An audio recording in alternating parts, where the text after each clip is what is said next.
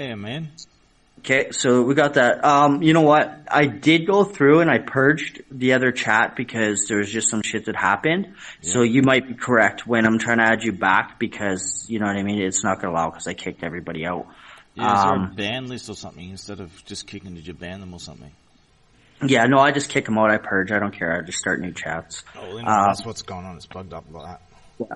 So what I'm going to do here is I'm going to start an brand new chat. And the only people that are going to be allowed in here are people that are going to have a serious topic of conversation. So there's three of us here now? There's two of us in chat. Well, there's two of us. Earl should be here in a second. Yep. We'll just call this real combos. Because I don't want to hear the bullshit and the arguing, and that's literally what else. Everyone else has been speaking on Facebook, but they haven't been on Discord. None of them haven't been commenting anything on Discord. They've been on Facebook the last couple of days that I've been away. So topics, we're going to talk about web standards and the big the web standards conspiracy.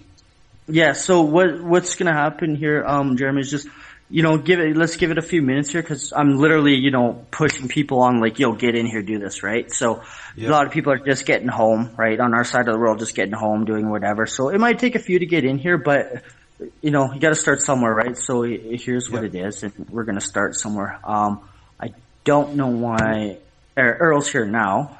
Should be in here. I don't know why. Usually when I talk about this big web standards conspiracy, people don't know shit all about what I'm talking about regarding the big flash conspiracy and everything.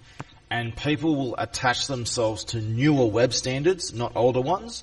And they'll grab hold of the new stuff, and they'll be what usually happens is people get really annoyed at me by saying this, by criticizing the shit that they use. That's what usually happens. Well, I'm a person that I'll interrupt. I can be rude. Jeremy, you've been around me long enough to know that, right? I can be an asshole. I can be great. I can do funny shit. I can also, do what I do, which is, what I do. Well, your name is Big Baby. Is that what it's showing up on this one as? Big Baby? Yeah. Yeah, well, it goes without saying that I got my ways around everything because I'm a big baby. And the easiest way to make a baby stop crying is to give him what he wants. So, in order for me to stop harassing you, trolling you, and fucking doing shit to you, just give me what I want, and you'll be okay. But I don't give people what they want. Right, well, hence Big Baby, right? And I give people what they need.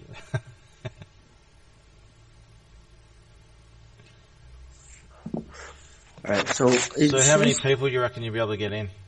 I know Mystic, Matthew will be here. He's just jumped, he just literally got in. I'm gonna have Earl. I'm gonna have, not the kids, okay? This will be an adult table. Okay, which literally for me, adult table means you need to be at least 28 years plus. Okay? Normally I don't like dealing with people under the age of 30 when it comes to certain shit because you're still in that mentality. Real life kicks in when you're 30. Welcome to the real world. I was different. I was always the same. I never even had a childhood. Well, and I'm just in a general speaking, right? You know what I mean? Like in an average, right? I think what you're really trying to say is, what you're really concerned about is millennials. I'm not concerned about millennials because I'm an immature motherfucker at times too, but I also know when just to be cool. You know what I mean? Just to be cool, right? And that's kind of the table I'm just gonna bring here. And now I'm not here to be cool. I'm here to talk about a big conspiracy. Well, when I say to be cool, it's just like, just being cool. I can be an ignorant asshole. I can be a troll. I can do all that shit too, right? Usually when I talk about this big web standards conspiracy, it pisses a lot of people off because I criticize a lot of shit that they use today. And I prefer a lot of older school stuff for a reason. Okay, I was just on the conversations with these guys. Can these guys not see? Do they have me blocked in ways? I'm wondering. I do get under a lot of people's skins. Now it shows Earl is fucking here, but it's not showing him in. How do you even find the names of everyone? Oh, it just says 3, I guess. Well, I've been doing this for so long. I never know how to use Hangouts properly. So I don't even know where to find out where all the names are in there, in this I think there's 3 of us anyway. Okay, so I'll tell you something that's pretty fucked up. Hangouts, okay, had many vulnerabilities. Even though yes, that's why I don't use it. When everyone asked me to use it, I said, no, fuck that shit. I'm going to have to use a sacrificial email for this. Dodgy as fuck. Okay, so Google spends over $2 million per quarter on cybersecurity. Yeah, that's shit all. To keep their shit, secure. Being the fundamentals of they try to push things secure. I have found 0 days backdoors and a lot of shit throughout their programs. I have submitted my bounty findings and they have yet to pay me, but switch their fucking platforms.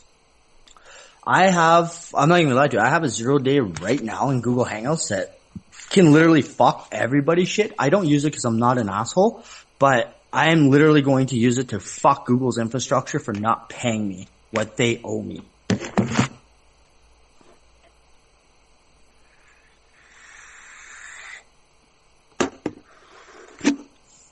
Oh, did you die?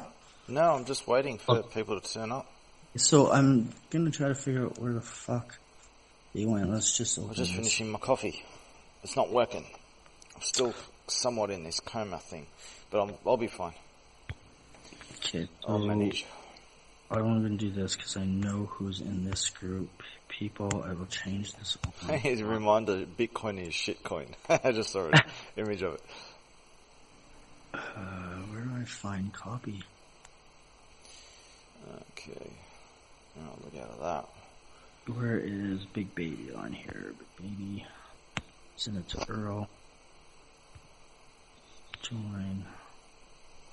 I mean, Google shut down, is it Google Plus because of vulnerabilities? Yeah, I know. I've been pen testing Google for fucking years now, and to tell you the honest truth, bro, I've been nothing but nice. I've never used the exploits that I found to fuck anybody over, although I could have royally. I submitted to them on open, trusted that, hey, you guys have a bug bounty program. I found these vulnerabilities. Being open and honest, show them how they could patch it, where it went wrong, and they have not even sent me $20, bro. I've taken apart some of Google's stuff, and I've found a lot of Easter eggs that are leaving in a lot of their stuff. Well, yeah, it's kind of a platform that I've used for a reason too. But can't stand the company, but they've got a lot of programmers who have done some creative things, and I appreciate they leave Easter eggs. I leave Easter eggs everywhere, man. Oops. Just dropped my headset. There we go. Give me your Hangouts email. Yeah, this account's running under Big Baby as opposed to Ken. Okay, so before we get it, I'm slowly getting everything set up. I don't know why it's not allowing you to go into there, but because it was a fresh new link, there was to the other page. We would have got when you posed the group, it would have somehow banned those that you've kicked instead of just kicking. You somehow banned them. Well, when I go into here to try to find your name under your email, it doesn't show up. Yeah, because I'm banned. It's not banned, it's removed, but... Yeah, would it somehow registered a ban or something? Because everything else works, that one group doesn't. Yeah, that might be an exploit, that might be another vulnerability. Either that or they're segregating. I wouldn't say it's a vulnerability, it's more of a blockage. Yeah, they're literally segregating you. Okay. If you can be added here. You're in your mid-30s, right? No, bro, I'm 40. Sorry, you're in your 40s then, are you? Yeah. Okay, so you're about the same age as me. So I can tell, like, what kind of, when you grew up around, what kind of, computerized kind of stuff with internet and that. Well, I grew up, when I was in school, it was about grade 4. The Macintosh computer network got introduced into the school systems. It was about grade 4 for me. And this was, the very small Apples, right? Just very small towered one screen, plug in your disk, floppy, mouse, keyboard, whatever, yada, yada. I was a little bit more advanced because I played with Commodore 64s and all that kind of shit. Right? So I ended up teaching the computer classes from grade 4 on to the teachers that was all new tech. Now, those teachers, they're, late 20s, 30s, right? Teaching those kids, no idea what computers was, didn't care. I ended up teaching computer classes for grade 4, grade 5, and grade 6 for my elementary years because the teachers didn't know what to do, right? And while they're trying to the very basic courses, this is your mouse, right? You run your mouse over here, you click here, right? Well, they're all still trying to run the class through all that shit. Meanwhile, I'm over here playing Final Frontier. You know what I mean? Or I'm looking for access to the whole entire school's network, right? Trying to change my grades. That's what I was doing by grade 4. Actually, I'm going to show you something. How to install a rat with a mouse. I'll show you something. Just give me a sec. I'll just go find it. Not a problem. I want to know where he disappeared to and why he's doing this again. Where is it? Must be there. And no, it's not there. Where the hell is it then?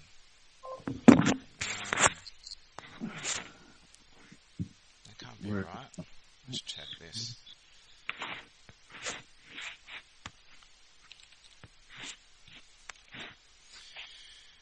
Okay, where did I put it? That must have been another photo. Someone else's, yeah. I'm gonna have to find it elsewhere. Where did I put it?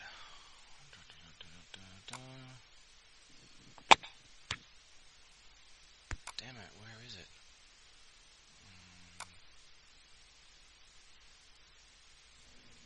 Okay. There, now I can go back to doing what I was doing.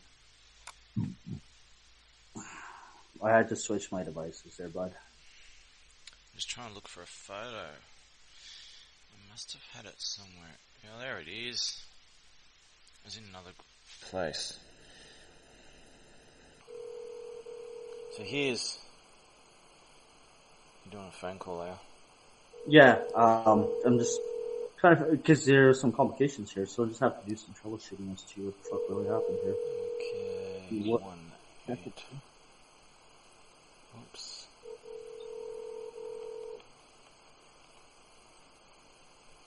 I usually only allow 4 rings and then hang up.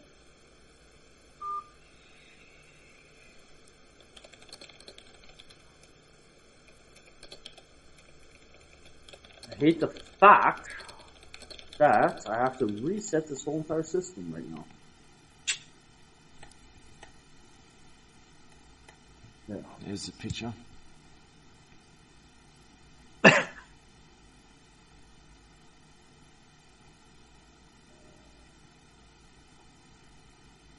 That was my pet rat Squidgy.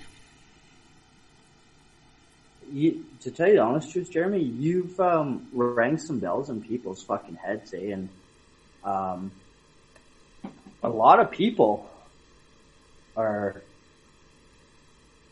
I mean, let me rephrase this. I've noticed that in a small, confined, social environment, there's a lot of people that seem to still constantly want to go against you and have no real inclination of what potentially could be from meeting an individual like you.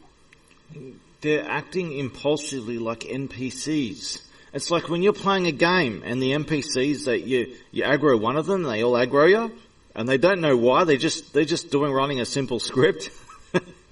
One of them aggroes, they all aggro.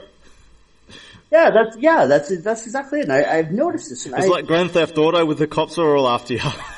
Yeah, then you hide behind one building and they all just disappear, right? Yeah. And then you just shoot one of them in the ass and they all aggro again. I found it simply amazing, just from my own synopsis, you know what I mean, my own observation. But if you ask people, why are you for example, what is your problem with Jeremy? They can't even answer you. They don't even know. They're just acting impulsively. They ramble. You know what they do? They ramble on an answer like you ramble on an answer when you're trying to find all the factors for that question, right? So before you ever answer a question, you have to make sure it's not a loaded question, which I know about you, yes, right? That's why people don't like that, because they try and give me loaded questions all the time, and I'll unload their question as a response. Yes, which I totally got, and that's why I laugh at it, because I can give you a question, you're like, oh, and I'm like, fucking answer it. But truth being told, yeah, it could be a loaded question, right? You never know. You have to look at all parables, all parameters, before you actually do make a decision and before you say something, because in the world we live in, a very small thing can be scrutinized. Sometimes loaded questions are appropriate, even appropriate, and sometimes they're just by accident, but most of the time they're intentional traps. Yes.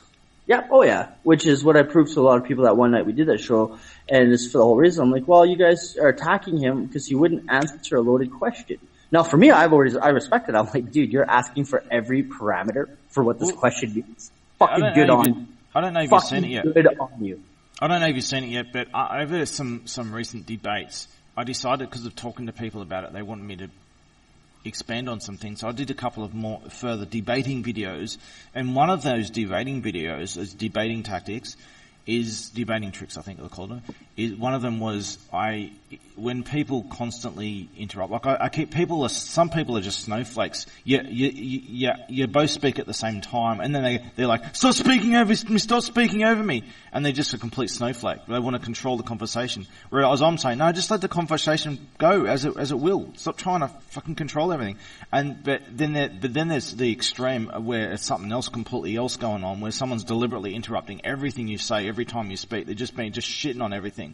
And I have a series of tactics of how I deal with all these kind of child level shit. It's pretty fucking easy. So what I do a whole sequence of things, and basically they try to troll me and they end up trolling themselves and they get fucking butthurt to hell and back in the process. And what I do is a final tactic that they fucking can't stand is that when I've run them through a bunch of tactics and they're already like, they're triggered to hell already, the troll's triggered to hell, is every time they interrupt me when I'm speaking, I will stop, let them finish, and then I'll start over. So it's like if you're watching a movie with someone and they just keep trying to fuck with you, interrupting the movie, you just press reset.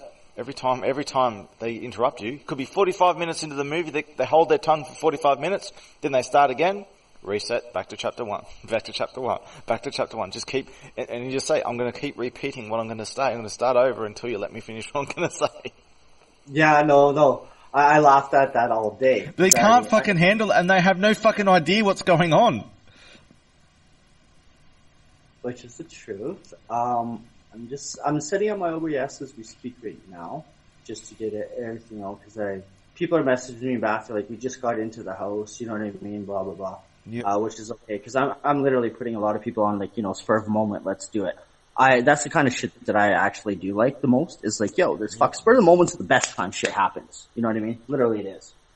For me, from my own personal experiences.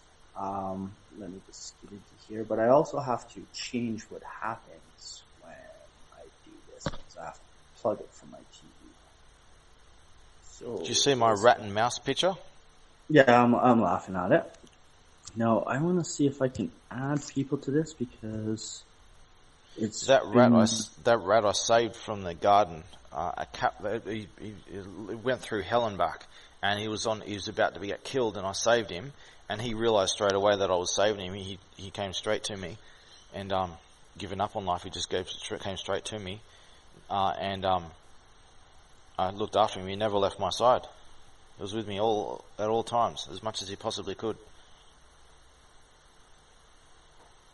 Now, this link right here should not have a fucking issue. This is a brand new group.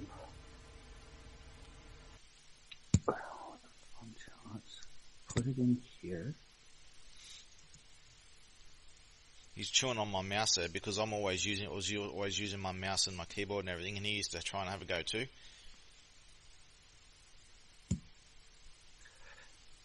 Seeing how there's nobody here, Jeremy, I'm going to tell you something, okay? In the last 2 years that I've been running my own independent operations for certain, agendas, I've come across a bunch of people that I would really love to expose for the bullshit that they do. I hear. But the problem that I'm having is these people, like, and it really comes down to like an anonymous network too, Jeremy, is they hide and they like back up and, you know, back the play of people that they shouldn't be. And when I'm saying this and I expose this, no, the question that really, you know, the flag, which was a loaded question, it kind of was a loaded question from the other night, right? But for a non-loaded question, okay, Jeremy, like a very direct question, okay?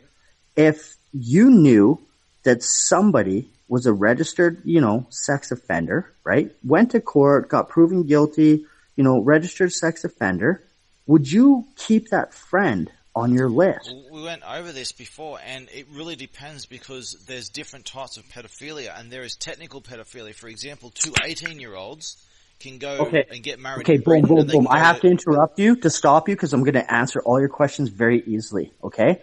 The person, the subject being, was 23 years old.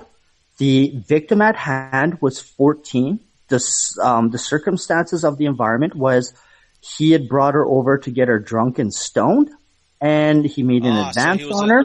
I know what you're saying. Okay, you're talking about basically a drug dealer who's taken advantage of little girls.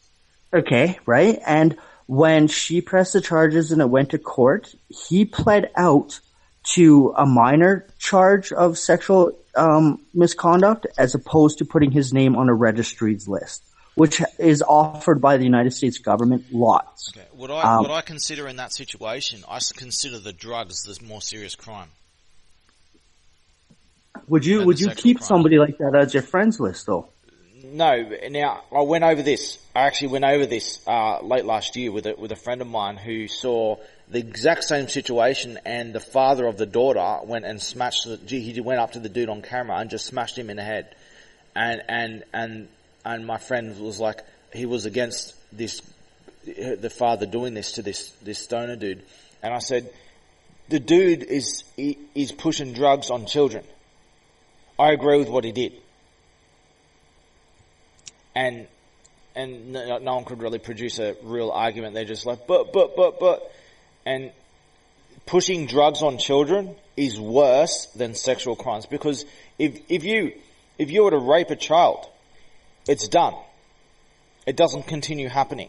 It's one event that happens, and it doesn't even necessarily scar them psychologically.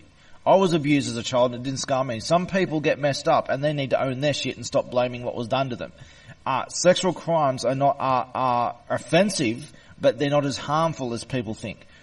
People don't understand where they confuse harm for offensiveness and why it's offensive. They don't understand what's going on there. But when I'm not defending sexual crimes at all. But what I'm saying is that people exaggerate sexual crimes all the time, and they don't understand they don't try and produce a real argument of why it's wrong. And it's the same argument for why it's wrong is wrong regardless of age. And it's just that age is often a factor, a very carefully maintained factor of it. So when it comes to drugs, you push drugs on someone, that's not a one-off thing. You can fuck someone up for life doing that, especially children. Yeah. So pushing drugs on children is light years worse than... They're using the drugs to take advantage.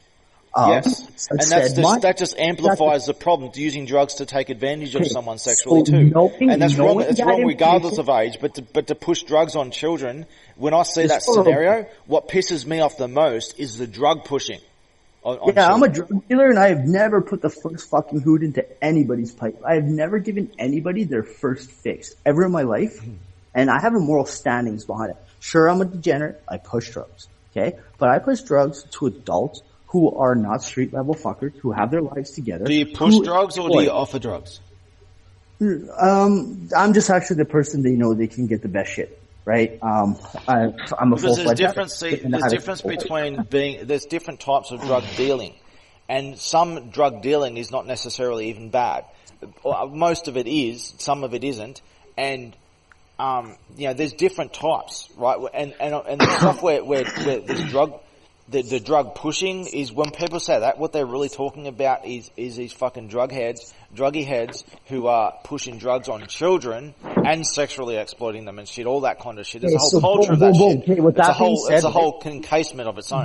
With that being said, and now the person, right, that I'm saying has pled guilty to this, has a fucking criminal record for that exact same shit we're talking about, would you even put that person in your friends list? Would you talk to that person? Would you associate to a person? It depends, because if they're on my friends list on social media or something, and I thought that they were doing things, and I had access to information that I wouldn't have otherwise if I had them on my friends list, if I needed to monitor them or some shit, I would do so. But would I legitimately keep them as a real friend? Well, it depends. Because if I support giving people every chance I can, but not at the expense not at any expense of the innocent and vulnerable. So when someone's done shit like that, it is unlikely that they're going to change. But if they've put in the hard work and they've proven themselves, I will give them a chance, but only after they've proven themselves. And that's a big hole to get out of. But if they somehow make themselves out of that hole, I will give them a chance. You don't have to explain. You don't have to go into any more depth or any more detail. I asked you the right question. You gave me the answer for what we got to. Thank you. Okay? That's it. Thank you. We'll just move on from that topic. We can go else. Mystic, you're here. Thank you for joining in. Google Hangouts has changed their applicational forms. I'm pretty sure it's after my last request for them to pay me for my bounty. They have changed their platform now.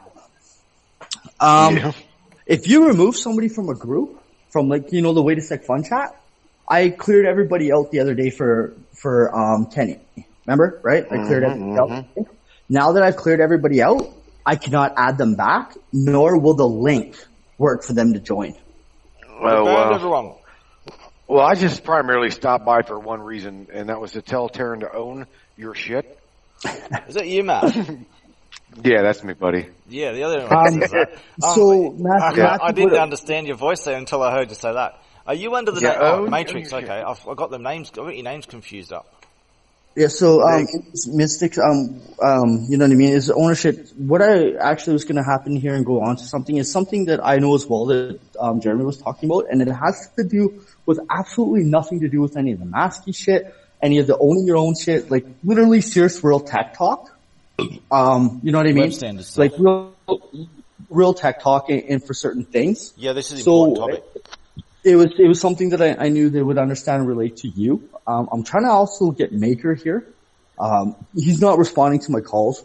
I was on the phone with Earl. Earl was here prior a minute ago, but Earl, I'm going to tell you, Masky, number one, he's a fucking flake sometimes, right?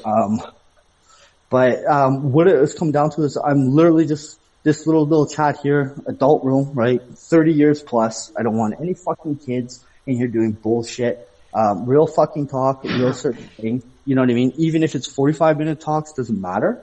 I know I pushed you and I pumped this, just dropped this on you here tonight. You know what I mean? So I'm looking for something maybe within the next hour, within 2 hours for maybe all of us to sit down, have a decent conversation, broadcast it out to get it out there. You know what I mean? And boom, let it be that. Any of the other bullshit, don't care about. I don't care. Oh, he's founder, anonymous, this, that. You know what I mean? Fuck off, suck a dick, get a life. Don't care. For something that he did is something that I was talking about that he does know. I think it is something that should be addressed to a larger media. And, you know, people that are in the computer world should actually start to clue into, like, this has been happening. Not just this year, not last 10 years. This has been like a 20, 30-year thing. Whoa, infrastructure that has been developed for us to be fucked. Can I just tell Matt what the point of this is? The top. So me and Jeff were just talking about it. I said to him, well, we're just having a conversation earlier that I really want to do some kind of show that and have a bunch of people together and talk about the web standards conspiracy that if you remember me mentioned this to you before, Matt, too, is I want to have a big talk about the web standards conspiracy regarding Flash and CSS and this big conspiracy over web standards and the degeneracy of the internet when it comes to vulnerabilities that are not by accident but intentional. And there's this big conspiracy, really disturbing conspiracy over it, and not many people seem to know about it. It's been right in front of everyone's faces, but no one's been paying attention. But it's not a conspiracy when it's truth. But it's not a conspiracy. It is. It's right. Yes, right in front of people. I'm going to interrupt before you guys butt heads. So just hear me, okay? So, it's not a conspiracy because nobody actually really knows about it. But they do. From the website, Matthew, right? internet has always been developed with security never in mind, communicational, right? So it's always adapting to find the best ways to secure. But could you just imagine that maybe all these people that understand the language have, there's obviously has to be a way that we can literally stop the vulnerabilities, but they haven't. There's got to be a reason they haven't, why. And what I'm saying is it's not by accident. This shit's fucking easy as fuck to fix, and it's intentional. Oh, true, absolutely. There's a reason why. We ain't gonna butt heads. Sorry? Yeah, no, we're just say something butt heads. Mega butt heads. Mm-hmm. Jeff's like, I'll let you guys talk butt heads here in a minute. I have butt heads. Talking, was not Terrence and Phillip? Was it Beavis and Butthead? Beavis and Butthead. Yeah, I'll be Beavis. Ren and Butthead. Stimpy. Own your shit, Beavis. I say it's a good topic. I mean, it's a really good topic because the vulnerability to anybody is out there, and they don't even see it. It's right in front of their fucking faces. Yes. And people don't ask. People don't ask the one important word: why? Why? Why do these vulnerabilities exist, and are that just impossible to fix or something? And what you hear them saying, "Oh, we can't fix it, and we can't fix it." No, they can. They refuse to, and there's a reason why. A really disturbing reason. Okay, let me have your definition of that one. Well, no. Have to stop because this is prime fucking television networks, and this is. We'll go over it when we do. Yeah, you know what I mean? Like, sorry to interrupt you to do whatever. Like, you can't do that. As far as it is, Matthew, you have to agree. Like, dude, we've been in this industry for a very long time. I stopped hacking when, SQI fucking, or, CSS fucking things started coming in, right? Which was fucking our vulnerabilities to get into networks and systems, continuously building, a firewall, right? But if the US Navy can develop a fucking system that nobody can access, why don't we have that? Because it's not. There's supposed to be we as a public have got, for some fucking reason, and Taryn will back me up on this. For some reason, we as personal people are exploitable. We are deplorable. We are out there and we're vulnerable, and they don't give a fuck. I think the movies did it best by making the movie called Minions. Well, there you go. That's real. Yeah, give me some popcorn, Jeff. I mean, you know what I'm saying? It's like sitting in front of the fucking movie theater, and who's gonna exploit me next? Do you see what I'm saying? I mean, Karen, you would agree with me, right? It's all about exploiting someone or doxing someone or the vulnerability of someone's system. Holy shit, bro! You can like literally get the router. The router. Even from the public end. Let's just say you got a Netgear router. You can go somewhere and jump on. Are you guys even hearing me? I'm hearing you. Can you imagine we just get bored one night and we're like, how can we even get into this infrastructure that's like a private network? And next thing you know, we're printing off papers off their fucking printers. Well, bingo, because I was about to go into that, and I'm telling you, this goes along with what Taryn says. It's a conspiracy, but it's not. We as a people are for some reason we're programmed to be exploitable, okay? And to be dumb and docile and controllable, and even our own private little home networks and shit. Let's just say you got a net. Do you know why it's not a conspiracy yet? Because we're not exposing it. Well, we are now. We're about to. But here's the thing. Let's spoil the topic and talk too much before we do the show. Because we'll have to go over it. We'll have to go over it all over again. But let's you talk about rainbows and butterflies and sunshine. Well, you know what? There's more than just being on Facebook and laughing at fucking cat memes and dog poop. Okay? Yes, there is. Okay. But before we, Matthew, before we get into it, which is like our heavy duty conversations, right? You know what I mean? Because everything that we're about to get, emotional behind, we're not being live, we're not being broadcast, it's not out there. So truth being told, sit back, have your sud, right? Have your sud, right? You know what I mean? I got my beer. I've had a long fucking day, bro. Bro, you had a long day? Oh, can you imagine that kid that just had to walk 17 miles uphill both ways to get some water? It's dirty. Oh my God. Okay, Dad. Right. I'm just saying before we get into it, right, and everything that we're talking about, because this is the conversation. Yes, we can build on it. We can go on it. But I don't want to have to fucking, say it again, Sam, right? When we do actually go live for whatever. So all I'm asking is for all the pent up emotions and all ideas and the things that we're thinking of for where this could go. Let's just take a moment to wait a sec, take a deep breath, right? And bite it till we can actually go live and have an audience. Because I would love to start the conspiracy. But that's not a conspiracy, bro. It's not yet. Oh, wait till I do what I'm going to say. I mean, Taryn, you guys got to admit, we as a people are vulnerable, we are exploitable, and as Hillary Clinton said, we are deplorables. Yes, that's it. We're fucking extinguishable. Say universally, but I would say that people are generally vulnerable and exploitable. Yes, but there's a more important factor here is that people are exploiting. No, I'm not saying that everyone is naturally an exploiter, but I'm saying that most of mankind is evolutionarily an exploiter. Well, there's other leaders or there's followers. We went over this the other night in the conversation that I had with Will. And I was trying to explain, and I used the honeybee and the honeycomb theory as a good analogy for what it is. Now, in the world of the bees, right, in the world of the bees, you have your, the honeybees, right, which has a hive. And when the hive gets too overpopulated and too crowded, there's a lot of worker bees that go out, a new queen bee will become representative. They will start a new hive, but those two hives will not attack each other. Now, in the world of the wasp and the hornet, which are like the same family as the bee, it's a totally different world. You're not allowed to each other up.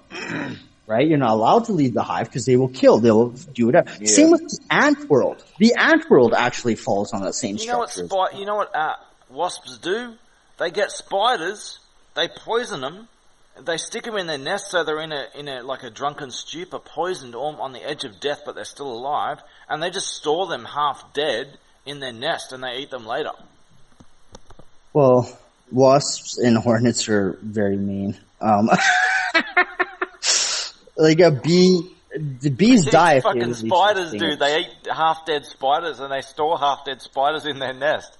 Anyways, before we get into this whole, Matthew, you know what I mean? Just, right? Boom, where it could go, heated conversations. Did you have dinner yet? Oh, I ate, bro. Yes, I said, let me eat, let me call you back. Okay. I already ate. Yeah, I'm ready. Can you get a hold of, Maker, Patrick? Well, he respond.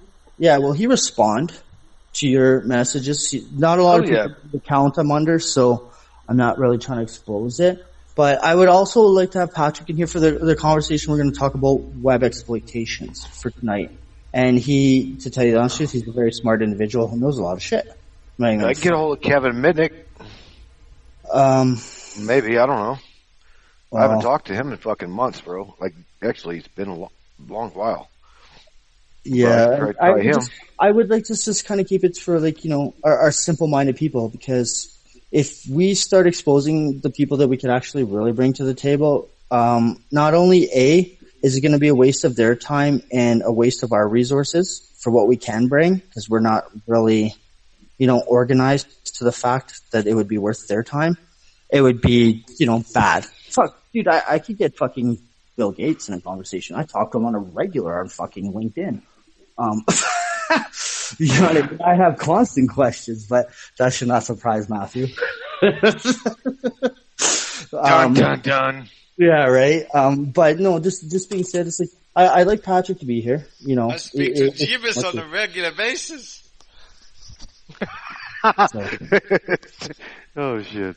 But, so I have a question. How do we go from trolling Taryn to you talking to Taryn on a deep level like I do? Oh, we've been talking about this for days. Last conversation we had a couple of days ago was like this, but I you know how I've got that cell regeneration thing, and I sleep into comas every now and then when my body resets, when I have to reset my regeneration. That's what just happened.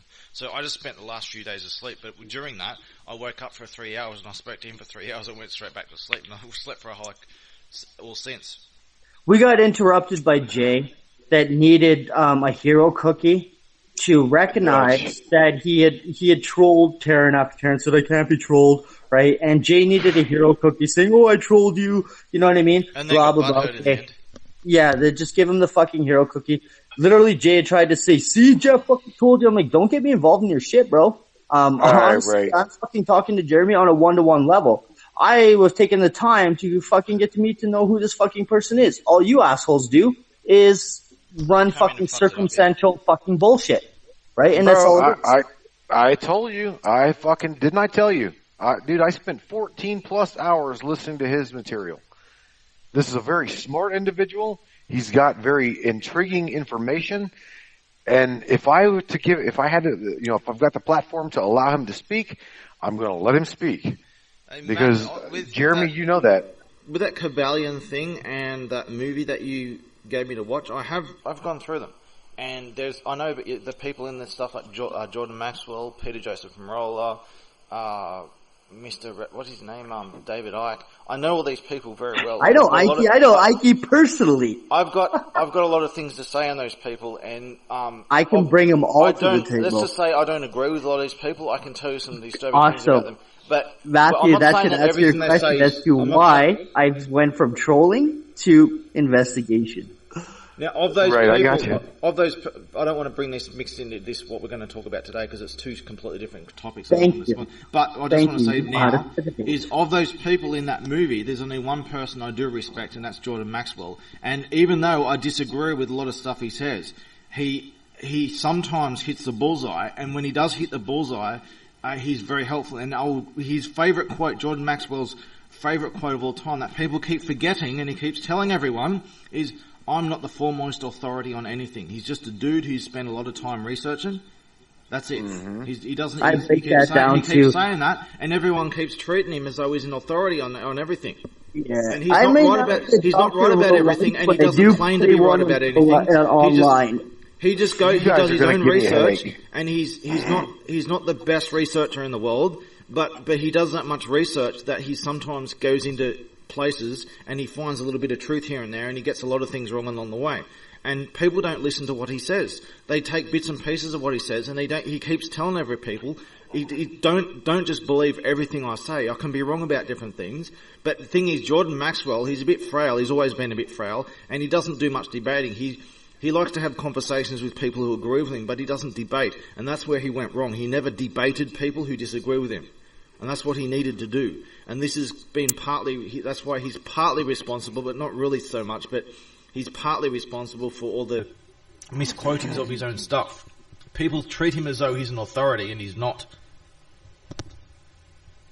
Gotcha. Well, I mean, I don't... What people should do, this is why he does this, he wants people to do their own research and say, he's like coming to the table and he says, this is what I've come up with. Have a look for yourself, see what you can come up with. Wow, doesn't that sound familiar, eh, Matt? Sounds exactly the same shit I say. Yeah, you say it, I say it. Yeah, definitely. Fuck, don't believe me. Fuck, here, I'll give you just run your DuckDuckGo. If you have problems with that, I can give you an onion. You can talk to those onion people to see what they responded to. If you really need help, I can even give you contact numbers for the government people who are saying the opposite. Go talk to them as well. When you're all said and done, if you're fucking smart enough, you'd realize that 2 and 2 actually does equal 3. If anyone wants to do a show sometime about that kind of stuff with Peter Joseph Marola's 8 Guys kind of stuff and Jordan Maxwell and all that, that's going to be a long show. If everyone wants to do a show on that, it's going to be a long show, and I've got a lot to say on that stuff and the people involved because I know. Take a deep breath. Take a moment to wait a sec. Take a deep breath. Take a moment to wait a sec. You're getting brought into an environment, my friend. Do I get a free pizza at the end of this? Definitely. We don't hand out pizzas because literally, brother, working with me actually gets you free fucking cryptocurrency that is not even weighed in fucking coins. I don't need money. There may be a time in the future where I do, but I doubt it. Okay. Yeah, that's cool. I always love the doubts. But Taryn, what's going on? And I'm just going to be very direct and very blunt with you. There's people in circles, and because I've taken interest in and liking to you, and I actually back and I believe in the things you're doing, there's people that back and believe in things that I'm doing. So they will roll and go with my plays. What is happening, to tell you the honest truth, brother, is I'm going to bring you into an environment and element that where people will hear you out. They may argue, but they may even fucking say, fuck you, faggot, right? But at the end of the day, they're still going to hear you out, listen to what you have to say, and take into it. Please don't interrupt. This is where your ADD kicks in, and this is where I've already acknowledged where to stop, because it only takes 14 seconds. There's interjecting. It's not a bad thing. What's going to happen is you're going to be introduced to the real deal people. Your Anonymous project, right? Your Manhattan project, and how it's got out of hand. I am literally the person who has put all the real people together. I don't know what you mean by that, but as for faggot, when people call me a faggot, I ask them, what is a faggot? I'm going to say a faggot's a bundle of sticks. I am the fire that burns the wood. I burn faggots. You're actually a cigarette, a cancer is what a fag is, according to British terms. But what I just said to you, it's not bragging, it's not boasting, and I'm not claiming to be the mostin. What I'm telling you is true facts. I headhunt and I've put people together, and we have a really wicked community of shit that gets shit fucking done.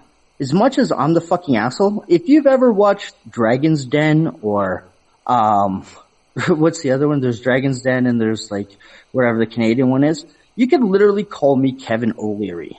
I thought you were going to say Kevin Vandercott then. No, I'm going to punch him out too. Mystic, you've watched, right? Dragon's Den? Just to say something, that people who have a problem with me, they don't always have a problem with, like, they'll be all over the place. They'll be all over the place. One moment they'll be good with me, the next they'll think that I've betrayed someone or something. But I always say is, I have been consistent the whole time. I operate on a simple set of rules, and I always have. And I don't. Those rules don't change. Everyone else changes. I don't. Now, nobody's attacking you here. Nobody is putting you on the spot here, homie. You don't have to say, what you're doing, this, that, the next. You've earned that respect in my books. You've earned that respect in Matthew's books.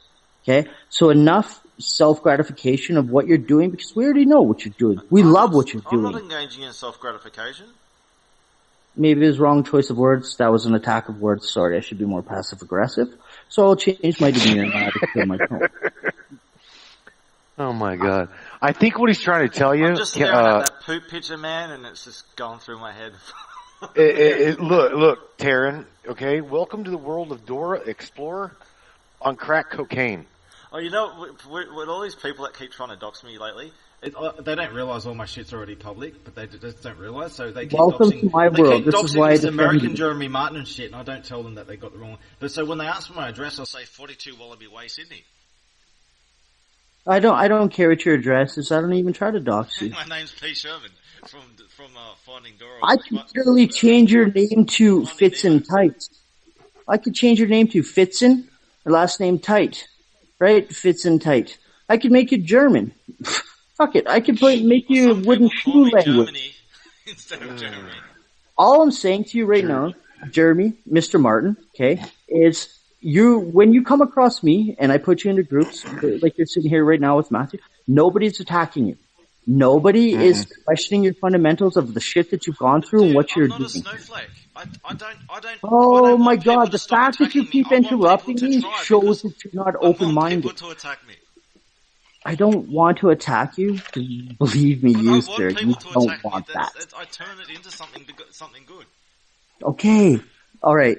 Listen, before I slam my head against a brick wall, to figure out why I'm insane, right? Because I keep doing the same thing over and over, expecting a different result.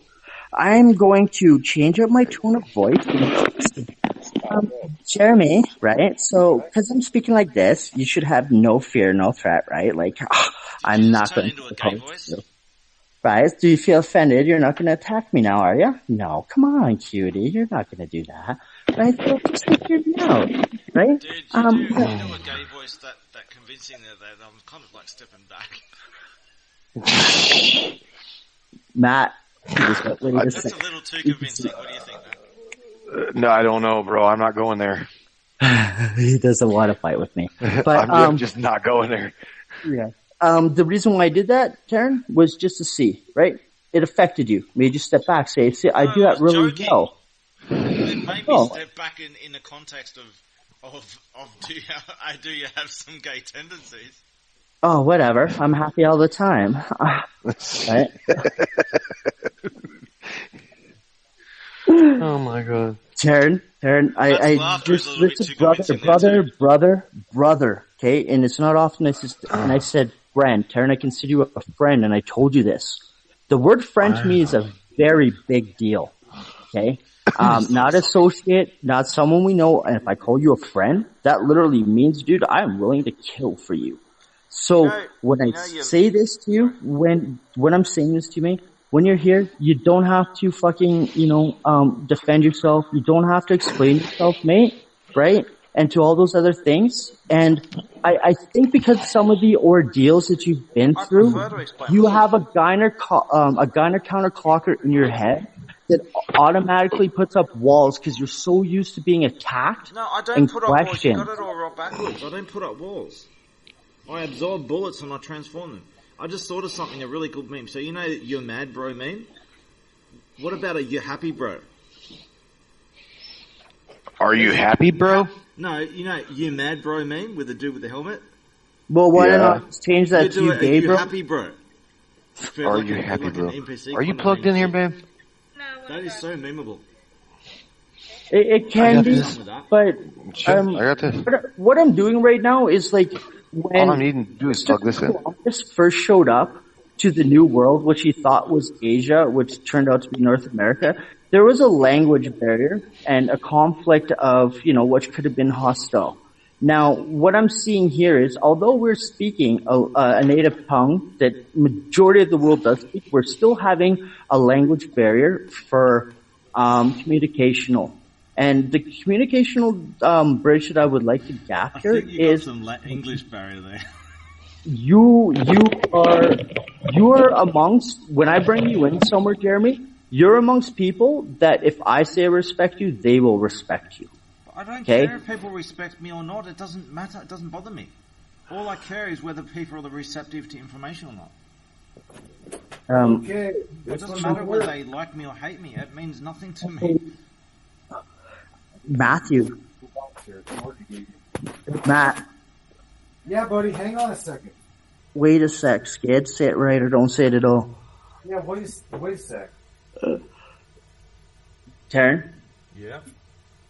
Is this how you would normally converse with your friends? Argumentative?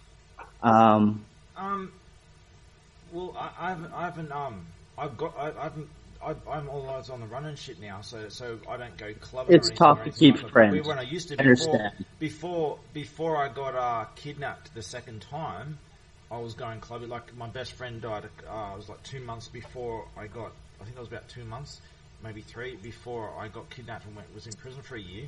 And after that, I have had absolutely been done no pubbing and clubbing and that. And I went on the run and shit after I was after I was locked up and shit. You have a hard time trusting people. And I haven't done anything. I've lost contact with not all, but a lot of my friends and stuff. And the only contact I've been able to have is on Facebook. And I've been banned from Facebook 99% of the time, and people have messaged me, and I haven't been able to message them back either. But so I haven't done anything. I've been hanging out with friends outside the internet for a long time because I've been on the run and shit. Okay. But I was going clubbing for like 4 nights a week. Can I just run this through your head as like when you told me everything that has happened, this is what ran through my head, so I'll explain it to you, okay? You're a person that probably did socialize, got along with a lot of good people, had some good friends. Some shit happened. One main thing that, a friend passed away went on. You had some actual real deal shit that happened to you in your real life. When you came back to, you're probably not trusting the same people that you used to call as friends. No, not that at all. No, that's not that at all. What happened was, because I was on the run and everything, and because I got attacked by the government, a lot of things happened. For one thing, some of my friends said that they were too scared to have me on Facebook anymore because they were scared of being targeted themselves after seeing what happened to me. Some people did that. Other people were quiet for a while. They defended me at first, went quiet after I was kidnapped, and then they started speaking up after that, saying that they're scared of saying anything in public, but they give them my private support. But as for actually socialising, going out pubbing and clubbing with people, what happened was, because I had to go on the run and shit, and I was evicted from my home, all kinds of shit, the only contact I had with my friends anymore was over the internet. Because I went on the run and shit. And that's a monitored service. And then on top of that, I was banned. For the most part, I've lost my mobile phones, all kinds of shit. And the only way I had left to contact anyone was on Facebook. And I was banned from Facebook 99% of the time. On top of that, so I had no way to contact anyone. Since I'm constantly censored everywhere. So All right. I haven't All been right. pubbing and This clubbing with anyone for a this long kind of time. leads away. Honestly, it kind of leads away, but I appreciate your sharing there. Leads away from what I was getting into, and to tell you honestly, Jeremy, the reason why I'm asking these questions is just so I can get a better understanding of your psyche and where you are right now in this time. I can answer Just so I don't push or say things that might trigger you. No, so that's the only reason why I'm asking. I'm the opposite of a snowflake, dude. I've got nothing to gain, nothing to lose. All I have is my mission. If you got nothing to lose and everything, if you have nothing to lose, that means you have everything to gain. Being angry, I'm angry all the time. I'm always angry. And I'm always in control. Check, 1, 2. Yeah, okay. Is it working? Yeah, I hear it. All right. What's going to happen right now is, honestly, I know you want to lash out after something you don't agree with, but I would implore and I would ask if you can indulge for you to mute your mic for exactly 1 minute. Well, I talked to Matthew about some things I'm saying. Now, after 1 minute, by all means, come right back in. If we're in the middle of a conversation, interrupt us, but it's 1 minute. Matthew, for the person that we've introduced to and what we're going through, and for the things that I'm doing, yes, what I see is things that are charismatic with PTSD from traumatic incidents that has happened. In order to get through and to talk and to reach and to realize and get a person onto subsaid sociable level, it's going to take a little bit of work, and the infrastructure that we do have is going to be a little bit of effort within our friends to do it, but I do believe that such said person here does have a key role in infrastructural change and has brilliant ideas that will help and to do whatever, but I do think the task at hand is the sociability end of it. Just knowing, you know what I mean, when to wait a sec, when to not be triggered, not to be offended. Truth being told, I don't want to run it through clown sec. They'll eat them all day. It will build a backbone.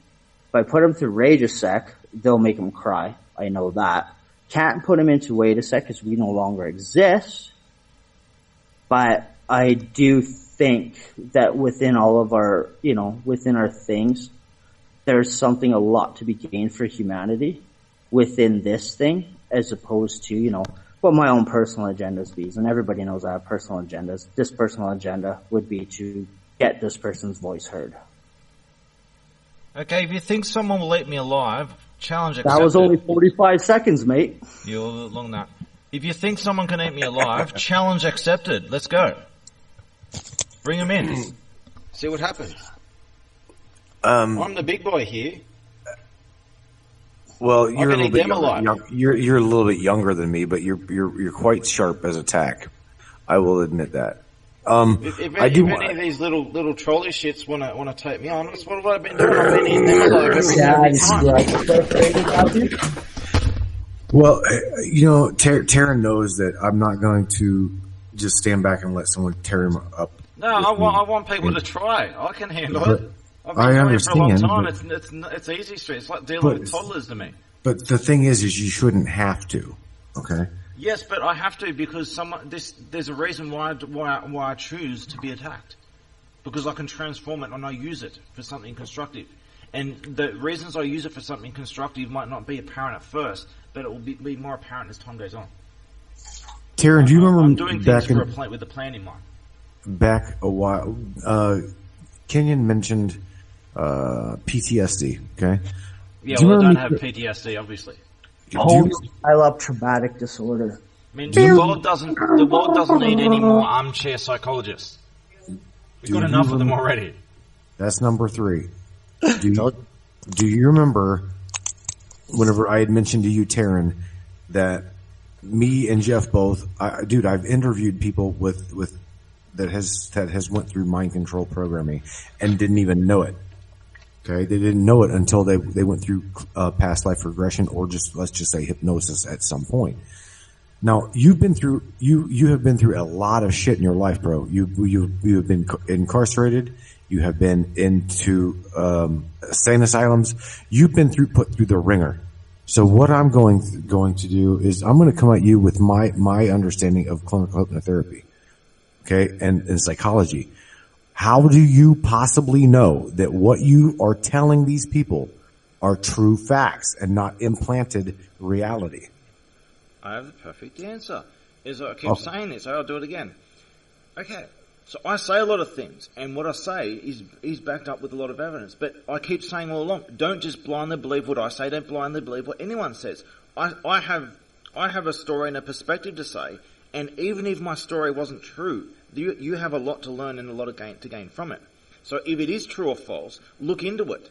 I'm the one who's trying to make people think and stop being an automated NPC. Right. I agree with you. Now, see, here, this goes back to saying... just let me finish one more thing.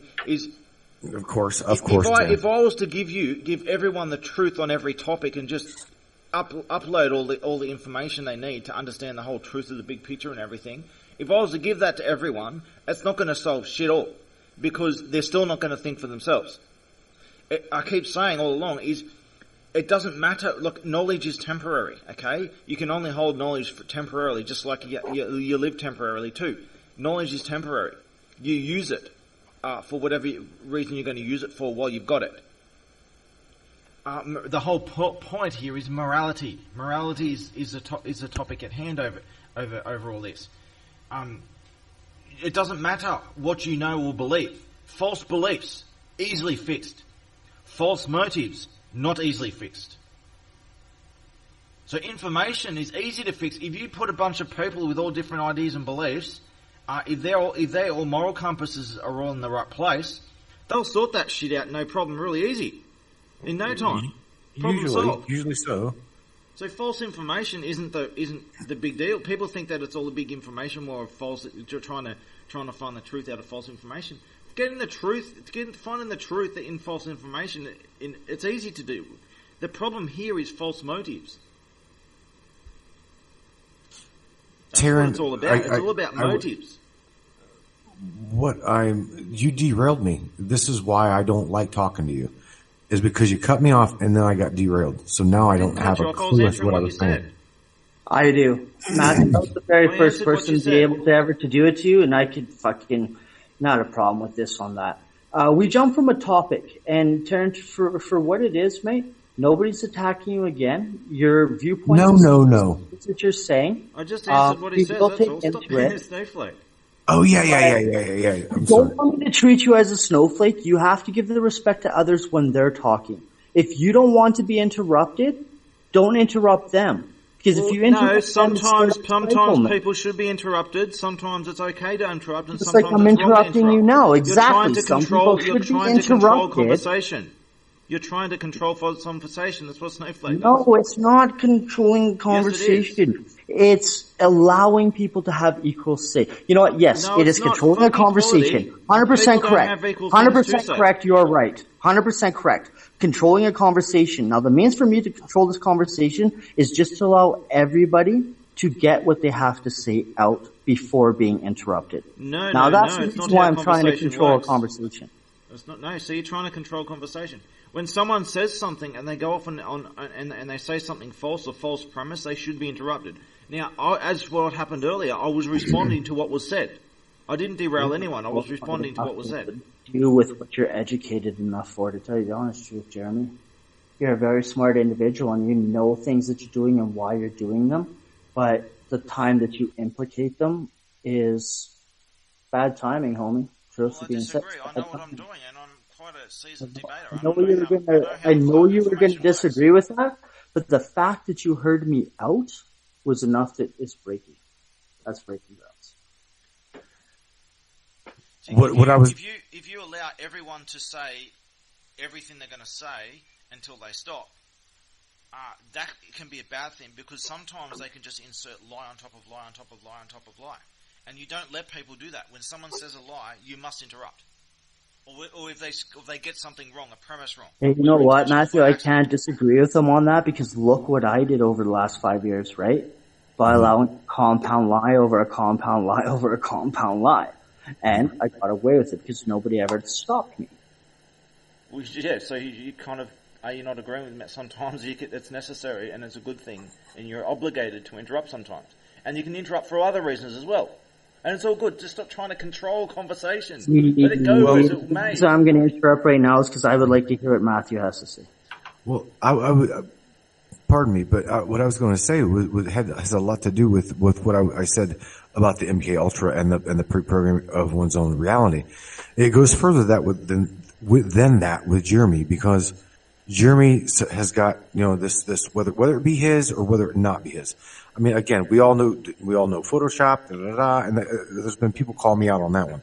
But whenever it comes to like the CAT scan of Jeremy's head and the implant, I keep trying to tell people, they're like, well, who knows? It's just an implant. I'm going, dude, you don't realize where it's at and the location of said implant. Yeah. It's not just an implant. This fucking thing had to have been there from the very beginning. Device. Bro, I'm saying it is like someone put it there in the core of the apple and the apple grew around it. Okay? This is in the middle of the cerebellum, which is like in the left and top and right hemisphere of the brain, in the very middle, above the frickin' spinal cord, bro. You can't get something in the middle. On the female side where it counts. No, dude, it's in the middle. And it cannot be there unless it was grown in there. That's my only fight towards someone trying to debate that might be modern science that you know about, but think about this, right? Something has happened outside of what we know. Oh, no doubt in my mind. No doubt in my mind. I mean, what comes to play with me is Terrence saying, I remember being in the womb. I remember being in mom's womb. And him going on to say, well, wow, I seen flashes of lightning. What was those flashes of lightning? Were those the implants? Was those the... You know what I'm saying? God only knows. I mean, I don't know, but all I do know, scientists, and we're not the actual, Dr. Evil that is behind this. All I'm saying, fellas, is something happened to my friend Jeremy Martin in the womb. Something happened to my friend Jeremy Martin before I knew him now. Okay? Well, everything happens for a reason, right, Matthew? No, dude, I totally believe that, bro. I do. I agree with that. A coincidence. No coincidence. Something about memories, right? You mentioned about memories. Are my memories true or false? Well, these arguments, are memories true or false, don't just apply to me. They apply to everyone just the same. Your memories could be true or false too. It's perception. It's reality of one's depth perception. It applies to everyone, right? So, Matthew, I'd love to do the glass. I'd love to do the glass. Do it. Exercise. But I'd like to do it into another room that we know that we have subset subjects that would be, vulnerable to that exercise, and subset subjects that would not be. Well, vulnerable. Jeremy already knows it, bro. I mean, he already knows that my. Yeah, he already knows that. Trust me, he does. I've got a point to make here. So, understand that. Like, I've got a lot of memories, right? And people might think that, okay, I'm basing my life off my memories, and that's not how things are at all. My mission is the same, regardless of my memories. If you actually pay close attention by the end of my story, I'm someone who's going through on New Game Plus, right? And I've done this. Who knows how many times I've done this. This is where you're stuck, brother. This is the loop. This is the fucking infractional code in your codex. Exactly a loop. You continuously relapse to the everybody watch my story again. Now, you can't push your propaganda on me, mate. I can speak louder. I can use a tone of voice that will overdo yours. Not a fucking problem. But what I'm going to say to you is, you are stuck in a loop. No, I'm not the one who brought this topic up. I'm not the one who brought this topic up. And it seems that you're stuck in a loop, that you're sensitive about this topic. Well, this topic was brought up. Yes, I'm very sensitive about this topic. You continuously bring yourself up in a fucking loop when I would like to take you from an onaglag fucking record phono to beyond to an MP3. I would like to respond, please. Which means we can make sure that your CD is no longer scratched or skipping. I would like to respond, please, to what was said. Okay, I'll try again. So, people will see that I've got all these memories, right? More memories than other people have, and these are obviously more important memories than other people's memories in their typical life. So there might be an automatic.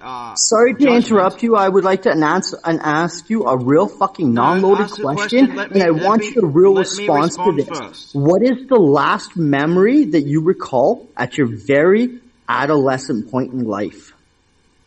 That doesn't make sense. Let me answer the point first. Makes 100% sense. Let me answer the point first.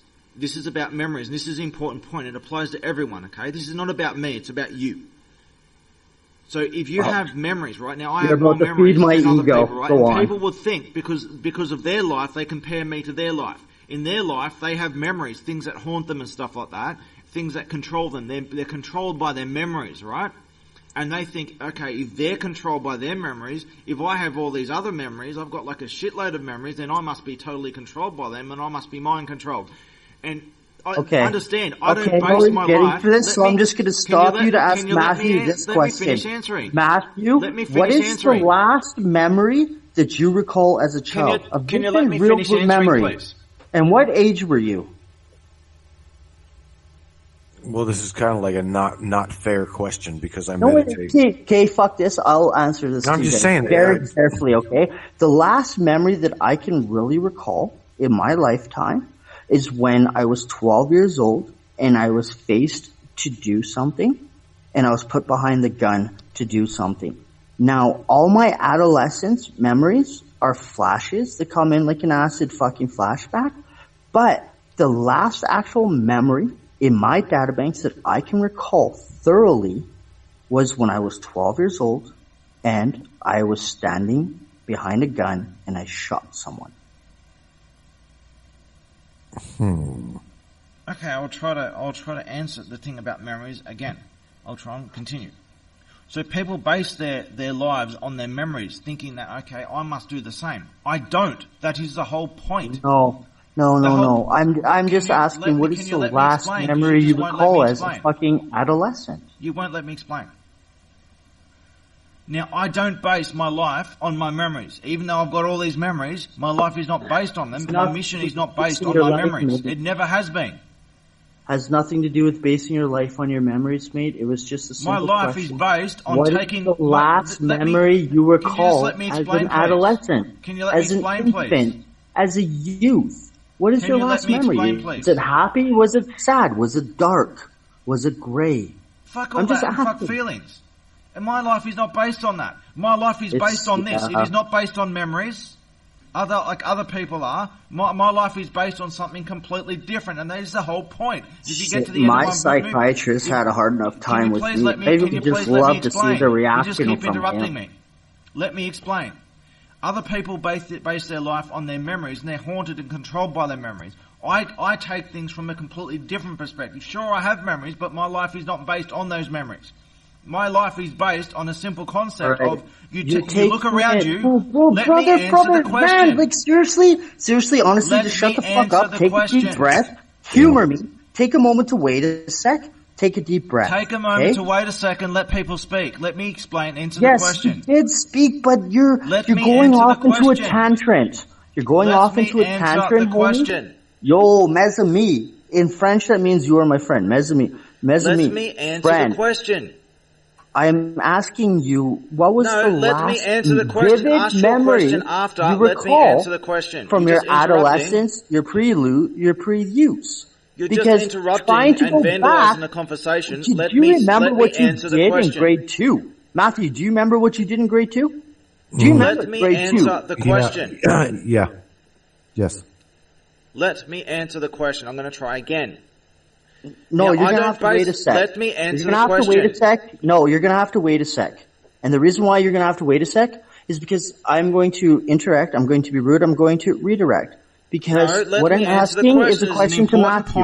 Matthew, do you remember how old you were in grade 2? Do you remember how old you were in grade 3? Do you have any vivid memories of grade 4? Yeah. Grade 5? And that's what you're trying to ask. What is the last, visual memory as your adolescent youth? What can you remember? One that stands out as a youth. Getting scared. Dude, I was smaller. I was too young. I wasn't even in school yet, dude. I remember getting scared shitless from a snowman at a mall. a strip, an outlet mall. I went to my mom. My mom took me to talk to a big giant snowman, and it scared the fucking shit out of me. You remember that? Yeah, absolutely, I remember that. Do you remember the story that your aunt, your uncles might tell you that like they laughed at, but you have no recollection of?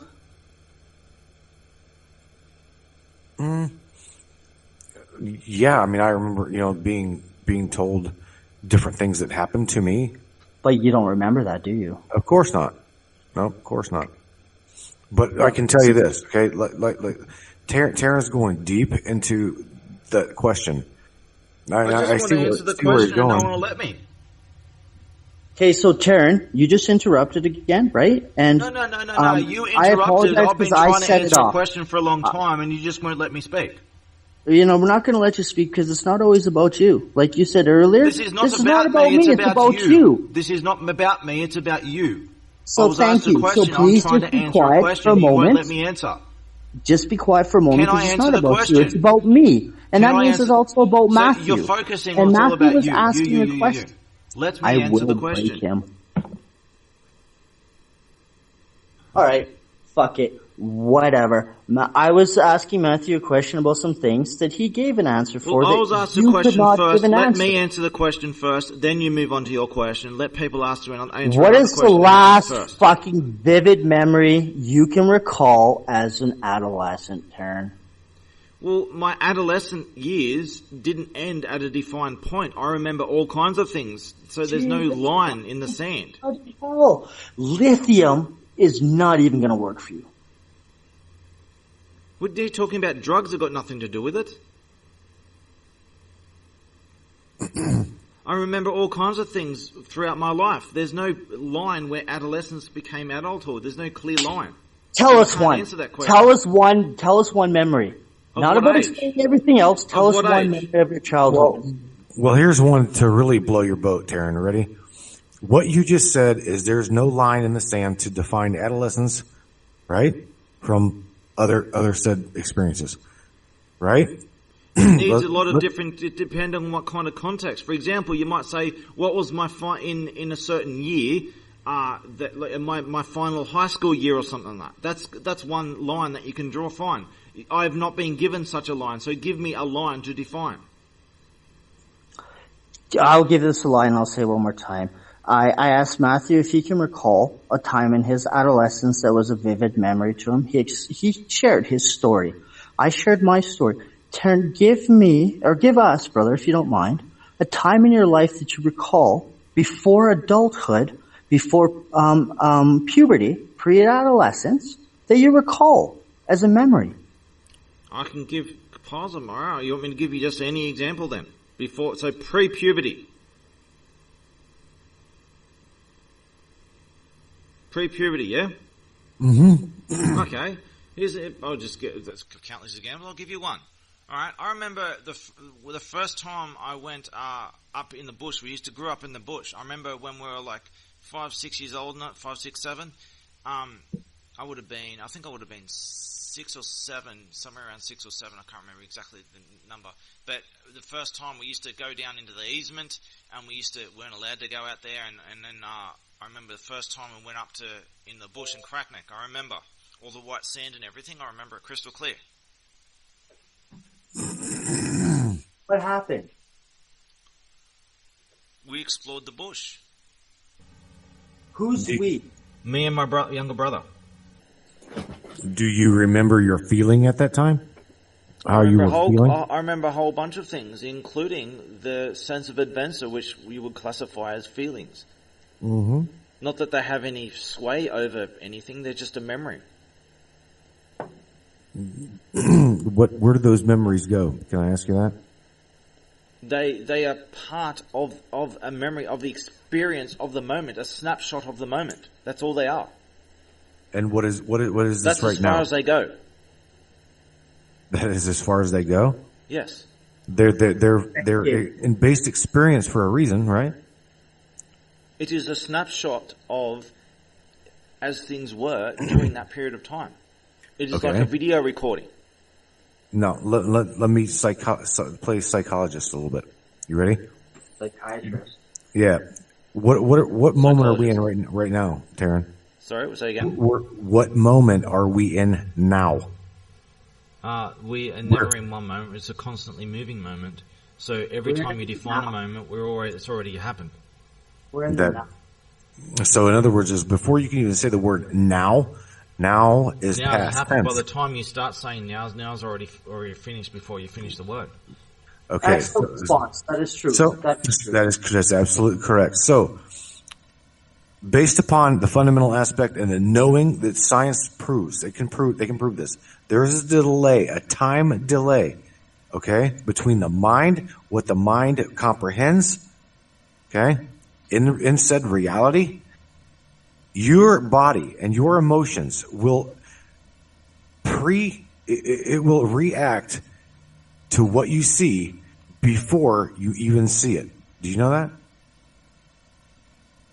Maybe in some ways I do, some ways I don't. Now, what are you talking about? Emotions? It actually doesn't. I'm about to share it with you.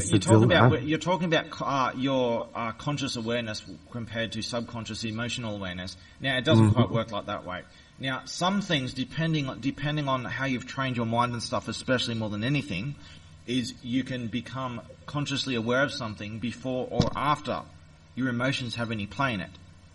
Now, I am conscious of things before my emotions come into the play. Now, your brain automatically, without emotions being involved, your brain automatically processes everything. If you look at an optical illusion, your brain automatically processes this stuff before it reaches anything else. Your eyes are connected to the front of your head for a reason. That's what the logical sense, right? Your brain automatically processes this stuff, and it's got nothing to do with emotions.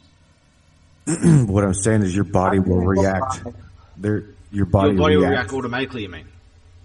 Yeah, before it even... emotions aren't exactly automatic. Instinct is. The reptilian brain is. The limbic brain. No, bro, you're missing what I'm saying. There's a delay. Okay? The brains can... There's this 7-second delay. There you go. Before you... Brain scans can reveal your decision 7 seconds before you decide. There you go. Just let you see this. No, I disagree with that. I think that's bullshit. Look, check this out. Check this out. I've heard. I know what you're saying, and it's not true. That link is safe. That takes you straight to. Yeah, I know it's not true. That's not true. Okay, let's just prove it right now. Brain scans can reveal your decision 7 seconds before you decide, all right? You can give me a path left or right, and I can choose in less than 7 seconds. If you're taking longer than 7 seconds to make a choice, then there's something else going on there. You don't make choices in 7 seconds. You make them a lot faster than that. This is where I'm trying to tell you that your consciousness, my consciousness, exists all places, bro. Your magnetic north and your intuition, you feel before you walk into a room. You feel that. No, feelings have got nothing to do with it. This is new age stuff, man. Your intuition will tell you. No, what do you define intuition? Is this like magical superpower? This gut intuition will tell you whether you're in a bad spot or a good spot. No, intuition really, the definition of intuition really is ignorance. Taryn? Take a moment to wait a sec before you get derailed. Because you always have to look at things. I would like to answer the original question about, because this feelings bullshit. Fuck feelings have got nothing to do with reason. Fuck feeling. Put feelings aside. You don't filter your thoughts through feeling. Feelings come after. You react. Psychosomatic sociopath. You go through memories and then you have a feelings as a result. You go through experiences, you process them, and then feelings come later, not first, later. Feelings are a reactive thing. They're not a processing thing, they're a reactive thing. You like Wikipedia. Okay, so. Intuition is the ability to acquire knowledge without proof. So it's not knowledge. If it has no proof, it's not knowledge. It's just imagination. That's not what it's intuition is. Just imagination, ignorance. What is intuition is ignorance. Knowing your own self. Intuition is intuitional thoughts ignorance. will tell you something. Your intuitional thoughts will guide you somewhere. Your intuitional thoughts will actually put you in danger. What you're talking about is going around. Intuitional thoughts will always play with What you're talking about is going around with feelings. That's what you're talking about. Ignorance. No, So I would bro, like to I'm answer not. the original question when it comes to memories, because when you're judging by feelings, it's the same argument as when you're saying you're judging by memories, because you go through memories and you experience feelings, and you're ruled by you're just like a mindless puppet reacting to automated processes. You're just reacting to it mindlessly, not knowing what you're doing. This is ignorance. This is what I'm told. Point I was trying to say is I don't base my life and my mission and everything off my memories or my feelings, which we really mean the same thing here. I base this off analysing the present logically and reasonably, and changing the future. Taking the present and changing the future. I use my memories of history not as something as to say that this happened. I learn from my memories, whether my memories exist or not. Whether it's my memories or past fictional stories I've gone through, I learn lessons from either. And I don't care which was true or not. All I care is about what's true in the present to change the future. I can use the history as a guide in a variety of ways. So let me ask you Even fictional stories. Lessons can be learned in fictional stories. So I don't base my life on the past. I base it on the future. But that's from learning from the past, right? I don't need to have any past. I could be completely all my memory erased today. My mission will be the same. It doesn't matter what I remember about the past. It doesn't matter what the past happened. The only context that the past has any relevance is any lessons that can be learned to change the future. Who gives a shit what lessons you learn? Let me ask you that one. I do, because if I don't have anything, if I don't have any information and knowledge and learning about how to problem solve, which is the whole point of memory, is to problem solve for the future. Okay, so who's I? Who's I? Who's the I? Who's I? You said me. You said I. You said I. I just heard myself feedback like 20 seconds ago. I know. I did too. Well, we are live, and I told you guys that about 8 minutes ago. Well, all I'm trying to say is you said, I asked you, who gives a shit? And you said, I do. And I'm like, well, okay, who is I? So define I. I'm referring to the biological automaton called Jeremy Martin. I might refer to more than that as well, but let's just refer to Jeremy Martin, the biological automaton, the one who's speaking to you right now. Mm-hmm. Where's the information coming from that's feeding through this biological automaton? It's got to be coming from somewhere. So where's it coming from? It is coming from the brain of this biological automaton, and it is processing information in the present in order to change the future, and it is using the past, including memories and all that kind of stuff, as a guide, not as a director, not as a decision maker, but as a guide. But you said that your past, you don't go off your past. I don't go off my past. I use the past as a guide, lessons that I can learn on the past. That includes fictional stories books that I've read, all kinds of things that I've learned. You learn from your past. You use that as a guide for the future. You don't use it as a deciding factor. You don't just repeat what he's done in the past mindlessly. You use it as a guide. So it's either a guide or it's a controlling force. Let me ask you another question, just pretty deep, okay? And Kenyon, you can answer this one too. You already said your biological automaton, your biological body, that is a physical vessel, okay? You know of that magnetic compass, that gut instinct, that morale, morality. You know about intuition, that. Gut instinct stop, stuff hang is on. not a moral. No, Karen, you have to stop, mate. You're saying something that's false, and I must interrupt you. You're mixing things that are polar opposite together into something that's extremely toxic and false. But I'm sharing. What you just shared with me could be fucking toxic. Right? Do you see what I'm saying? With what you just shared with me, what I you could say it's was fucking toxic too. But how's that toxic? Well, I'll explain then. It's toxic because you're mixing feelings in with facts, and you're defining facts by feelings over real facts. That's what you're doing. Intuition is some magical third eye bullshit. That's just New Age cult, toxic Luciferianism. Okay, that's what it is. So let's be fucking real here, okay? I'm always real. If you are unconscious, is that body moving? I am both conscious and unconscious at the same time. So are you. Here's a hypothetical scenario. I might have got clubbed behind the head. I might be unconscious. There could be people moving that body. What? Oh my god. Everyone is both conscious and unconscious at the same time. No, I'm talking like when you are put out, when your conscious awareness is out, Taryn. Okay? Is that body moving? Yes. It's always moving. Taryn, the body, to me and in my eyes, okay, these are beliefs. These are my beliefs. Whether you see them as toxic or not. Okay? Well, beliefs aren't reality. What is reality, Taryn? Reality is something that exists. It is what it is. Whether you exist or not, it still exists. Okay. Reality is the tree that when you turn around, it's still there when you're not looking. And you look back and it's still there, but you know it's still there when you're not looking. It's still there. Taryn, do you exist? Yes, I exist. Okay, then your reality. Somebody is driving that vessel. Okay? And you're getting hung up on a fucking logical answer? You're hung up on the idea that you're separate from your vessel. Yeah. Yeah, I'm not hung up on that. I know that because I can separate my consciousness. You're putting your imagination on top of the truth. No, I'm telling you something that is real to me.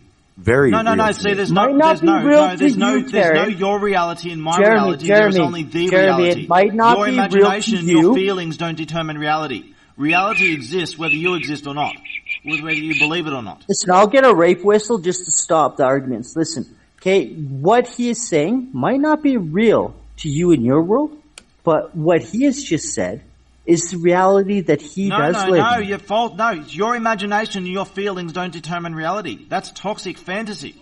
That's delusion. That's psychosis. Wow. Matthew, run the fucking cup on the fucking table. That is a delusional psychosis. Run the cup on the table. Run the cup on the feelings and table. imagination don't determine reality. Jeremy, let's just everybody take a moment to break, okay? And yes, I am controlling the conversation right now just because, let's just take a break, right? So everybody's not butting heads. Are you willing to participate in an exercise that I'm willing to participate in? Are you willing to? Now, before you say yes or no, when you participate in this exercise, you are not allowed to speak. You are to hear, you are to listen, even though you might object and have a different, whatever introduction may be to say, you need to bite your tongue, take a moment to wait a sec, and hear the exercise through. Is it something that you're willing to do, sir? Not from what I hear you saying, no. Okay, well. It sounds like you're trying to orchestrate some kind of twisted, rigged conversation. It's based off of perception, is what it's based off of. Fuck perception. I'll show you how invaluable perception is. Okay, that would be. You can look at an optical illusion, and you can look at it from different angles, and it will look like something completely different. You'll look like a certain optical illusion. Your brain will process it, and it will interpret something different than what is there, and this fixed image will move. 100% correct. And it won't be moving, correct. but your brain interprets it as move, and you're Jeremy, perceiving 100% correct what you're saying. Because you said no, you're not willing to participate in this exercise. I am going to allow myself to go through this exercise. No, you're not allowing yourself. You're trying to control a conversation with some rigged. It's my chat. It's my conversations, it's not mate, your conversation. And it's not controlling. It's not your conversation. I am the host, and I'm the hostess with the hostess. Okay, that's right. I don't want you parasites around me, anyways. No, but you asshole. But I would love this exercise to run through. Just because you said no and you felt it was loaded and attacked or whatever, totally get it, totally feel you, brother. So I'm going to subjugate myself as the test subject through this exercise. Matthew, would you run this exercise through me, sir? Sure, absolutely. Kenyon, you and I are sitting at a table. You and I are sitting at a bar. And I still haven't answered the original question. Haven't been given a chance. Then you can answer it after the exercise, please, good sir. And I said, the waitress sets a glass of water in between you and I. Okay?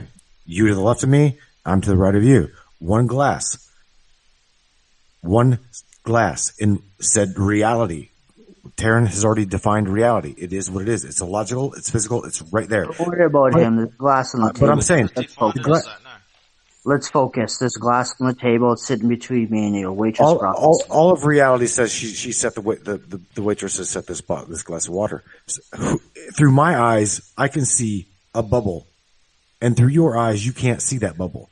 So how many glasses did that waitress set down there, and how many glasses are in front of you and I? According to the evidence that's been presented in front of me, a waitress brought a single glass and placed it between me and you. Now, there's a bubble in that glass. I can't recall if there was liquid in this glass to resolve a bubble.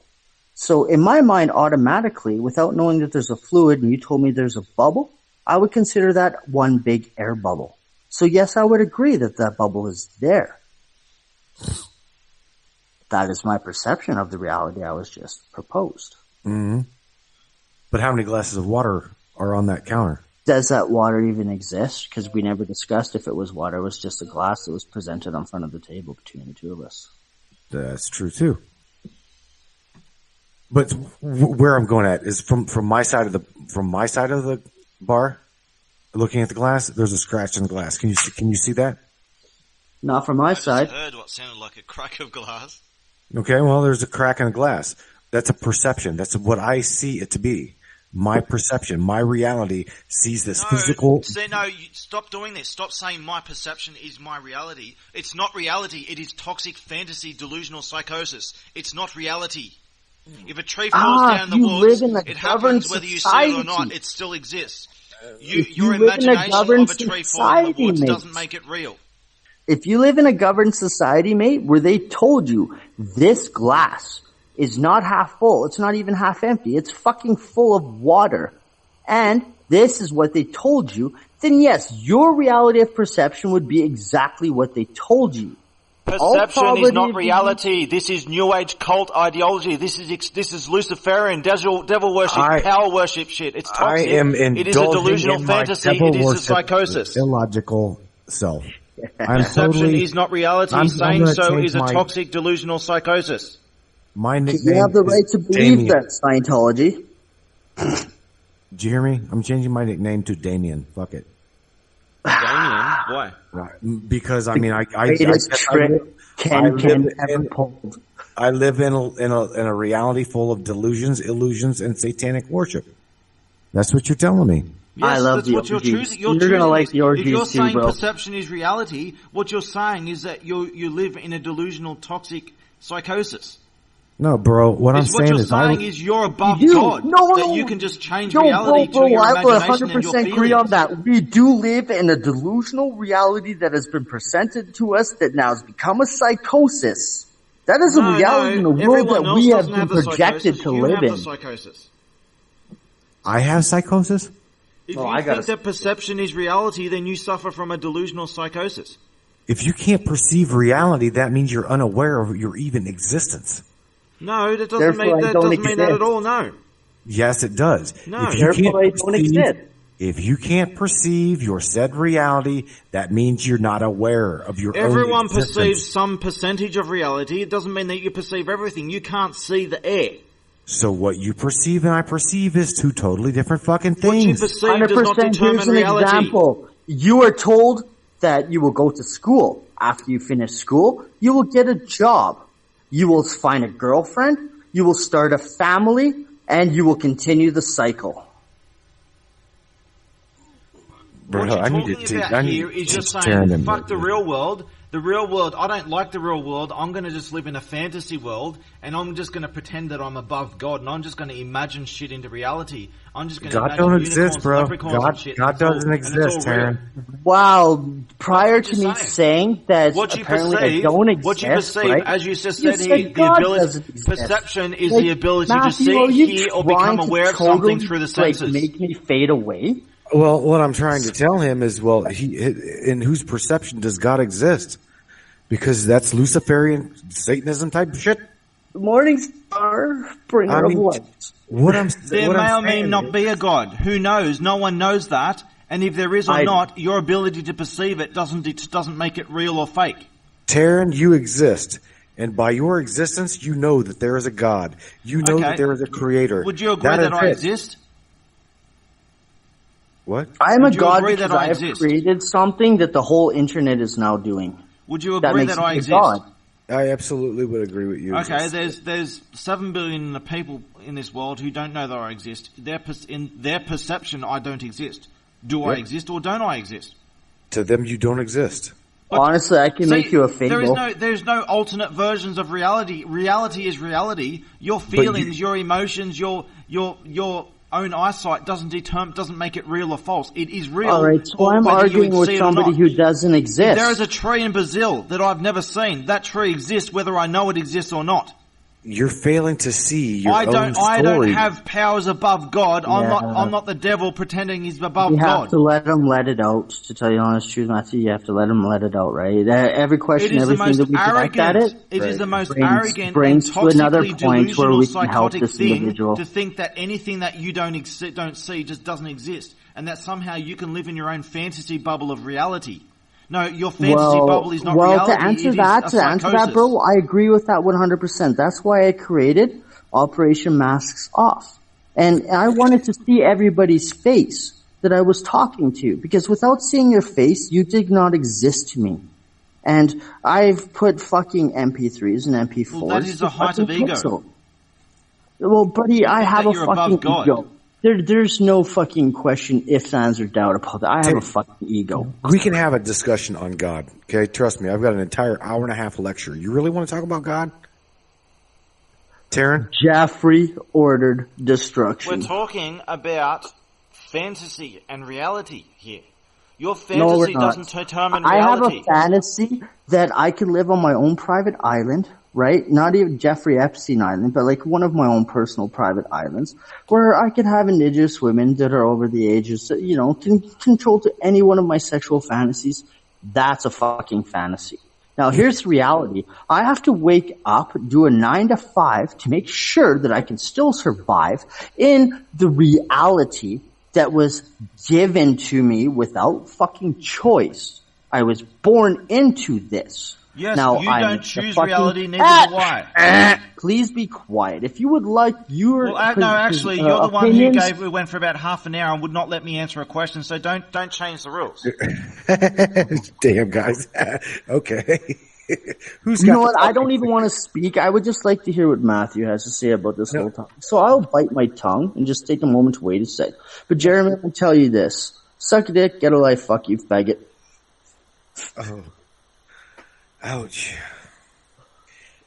Taryn. So perception does not determine reality. I'll read what you said, your Google quote here. Perception, the ability to see, hear, or become aware of something through the senses.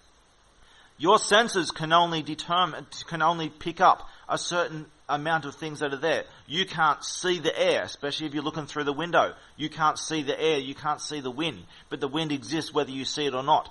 99.x% of what's real, you don't perceive. But it's real, regardless, it's still real, it's still there, whether you see it or not. Your perception, this is only your limited ability to see what is there. Your perception doesn't determine what is real or not. Just because you don't see it doesn't mean it isn't real. All right. There is no your reality and my reality. There is only the reality. There is only the truth. All right. There is no your truth or my truth. That's there is, and I'm about to share it with you, Hocus Pocus. Are you ready? You ready? Yes, Harry Potter. Ready? I'm just saying. Are you ready? Do you hear voices from the afterlife? Do you see perceptions of those people that have done past? You ever seen a ghost? Context here. No, I'm asking you. Are you able to see those who've passed on? Are you able to hear those that passed on? Those people that you can't perceive. Do you believe that they exist? I take a neutral position on that for political reasons. Well, it doesn't matter whether you fucking pick one or not.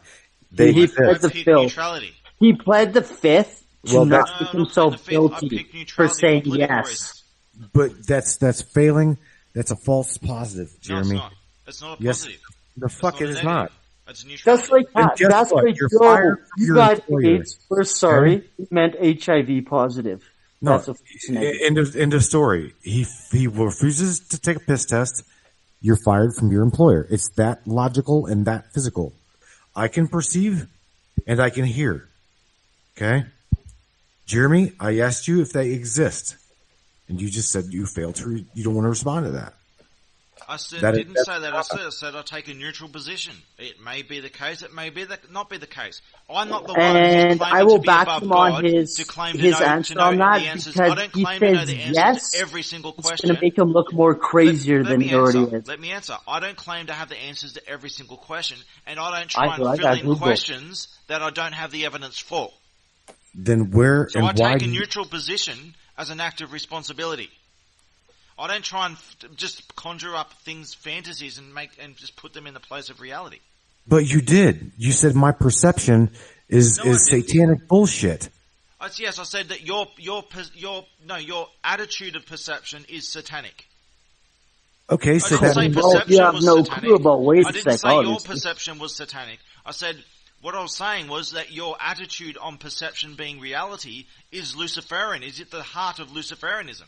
well, and guess what? They're pretty fucking smart, ain't they? No, they're not. Okay, they are. They're ahead of the game. This is They the can see level things of a and hear druggie things that you staring at can't a wall, hear. believing he's God. Drug off his head. Why with a fantasy believing would he's you God. go against? Why would you go against Luciferian teachings if the Catholic introduction had not been implanted into your head that it's wrong? Have you ever taken the time What are you talking to about? study I'm not a Catholic, and I'm not a Luciferian? Luciferianism. I'm not any of Okay, that. cool. But you're saying it's Luciferian is the devil. It's wrong. That's what I'm hearing out of you. It's now, it's Luciferian worship. It's an ideology, a toxic worship of evil and power. I don't okay, worship so you don't anybody, think bro. Jesus Christ is a fucking same toxic power? Look it up. Look into it. Do you think Quick, Jesus New Age Christ is not the same Luciferianism. toxic power? Do you know who people like Helena Blavatsky are and stuff like that? She's the mother of I modern know who Monica Lewinsky is. Yes, she went down on the president. He said I did not fucking have sexual relations with her. No, he said I love. can agree with him because He putting said- my cock in a bitch's mouth is not really sexual. Things I have to really fuck that bitch to call it. Sexual things with her. But truth being said, this is a very simple fucking question. You have just defined Luciferian religions, Lucifer is the whole god shit, as being bad. That way you would moralize the Jesus Christ story, the fucking Catholic Church story of being right. No, I said nothing like that at all. See, this is why this psychosis is so toxic and dangerous. Your fantasy determines reality. It's all over the place. I never said anything like that. Send him I'm not a Catholic. I'm beyond ideologies. Okay, if you're not a Catholic and you're beyond ideologies, why would you resort back to Luciferian texts? Because you're the ones who are following Luciferianism ideology. We're not following it. I'm You're the teaching ones who are it. doing this. You're following this ideology. So that makes me bad? Oh, I'm just going to ask, does that make me bad? It makes you dangerous to everyone, including yourself. And it does make you bad. All right, check this out. You're 100% correct. So, my friend Yahweh, Jesus, not the Home Depot guy, but Jesus, right, said to his apostles, when someone is doing wrong to you, brother, turn the other cheek because God will punish them worse than anything else. This is the heart of it. Now, I'm going to preach the word of the Bible. Does that make me wrong? That's an ideology. You're talking nonsense. Matt actually said some important point here. He said in chat, two perceptions here are vastly different. Neither one is wrong. You're all right. They are all right. No, everyone's not right. One is right. Either both are wrong or one is right. You can't both be right. That's the abandonment of morality and truth. It is the indulgence of fantasy. You can't both be right. Imagine a world where everyone's right and no one's wrong. Well, it's the most toxic and destructive thing imaginable. Complete abandonment of morality and truth. If Muslims believe that raping children is right, are they right too? No, you know what? I'm just gonna stop myself and tell you the honest truth, Jeremy. You know what I mean? I don't want to argue, right? And get into it truthfully, truth being said. I am getting into it. Because Okay. I care about morality and truth. I'm not going to run away from an important topic. Even if you won't let me speak, you spend half an hour interrupting me. No, go ahead. Go ahead. Continue. I'm sorry for interrupting. Go ahead. So Matt says, I'll agree to disagree. Well, look, you can't both be right. Yeah, that's just, it's psychosis, delusional psychosis. It's toxic as fuck. It's not okay. It's not acceptable. It is immoral. It is the essence of immorality. It is complete abandonment of truth. It is no different to a drug head who just gets stoned off his head every day and just stares at a wall thinking he's God. All right. The truth is, I'll finish up by saying, the truth is the truth whether you know it or not. It is your responsibility to find the truth. You have an internal mental construct of the real world around you. You interact with the real world through that proxy of that mental construct. If you have a chair in your lounge room and you can go in and out your lounge room and with your eyes closed and sit down in that chair, someone removes that chair, you go on with your eyes closed, you go to sit down on that chair. If your perception and imagination determines reality, test it. Put it to the test right now. You know, go and get someone to move your chair, and then you go sit down in that chair. See what happens. You'll fall flat on your ass because that chair is what it is. It is where it is, whether you perceive it or not. And if you try and sit down in that chair, imagining that it's there, it ain't going to be there. You're going to fall and hurt yourself. All right. 100%. Agree. 100%. So your perception does not determine reality because people make mistakes all over the place. Their perception, they perceive things wrong and they make a mistake. They trip over and stuff. You're they 100% correct, and because they misjudged. This is where I'm going to get reality because reality exists independent of their imagination. Okay, you're 100% correct, and you're actually teaching real truth. Construct with reality. You're actually preaching and telling real truth. Okay, for what you're saying. Yes, 100% agreed. Now, if I was pitching reality and I constructed scenarios which made people believe that realities, right? I would be doing detrimental effect to human psyche, right? From my own personal agendas. You have to start over because I have no idea what you're saying. It's not really in proper English. Can you just start over? What do you mean it's not in proper English? Okay. So exactly what you said, 100% correct. Okay, right? Whereas people, the reality that they're saying may not be the reality because they become delusional enough, right, to make their fantasy a reality. Is basically bottom line is what you boil down to, right? Yes, pretty much. That's all it really is. Yeah, okay. So with you saying that, the only reason why I got a little bit cross is because what you just said, for anybody who's listening, will teach a way for them to actually be free. Okay, because if they can understand, free of everything, every construct, presented reality to them. The only way you'll be free of every construct is to simply die. Hey man, you know what I mean? But the only reason why I got crossed there, mate, is because you had actually said some things that if people actually realized and woke up to, we would no longer have religion. We would no longer have people doing things and extremist shit. I think you've got a very different definition of religion than me, I think. Religion need not even be theistic. Well, I don't believe in religion. Can you define religion? Yep, a construct of belief that you cannot actually physically, morally, or What's the difference between a religion and an ideology?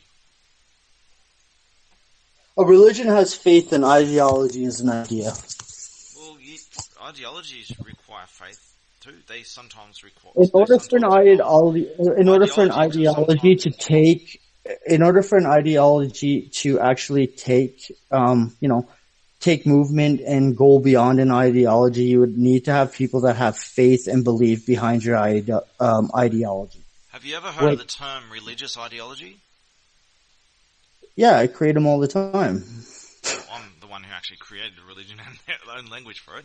But the definitions of religion and ideology and things like this, they are vague and they can often overlap, and people mean different things what they mean by them. Do you believe in God? No, Jeremy, I'm just going to ask you, do you believe in God? I believe in something far more complex than what people call God. Okay, so a greater orderly direction. For the most part, I prefer presently to keep those ideas to myself until mankind is ready for them. But the mankind's concept of God, I do not believe in. Because that's organized religion. It's independent of organized religion. Sure, not all, but a lot of organized religions share the same general concept of a God. Sure, but they're different from each other, and they have different definitions of gods. Like, for example, Hindu version of gods compared to Abrahamic religions, they're very different.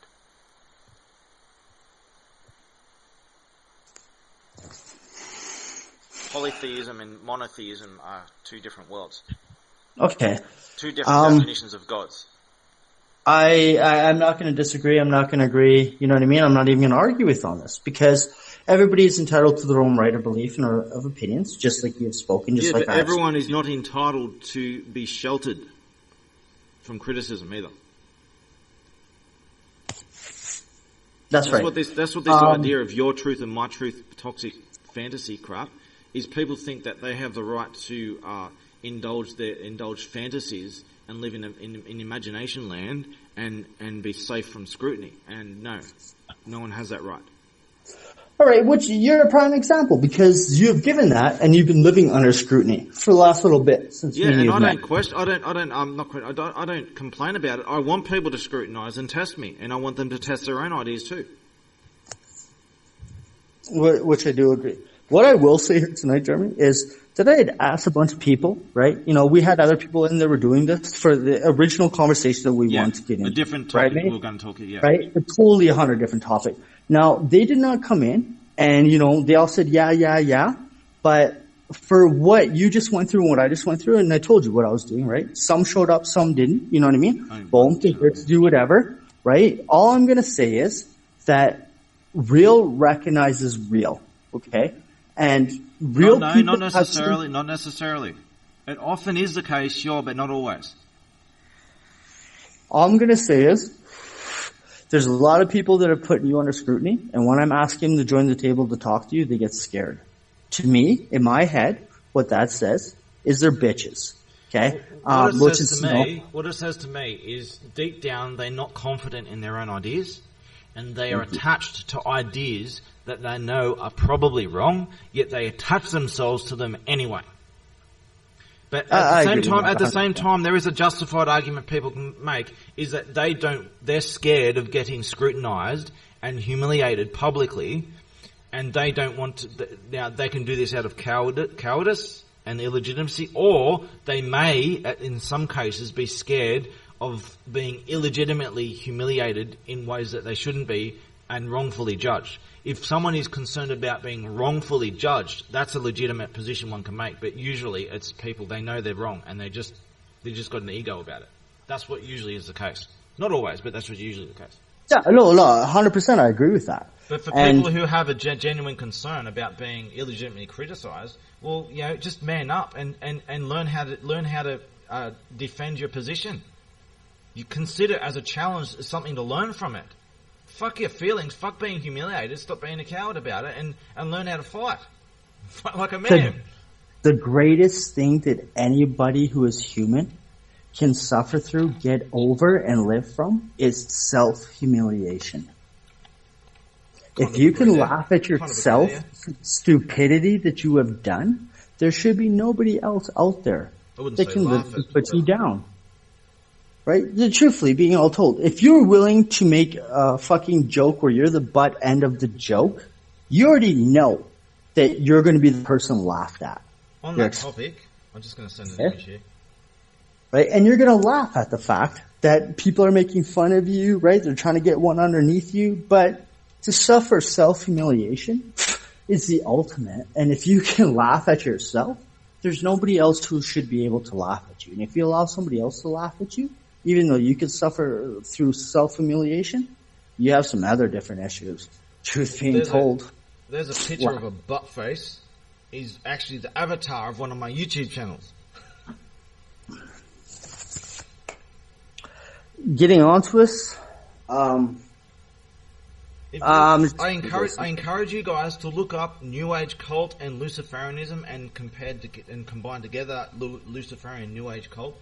Look at this stuff up. What I'm saying, this is the ideology of evil, and evil itself does not believe this stuff. Okay, the forces, the potent forces of evil don't believe this ideology. They worship power and all that, but they don't worship fantasy. This is a little trap that they lay for their little minions to use as puppets, to fill you like drug addicts and shit, to have you just be sacrificial puppets, pawns in their game, to sacrifice like explosion, like disease bombs and shit, ideological disease bombs. They don't believe this shit. Those who are high up in Luciferianism shit, they don't believe this shit. They use this shit as a tool to control and use others as sacrificial pawns. They don't believe this fantasy bullshit. All this perception is reality crap. This is a tool of control. I'm going to say this because I believe you're 100% correct. Okay, so I'm going to add on to it, and by all means, at any time you can interject. Okay. So just one point. I just want to restate one point. If anyone wants to test this perception is reality bullshit, do the chair trick. And look at that test. That is tested every day. People have accidents. They hurt themselves. They have all kinds of accidents because they misjudge. Everyone misjudges something every day. And reality seems to have more power than their imagination and their perception. Because they perceive wrong and they hurt themselves. They'll trip over. They'll go sit down on a chair that isn't there. And, you go stand in the middle of the lounge room and try and imagine yourself a lounge behind you and go sit down in that lounge. You'll still fall flat on your ass. No matter how much you blindly believe.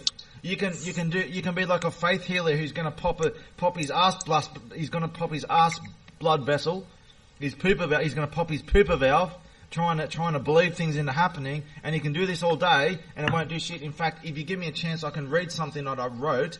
I wrote a little speech, a very short story.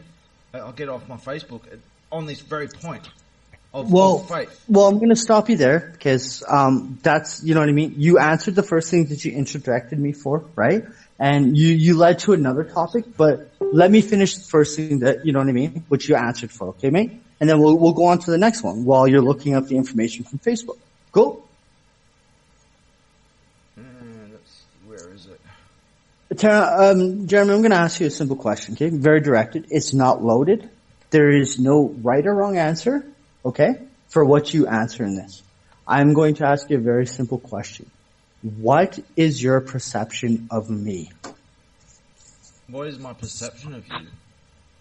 Well, my perception of people changes moment to moment. No, not people. So me. You want to know what I think of you? Yep. I think you're a brown hat who has a romantic dream of being a red hat, like all brown hats have. You have a history of being a black hat, and you wanted to go legit somewhere along the way, but you haven't quite got there. And you do a lot of evil shit, but you have a dream of being legit, of being a legitimate red hat, which is an attacker and a penetration tester, a protester, someone who fights for some cause or something to get some job done. You want to exercise power and you want to legitimize it, but you haven't quite got there. But you think you have sometimes, and then you realize you haven't sometimes, and you're jumping up back and forth across the fence. All right, cool. Would you agree with that? If I was to give away, I understand. If you feel like you're in danger that you can't answer, that's okay. Yeah. Okay, thank you. Right, so you understand that. So yes, I will agree with you on certain things, and other things I will disagree with. But because it would jeopardize my security or even your security, for that standpoint, I cannot answer. But you know what? Fucking fair analysis, homie, and no judgment. maybe I've written it onto an. I think I've renamed it. Here we go. This is only a short story, okay? It's just I'll say it right go now. for it. Go for it. I wrote this ages ago. This is about the topic we're talking about when it comes to perception and faith and believing things to happen. Your imagination somehow determines reality. And there's two types of faith, and this has been historically. This is where Luciferian comes from. It comes from a corruption of an old idea, and this idea of faith is central to it because there's two types of faith. And this story will reveal the two types of faith, the true from the false. Alright, I'll say it now. There is a story of a child who once performed miracles. Over time, this grabbed the attention of religious leaders around the world. They organised a group meeting with this child, and were horrified that the child denounced not only their faith, but faith itself. They were greatly offended. Only one religious leader remained to speak to this ignorant child, an evangelical preacher. This preacher loudly and proudly announced that his faith was stronger than this devil child. He tried to exorcise the demon from the child to no avail. The child eventually offered a place of rest indoors and offered a challenge, a test of faith. The preacher, realizing that the child would not harm him, confidently accepted. They sat down at a table. The child said, "It is said in your doctrine that should you have faith as small as a mustard seed, you can move mountains. And yet no such mountain has ever been moved." The preacher insisted that it has happened at times in the past, but could not offer any evidence. The child said, "Since you only need faith as small as a mustard seed, let's start off small. How about we use faith to move this pen on the table?" The preacher took him up on the offer. He struggled and struggled for hours, trying to invoke the powers of his God to make the pen move with his faith, until he was so exhausted that he blew his pooper valve. The child asked if he could now try. The preacher, having nothing left, fell silent and watched. The child said, "Faith as small as a mustard seed." The child picked up the pen and said again, "Faith as small as a mustard seed." The preacher was furious, but had not the energy to complain. The child continued, "It isn't about the size of faith, but the type of faith, is it not? The protagonist of your doctrine said so himself. You believe that faith is about believing in something, and yet should you place all your faith in another, you have none within yourself. One who is faithful is full of faith. One who is faithful to the task. They will pick up a shovel and start digging. One of great faith will get it done faster, but even the smallest of faithfulness will eventually get it done. This faith, as you call it, is the one and only thing that angered the protagonist in your doctrine. And just as your protagonist said, I'm not here to contradict the law of faith, but to fulfill it." The child then walked away, never to be seen again. So do you understand the two types of faith? There are those who actually get off their ass and do something, faithfulness to the task, became Jesus, compared to believing in someone else doing it. It doesn't matter how much you imagine things to happen. I have a saying, Jeremy. I have a saying for that. What you just read, okay? For what you just read, I have a saying. If you need something to believe in, why not believe in me? Right? I believe in myself enough that I don't need faith outside of anything. Sorry, go ahead. I just saw Matthew title. My new line, I remain neutral for political reasoning. Yeah, okay. Well, yes, I remain neutral. My story actually explains when it comes to matters of religion and spirituality and stuff like that, it's very important to remain neutral on that for a reason. It's explained in my story. There is a balancing act of ideologies that needs to be set in place to stop things from getting out of hand.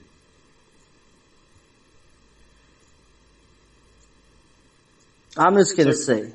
Anyway, just remember, if you need something to believe in, why not believe in me? Well, why not believe in you? Well, why not believe in me? Why not believe in some random dude on the street? Hey, bro, I'm just saying, I believe in myself enough that I can believe in you. You know what I mean, Jim? What I'm saying is, now for the story and the thing that you just read, stop believing in people.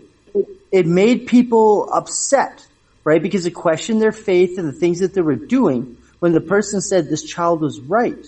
Because it says, if you don't believe in yourself, you're looking for somebody else to believe in. No, don't believe in yourself, don't believe in other people. Believe in morality and truth. Believe in your potential. Don't believe in you as you are now. Believe in your potential to be something better. Believe in your potential and believe in morality and truth. You can be better than everyone can be better than what they are. The whole evolutionary process is a process of self-improvement. Don't just say, okay, this is as good as I can get. I'm not going to even try to get any better. I'm just going to accept things the way they are. I'm just going to, pretend that I'm God and shit, If you're not improving yourself, you're atrophying and rotting. And you quickly become diseased. And that atrophy is contagious, like a disease. So you have to be in the process of self-improvement at all times. This symbol right here, that just like literally, where it'll come, or maybe it won't. You're sending it now, are you? It might not get sent because why? I'm literally. What happened the other day after I was doing some certain things and some of my pen testing, I was unable to actually send fucking pictures into my own chat. But no, those will go through, and the other one will pump through after I did this. So I'm going to ask you something. These symbologies that I just pumped in here, okay? Wait a sec, symbol, yes. Now, Illuminati what do those say to you? What they say to me is someone who's just playing silly games with Illuminati games. Fantasy games. I just see fantasy games. That's all I see. Now, you're smart. Play. That's what I see. You see what? Say that again, sir. I see fantasy roleplay. That's what I see. All right. This is where I also will give you another notch in your belt because you're, smarter than the average bear. Okay, boo boo. Right? But right? When I say this, and I'm just gonna run this by, okay? So, I have done a lot of bullshit and a lot of fucking, a lot of evil, sinister things, the right? Word Yeah, is fuckery. We call it fuckery, but it could actually be looked upon as extremely sinister shit. Okay, to me, it's a fucking joke. A lot of people take it to a whole other extreme.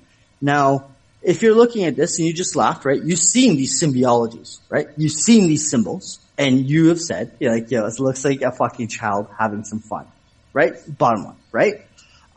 When it comes down to that. Now, these things will fucking piss a lot of people off, but can I ask you something? If the Illuminati and, the Baphomets and, all this other bullshit are the ones that are controlling our religious beliefs and the movement of mankind, now, if somebody comes in here and does exactly what they're fucking doing, but shows the people how to be free, would you go against that person? There is no such thing as the Illuminati. It's a role-play, silly, psychotic game that people play. There was an Illuminati for a short period of time, a long time ago. Anything that calls itself Illuminati nowadays has nothing to do with that organization from a very long time ago.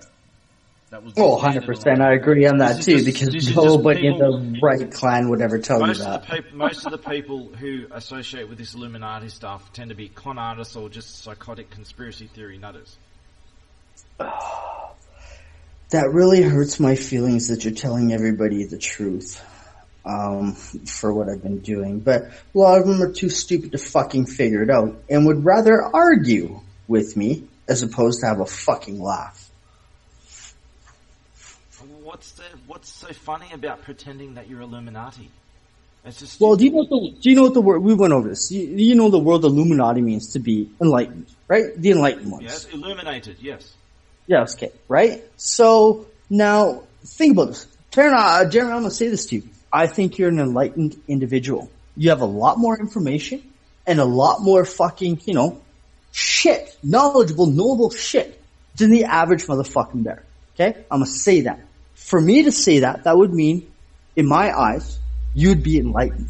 Because you have taken the time, you've been through some shit has happened to you to bring you to where you are, but what you speak and what you preach upon is stuff that only illuminated people would know about. Yes, they're the very few. I have a lot of information, more than I've even said yet, on very important information that very few, if any, people have access to. And there's a reason why they didn't have access to it, because basically the human genome is stuck in an ideological disease. It needed an outsider, which I came as an outsider who was outside of this box, outside of this hole that mankind's trapped in. Okay, so I'm saying you're more elite, you're illuminated, right? You have enlightenment than a lot of the average human being, and that would put you into the category of Illuminati, would it not? No, Illuminati is not simply being illuminated. It is an organization. It is a thing. It is a group that was several hundred years ago. It was an organization. It was a gentleman's club. It was a club. It was a group of people, a group of men. And let's just say they were anti-Jew. They're not for Jew, they were anti-Jew. So this is a group of people from several hundred years ago who were quickly disbanded because they were doing some favours from it for each other. And the government decided, no, we're not going to tolerate that. Out with you. And they disbanded them and shit. So anyone who associates with this Illuminati nonsense today, it's not like when you got a college alumni or something. That's something different. That's not the Illuminati. This Illuminati stuff, this is just people faking credibility. This is just fakery. So you're calling me a fake? If people who call themselves Illuminati are fakes, and they're trying to fake power that they don't have. And so it's like this. It's like when you see a biker with a Nazi symbol on his head. You know this guy's a weak piece of shit. He's trying to pretend to be tough. He doesn't even know what national socialism is. He's just trying to fit into his motorcycle club. He's trying to fake being tough. He's a weak little dick man. And no, I believe in that all day because I see through symbiosis. So when you see bikers who get all these tattoos, especially when they get like National Socialism, and death skulls and shit, this is just a sign of a weak little man. And they think that they can fool people with this fakery.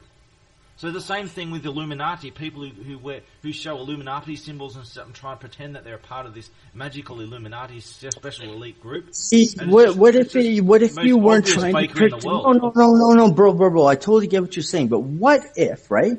Like, humor me, right? Outside, perception. What if there was somebody that understood the full fundamentals of how these secret organizations worked? And opposed to joining them or like being part of them, was using their whole entire fucking premises to build their own shit. Well, they wouldn't be using the same symbols, would they? And the real Illuminati from a long ago were not anything special. There are gentlemen's clubs, there are secret organizations and stuff, secret societies all around the world. There always have been since the dawn of civilization. There's nothing new about that. And a lot of them are quite wise in what they do. It's got nothing to do with one particular gentleman's club for a long time ago. You don't need to use someone else's symbol and copy them and pretend to be someone else. That's fakery. Anyone who does fakery like that is full of crap. You know they're a fake. You know they got nothing to show for it. They're a fake. So if someone wants to learn from other organizations in the past or anyone from the past and build their own organization, people do that every day. And they don't pretend that there's someone else from 200 years ago. They do their own thing. That really hurt my feels. I mean, it's just no different than a bike. Like, people going around carrying the Illuminati symbol on their shit is no different than a biker carrying a Nazi symbol, and he's never even looked up what a National Socialism even is. He just does it to try and be a tough guy. The majority of people don't understand about the swastika and how it had been reversed. And actually, thousands of years of history behind that symbol. Yeah, it was a religious symbol for God. Yeah. It used to be a symbol of enlightenment. And the reason why Hitler used it for the National Socialism Party was because a part of it was to do with protecting all four borders. Buddha was the first person in our written history scholars that we know about that symbology. It was actually Buddha who represented that. Yes, it comes from a lot longer than that, but the actual first recognition of where it first started to be investigated from comes from Buddha. Yes, it does. I don't think so. Yeah, yes, it does. And listen, bro, I'm not a religious person. Taryn, Jeremy, I'm not a religious person. You're not a religious person, did you say? Fuck no. Fuck no. I am God. God was created in my image. You want to call me ego? Cool. I don't give a shit. Truth being told, you need something to believe in. Why not believe in me? I've just told you this over the last half hour. I don't believe in religion. I will never put no stock in religion. When I die, I'll be all dressed up and have nowhere to go. Okay? Because I believe that once you die, you're dead. You're done. See, it's gone. You're just confirming what I said about this perception bullshit about rising yourself up and trying to become God or above God. And this is, you're claiming what I said, that people who follow this ideology that you say that you don't follow, or then you did say all over the place, but this New Age cult, Luciferianism ideology, and I say this is people who worship power and they pretend that they're God, and then here you are claiming that you're God. You know, you're confirming what I'm saying. I know, and I've done I'll tell you something. The most important part of this time. ideology. The most important part of this ideology. People join it without realizing they're introduced to ideas, really messed up ideas, and they get into this stuff, and they don't know what they're getting into. They become a part of this ideology before they realize it. What's really going on? 100% correct. They're indoctrinated long before they're even aware of it. Now, the only reason why I bring this up and you laughed at it, you're like, yes, it's not 100%. Everything you said, I'll agree upon. I've literally been indoctrinating people. I've been brainwashing people for years to follow the creed. The creeds of, wait a sec, we do not exist, we run under fundamental Illuminati, masonry bullshit. Now, I literally say bullshit. Okay? And I'll say, teaching ideologies to do whatever. Anonymous can wake you up, wait a sec, we'll set you free. No. Okay? No, you won't. Yes, we will. Who are you setting free? Who is setting free? Literally, wait a sec was designed to make people to stop, to take a moment, to wait a sec, and literally to think for yourself. The world needs saving. We can't wait a sec. We don't have a second to spare. If everybody was to take a moment to wait a sec, the world would change. No, the world would die. Are you sure about that? Yes. Why? Why do you say that? Because the world is hanging on by a thread. If you just let go and stop, the world is not. The world needs to be held up at all times and maintained. The moment you let it go, it falls into the fire. Okay, I'm gonna switch and flip script this whole entire conversation, okay, bro? And I'm gonna change it to a topic of what do you really know about not humanity, but Earth's history? How far have you actually really researched back that you believe in what you've researched to be humanity's construct, this Earth's construct, not humanity, this Earth's construct? Okay, you haven't gone through my story, so you don't know this stuff that I'm going to talk about. I will say things that might be a bit troubling for you to hear. But nope. It's not going to be troubling. If you actually go through my story and you go through the evidence, and I don't know if Matt's still listening. He's gone through this and Oh, he's gone. He did that. It's just me and you, mate, and we are live still. Okay, so he's still. Hang on. Okay, yeah, he says he's still in, but he was on Facebook earlier. All right, so I come from a very different perspective. I come as an outsider, and my relationship with mankind began 13,000 years ago. So I have experienced bits and pieces of time over the past 13,000 years, since the dawn of civilization, and it was my task to introduce mankind to civilization 13,000 years ago. An extraterrestrial force came as I was doing this and fucked it all up and inserted ideological viruses and many other things in the way. And this is a long story to what happened is told in my story. So my story covers a time period from 13,000 years ago to 6,000 years ago.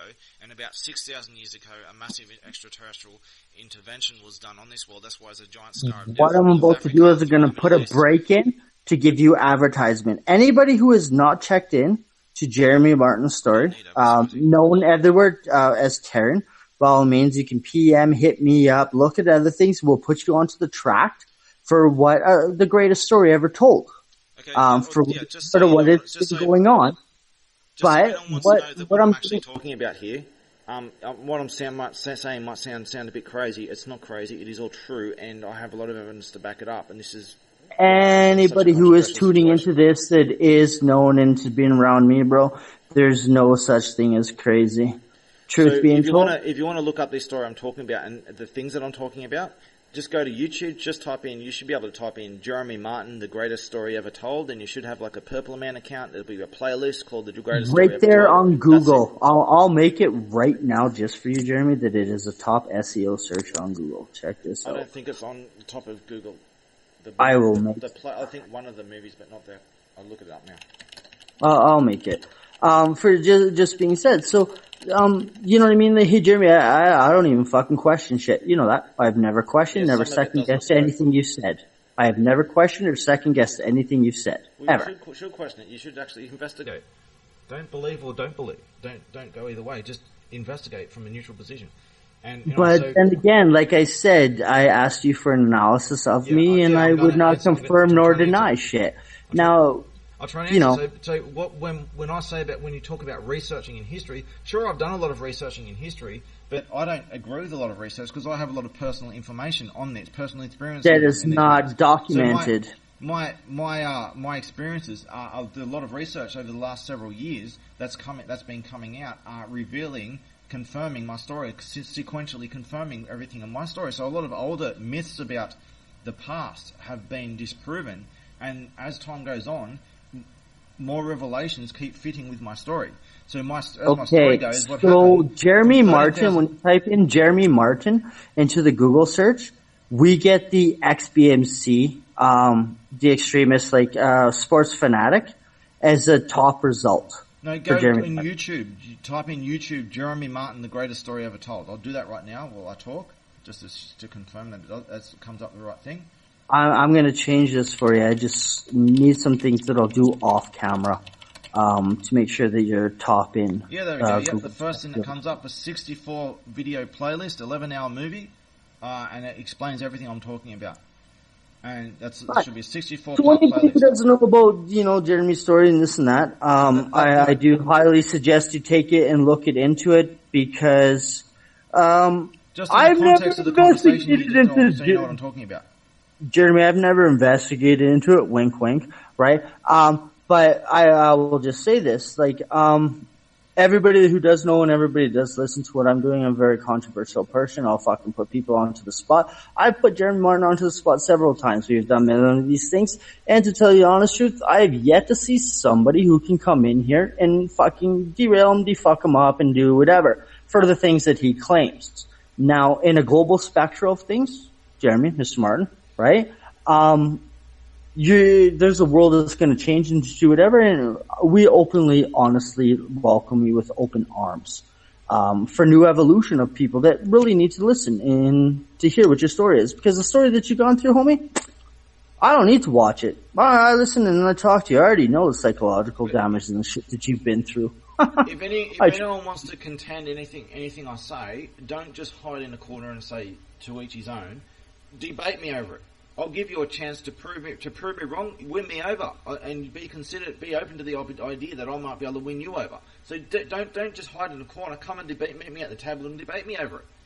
So as for my understanding of mankind, it starts from 13,000 years ago, where I was supposed to introduce mankind to civilization, and I was having a lot of difficulty doing so. And I was trying to for a while, and then an extraterrestrial force came and fucked it all up. They came and started taking women.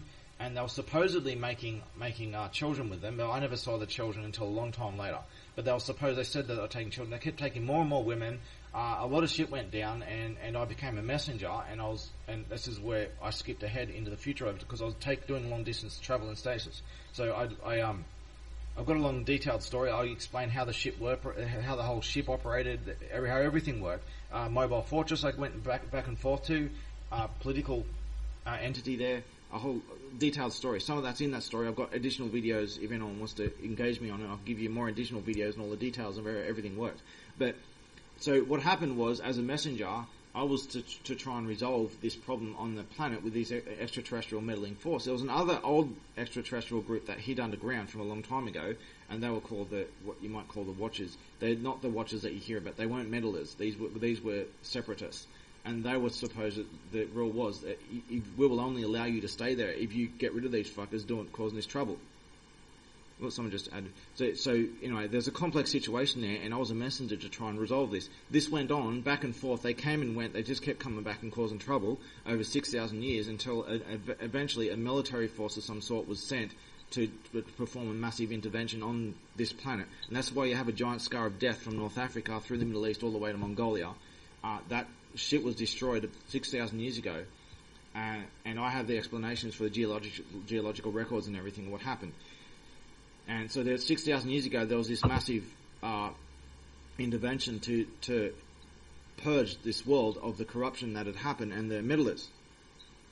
So we're still alive because you're just adding things on. Oh, chat. yeah, no. Yeah, just making sure we're still... Jeremy, like I said to you earlier, right? This is a brand new chat. I'm going to get the real people in here, okay? So keep going, mate. Keep going.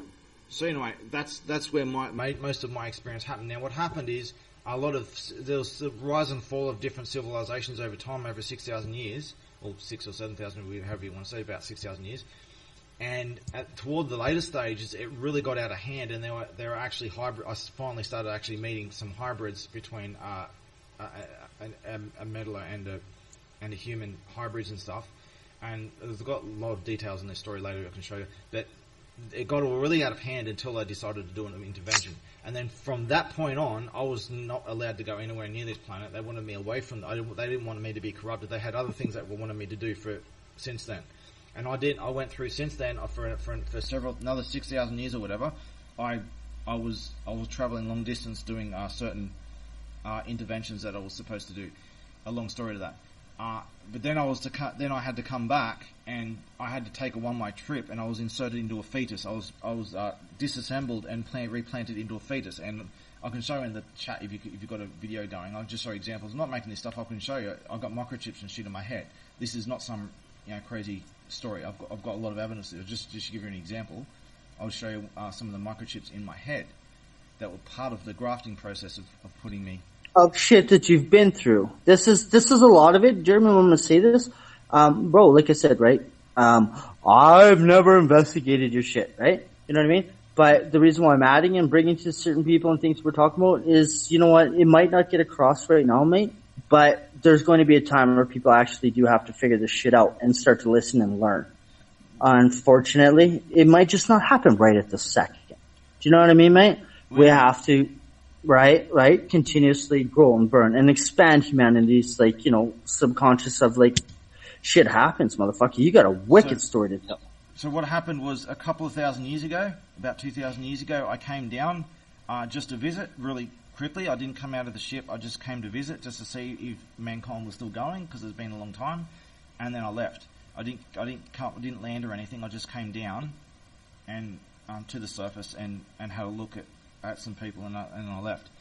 And then when I came back one time in recent times, to the mobile fortress, I was told there was a problem happening in my world. They breached the barrier into space, therefore the old rules, the 1.3 billion year political system that's been in place for a long time, the rule was basically mankind had breached the barrier into space, and those responsible for breaching the barrier, which was really the white race, was to be evaluated for either entry into the greater community or to be eradicated. And because the other parts of mankind have been given the technology as well, and they've crossed that line themselves, if the white race fails its evaluation period, that's why it's under quarantine right now, to be evaluated. All the meddlers have been fucked off.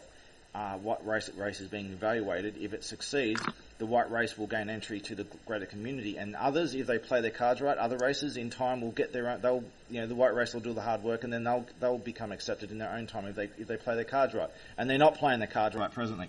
So anyway, if the white race either gets eradicated from this global genocide of the white race right now, if they get eradicated from genocide, we won't be eradicated. We just won't be known on this planet. If the white race gets eradicated, or the white race fails its evaluation period, all this anti-white genocide crap that's going on, they don't realise they're destroying themselves in the process. If they succeed at this, or if the white race fails its evaluation period, all of mankind will be destroyed.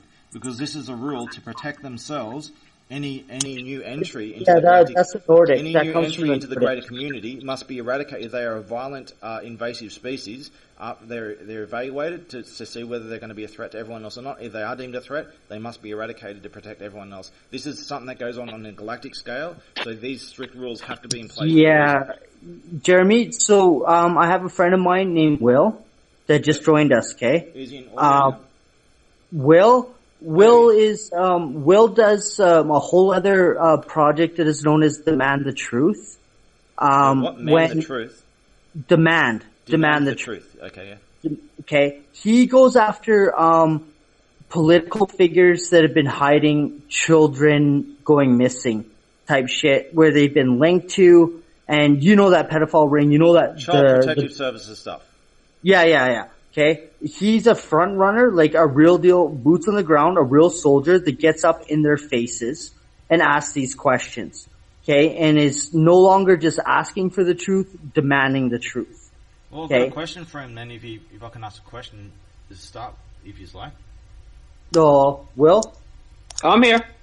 Now, everyone knows at this point that there is a lot of child protective services, kidnappings and shit that goes on. Most of it doesn't involve pedophilia, but some of it does. And it often involves just children that are kidnapped wrongfully from families, and they're just put in even worse places due to negligence, and there's money being paid on the side as well. And that's a serious problem to begin with. But if you're talking about real child exploitation on the global level, if the way I see it is like this: if you're not focusing on those who are responsible for 99% of it, and this is Islam, if you're not focusing on them, then you're just using this as an excuse to attack Western culture, and you're actually promoting it in the process. So if you're legitimate about this, then you must be focusing on Islam to prove it. Where do you get the number of 99% of pedophilia is done by Islam? Because this is the reality of the world. I can show you right now. It is done. 99% of it is done by Islam. This is what Islam teaches. Child marriage and shit, it is an Islamic practice. It always has been. 99% of it is done by Muslims. So if you're not targeting Islam, then you're a fake. Christianity has set up. Yes, it has. Christianity, pagan religions, unorthodox religions. Okay, listen. No. Show me because I want to see the facts here. Because I just showed you a quote from every Muslim believes in that quote. Well, it's not about quotes. It's not. No. Wait. That is a Shia. No, it's not. Every Muslim follows it. Every Shia, Sunni, all of them. Well, look. If you can provide me with evidence and facts besides just quotes. Well, no. Hear me out. You said that 99% of the pedophilia occurs by Muslims. Now, it's come out. It's all over the Vatican. It's breaking. There was 1,000 kids in Pennsylvania, another 500 in West Virginia here just the other day in the United States. But when was the last time? Look, that's not true. What I'm saying is the lie. This is an attack on Western culture. This is an attack on Christianity in order to push Islam and push child exploitation. So the Catholics is an attack on Catholicism in order to attack Christianity and the white race. Now it's all based on lies. No. I'm not saying that there aren't a tiny minority of priests who do dodgy things. Every ideology has a few bad eggs. Okay, this is not a widespread practice. Now, when it comes to Catholic priests. The Catholic priests that are accused, they are convicted without evidence. Just let me tell you, dude. Let me finish answering your statement. They're accused on hearsay without any, and convicted without any evidence, just on hearsay, because there's political pressure involved, and there's a lot of Catholic priests that are convicted without any evidence of crimes they never committed. Now, of those who are accused, there's like 1 in 4,000 who have even ever been accused. The frequency of accused, and most of these aren't even guilty. They're accused of crimes they didn't commit, as just saying like a Michael Jackson scenario. Let's just milk it for personal gain and shit. They're accused, and you look into the details of this story. They're dodgy as fuck. Those who are accused are of a smaller number. Those who are accused are of a smaller percentage than the general population. So this is not a widespread problem. It is advertised as being so, and it's all bullshit. So when you're attacking so-called Catholic priest pedophiles, what you're really doing is you're attacking white people, you're attacking Western culture, and you're weakening it in a conspiracy to push Islam and real child exploitation. So if you're not focusing on Islam, you're a fake, and you're actually promoting pedophilia. Okay, great. So I would hit you with a little bit of your own Western civilization back. Are you familiar with the Socratic method? What about it? All I did is ask you a question. You just made a bunch of assumptions about what I do and don't do. Your own answers have pretty much confirmed what I said. Great. Okay. I'm talking about the Socratic method here, which is, I would say, if you think that... We're not talking about the Socratic method. Absolutely we are. Absolutely we are. Okay. Listen to me, sir. I let you talk for quite a while there. And I haven't even got a chance. Stop changing the top. Stop diverting. I won't let you do a red herring. No. This is literally the central issue of what we're talking about right here, right? No, it isn't. It isn't. We're talking about child exploitation. We're not talking about Socratic method. If you want to explain why Socratic method is involved here, then... That's what I'm trying to do, but you're interrupting me. Then explain why Socratic method, why Socrates is relevant. The reason why Socrates is relevant is this. If you're talking about me attacking Western civilization, and one of the main thrusts of what I do at Demand the Truth, one of the 3 pillars that we have there is a Socratic method. I use a Socratic method, Western civilization, on you, just asking you a question. You said 99% of pedophilia that occurs is done by Muslims, and if I'm not attacking Islam and Muslims, then I'm a part of it. And all I did is simply ask you, where did you get the number 99% of Muslims? Because according to the Socratic method is, in my perception, and I'll shut up, this is the last thing I'll say, is the best part of Western civilization because it allows us to derive truth. So through a series of questions, we can derive truth. So I was using Western culture to try to derive truth. Dude, I'm out here against all forms of pedophilia. I'm an equal opportunity offender. I've confronted members of the Vatican, government officials, and I've also debated members of Islam on my show. So I'm an equal opportunity offender. Still, Socratic method has nothing to do with what we're talking about. You asked for evidence, I showed you evidence, and I said I gave you an example of Bukhari. Okay, no, that's not evidence. Of course, look. Yes, it is. Okay, so I'll give you evidence right back. Let me answer. So Exodus. Let me answer. Let me answer. Volume 7, sure. Book 62, number 88 of Bukhari. Every Muslim follows this. Therefore, every Muslim is a pedophile. If you look at global rates of pedophilia, child marriage and stuff, you will find that 99% of this comes from Islam. Okay, well, could you give me a document or piece of evidence what's going on in the news right now, whether it be mainstream news or whether it be non-mainstream news, it is the same focus of this child exploitation. It is coming from Muslims. It is all Muslims. There are all these political scandals with child exploitation involve Muslims and Islamic grooming gangs and shit. This is what all these protesting in the streets. So Western culture back in the days of Socrates, where they would have sex with young men, that was part of Western culture then? Topic here. This is about child exploitation. Now, if you want that's Western culture. Okay, so if you're talking about child exploitation in Western culture was literally built off child exploitation. The Greeks were raping boys. The Greeks were raping boys. Lies. No, family values come from Western civilization. Do you believe in the writings of Plato? Do you believe in the writings of Plato? Family values come from Western civilization and only Western civilization. And the Western civilization comes from the Greeks who rape boys. Let me start again. You're saying a bunch of pedophiles started your culture. Dude, your culture, Western civilization, was created by pedophiles. Let me start again. Family values come from Western civilization and only Western civilization. Most especially Christianity. So it's okay that they're pedophiles because they have family values? Let me start again. So you can have a family and rape boys at the same time? You can't have it both ways. You can't have family values if you rape boys. You can't have family values if you rape boys. Let me start again. Western civilization is shit because it's based on pedophilia. You are promoting pedophilia. By promoting Western civilization, you're a pedophile yourself. You're a liar, and I will keep repeating what I say until I finish. You're promoting it by raping boys. I will start again. So it's okay if I just like rape girls. I will say what I'm going to say again. Family values come from Western civilization and only Western civilization. And Western civilization was created by pedophiles. Therefore, you're a pedophile. I will start again. Family values come from Western civilization and only Western civilization. And by Western, I mean white. Family values, such as child rights and age of consent laws and stuff, come from Western white people and only Western white people. It has been installed in other regions of the world as a result of Western white people pushing this on them, pushing human rights. The very concept of human rights comes from Western white people. I can show you maps to show you that all this child exploitation comes from the non-Western world, especially the Islamic world. I just gave you an example. Of what every single Muslim believes. Therefore, every Muslim is a pedophile by this definition, by the definition of Islam, and by what these books tell them to do.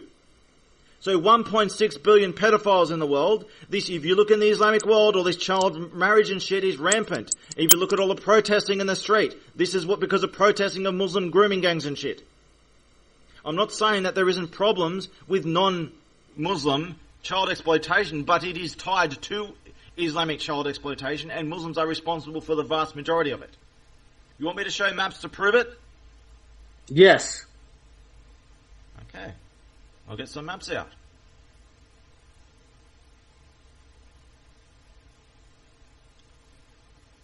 First, I'll start with the age of consent map. That took Age of consent. Now you look at the conditions of Islam. It's actually worse than it looks like because these laws that have been installed in the Middle East, such as Iraq, for example, an age of consent of 18. The Islamic world was the only people in the world who didn't sign the Universal Declaration of Human Rights, and they don't have an age of consent. So, due to political interventions from Western white people, ages of consent have been installed by force in certain Islamic countries. They don't actually follow these laws because Western white people installed them, and they're in the process of actually legally eradicating them. So even in places like Iraq, half of little girls are married to old men in Iraq, which has an age of consent of 18. And that's the best example of the Islamic world. 70% of Pakistanis are inbred. First generation inbred. 80% in southern Egypt. 63% in Saudi Arabia. Most Muslims are inbred first generation. They've been doing this for over 1,000 years. So this kind of rape your own daughters and sisters, that's part of is Islamic world. That's what they do. So let's see if I can find some more.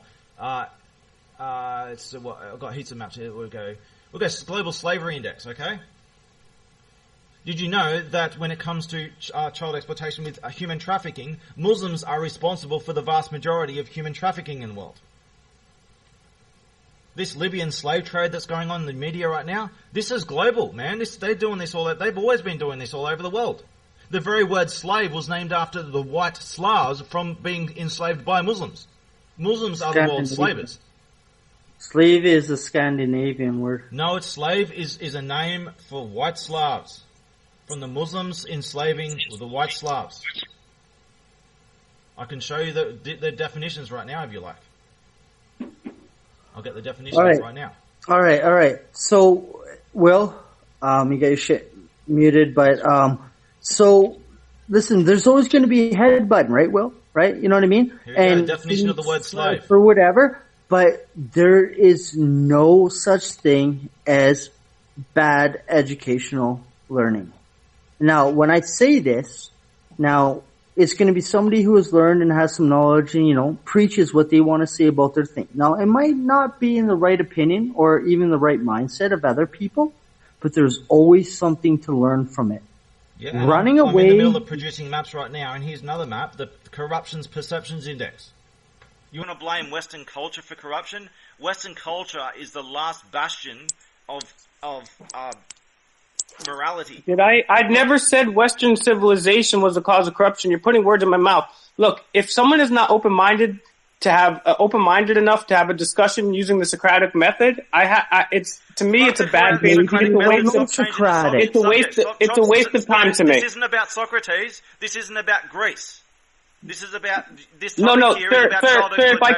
if I could, I'm going to explain the Socratic method to you briefly. I'm not interested in the Socratic method. Stop. Okay. So if you're not interested in the Socratic method, then this is a bad faith This is a bad thing. Okay, I'm going to say something before I let you go, dog. Listen. I'm going to say something. I'm going to say something. No, listen to me.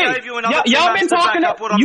I left because y'all talking over me, right? Jeremy, listen. Let him have his. Deal with the evidence. I just provided evidence. Deal with it. Look at the two maps. The additional two maps. I've been providing all kinds of maps. I just provided two more. So might tune into this is a common factor that we have in humanity.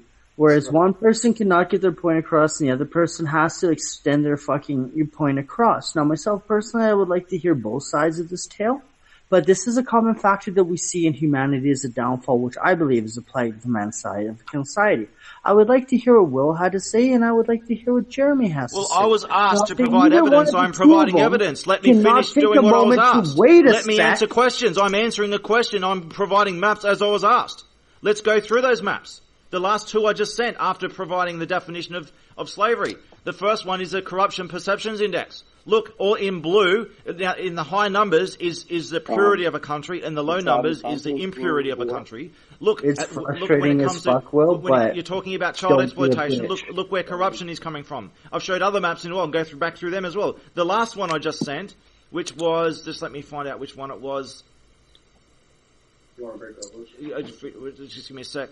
It was the first one's corruption. Human Rights Risk Index. So Human Rights Risk Index. Look at the only place where you have human rights is in Western countries. You don't have human rights anyway, especially in the Middle East. Saudi Arabia of the United Nations was put as head of human rights of the United Nations, because the United Nations doesn't work anymore. Well, they just beheaded like 30-something people for being atheists. Praise be Allah. So you want evidence? I'm giving you maps and stuff. God is great. So yes, the vast majority of child exploitation comes from Muslims. Actually, the vast majority of child exploitation comes from the Asian culture. No, it doesn't.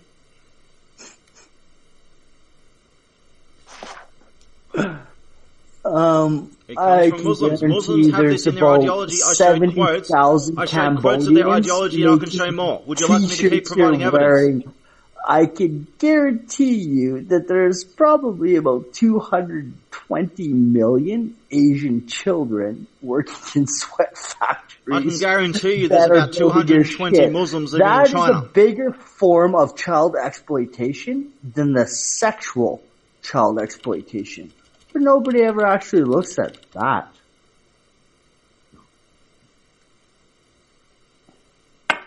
There are more kids being used, abducted, China and put is in into a big war against Islam right now because they have so many Muslims in there. Child sexual exploitations. There's children that have been put into child armies that have conquered areas. Hey man, let's not even talk about the psyche of that child.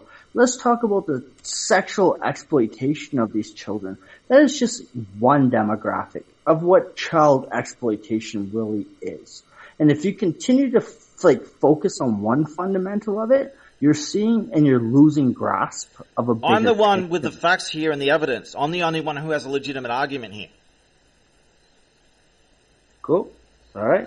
Everyone else is full of shit. Let's continue to let these people Everyone else is full of shit, and my argument stands that those who pretend that they're fighting child protecting children and they're going after Western governments and they're not focusing on Islam, then you're full of shit and you're just you're guilty of genocide. You're just using a fake argument to justify attacking Western white culture, and you're actually pushing pedophilia indirectly. Oh, I'm guilty of genocide. I hope to wipe out a lot of humanity. This is the fakery that people do. I mean, I'm providing all this evidence and maps and definitions. You're really hung up and focused on Islamic views. Hey, Jeremy, you are. If you want to protect children, then deal with the real problem as its source. Now, when it comes to governments with child protective services, that's one thing. But if you're talking about child exploitation and human trafficking and stuff, the major problem here is Islam. All this is tied to Islam. Like I just said, there is a bigger demographic. The bigger problem here is Islam. Being used in sweatshops, children being used in child labor organizations than there is upon child exploitation. Child labor happens everywhere, and it is not necessarily a bad thing. Now, when it comes to Asians with child labor, with sweatshops, understand that they're living in poor conditions in the first place. There's not the same as I think it is. There is no justifying the ends now, to the means. These children who work in sweatshops, it's not just children, it's adults as well. This is promoted in the West as something it isn't. Now, as for Asian countries, they do have problems, yes, but they're misrepresented in the West. I ain't bitching. I'm happy that my shit got made for less than fucking 10 cents of the dollar. I'm not even complaining. I'm not even crying. Those Mikey shoes that you bought, we're selling them on the New York corner. You know what I mean? I ain't even crying about that. The bigger uproar is like the child exploitation of sexual misconduct, which literally, it's a shitty fucking story. Show me Western ideology, any major Western ideology or any other ideology in the world that has books that teach child exploitation. I'm practiced. Literally telling you I'm okay with Cambodian children making my shit for less than fucking 6 cents on the dollar. Africa doesn't make shit, and what they make is inferior. They do not make quality shit. Asia makes better, but they rip off fake brands and stuff. Most of the quality stuff you get is from Western countries. Now, what these organised corporations are doing is they are hiring people from third world countries they are paying them next to nothing for it. And what they are doing is illegal. And they're exploiting both sides. Now, these people in these poor countries wouldn't be doing this if they didn't get some kind of profit from it. If there wasn't some kind of value in what they're doing. They don't have any other way to make much money, and for them, this is worthwhile work for them. They're not getting $40,000 bonuses and shit. They don't have much infrastructure. They don't have much of a civilization to work with. They are actually getting quite a decent profit, and they wouldn't be doing this. They're not forced to do this. Otherwise, they could fight back. They choose not to, especially Asians. Jeremy, both me and you have spoken for a minute here, yeah? We can agree on that, right? We've spoken for a minute, right? Me and you. I like to hear what Will has to say without you know what I mean? Without interactions. Well, he might say some have a conversation with him unless he's going to confirm that I've given him evidence of what he denies. I've proven it. No, hey, bro, you gotta let him speak without being mad and like. No, it doesn't work like that. If you're going to say something that's false and you're not going to deal with the evidence on the table, you're just going to keep spinning off into some other topic and you're going to ignore the evidence and keep repeating the claim. Then there's no conversation. Thank you, Will. Rise of the Ghostface Killer. Right, Jeremy, just let's hear what Will has to say. Like, I'll even mute my shit too. Like, well, hey, if Will, he changes the topic to something else and he won't accept the evidence, he won't deal with it, then I will keep interrupting him and bringing it back to the topic. I know, but a real sir, even though they know the evidence they're producing, will always hear out their opponent's views. No, if you divert off topic into red herring or you refuse to deal with the evidence on hand and you keep repeating a refuted argument, I will interrupt you and bring you back to the topic. Stop changing the topic, deal with the matter at hand. Is this true? Is Islam responsible for most of it? Listen, the matter at hand is this, bro. I'm taking 15 seconds, and if you're going to talk over me, I'm going to leave this chat, right? The matter of all conversations is to derive truth. The Socratic method is the formula to derive truth. I was using the literal formula from Western civilization. I was going to ask you questions. I'm not saying you're right or wrong. I'm asking you questions. I didn't say anything. So if you said if you think that the Socratic method is a red herring and it's the literal definition of deriving truth, I can't have a conversation with you because you're not open-minded. You're a liar, you're a hypocrite, and you're all over the place. Okay, fine. Well, and you're an ideologue. You're an ideologue who's trying to pretend to follow some Socratic method when you're not. You're not following your own ideology, even. Taryn, what have you done? What have you done to expose? How many Muslim pedo rings have you broke up? What have I done to protect children? How many Muslim pedo rings have you broke up? Would you like to me to tell you what I've done? I'm the founder of Anonymous. I want to know how many pedo rings you broke up. I'm the founder of Anonymous, and I founded Anonymous as a result. There is no such thing as a founder of Anonymous. I protected children for a very long time. This is why people in governments and stuff started working with me and helped me spread Anonymous, was because I was protecting children. Okay, so how many pedo rings did you bust? How many? Children. How many? Did you bust one? Countless what did you children. Do to protect children? You're just saying you're protecting children. Countless children. Okay, name one. I'm not going to name children. I don't want to put them on the spotlight and put them in harm's way. I can respect that. I can respect that answer. Just because. Now, before everybody starts butting heads yet again and gets, argumentative. Now, my friend Will here, Jeremy, and like I said to you, mate, right? I'll bring in some people that are like real deals.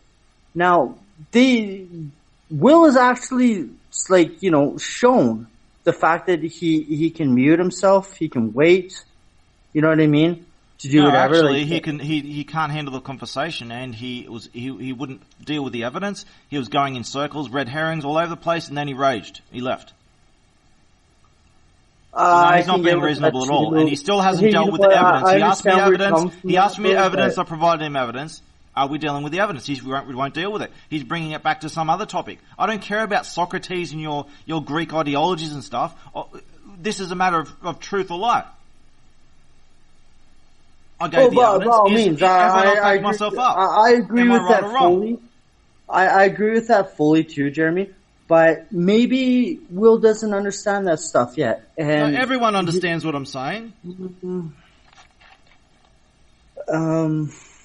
Fuck, I'm beating my head trying to approach this. I'll get to the heart of this point of why this child is pedo hunting bullshit. What's really going on with the pedo hunting bullshit? If you're not attacking Islam and you're pretending that you're just going after the US government and stuff like that, and you're not having a big, massive primary focus on Islam, then you're a fake. And people who do this publicly, people who are public pedo hunters, especially those who do not target Islam, they are fakes and they are almost certainly pedophiles themselves. This is what pedophiles do. They pretend to be pedo hunters and they put on a big act to avoid being suspected themselves. You test them by showing if they target Islam or not. If they're not targeting Islam as a major focus, a primary focus on what they're doing, they are a fake and they are almost certainly a pedophile themselves. They're doing this to cover up their own corrupt sexuality to avoid being suspected themselves. This is why I have zero tolerance to this shit, or this fake public pedo hunting shit.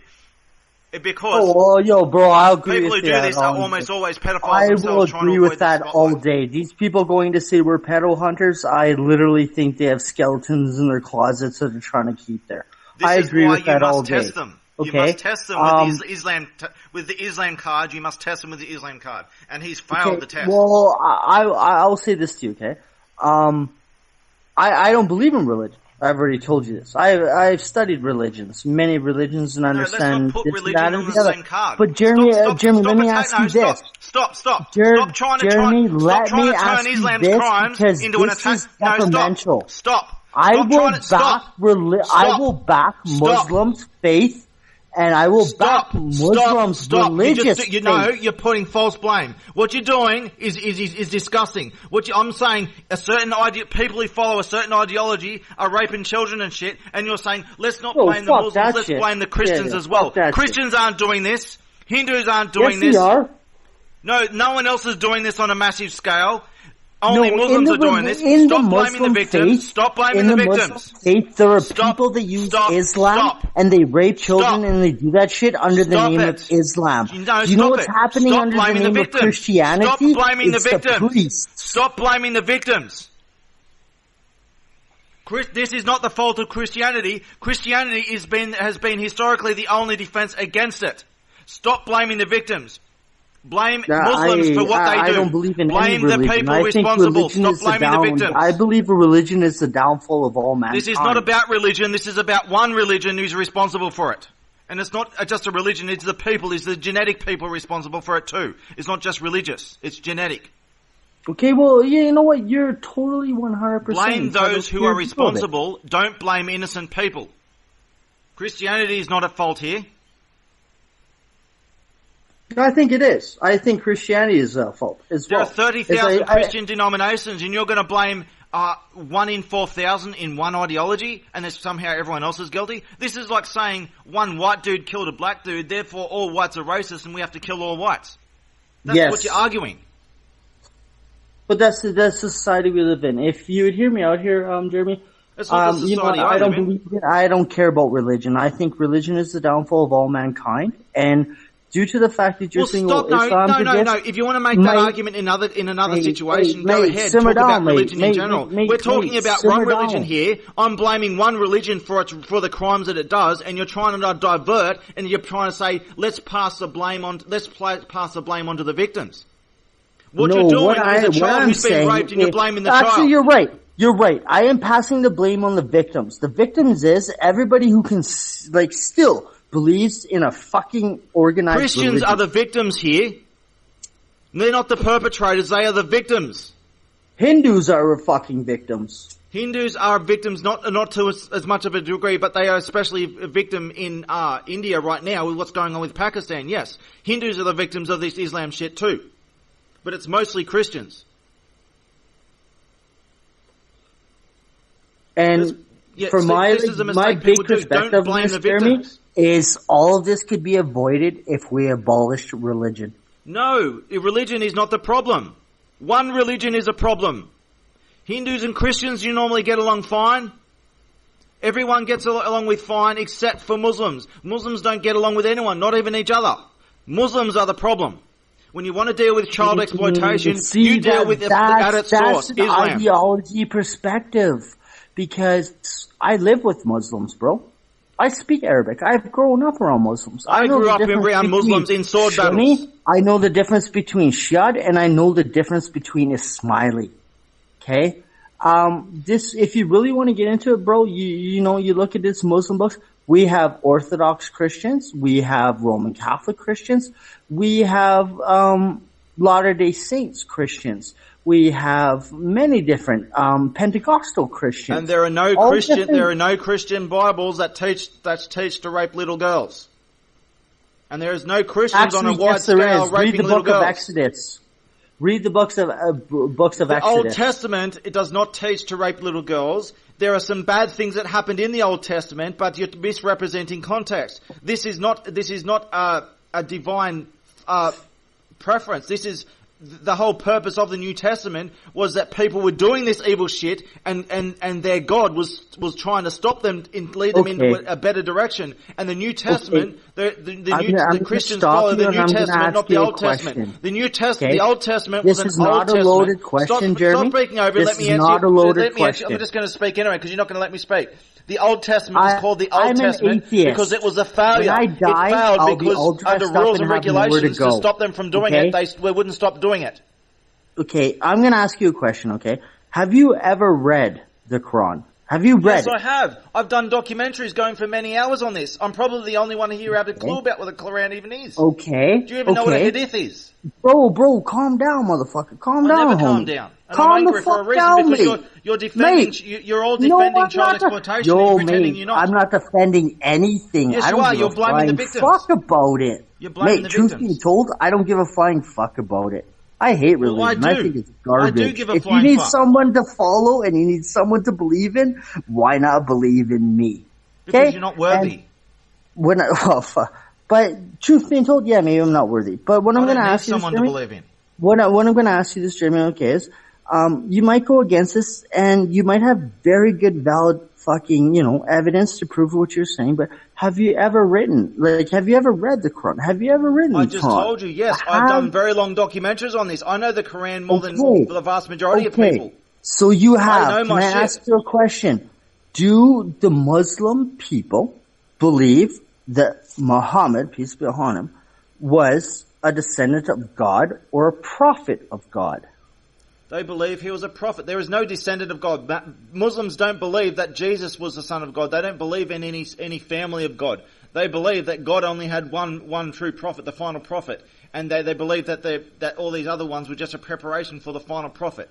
The Muslims took Christianity and they corrupted it 700 years later.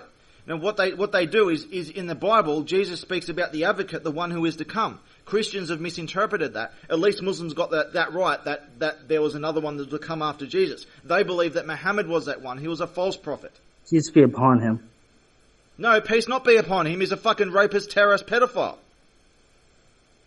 I'm just saying. Death be upon him. That's what the documentation tells you to say, right? When you speak upon the name Muhammad, you have to say peace be upon him. They are not peaceful. There is nothing peaceful about Muslims.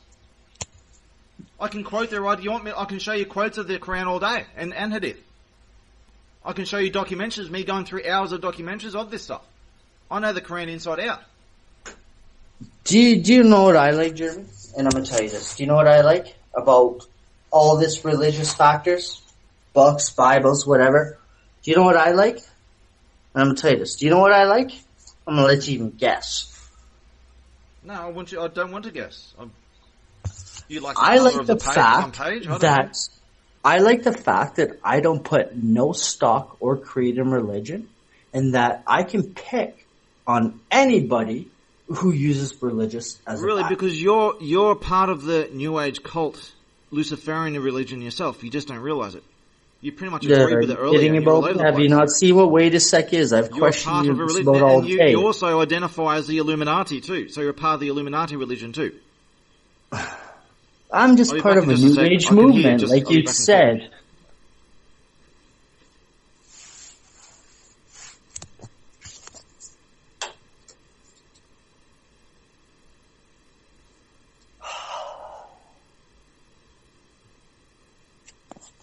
Did you die?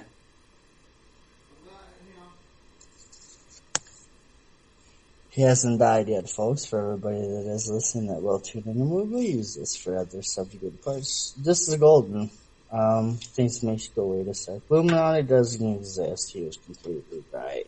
Luciferian teaching is apparently bad if you believe in subcultural religious beliefs. I'm here. I said I'll be right back. So, you are religious yourself. I'm not religious. You're saying you're against religion. Well, you follow Luciferianism, New Age cult, Luciferianism. And you admitted this earlier.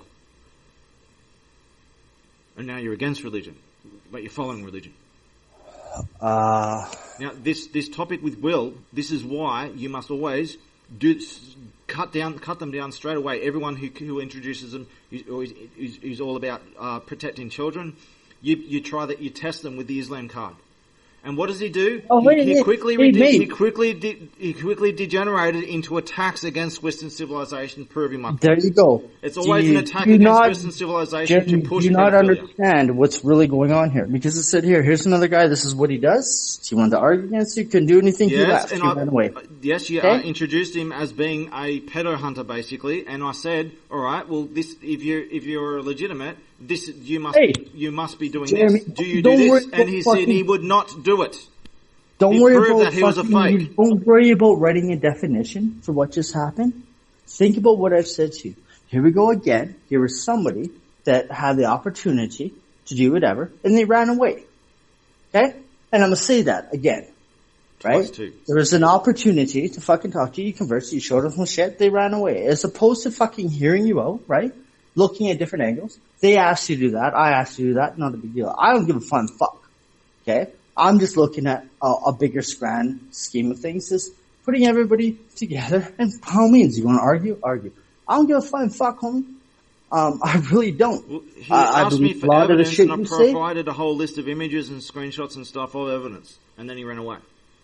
Hey, bro. I'm just saying, right? I told you this. His actions only confirmed what I was saying. This is why you must always be very suspicious of people who are promoted as being some kind of pedo hunter or child protector, because most of them are child exploiters. And way you test them, you must test them every time. You must test them straight away. Don't give them a chance. Test them straight away and see how they respond. And you test them with the Islam card. His reactions only confirmed what I said. He only confessed, basically. I'm not even going to argue. You know what I mean? I'm not arguing. Okay? And let's just move on, bro. Jeremy, just think about it, right? There was somebody else who came in here tonight, right? Boom, different thing, right? Didn't like it, boom, ran away. Jeremy, as it comes down to it, it's still me and you, right, mate? It's only 12%. I think Matt's here, but he's He's AFK. Oh, he's got his mic muted. Oh no, you got your mic muted. No. There's nobody else here. It's just me and you. Yeah, no, it's okay. There's 3 here. There's Big, Ken, and you. Yeah. I'm that same 2 people. Yeah. Okay. You're using the other one as a recorder. Yeah. Yeah. One's doing their live show because it is detrimental, right? For everything goes on. Okay. And everybody that comes in, right? We've done this, and I said it's going to be live. And Jeremy, like I've said, homie, I'm not going to test you. I'm not doing whatever. You know, here's all these other people, right? And the homies, hey, Jeremy, half of these people, if they could literally bring a real argument to the table, they would still be sitting here talking. They'd be arguing in a heated argument. They'd be able to handle it, and they'd actually show me evidence. Well, he asked me for evidence. I provided a whole list of shit. I'm not worried about that, mate. All I'm just saying is, there's been people that come here, argue, want to do whatever. Who's still sitting here, yeah? Yes, that's all right. I'm always the last one standing. Yeah, I can back my shit up. I just back my shit up with all these kind of maps and stuff, definitions and everything. No, hey. A lot of people hate me, Jeremy. Yeah, a lot more people hate me. Right, which, might be a reason why we get on. Yeah? You know what I mean? But it's truth. I bring a lot of facts to the table for what I say, for what I do. Now, I have done a lot of bullshit that I've compounded with bullshit that made people believe my bullshit. And when I turned around and told them that was bullshit, they were so far gone that they didn't believe I was bullshitting them. Does that make sense to you? Yeah? I can understand. Now, the reason why I'm still here with you, mate, is because, like I said, I think you're a very intriguing person. I think you have a lot to give to this world. Okay? A lot of people that are like in this world and around these circles, Jeremy, have a really hard time dealing with you, mate. You've experienced it. You know it as well as I know it. Well, I'm actually easy to deal with. It just depends on your position. Like, if I'm easy to deal. If your moral compass is in the right place, I'm very easy to deal with. If your moral compass is in the wrong place, I'm very difficult to deal with. Oh, fucking A. I'll agree with that. I mean, I was in a server. I was in a server a few days ago, 4 days ago, I think, and someone was like who heard stories about me. They would be like, oh, "What's he going to do? What's he going to do?" We ended up playing a game for ages, like for 30 to 60 minutes or whatever. We were playing a game, a word game, and they were like, "You're totally different than what they were saying. Like, you're easy to deal with." I don't know. As I said, what I keep saying is I'm easy or difficult to deal with depending on whether you're in the right place or not. If you have false beliefs and I can show that they're false and your heart is in the right place, you'll change your beliefs. If I'm wrong about something, I'll change my position. Unfortunately, I just don't seem to be wrong these days about anything. But if I'm not infallible, I can be wrong about something. But the thing is, people whose hearts are in the wrong place, they'll have an ego about their beliefs. And they'll find out that they're wrong, and they'll take it to a hit to their ego, and they won't change. They'll cling to false belief, what they know is not true. As opposed to saying, and they'll struggle. I was wrong. They'll struggle with it. I was wrong. You were right. Thank you for showing me something that I didn't see. Their attitude changes to, shit, I can't be wrong. I'm gonna fight you to the death. That doesn't solve it though. When someone finds out that they're wrong about something, it's one thing to change that belief. But it's another thing to find out how did you come to be misled in the first place, to stop that from happening again. Because it's like if you get an infection and then you take antibiotics and you just keep getting infections over and over and you just keep taking antibiotics until it kills you, and the antibiotics will eventually kill you. So you need to deal with why you're getting an infection in the first place, because you might be getting cellulitis or something. There might be some infection that you didn't fully get rid of that's under your skin, or you might have a compromised immune system. That's called gangrene. But yeah, you need to getting false information sorted out. That's easy if your heart's in the right place. It's easy. That's not a problem. But the only real matter to deal with is how you became misled in the first place, and deal with that. False beliefs themselves are easy to fix. I mean, everyone's got false beliefs about something. As we said before about perception and stuff. Everyone's perception is not 100% accurate. Everyone trips over sometimes. They misguess a footstep, or they might go close their eyes and sit down in the seat, and you forgot the seat's not there and you fall flat in your ass. We all do shit like that. We all take wrong guesses here and there.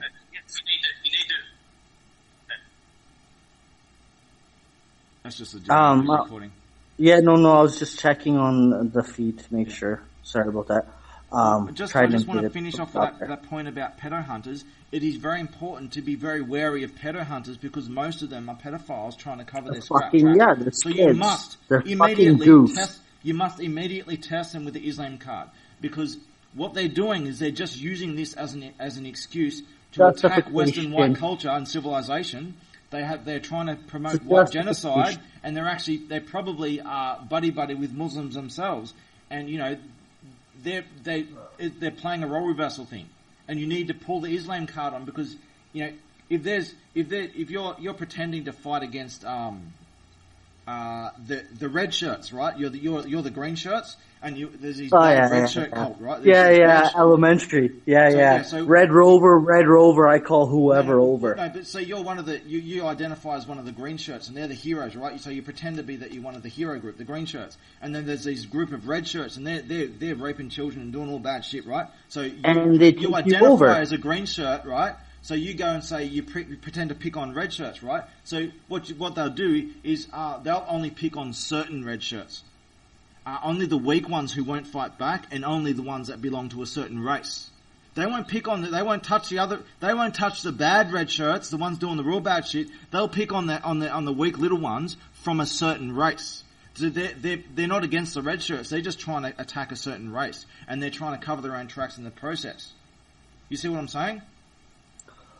They're riding on someone else's cause. And that's all a big lie. I totally underground the what you're saying. So what you do is you say, all right, these big red shirts, the ones who are actually doing shit that matters, that someone needs to stop. What are you doing about them? I mean, shouldn't you be focused on the ones who are actually doing this shit, not the ones the new recruits who are just not really harming anyone, or they're barely doing anything? Why don't you focus on the big problem? If you really mean it, you'll focus on the big problem. You won't be picking on a certain group of a certain type of person of a certain race and shit. This is a racial attack pretending that you're protecting children when you're actually pushing the ideology that exploits children. To tell you the honest truth, I hate the topic. Hey, Jeremy, I hate the topic of child pedophilia and all that kind of shit. I hate this topic. The reason why I hate this topic... The reason why I hate this topic, mate, is because, dude, I believe everything that you just said truthfully, fully, and I'm really a violent, vindictive person that when I start to hear these people, you know what I mean, justifying these shit, right? You know what I mean? I'm not trying to end up in jail. I stay away from the pedo hunting, all that kind of bullshit as far as it goes for social medias, any of that other kind of shit. Because it's either it's pedophilias that are doing this and hiding it, or it's people that are going to be groomed into pedophilia. I don't. It's not something that should be put in the public eye. It's sometimes you have to, but you try and keep it private as much as you can. You don't want to normalize this shit. No, that's exactly it. Becoming normalized to it, right? I'm used to it. I'm used to, racial slangs. I'm used to a lot of shit. You brought this topic to me, so I didn't bring it up. I reacted to it. I know. I reacted to it a certain way to show if anyone's listening, to show them how to deal with this stuff. You pull the Islam card straight away and you test them with the Islam card to see if they're full of shit. And I guarantee you, everyone who puts on a big public act of being a so-called pedo hunter, they'll do the same thing every time. It's a fucking skid. Yeah, I believe that too. And their sexuality should be questioned. Moving on because totally agree. What topic do you want to talk about? What else would I like to talk upon, Jeremy, is as far as this has gotten away from our original shit, bro, right? Literally, it's really gotten a long far away, and we'll just keep our mouth shut on that because we'll do that topic another time. Yeah.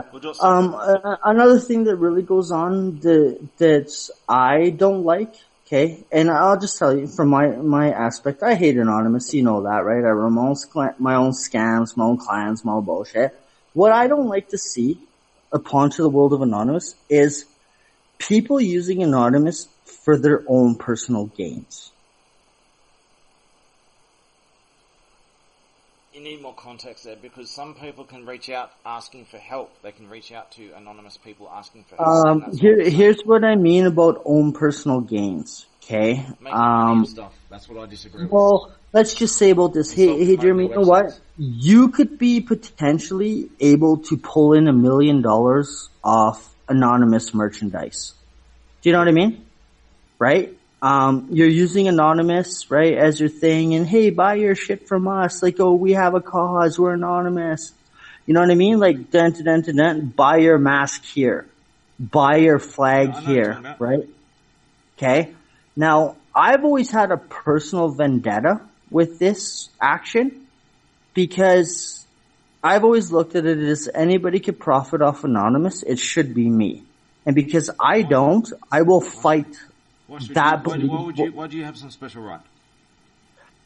Well, I'm a very, very better marketer than anybody else out there. No, you're not a better marketer than everybody else, and that doesn't give you the right. Okay. Fuck you, faggot. Thank you for putting me in check. So I've got an answer to what you're saying. This whole deal about making money and stuff on fame and all this kind of shit on the name of anonymous. It's not a really complex situation, but people are just so fucking stupid. So I'll just explain. If you are a third party and you want to like sell anonymous merchandise and stuff like that, that's perfectly fine. You know, it helps people because they can get anonymous stuff to. You know, that's all fine. So long as you don't do this in the name of anonymous and you identify yourself as a third party. And that's fine. But don't pretend to be some kind of central base of operations on anonymous and try and sell shit on the side. That's not okay. Anonymous is not supposed to be about profit and stuff. That doesn't mean, like, people say, oh, we've got to stop anyone from selling any, it has to always be free, we can't sell anything. No one can sell anything. Well, okay, so you're going to install a patent system? Well, isn't Anonymous supposed to be against copyright and shit? Hollywood doesn't even go that far. You can go buy Hollywood shirts from third parties on eBay and no one gives a shit there. Yeah, apparently you want to You can buy Hollywood Planet t-shirts off of eBay that didn't come from a Hollywood Planet and they store. Don't really give a damn. They don't really care. And no, it's the name. It's the name to get it out there. You know what I mean? Like, yeah. And people who say who are against all anonymous merchandise will try and install some kind of copyright system in the name of an anti-copyright. It's like they're one, then they're the total opposite. They know what they're doing. So no one owns the patents to anonymous. Everyone can abuse the name of anonymous. Doesn't mean they're not going to be consequences somewhere down the track, but it means you can make anonymous merchandise. You can sell that stuff. And you don't have to give anyone any royalties or anything. You're free to do so, and I'm not going to stop you. And in fact, as long as you're not trying to promote a false narrative, a political narrative in the name of anonymous and shit, as long as you're not doing this shit in the name of anonymous, and you identify yourself as a third party merchant who's just selling stuff with, and you've put this anonymous labels and stuff on things, and you want to sell it, I'm all for that. So long as you don't do it and pretend that you're anonymous at the same time. All right, cool. Jeremy, just to like stop you there, another one of my buddies, Josh, jumped in here. Josh. Okay, yeah, I was just saying here. Josh. What up? Yeah, what up, motherfucker? Been a minute, yeah? Hey, Josh. Yeah, it's been a while. So just to bring it down to you, Jeremy, Josh is also a Demand the Truth affiliate. He has been dealt with me in like the most racialist fucking shit possible in the last couple of years. Right? Yeah. But Josh is a good friend of mine. Okay. He has a different story to tell. Now, when you're talking about, and Josh, I'm going to bring into this, when you're talking about, Jeremy, that if any pedophile is not questioning, Muslim faith, I think just, right? Like, you know what I mean? Josh, I'm not gonna say, like, anything real deal shit, but, like, yo, man, how do I say it, Josh? You know, I don't know what you're trying to say at all, so just I don't know what he's trying to say. Josh comes from the Josh is a person from the promised land. He's an actual real deal fucking Jew.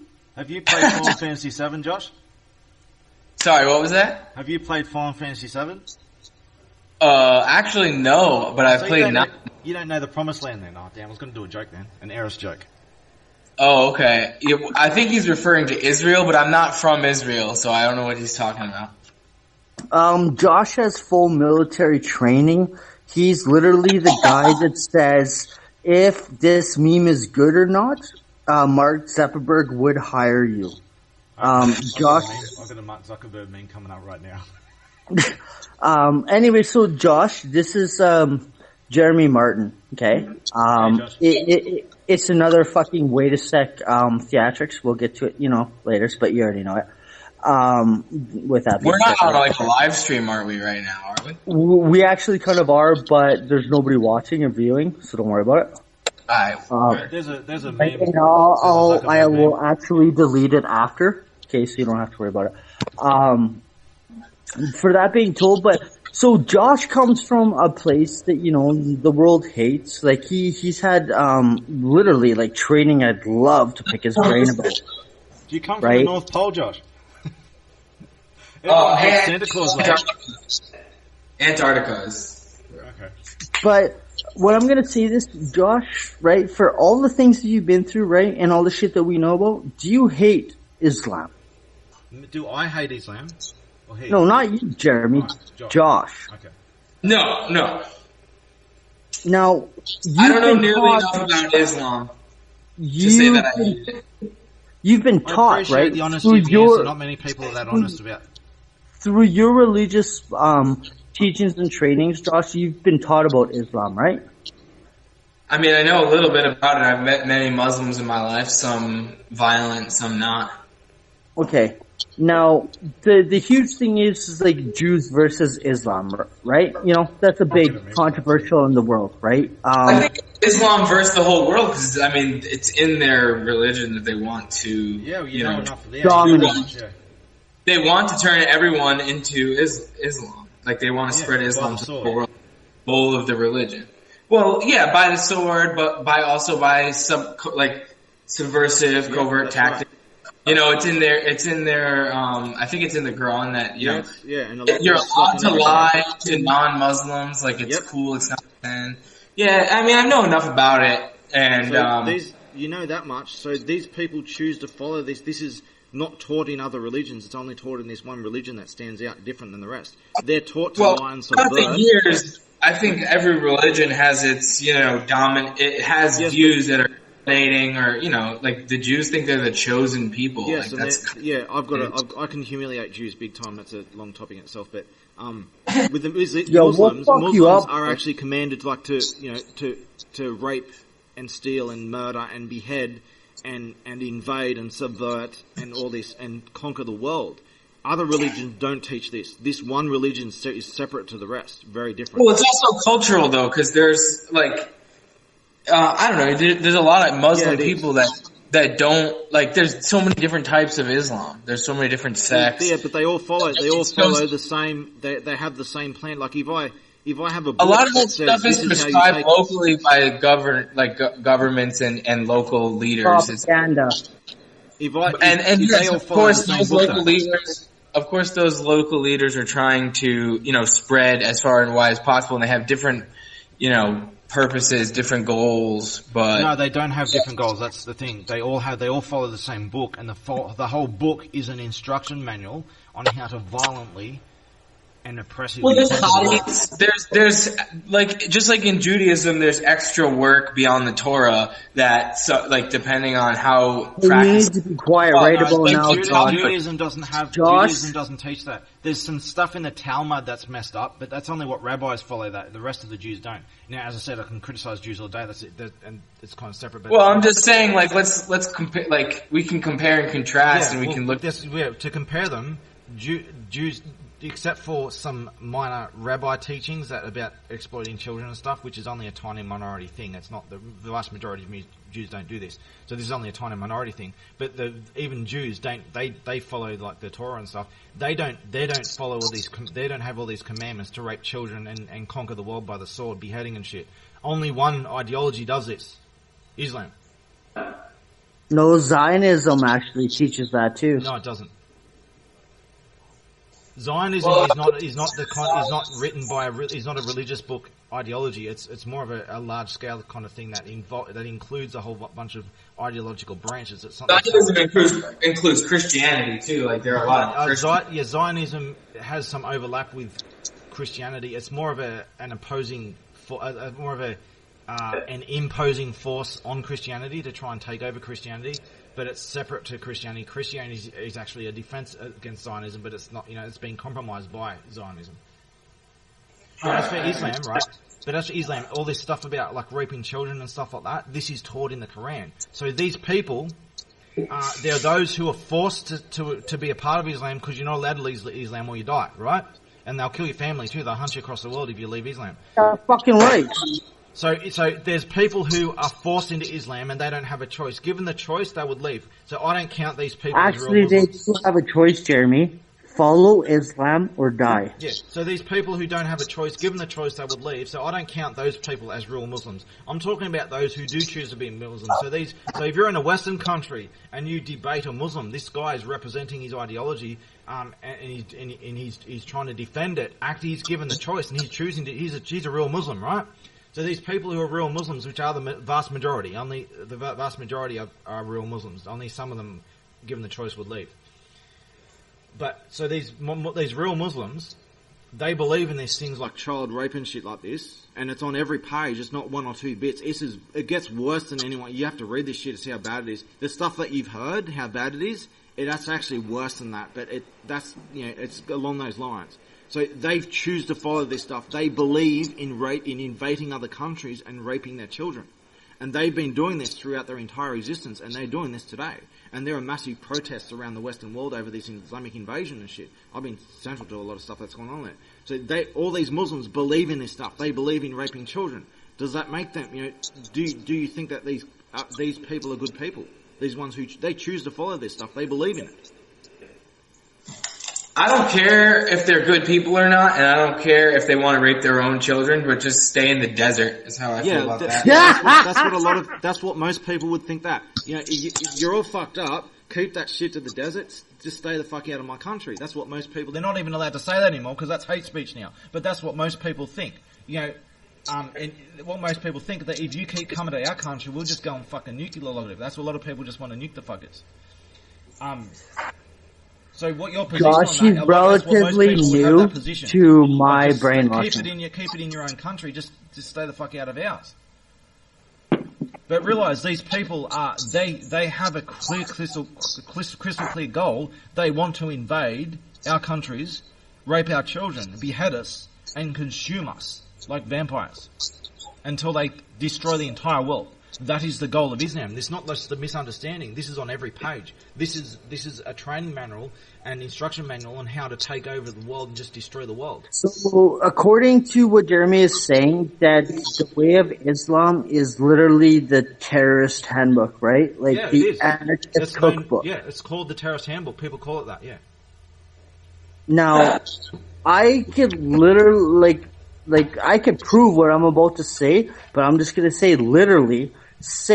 that every outfit, whether it be the Jews, whether it be Christians, whether it be fucking Islam, many other fucking religions too, they all have their document of our religion is the only religion.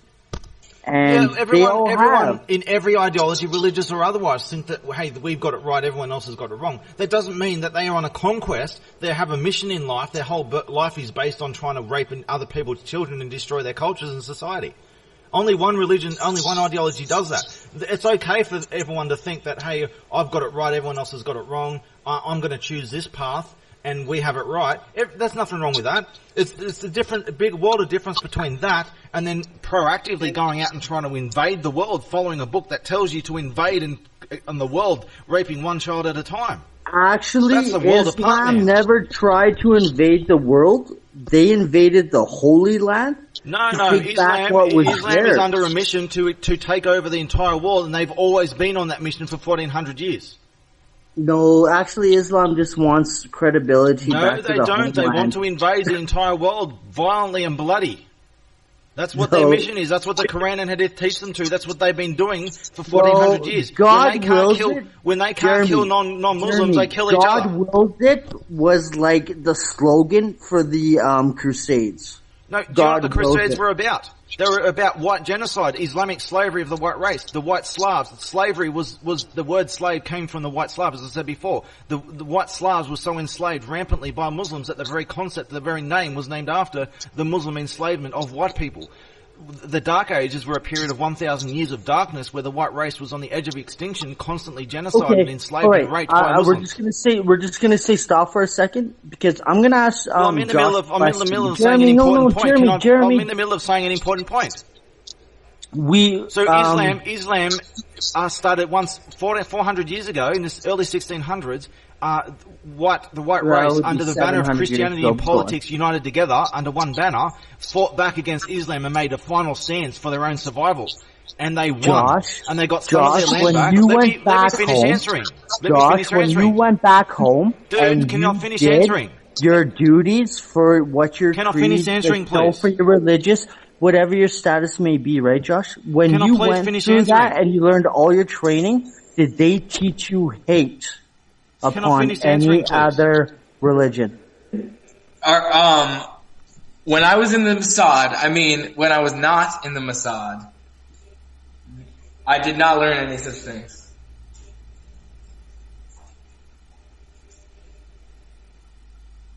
Now, with that being said, he was hey Josh, sorry to do this to you, right, bro? But Josh went through the fucking actual real deal following what his people was. And he learned it, right? From Assad's, yada yada, dun. Were you taught to fucking hate? Were you taught to even hate Muslims? Okay, what I did in Israel has nothing to do with hate. I spent 6 months there on a study abroad. It was basically a hippie convention, but we met Palestinians. We interacted. There was Israelis there who finished their service. There were people from all over the world to learn about the different narrative of the Palestinian occupation. So, Palestinians are just Jordanian immigrants. They're not real Palestinians. There are no real Palestinians. They're just fakes. They come from Jordan. It's actually the other way around. A lot of I think 80% of the Jordanians are people Iraqi. No. They came from Jordan. Look at the Palestinian population numbers. Apparently they're oppressed and they're dying out. They're being genocided. Look at how their numbers have skyrocketed. Look at their population figures over the past 200 years. Yeah. That's getting on to whatever. The only real question, Josh, that I asked, when you went back to learn cultural heritage, you went to do whatever, were you taught to hate anything? Now, when you look at the Jewish religion, they don't even like Christianity. They don't like Muslims, but Josh, were you Jeff, are you even listening? I had a final point to make on that. The Jordanian flag compared to the Palestinian flag, if anyone listens to this, or anyone, and if you guys want to look it up right now, look at the Jordanian flag and look at the Palestinian flag side by side. Palestinians are Jordanians. They've removed the star from their flag and they're pretending to be nationless. This is what Arabs do. They're trying to surround Jews in Israel and they're trying to occupy their land. They're coming from Jordan. That's why they have the same flag.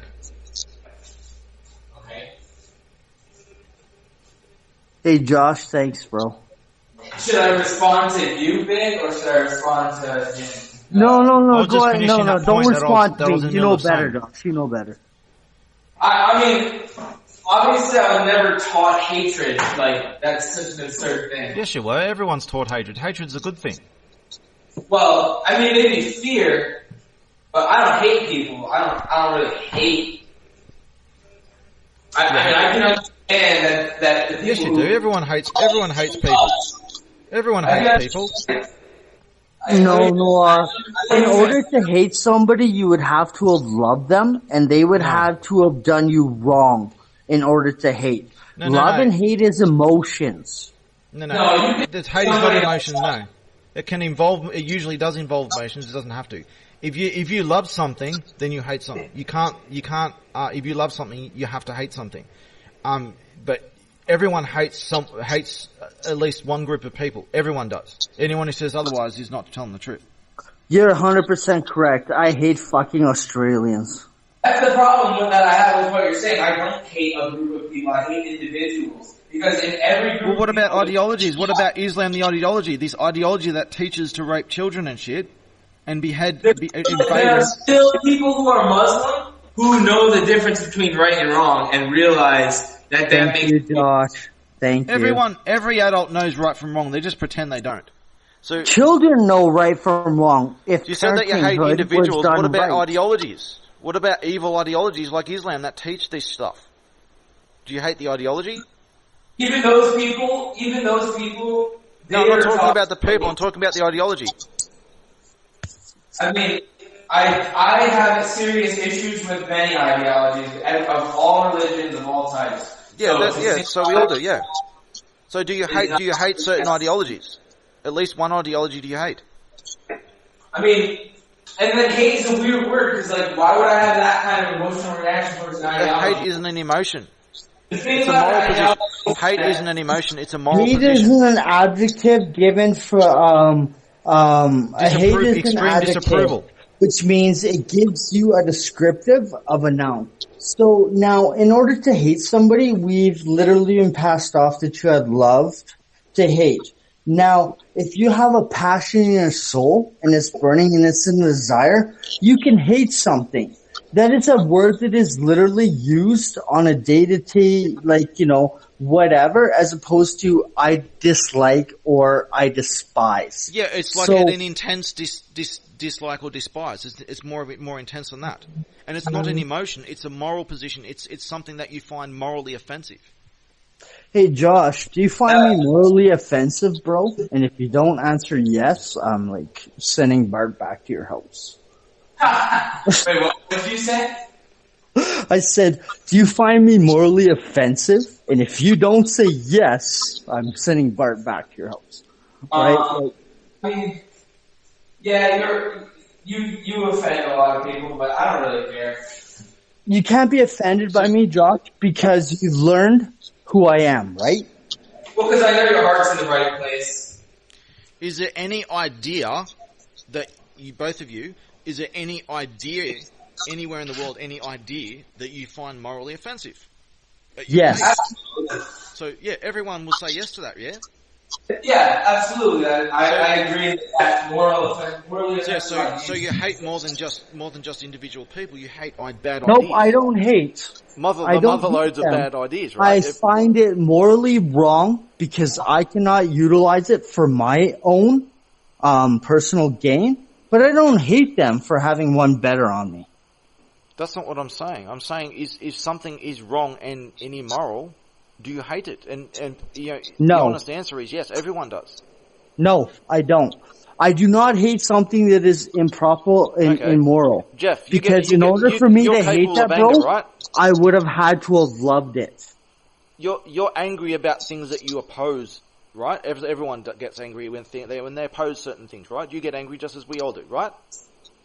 Okay, here, do you know what I hate? I hate the fact that once somebody's been proven to be announced a pedophile, a fucking degenerate fucking faggot who will reoffend and we will do the same shit that they got convicted for, people that hang out with them and say, oh, it's okay, I hate that shit.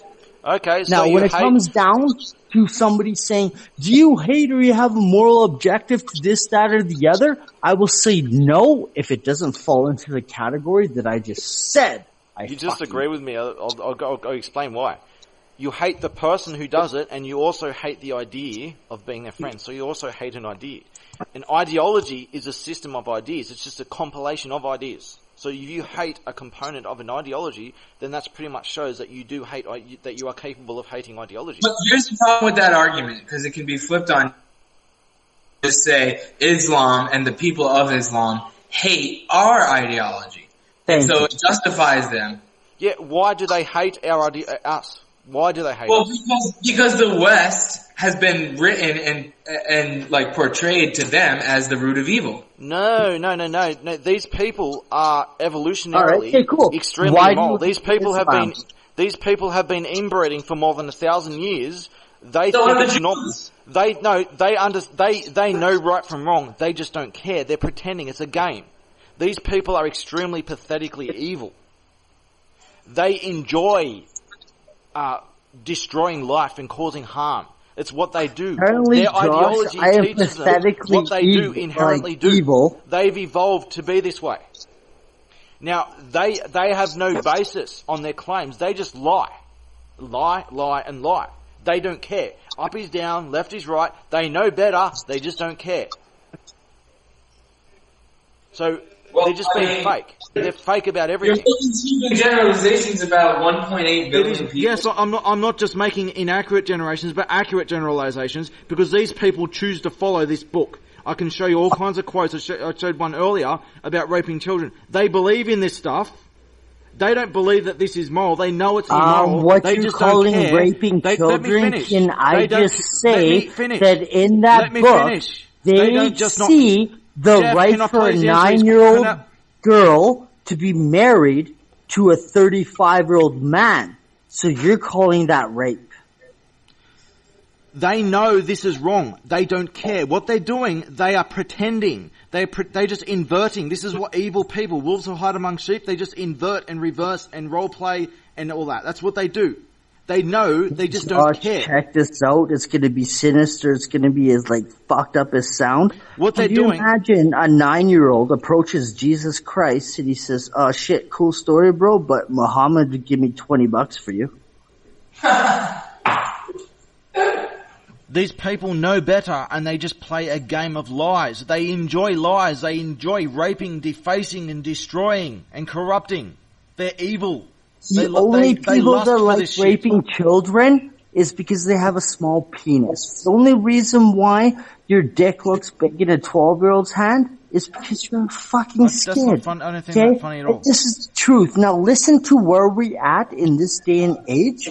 The Bible and all fucking religious books need to be rewritten, but when those books were written and transcribed, the average age for a human to live was 33 years old. No, there are different, depends on where you are in the world. During the Dark Ages, they were called the Dark Ages for a reason, because of what Muslims did to white people. They had a lifespan a lot shorter than that. And they only survived because they had children at a younger age. Do you know what I find more fascinating? Is that modern day society, puberty is hit at the age of 14 to 15. No, what the fuck were these people doing back puberty then? Starts at about, puberty starts on average at about 11 years old. If a woman was able to reproduce at the age of 9, why is it that we're living in society that she needs to be 13 to 14 to hit reproduction area? Now, I'm not saying that, you can take it anywhere, fucking, flip script it all you want. All I'm saying is that if at that time and point in life that we're at, if they were marrying 9 and 10-year-old women, that would mean they're able to reproduce, or a year after they would be able to reproduce. No, you don't understand. What the fuck has happened that we have to wait another 5 years to reproduce? No, that's not what's going on at all, dude. The reason why Muslims marry at such a young age is because of power and corruption and shit. They like to exploit children. They like to exploit the vulnerable. And they like to hold dominance power over the vulnerable. They marry at a young age so that they can oppress these little girls and keep them oppressed for the rest of their lives without any idea of anything better. This is the reason why you're staying at home, taking care of the fucking children, making sure the house is fucking clean, while your wife goes to work and brings home the bread. Why do you think they cover them? Sorry? I said that I don't disagree with, because it's funny how the left tries to champion Islamophobia, fight Islamophobia when they're under direct threat under an Islamic rule. Yeah, they're suiciding. They're just so stupid. They're committing suicide and they're destroying everyone. They're destroying themselves in the process. They're so fucking stupid. Hey Josh, they're signing their own death warrant. This is the reason why Islam works, is they keep the women under a thumb. Women should not have the right to vote. They should not have the right to leave the kitchen. If my laundry was not done and my socks were not sorted, wahita Allah, she is going to be fucked up. Okay? Look, Islam is not working. It never worked. The only reason it lingered on was because it had a parasitic hold upon the white race, and it used the life it stole from the white race during the 1,000. Let me answer. During the 1,000 years of Dark Ages, Islam siphoned the life out of the white race to the edge of extinction, and it used what strength it got from the white race, and it started trying to fuck up people in India as well on the other side, and then they try to enslave their blacks as well. Here's a simple question, Josh. Islam is a do you believe women have the right to vote? Let me finish speaking, please. Islam is like a virus. Okay, it needs a host. If your girlfriend's there, sorry, Josh, let me finish. Women do not have a right to vote. Finish? Their job on this society is to be the fucking breadwinner of supplying the offspring. Once the offspring is there, they're supposed to cook, fucking clean, and make sure that everything in the house is fucking tidy.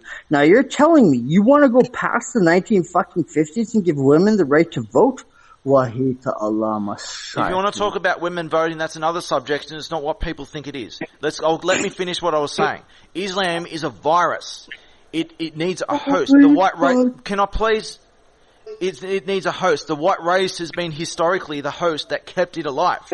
The white race 400 years ago broke free, fought back and broke free. Islam just collapsed in on itself.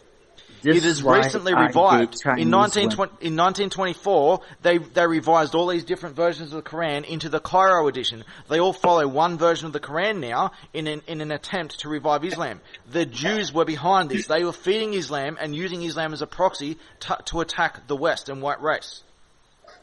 Islam is being funded by someone else. It is being fueled and funded. It can't sustain itself. It's like a virus. It needs a host. It is being fed. Gangsters. It only rose back. It only began to rise again after collapsing. The whole Ottoman Empire collapsed because it's a virus. It had no host.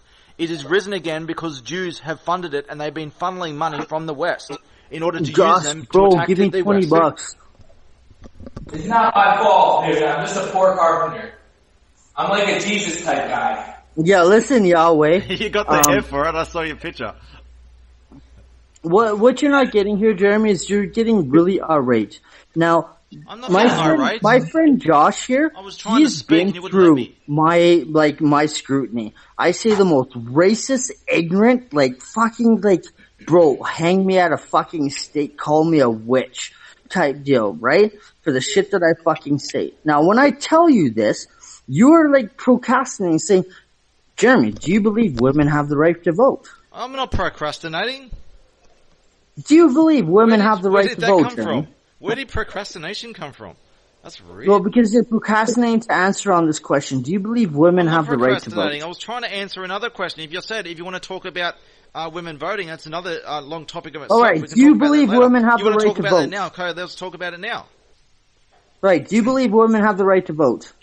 What I believe is that the right to vote should be earned through a variety of means. It doesn't even really matters what you believe. The constituent says that they have the right to vote, which is bullshit. Now we need to take more women and scream witch and burn them at the stake. So that women understand that their fucking role in society is to procreate and be a fucking man's, Dude, you ask a question. I'm trying to answer. You won't let me answer. Can I answer? No, go ahead. Okay, the idea of women not having the right to vote is being spun out of context. This is just leftist ideology, retelling history, spinning shit.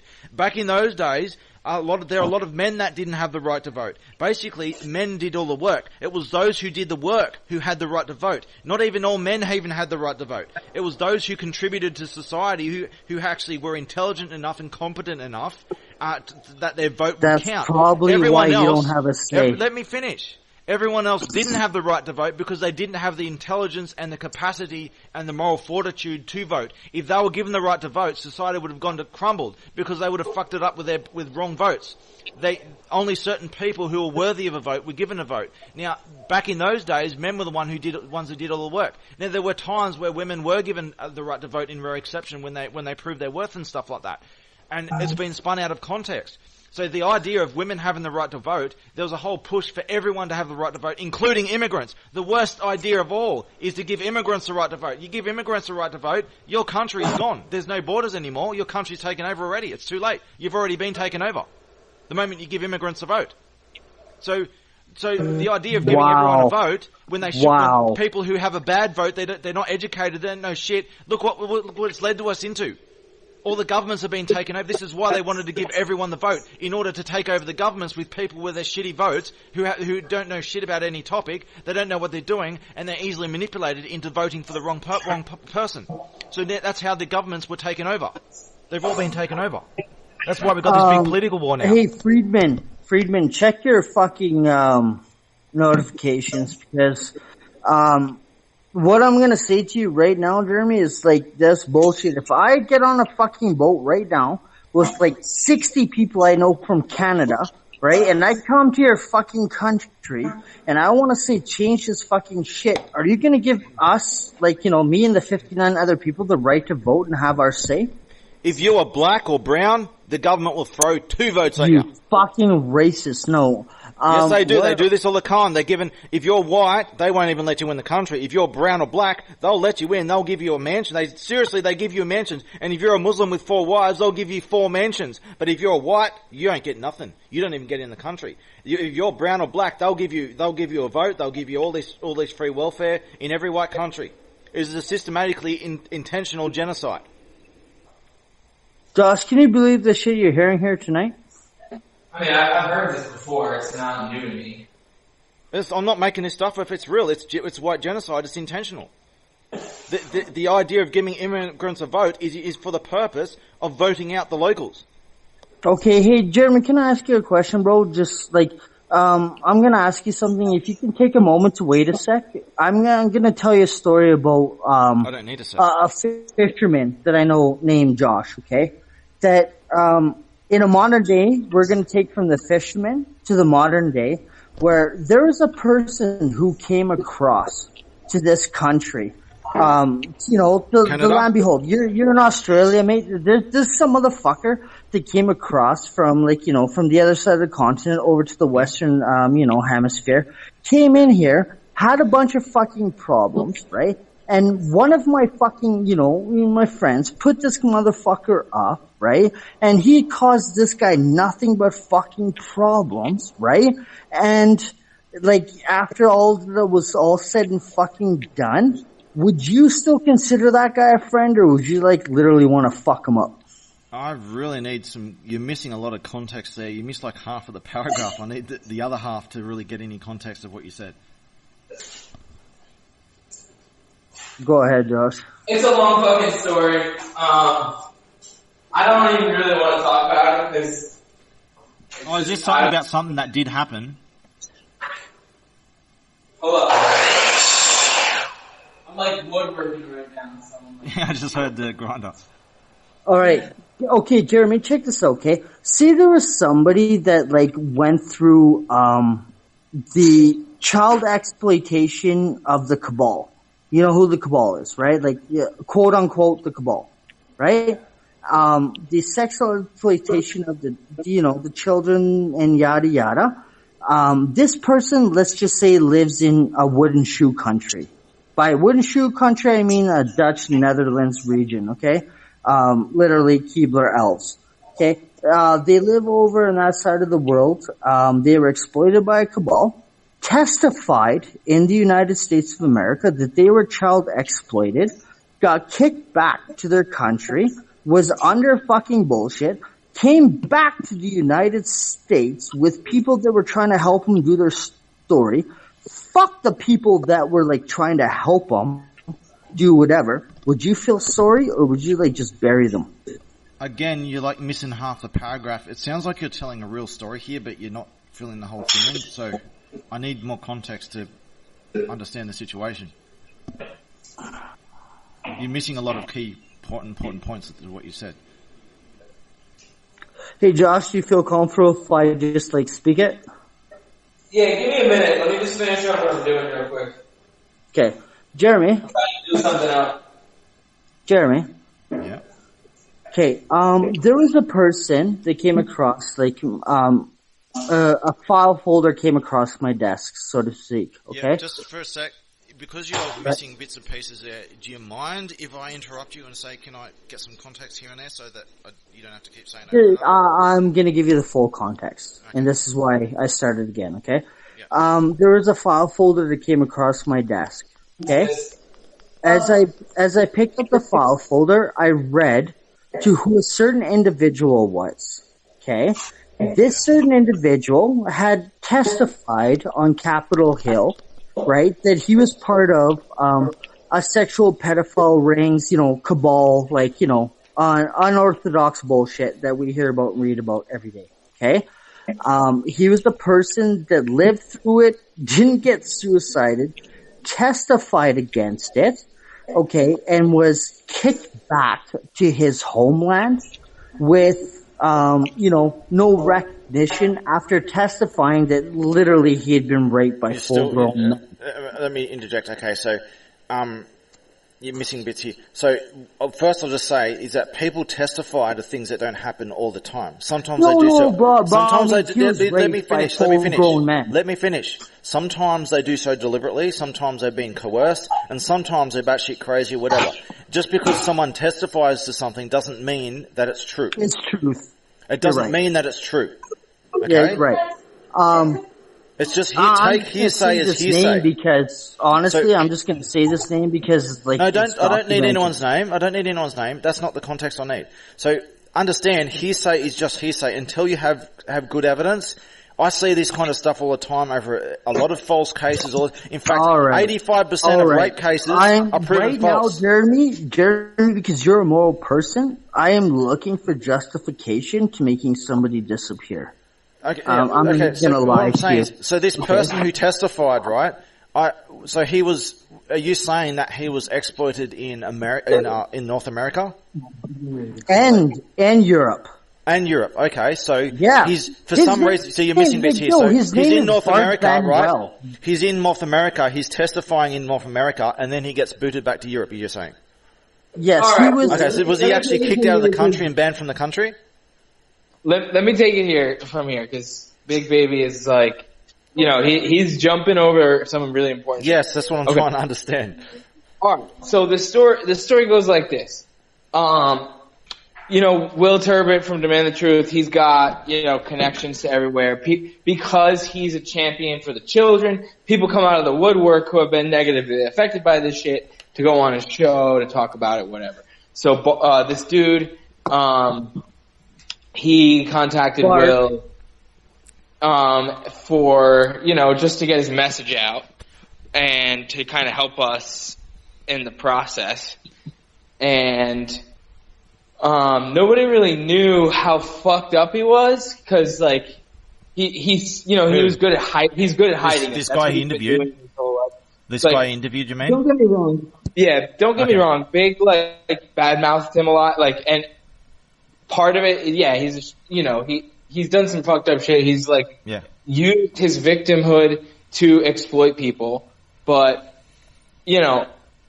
which isn't a good sign for credibility, is it? I invited him into my home. That's not a good sign for credibility. What's that? That's not a good sign for credibility to milk it. Yeah, bottom line, Jeremy, this guy's name is Bart Van Well. Okay, he is actually literally in all of YouTube's, Google's, yada yada. He testified against the state as being a child product of the cabal. Okay? Yeah, I've seen cases like this. Fiona Barrett, when his story got kind of fucking, swept under the rug, right? Because, big medias and governments, yada yada. No, don't jump, dude. Don't jump. Now, this dude seems to have no evidence, and he's milking it. He's got really low credibility, and people do this all the time. People false testify all the time. I've known many cases. 85% of rape cases are proven false. Yeah, well, okay, so this guy has a lot of psychological trauma, and whether or not it was caused by this, it just makes his credibility even worse. No, his credibility is actually bona fide by government. Oh, not from what I'm hearing here. Alright, bro, okay, hold on. gotta back up a little bit. Give me 1 sec. Still Woodward.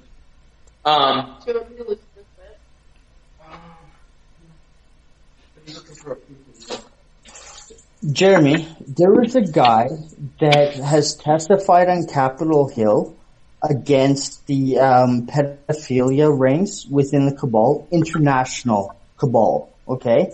Testified on, a Capitol podium, and you know how the establishment works. You've been through it, right? How it can really fuck you over. And bro, you've got psychological disorders. You know what I mean? Don't even try to lie about it. No, I don't. I don't have any psychological disorders. You should have just said yes for all intents and purposes. But well, I believe in the truth, right? So I'm not going to accept things that are not true. This guy, okay?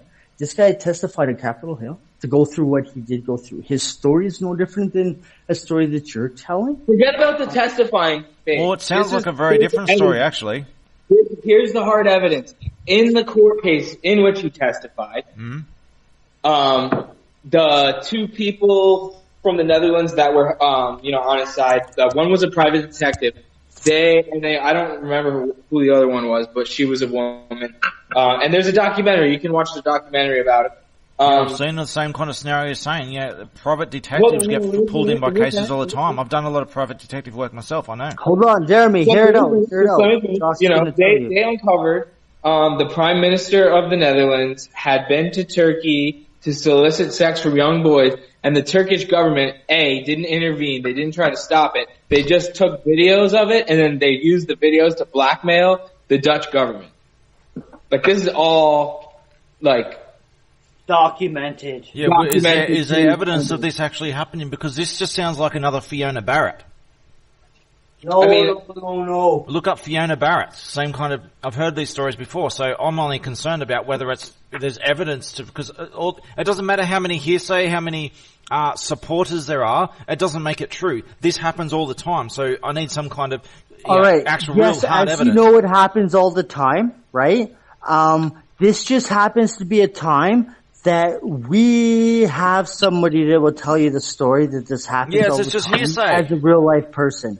So it's all I see so far is just hearsay, and this happens all the time. I'm not saying that pedophilia doesn't happen high up in governments. It does happen, but it's not as widespread as people think. No, this is getting beyond what I'm talking about. Here's what it is. I'm going to break it down. Nobody interrupt. Okay? There is a fucking guy who testified in Capitol Hill that he was a victim of child fucking prostitution throughout the Netherlands, the United Kingdom, and whatever, and yada yada. It has been proven that he was not lying. He was fucking silenced to do whatever. How's it been proven that he wasn't lying? How's it been proven? He came to the United States looking to fucking try to help his shit to get a cause going, but he used a lot of us, and one person that I really I hold dearly to my heart, waiting for this. And it fucked him over. Now, Jeremy, I'm going to ask you something. Now, this motherfucker who's an asshole, should I, fuck his fucking life up for fucking our shit up, or should, just let it go and let... Well, first put your big boy pants on. His life's already fucked up. He doesn't need any more of that shit.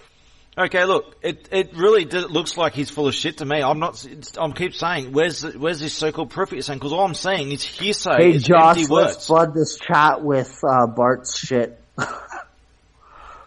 Because this kind of hearsay, people try and convince over and get supporters and stuff of hearsay, this happens all the time, especially when it comes to sexual this is where I was at too.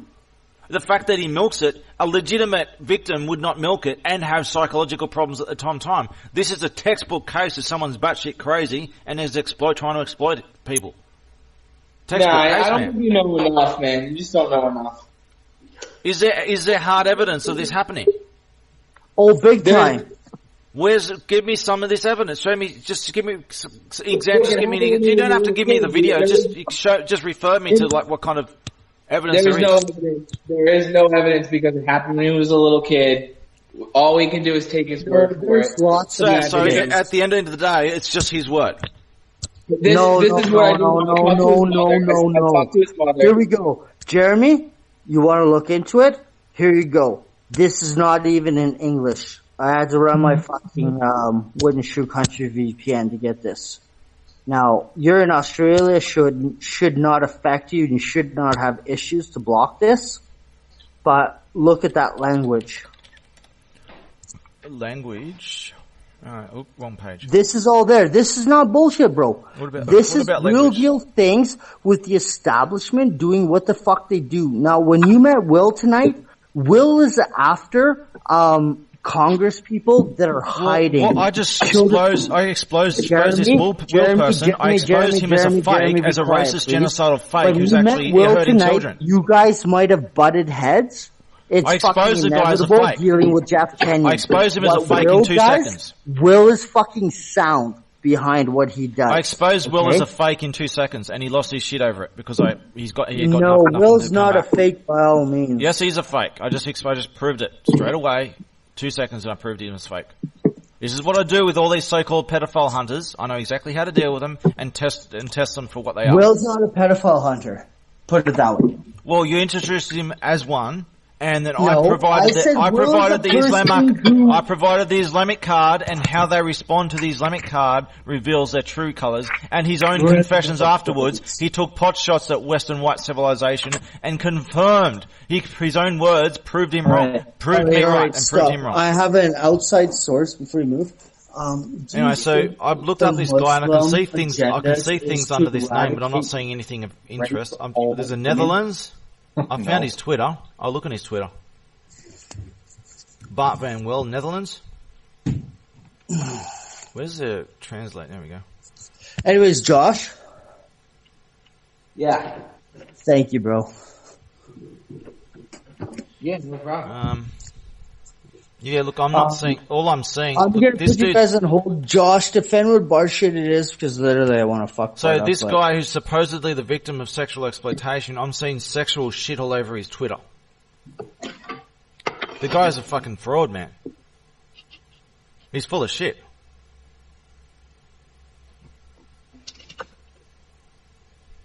And he's just full of shit, man. This Bart dude. I can see this shit a mile away.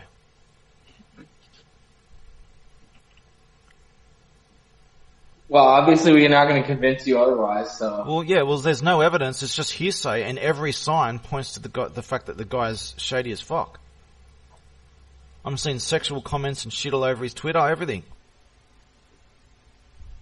I mean, I don't know what to tell you. When you get raped in the ass as a 14-year-old, you kind of lose your boundaries. Well, I was sexually exploited at a younger age, and I want to say, not by my family. My family were never involved in this, and that never made me into anything. In fact, nothing anyone does to you makes you what you are. People choose what they become. No one else chooses it. They choose it. They must own their shit.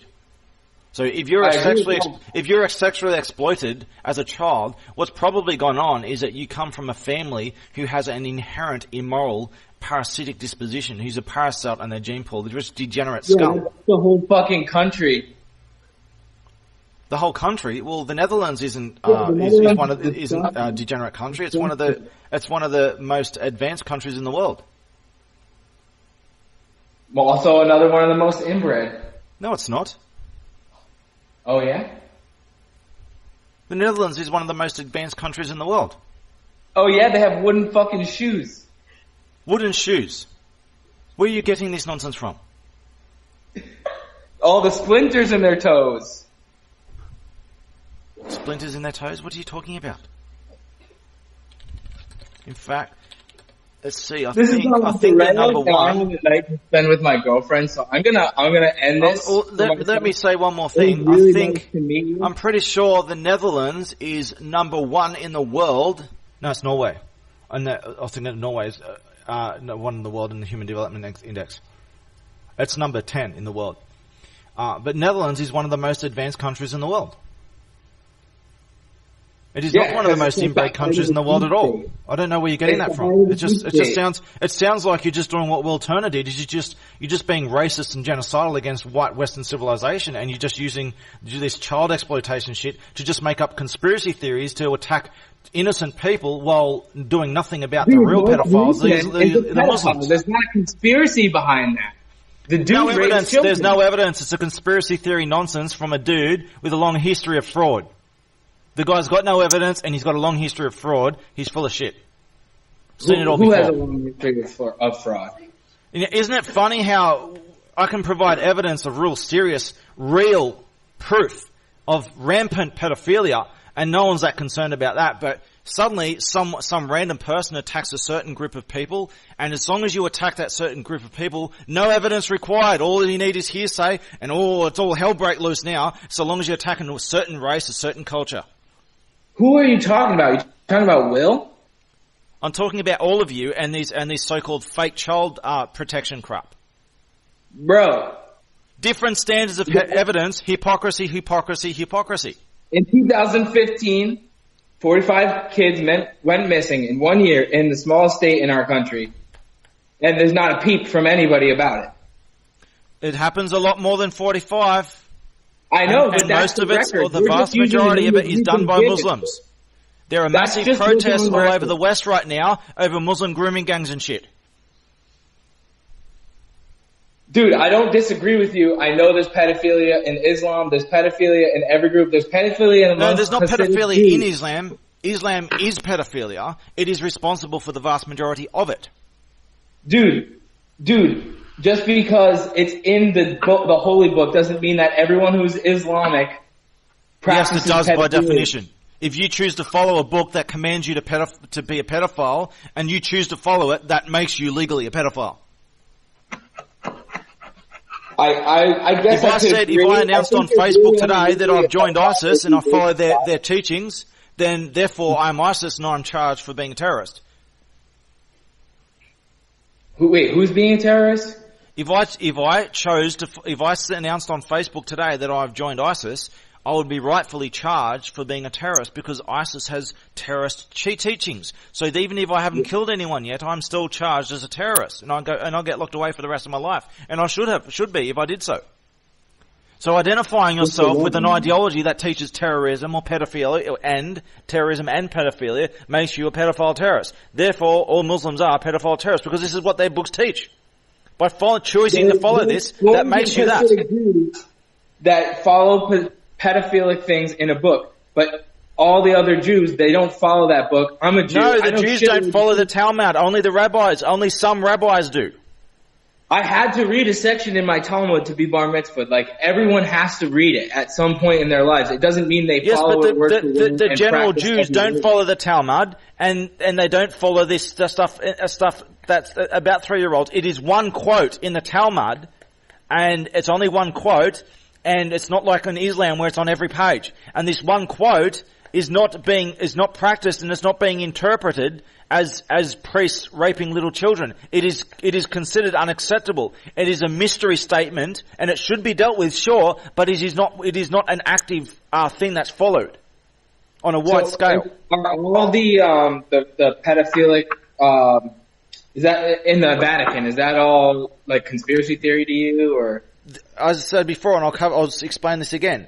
Less than 1 in 4,000 priests have even been accused, and of those who are accused, there is no evidence in most cases, and they are convicted without evidence as a big conspiracy against the white race, and they're attacking Christianity in order to target the white race and Western civilization and invade and take over and put Islam in its place, to put child exploitation in the place of those who are responsible for protecting children. Let me finish.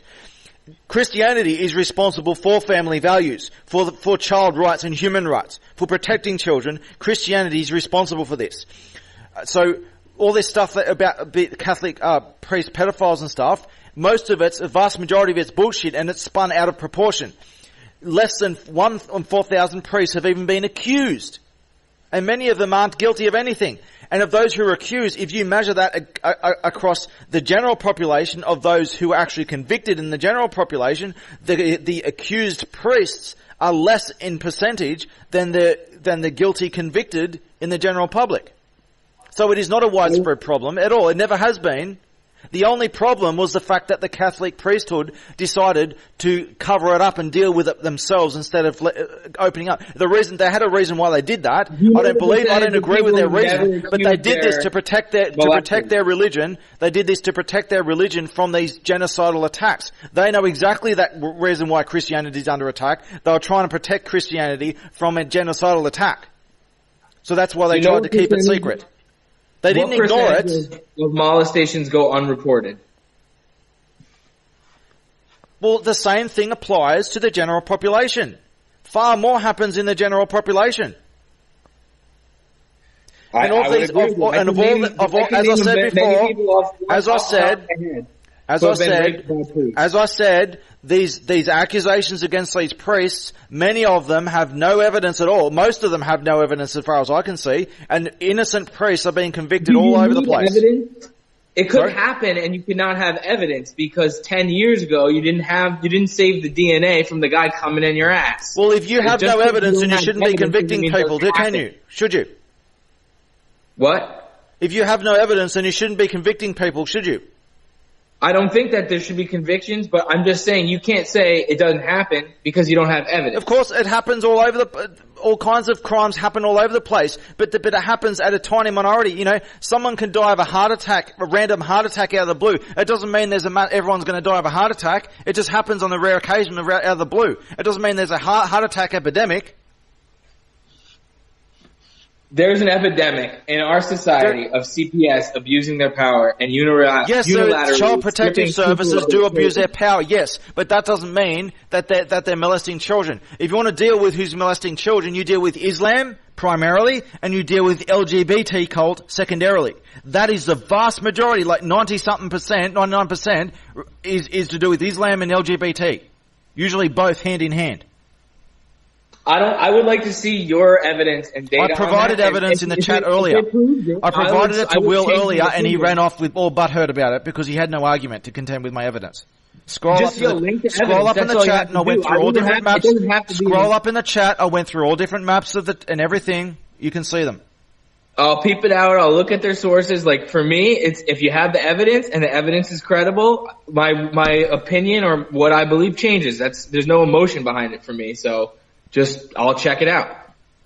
Now, when it comes to those who are not tied to Islam and LGBT, child protective services, kidnapping children and stuff, it is a huge problem, but it's not necessarily a pedophile problem. Most of it does not involve that kind of exploitation. But child kidnappings are a big problem, and this is tied to Islam and LGBT. It's part of this ideology. Would you consider satanic ritual abuse a pedophile thing, or was that something that you class separately? Satanic ritual abuse is something that very rarely happens, and it's more the realm of conspiracy theory nonsense. I mean, I don't know how to prove it one way or the other to you, but satanic ritual abuse does happen to children, but it's far less than anyone ever thinks. Well, you seem steadfast, but let's look at the numbers. I don't know the numbers, so let's look. There are no numbers because there's no real. There's barely any evidence of any satanic ritual abuse except for there's some really rare shit that happens in middle of Darrow land. Yeah, I mean, I agree with you. So, whatever. I'm not saying it doesn't happen, but it's not a major problem. The problem is not some big massive conspiracy. It is a whole bunch of culture of corruption. And this culture of corruption, if you look at my maps above, you'll be able to see, you can look this up yourself, Corruption Perceptions Index. You look where the corruption is coming from. All these immigration of the third world, especially Muslim Arab countries, coming into the US and Australia, New Zealand, Europe. This is bringing corruption. And Africa as well, it is bringing corruption to the West. It is invading. It is an invasion, and it is an infusion of corruption, like a contagious disease. The West is rotting right now because of immigrants, and this shit, these toxic ideologies and shit, and immorality that they bring with them. The corruption comes from them. It doesn't come from the West. It comes from the outside. So you need to deal with where it's coming from. I mean, I don't. When you say the word immigrants, I think you need to be more specific. But I'm talking about immigrants, white people in Europe, in North America, and even Central America, and Australasia. They are not immigrants. They are settlers. They build societies. They build civilizations. It's sometimes there were a few stray tribes, a small number of them, who were given everything they ever had by white settlers. They did not invade, and white people are not immigrants. Immigrants are people who migrate into someone else's civilization and sponge off them. There were no civilizations in North America or Australasia, or even South Africa. What about the Arab Christians who come to America? Christians who come to America, these Christians who come to America are mostly white, and these are people who are of the same civilization. These are just different colonies of the same civilization. So if someone in the UK moves to the USA, they are essentially the same civilization. They're the same people, genetically and culturally. They speak the same language. What about the ones that are Arab? The Arab are not. No, Arabs are devoid of culture. They are anti-culture. Christians. What about the Arab Christians? The Arab Christians have some kind of hope, as in they've abandoned Islam at least, but they're still fucked up. They're not part of the same culture. They're not part of the same culture as the West. Culture is genetic. It is racial. I just disagree with you. I just disagree with you on that. What premise do you have to disagree? I know hundreds of my friends who are of all different races, creeds, colors, religions, and they're, they have different viabilities in America. They're different viabilities? Yeah, but they're living off someone else's culture. Take their people, put them back into their home country, and you look at how their home country's going on. Their home country's the third world, yeah? Not necessarily. In every their home country is very different because they have a different capability. They're living in someone else's civilization, someone else's home, as an invader. No. Yes. How do they think the Maoris feel about you? The Maoris went into New Zealand and they had a violent history. They were killed. Let me explain. I know quite a bit about Maoris and their so-called warrior gene. They are extremely violent and savage. They don't want anyone's pity for it. They own their shit at least. As fucked up as they are, they at least own their shit. They had a violent. Let me explain the Maoris. You want me to explain the Australian Maoris? They were very violent. They had North Island and South Island. They were constantly at war, engaged in rampant cannibalism. The first white people who went there got cannibalized.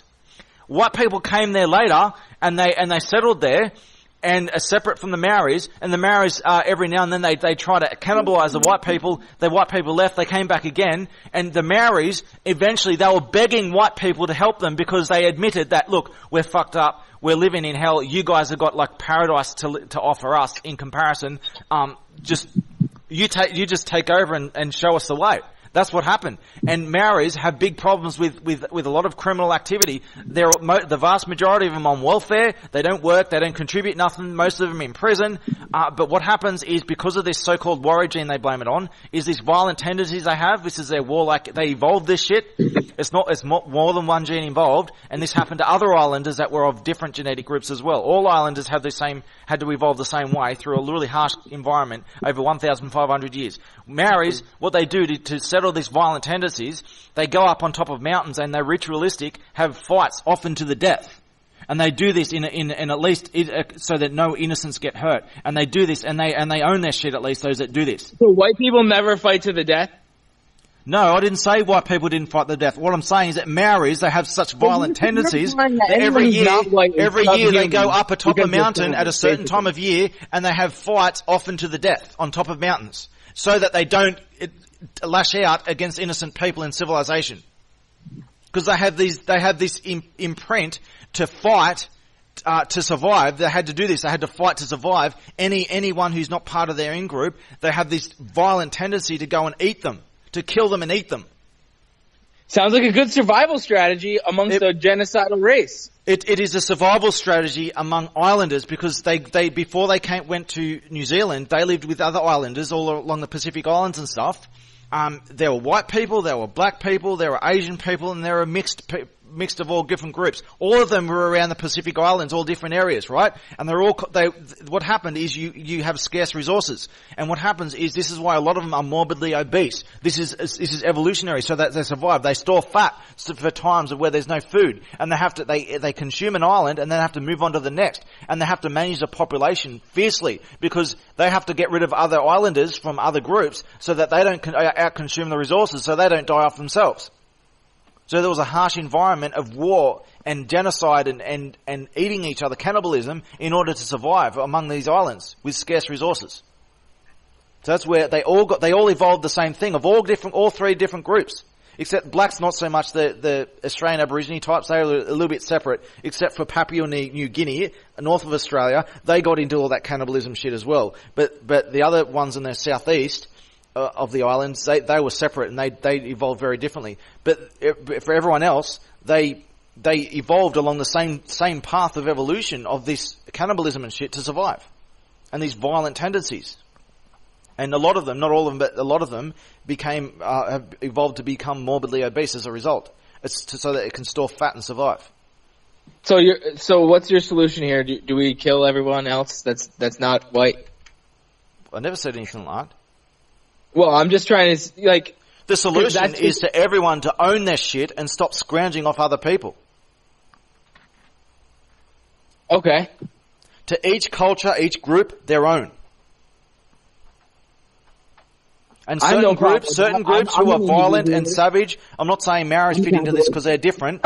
That's a different scenario. But I'm talking about Muslims need to be quarantined to the Middle East, cut off from the rest of the world except for internet access, internet access, completely cut off from trade, left to own their shit, and quarantined. And if they invade or even threaten to invade, you invade them, kill everyone responsible, and then make them pay for it. And once they paid for it, and you can ensure that they're not going to do it again, you stay until they're not going to do it again, then you leave. And if they keep doing it, you just kill more and more of them. Well, look, you like to filibuster, but don't you think that, white people are somewhat to blame for subsidizing all these immigrants to come to the West? White people aren't responsible. No white people voted for this.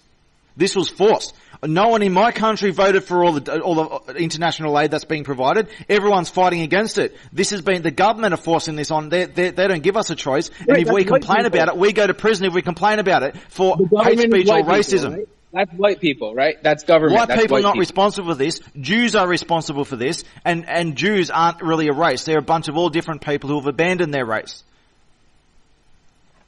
Okay. Jews are pretty much people who are devoid of racial heritage, or of those who did have any racial heritage, they've abandoned it. They're all different types of groups. There's black Jews, white Jews, Asian Jews, mixed Jews, and they all pretend that they're this imaginary race. Jews are responsible for taking all this money out of white governments and funding the Middle Eastern shit.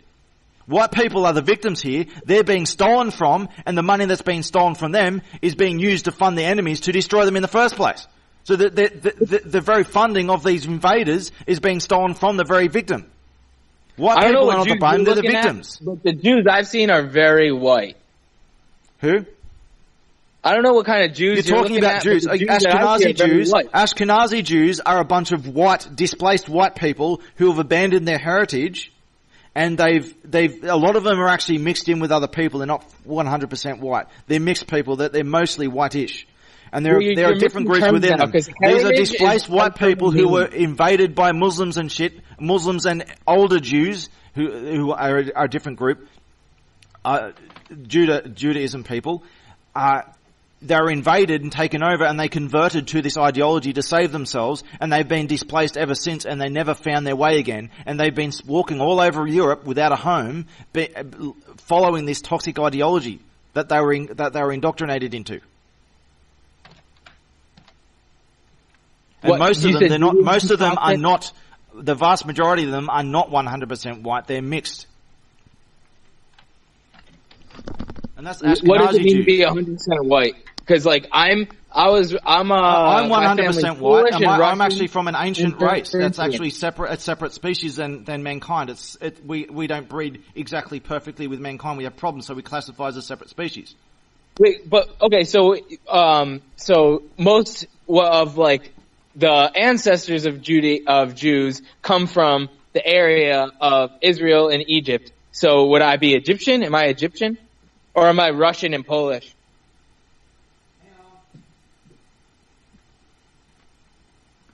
Because that's where my latest, most traceable ancestors came from. Hang on, can you hear me?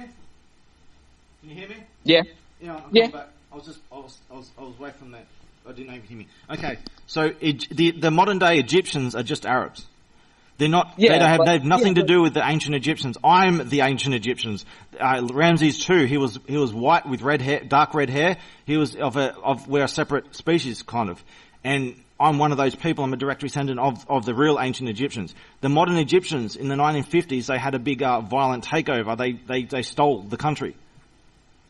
So it was run by white people. It was run by white people, and Arabs violently stole the country. The Arabs who live in Egypt have nothing to do with ancient Egypt. You can trace your lineage all the way back to Egypt. I'd really like to see your family tree. Well, I've got DNA tests I can show. I've got it all. All right. My race hasn't been identified properly yet through some maps and stuff, but I'm connected to the people in the far north west of Europe, and I have a long story behind it. I'll show you. Cool. I'll show you my DNA map right now. I'm connected to that area too, which is funny. You might be Jewish. No, Jewish. There's aren't a racial group. Those who identify as Jews come from. No, but you said heritage earlier, so Jewish is a heritage. No, it's not. It is anti-heritage. It's a. Heritage. What is define heritage then, please? Genetic heritage is a gene pool. Those who come from a gene pool. Those who are mixed bastardized crossbreeds have no evolutionary heritage. They aren't a product of evolution. So there is an example of my genetic map. I am a purebred white person, but they're not identifying it yet because they're still mapping out genetics to track down my race. I'm actually from a distant evolution. I look like other white people, but I'm more different than white people are from black people. I have different number of bones, different immune system, different blood. Because of my blood type, we can't mix with other people properly because there's a high failure rate of death. That's why we classify as a different species. I'm the progenitor. I'm the evolutionary progenitor of all the other human races. There's only a few thousand of us left in the world, if that. So I'm not well versed in genetic history and biology to. Well, I recommend if you can get around to it, do a DNA test and find out what you are, because most of the time, people find out they're very different than they've been told. Yeah, that's how they get you. So people have a lot of there's a lot of lies about history, and with DNA mapping, it can help you find out where you came from. A friend of mine just found out he was 1% Jewish. 1% Ashkenazi Jewish, and which is not really Jewish. Isn't a race. This is just the displaced group of white people. You just said that's not genetic heritage. Sorry, you just said that's not genetic heritage, but now it is. What I'm saying is Jewish is not a generic heritage. There are different. So they just call it Ashkenazi. There are different people who identify as Jewish as though it's a genetic race. But the Ashkenazi Jews, they are a genetic. Most of them at least have some. Majority genetic connection to a certain group of displaced people who were of a genetic group in Europe. These are just white people who have been displaced, and many of them have bastardized the gene pool and impurified it. So some of them, very small number of them, still do retain their 100% pure white heritage of the genetic group that they were from, but most of them are mixed with something else as well. So there is an origin of a certain genetic group that only some of them have left now. But they're not. Okay. They are not a race. They are not. And these other Jews, they have no connection to them whatsoever. There's all different Jews. There's black Jews, Asian Jews, white Jews, mixed Jews of all different kinds, and they have no connection to each other whatsoever, except for an ideology they claim to follow. So they're not the same genetic group. There is no Jewish race. I agree with you. On that one particular point. Look, so Egyptians today, they're just know what we're trying to argue for anymore. I'm going to take in what you've said and meditate on it and learn some more, and I'll have to come back to Egypt now. With Egypt, because you mentioned a bunch of different ancestries. Egypt today, they're just Arabs. They violently took over a few decades ago, and they have no connection to the historical Egyptians. What Arabs have done, they vandalized all the pyramids and shit, and they painted them black and brown skin and shit like that. That was never like that. That's recent painting that they've done. It's all fake. If you look up Ramses II and Tutankhamun, their DNA results and stuff, these people were white with dark red hair, blood red hair like me, of the same white bloodline. These were white people. They weren't brown. They weren't black. They were white people. And is it true that redheads are going extinct? Somewhat true. Proper redheads, not orange heads. I'm talking about dark blood redheads, the pure bloodline. There's very few of us left. The way our genome works is we are the progenitors of a lot of evolution with the rest of mankind. So what happens is 25% of the time, our genome continues. Only 25% of the time. So you have to have, on average, 4 kids just to have one of us to maintain our genome. What happens the other 75% of the time, we keep spewing out all these evolutions things. We keep spewing out things like blonde hair, brown hair, blue eyes. Green eyes is our original color, green eyes and dark red hair. but with blue eyes, and other distant evolution that we used to pump out was brown eyes. All these evolutions in mankind were produced from this genome, this double recessive kind of thing that happens, and it produces all these evolutions, and that's what's produced all the differences in mankind over 2 million years. So, anyway, what did you say? Polish and Russian and stuff. Russians are Slavs. Well, yeah, white Russians are Slavs.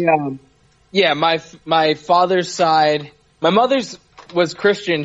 Her family's from Canada, Quebec, which is probably from Europe too, if you go back far enough. Yeah, but there's people from Canada and North America. They're from all different European origins, so it doesn't. Yeah, so French. That's where my mom's blood is from. My father, his mother's side's Polish. His father's side's Russian.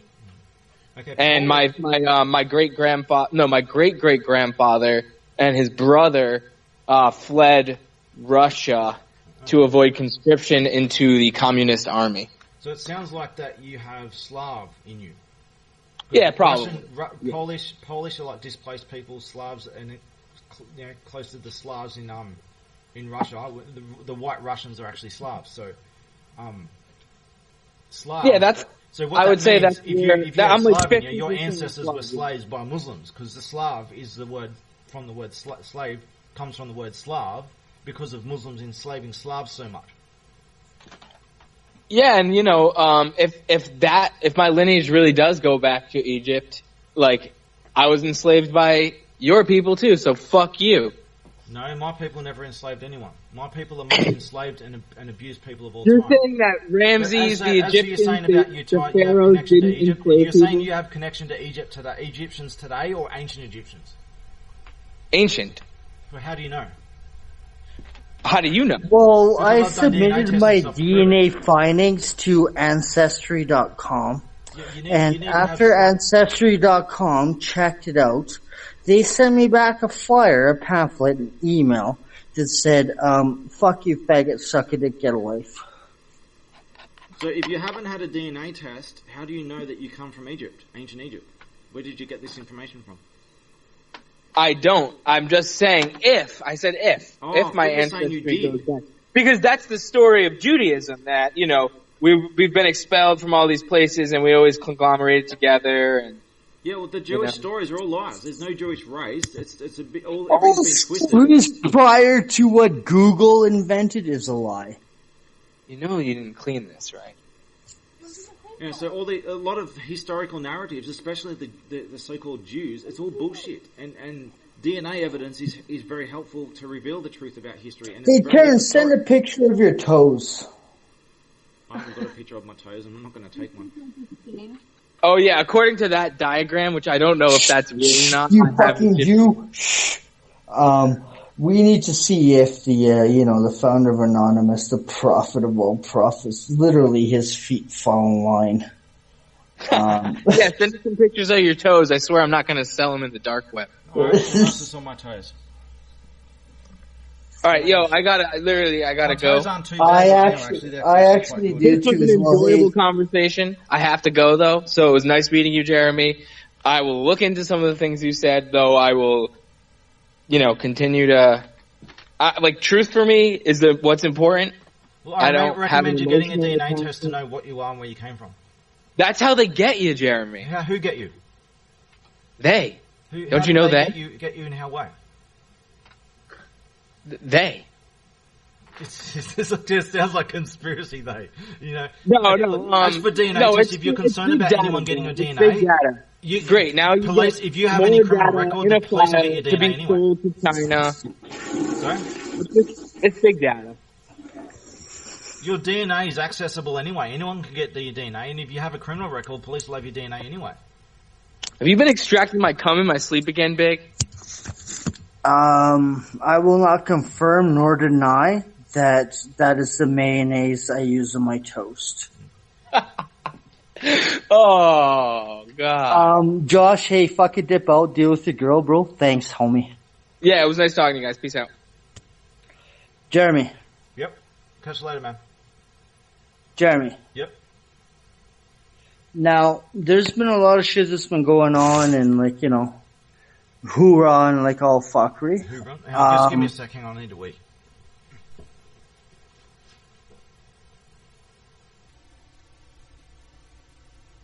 No, that's bad for dead air, so I have to keep talking. All experimental, all purposes said.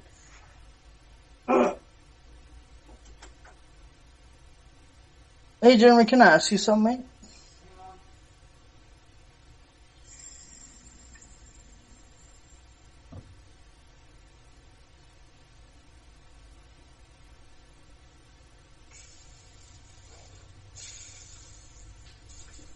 I'm back. What are you going to say? Were you going to ask me something? Yeah, I was going to ask you something, mate. Now, I love the fact that you're like, you know, a controversial, argumentative person, right? You know, I do. I like that about you.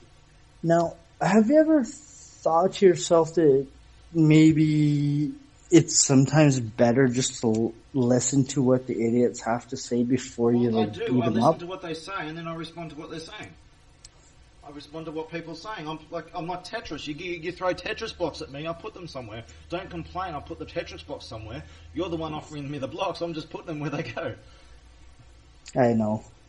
I can't complain. I can't say any shit about that. I mean, if someone You're right. I usually let people throw arguments at me first. Like, I can throw arguments as well. I usually prefer that people throw arguments at me, and I just process them and I put the facts where they belong, like Tetris blocks. That's what I usually do. Sometimes I can do the other way, but I usually do it that way. So people complain that I have answers, and I'm just answering what they're saying. Hey, man.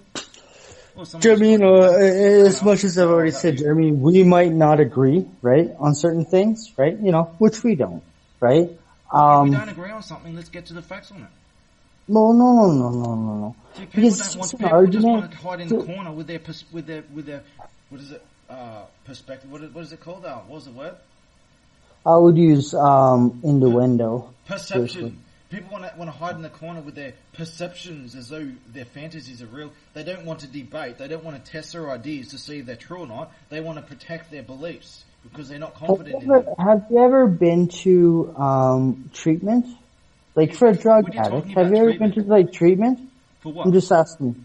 Have you ever been to it? And you ever seen the psychology that treatments I was locked up for a year and extensively psychoanalyzed, and they couldn't find a single thing wrong with me. Okay, so you know the program that they run. You should know the program that they run. About? What I'm talking about is when you hit up what program? The program that they run is it's psychosomatic. It's addict insane, right? Breathe the pressure. You need to be precise here because I know a lot of different people with a lot of different programs that they run. There's no one universal program that overrules one ring to rule them all. There's no one ring to rule them all. It's one pixel to design them all. No. But anyways, I'm just saying, for curious to do whatever and to ask, right? You know what I mean? So Bro, we'll butt head, we'll argue, we'll do whatever. For and by who? What would I need treatment for? When was the last time you loved someone? I love every day. If you even listen to my story, you'll find the ultimate love story of all time. When was the last time you were in love with someone? Right this moment? Oh, flattered.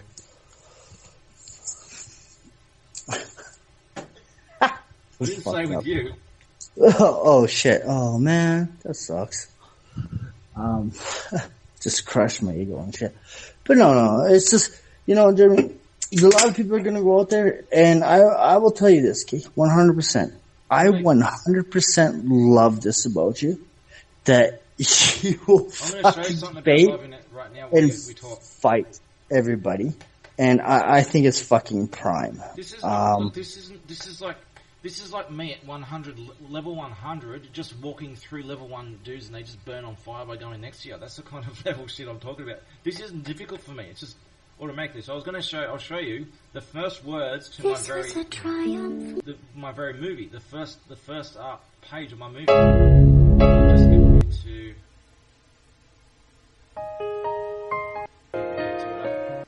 Okay, the first page of my movie. You still there? Oh yeah. Because I just played the video. Okay. So it says, "This is the life of a man who was different, a man who didn't fit in, a man driven by love." That's the first page of my very movie. So everything I do is about love. Are you sure about that? Yes, I'm sure about that. If you actually listen to my movie, you'll get that crystal clear. I don't do things out of vengeance. When I'm You've angry, called me, angry, literally, you have called me Baphomet. Sorry? You've called me Baphomet. You see my documents, my creeds, it's the fucking Lucenary fucking foundation. I don't recall calling anyone Baphomet. I don't recall calling anyone Baphomet. That's just New Age cult, Luciferian kind of ideology nonsense. I don't follow that crap. I'm against that stuff.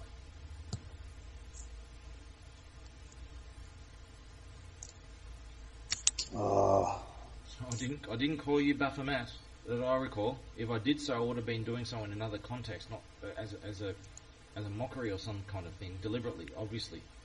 Oh, so you're mocking me, is what you're saying? No, if I ever called you Baphomet, I would have done so in some kind of mocking context. I wouldn't said so seriously. But I don't recall ever saying such a thing. You're right. Actually, you never did, and I'm just using that for looking for a crush to do some bullshit. Yes, I know that. But you see, this is the whole point of what I do. Even when I know people are bullshitting, I still play the card anyway. I still respond to it. Hey, at least I'm honest, right, Jeremy? Right? I honestly said that's all. This is what people will bullshit, right? And they'll try and trap people and try and fuck with them and stuff. And I just process it like Tetris blocks. They provide problems, I provide solutions. I turn their bullets into gold. I transform what they throw at me. So when people throw poo at me, I turn that poo to gold, and it doesn't work. What they're doing is not working because I keep turning it into something constructive, and they get butthurt and pissed off about it because it's not working. Why won't you accept my troll shit? It's not working. And they don't. They never dealt with someone like me who knows their shit, and they don't know how to deal with shit. It's why I don't run away from the bullets. I want people to shoot bullets at me so I can form those bullets, and I use them for something constructive. Well, by all means, actually, that's another characteristic about you that I do admire. And it's the truth. Now, I will say it. I admire about it. It's because you're willing to take on anybody. Yeah, I take right? I take on everything. Yeah, you are. There's no doubt about it. You're willing to take on anybody who has something to say, and if they're right, you'll actually say, okay, I agree with it. If they can prove you wrong, you will probably say, oh, thanks for teaching me a different way. But if they are wrong, you're going to tell them why they're wrong. Exactly. Correct? I'm not just going to say, oh, you're just wrong. I disagree. You're just wrong, and that's it. I'm going to explain why they're wrong, and I'm going to say, look, if you disagree, I'm listening. You've got an argument. Give me an argument. Don't just talk crap and go and just repeat things that have already been refuted. Provide an argument, and no one can. I'm just here to play devil's advocate. It's been quite a while since I've had any proper high level debates and stuff with professionals and stuff. Been so long. If I'm used to dealing with like really low level shit. I've had to deal with for a long time.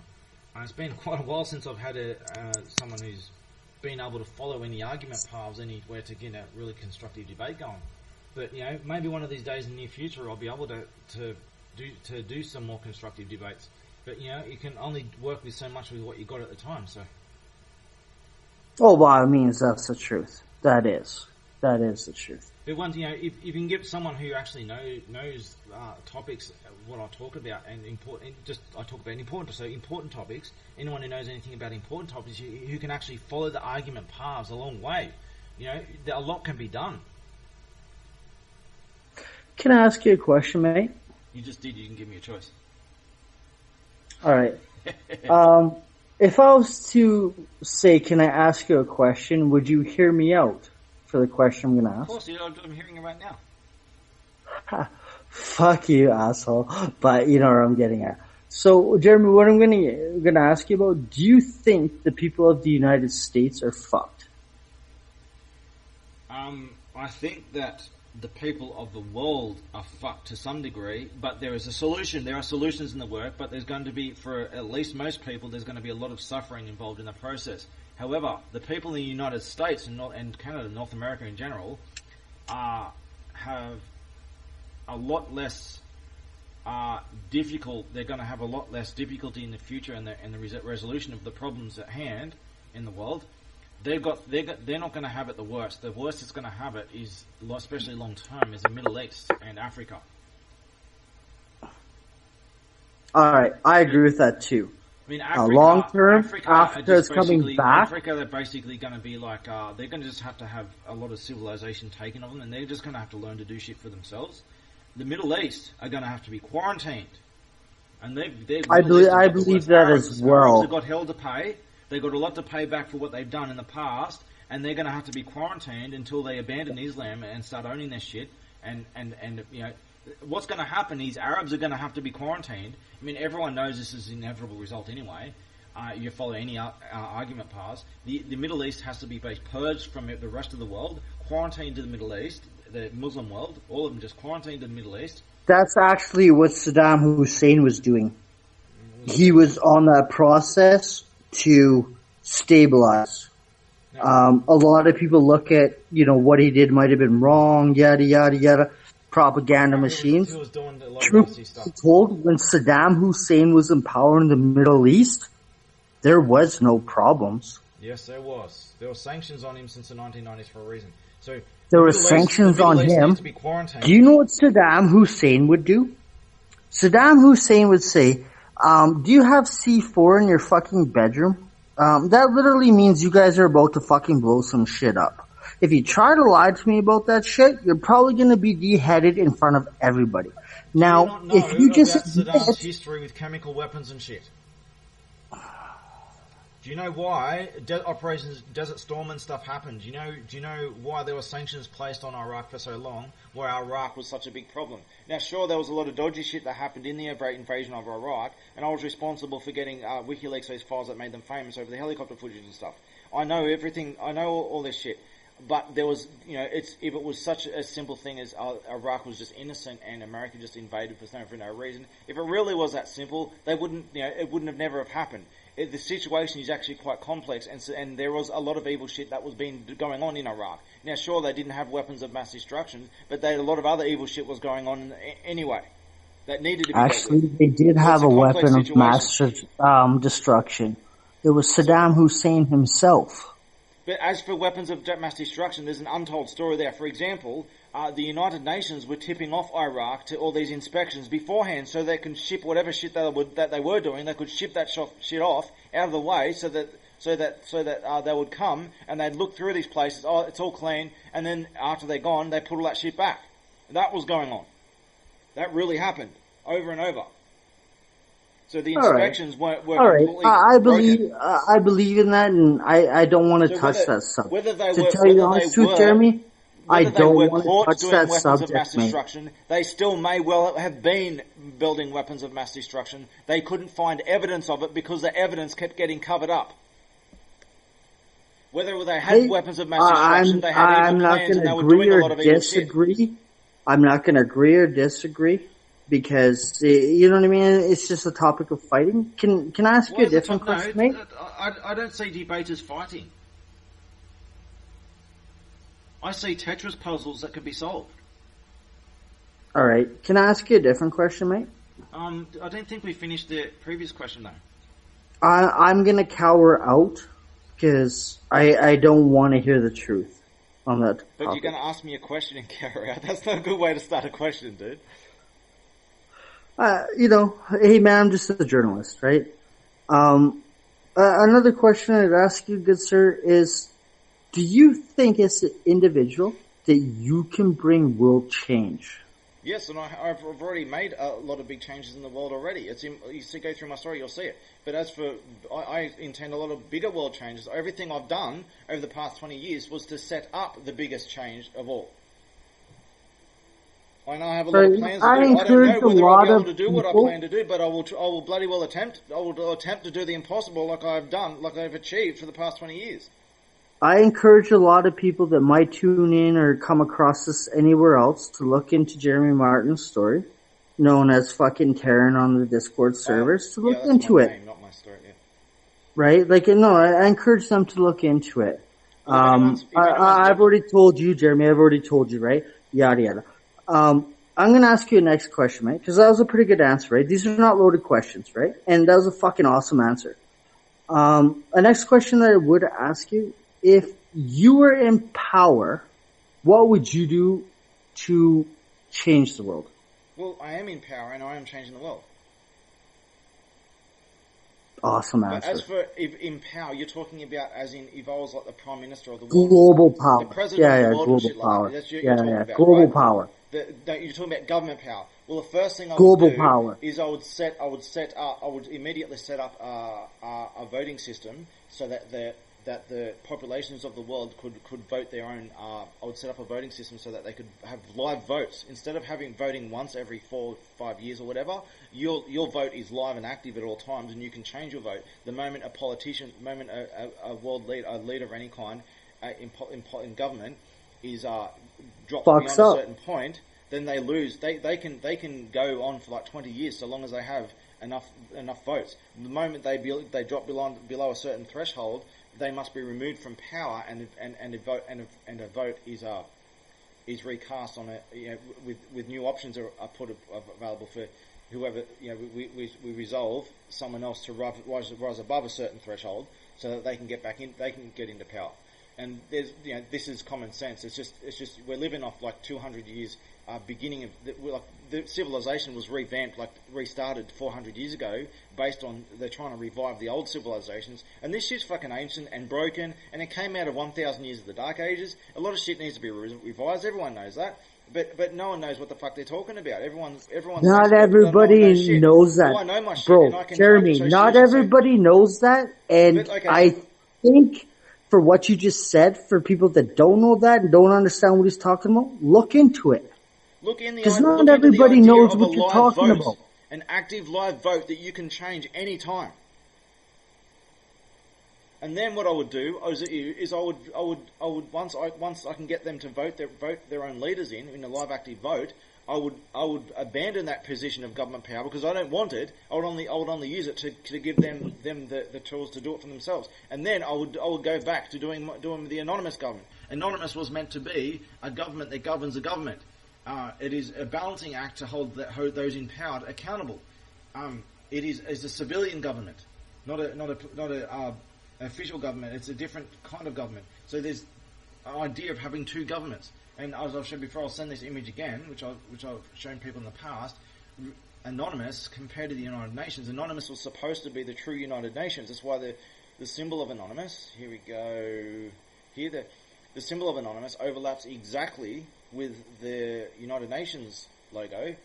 Intentionally, because it's supposed to be a revival. Well, do you see Ken's logo, Jeremy? Do you see Ken's logo in this chat? Like actual my voice, right? When I speak. Yeah, hang on. Go open that window. Okay, so when I speak, right, you see that flashing, right? I can you see that logo? The red gun on it or something. Well, that's the same shit as the UN logo, homie. With a grey-headed dude with a red gun? Is that it? Is it that image? Well, I'm not going to say anything, but it's kind of like a lol sect image, right? And it's got like some of the anonymous, what is it? Like a sir. Branches, the olive branches. Yeah, like a sir. But I'm just, beyond that, Jeremy, what's going on here right now is got less than 12 minutes for the 4-hour stream that we've been doing right now. Oh, I've been going for 5 hours and 7 minutes, so I started recording before you. No. I'm just saying for the live, right? Yeah. For where I'm saying, right? 4 hours. Right. So by all means, bro, I'm fucking good to go. I will still continuously go. Okay, because these are fucking things that I like, and by all means, you're recording on your end. I'd like to document this shit. Like I've shown you here tonight, I've only brought in people right, that are not being ignorant, they're not being assholes, right? They said their point, they can't argue against you, you can argue against them, you know what I mean? If they can't do shit, they left. Cool. You know what I mean? Will, you introduced Will as a child protection kind of thing, and I gave I didn't. Oh, okay, that's my bad. That's my bad, and I have to correct that, and I have to correct that right now. If I introduced Will as like a child pedo hunter, that's fucking horrible on my behalf. What Will does, I gave him the test to see if he was a real deal or not, and he failed that test. So regardless of how you introduced him, I gave him the standard test to see the legitimacy test, and he failed horrendously, and he lost his shit over it too. Okay, well, Will's a friend of mine. Okay, I've developed the truth. Get him to go over this and realize that. I know. I didn't just respond in an incoherent, random way and just lose. No, bro. I'm not even yelling at you. I'm not even mad. Right? Yeah. Will's not a pedo hunter. What Will does, Will questions government officials where these kids are. And I put him to the test, and what he did, he might not know any better. Brother, he doesn't know any better. He doesn't know any better. He's got a one-track mind. He has a one-track mind to find out where these politicians are hiding kids, why these politicians are fucking hiding kids. Do you know what I mean? A one-track mind. Okay? And he admitted, I got it all out of his own words, he admitted that he has a grudge and an agenda to attack white Western civilization, and he won't touch anyone else. He'll focus on attacking white Western civilization with a grudge, based on lies. I might have to go back, you know what I mean, watch tomorrow or the next day to see where that went wrong. Well, you know right? that when I play certain cards in a discussion and debate, and I do this for a reason, and when I play this Islam card, when it comes to people protecting children or attacking government corruption and stuff, is I pull the Islam card to test them to see the legitimacy, and it's I knew exactly what I was doing, and I knew that he would respond a certain way. He would either right. Side so with you're me, a fucking prat with me, or he would have done what he did and just lose his shit. And the fact that you're he loses his shit, I made him lose his shit. Jeremy, you're a fucking prat. You set him up to do something that you know would trigger him. No, I gave him 2 doors, and he closed the one door. But bro, he didn't take a moment and to wait a sec before he responded, and he got triggered. You like it? You like the TV shows how they insert like the brand name of the sponsor every time. Like, you got the Formula One show on, and there's a pre-show, and then they have to say like a certain airline's sponsor. And they just insert it like 3 times in every sentence, you know what I mean? It's like that. Yes, I do it all the time. It's what I do, Jeremy. It's wait a second and to do these things. I know you did put the drill on Will, right? I do. I know you did put the drill on Will. He might not have fucking came up for what you're expecting, but maybe take a moment to wait a sec, He asked Will. for evidence, so I went through and I gave him maps and shit, and then he's questioning my maps as being illegitimate, and he just ran off. I was willing to go through the evidence. Hey, Jeremy, how many motherfuckers have been in these conversations where they're trying to tell you some shit, you speak some shit, they get frustrated, and they leave? How many times has this really happened? Yes. Right? Now, hey, dude, I even got frustrated with you when we first met, Jeff, and I laughed. Happens, right? This is what happens, and I'll debate someone, and they'll get all butthurt over what I say, but I've planted a seed in their mind of information, an idea of that they could be wrong about something, and that plays in their head. And sometimes, it might take days, weeks. I've had people come up to me like 5 years later and said, Jeremy, it's taken a long time, but I've been thinking about what you said, and it turns out you're right, and I've come to a lot of realizations. And sometimes it can take years, but it takes time. People when they put their defenses down and they go over what someone said, and they might decide, I'm just going to look into it just out of curiosity. I'll just look into what he's saying, just to see. And then they find, if they're curiously minded, even if they've got like a butthurt ego over it, if they're curious minded, eventually their curiosity is going to win in there, and they're going to start looking this stuff up. By all means, yes. So I'm playing the long game. I don't care about if someone gets all panicking and goes nuts on me in the moment. I'm looking into the future here. Oh, bro. Jeremy, I've never fucking contested what the fuck you're doing. So when I get pissed off about things, I just get pissed off at immorality and shit. But I don't lose my shit in a moment of I'm losing some kind of argument or I don't get all. Oh, indeed. I don't get all bent out of shape in that kind of way. I don't at all. Because I'm always focused on the end game. And I've done this countless times before. You still there? I've done this countless times before, and how I know I've gone through to a lot of people over a lot of time, and sometimes it takes time, and you need to kick some ass sometimes to knock them out of their comfort zone, and then they come back to it later, and they own their shit. A lot of people, this is what happens to a lot of people. They'll try and contest me. They'll get their ass handed to them, and then and I'll give them information that in their curiosity they'll eventually start looking up, and then they'll think, I wonder, like, if I'm brave enough to face him again and have another go. And sometimes they have another go, and sometimes they'll try and just want to take me down, and then they'll get their ass handed to them again. But they'll come up with information now. They want to look that up, and they'll thought, oh, that's interesting too. And sometimes I'll just come back and they get their ass handed to them over and over. But sometimes I come back and they'll come back from a different context, and they'll come back as someone who wants to sit down and listen to some other stuff. But people often do come back to me, and you've seen this happen in Discord. People have a go at me, and they'll been out of shape, but they'll still they'll coming back again and again. Oh, fuck yeah. Oh, I've seen it. Because they come back for a reason, because they realise they got something to gain out of it. They got hurt.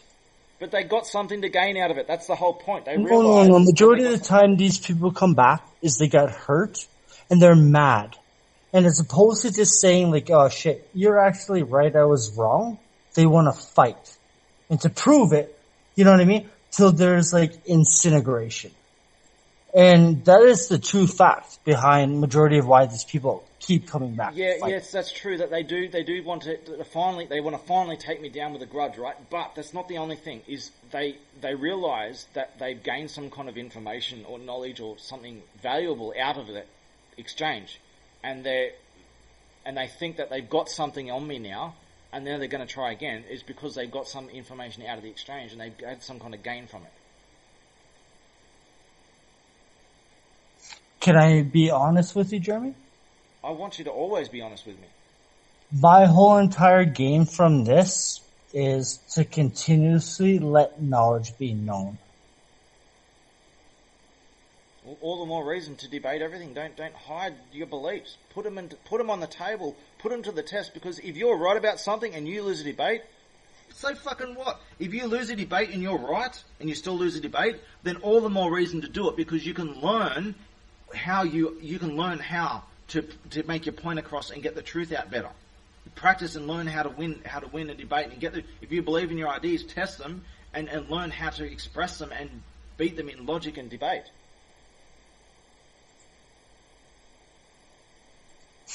But people want to have all this ammunition, but they don't want to use it. They just want to say, hey, I'm just right, you're not allowed to question me, please just do what I say, or I'm going to be a scary monster. I'm going to point my finger at you, naughty you got to do what I tell you. They won't I need you to stop teaching people that, Jeremy. Everyone wants to be. Stop teaching people what I'm doing against them. I would really appreciate it if you stop telling these people what I'm doing. I'm going to start again. Okay. Here it is for live stream or whatever. I'm just waiting on it. I really don't care who can find it. You start again, did you? Yeah, we're just about, it has restarted. I'm trying to go live to the page. Okay. I'm just waiting for it to clear. Come on, there we go. Okay, cleared.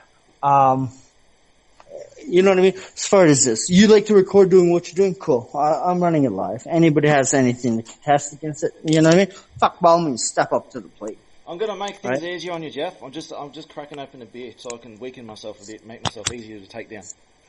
Great. So you know in about 2 hours, right, there's going to be some assholes when you're not feeling okay that are going to say, If my body shuts down and I need to sleep, I'll have to sleep. But I can usually just tough it out. I should be fine. Bro, if you have not figured out by now that I'm talking to you on a one-to-one basis, I have called you a friend, I have debated with you. I've argued with you. I've agreed with you. I've disagreed with you. And I'm still here talking with you. And I just spilt my beer.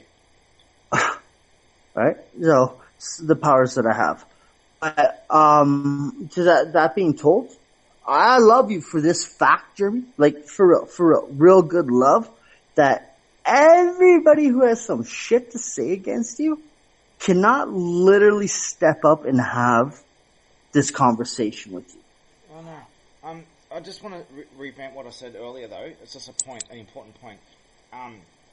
People want to take me on in debate or just to trash on me or whatever, one or the other, but they want to take me on in some way and do a battle with me. Is they do this usually they do this out of some kind of spite and then rage and vengeance or something, some bitter crap. Everything I do, it may not seem like it on the surface, but everything I do, if you watch my story, it explains this. Yeah. Everything I do in the name of love. When I kick someone's ass, I do it for their own good and for the good of those around them. If I thought someone was just an evil piece of shit and it wasn't worth my time, I'd just fucking kill them. I wouldn't be giving them 12 hours of time if necessary, talking to them. If they're going to give me that much time, I'll give them 12 hours of time. I wouldn't be doing that if I didn't believe in trying to help someone. If I didn't believe there was something worth saving. If I really hated someone, was that bitter and vengeful and grudge, I wouldn't be giving them my time. So you found something within me that you think is worth saving? Yes, I did. I'm not even going to ask you what Jeff, you think it is.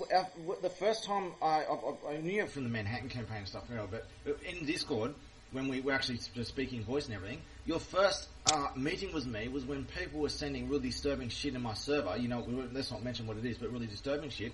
And they're having this big duke out, 20 of them against me, and you didn't know what was going on. This has been going on for a while. I was doing this battle shit for a long time. I've been doing this for 20 years. But you were brought into this. You said basically, you became aware somehow that this battle was going on, and there was this dude, and there was this whole bunch of other dudes, and you walked into this, and the first thing you did was to threaten to hack me and shit. And then you saw some other shit going on, you're like, what the fuck's going on here? And but your introduction to me was to threaten to hack me, and I said my rules, like, if you threaten to hack people, hack me, this is what happens. And then you decided to just turn on them as well. And then I said to you, if you remember, all right, if you want to take them on, I'm not gonna intervene. I won't help you. But if you want to fight with each other, I will let you do so, and I'll just step back and just let you do so, and I won't attack you for it. I can't fuck with you because you're actually a white hat. Why can't you talk to me? I talk to I can't fuck with you. More than anyone, but you're a brown hat. No, I can't fuck with you on that level because you're actually a white hat. And a white hat is out there to protect the people that don't know any better. They know the gray hat, they know the brown hat, they know the black hat side of it, and they choose to stand and protect the people. Well, people have I can't fight with that. I'll just show you my definitions. I'll put them up right now. I can't fight with that. I can't. Because people that are out there to protect the innocent before they get fucked, I can't go against them. I really can't. I appreciate that comment. But this is how I define hats. See, a lot of people, when they refer to white hat, they really mean what I call a blue hat. And these are the defenders of the government and shit like this, right? Defenders. And the defenses of this world have been compromised and have become corrupted. The defenses, right? The immune system of mankind has been turned against itself. So blue it's not just about computer hacking and shit. It's about whole color symbolism that affects all mammals. So when you got blue, you're talking about police, right? Police are always blue. Yeah, everywhere in the world, the police are blue. You got a black and white suit. Black and white suits, you go anywhere in the world, people wear black and white suits to represent a certain thing, right? Certain professionalism and stuff like that. And red is usually associated with the colour of attack, like blood and stuff like that. Attack. Well, I'm a red hat fedora user. Yeah, brown hat. You want to be a red hat, but you haven't quite got there. You're a black hat who wants to become a red hat, but you haven't quite got there yet. I'm not even a hat. You jump on either side of the fence between black and red, yeah? No. What I do is I instigate both white and blacks and grays to see where everything could be. I'm problem reaction solution. You're a brown hat. I'll show you. This is what I call a brown hat. A brown hat is like a black hat that gets stuck on the way. Most black hats who become red hats, they get stuck a long way, and very few of them actually make it, and they usually become stuck as what I call a brown hat, which is like a pseudo hat, not a real hat. It's like a pseudo hat because they're like a black hat who wants to be a red hat. They want to legitimize the stuff that the attacks that they're doing. It's like someone who wants to fight all the time. They just want to fuck shit up, and they want to just have some kind of cause to justify it, but they don't really believe in the cause. They just want to fight. They just want to fuck shit up. Kind of, but not really, Jeremy. And I'll tell you why. Kind of, but not really. Okay. Truth being told, fuck it. You already know who I am. Manhattan Campaign, right? Like, yo, dude, I'm a black hat. I was a verified black hat. I know more about people than they know themselves in the first 5 minutes of dialogue with them, and it's not some mastery skill. A lot of anyone who understands a lot of psychology. You as well as I know, I'm a verified black hat. I changed my life. See, I told you, you're a red hat, now you're a black hat. Well, I do use Fedora Red Hat as my go-to system if I'm looking for things. But when it really comes down to shit, doing exactly what I said. Right? I used to be a black hat. I looked at the white hat side of things, but I didn't like gray because I like black or white. Right? Well, yes or no? Different versions of grey. I define grey as someone who's make a decision which way. Grey hats are one who can go into many directions. It's a point of decision. They're not the good guys. They're not the bad guys. They're not the attackers. They're not bitches. the defenders. They're sitting on the fence and they haven't made a decision yet. They're bitches. They're playing with everything, but they're sitting on the fence. They're bitches. Because when a black hat comes across, a gray hat would be like, sitting on the fence, right? When a white hat comes across and talks to them, they're like, gray hat sitting on the fence. They're bitches. Looking to see the outcome from what happens between the black and the white. Now, truth being told, hats are more bitches than gray hats. Anybody in the black hat and white hat world knows that gray hats get beat up by both black and white hats. And truth being told, if I was a black hat and I wanted to fight a white hat and there was a gray hat in the way, both black and white hats would beat up on the gray hat just to get him out of the way so we could see through our battle. And that's the truth. With hats. I'll see if I can find it. I've got a whole bunch of graphics and shit I did. Just find it. This is to do with the Manhattan Campaign, this one. I haven't showed this one for ages. Let me find it. Back in the day, though, Jeremy, yes. I was a very fucking dangerous and a very evil and a very malicious and a bad person. I learned and I seen things and I changed my ways. To this day, I'm about protecting cybersecurity for the people who know no better. I really am. Because I know what the black hat world brings. And it sucks when you're just a single individual who works hard, does your 9 to 5, and some jerk show on the internet just takes all of your fucking information and buys a boat in the Bahamas and sells it to somebody in Trinidad, and they literally go on a vacation to Germany for 2 weeks. You know what I mean? And that's just a very small shit of what really happens in the black hat world. After seeing that and knowing what can happen, I knew where I had gone wrong. I know what I was doing was wrong, and majority of the people that are out there have no idea what's really going on. I would rather die in front of a fucking squaring fod to protect some person that has no idea going on than die in front of a firing squad to protect somebody that I know was doing wrong.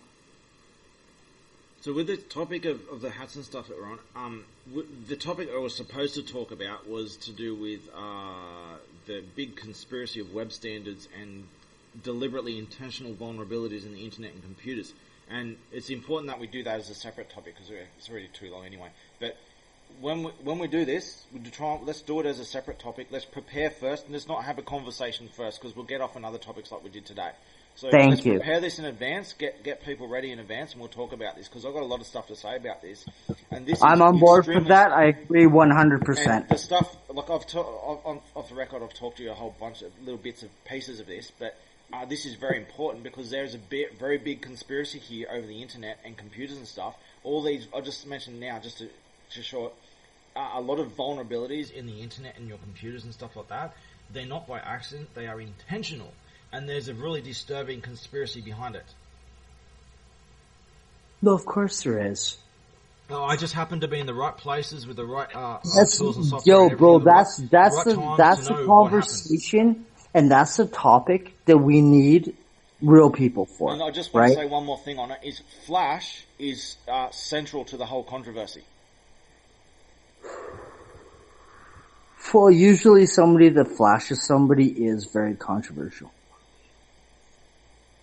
I'm talking about Flash is in the web version, the web standard of Flash. So pun on words, mate. It's just fucking. I still make shit with Flash, even though it's already phased out on mobile phones, and they're phasing it out on desktop on 2020. I'm still be using this shit for EXEs and all kinds of shit and graphics. I do this for there's good reason for applications that are no longer valid. I don't even use CSS as much as possible. I don't use CSS. Hey, how much do you know about 4chan? 4chan? I hate 4chan. That's how much I know. Not 4chan, 4chan. 4chan? Nothing off the top of my head, but I've just had a beer, so. 4chan is a very old coding language. Very old. Well, I know BASIC. I'm not Visual Basic. Basic. Commodore 64 Basic. Yeah, that's DOS. Basic is DOS nowadays. No, it's not. It's nothing like DOS. I like to call it DOS because DOS doesn't have syntax errors and shit. Yeah, DOS is flawless, actually.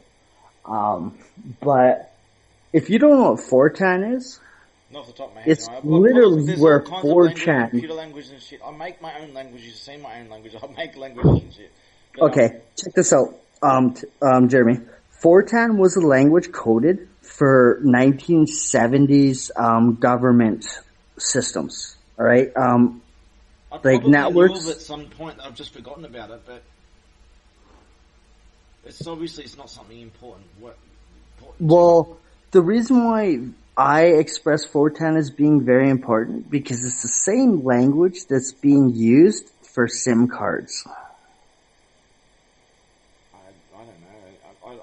I've done a lot of mobile apps and shit, but I haven't got into mobile phone. I've been always avoided mobile phones and shit because they're intentionally vulnerable. Yes. I know a lot of things about this stuff, so I avoid it. And I only use mobile phones and shit when I need to for things. Freaking is dangerous. Tied to what I was saying about web standards and shit. It's actually part of this conspiracy of intentional vulnerabilities. Mobile phones are always going to be vulnerable. Doesn't matter what anyone says, they're always going to be vulnerable. They're built that way. They're hardwired that way. You can't stop it.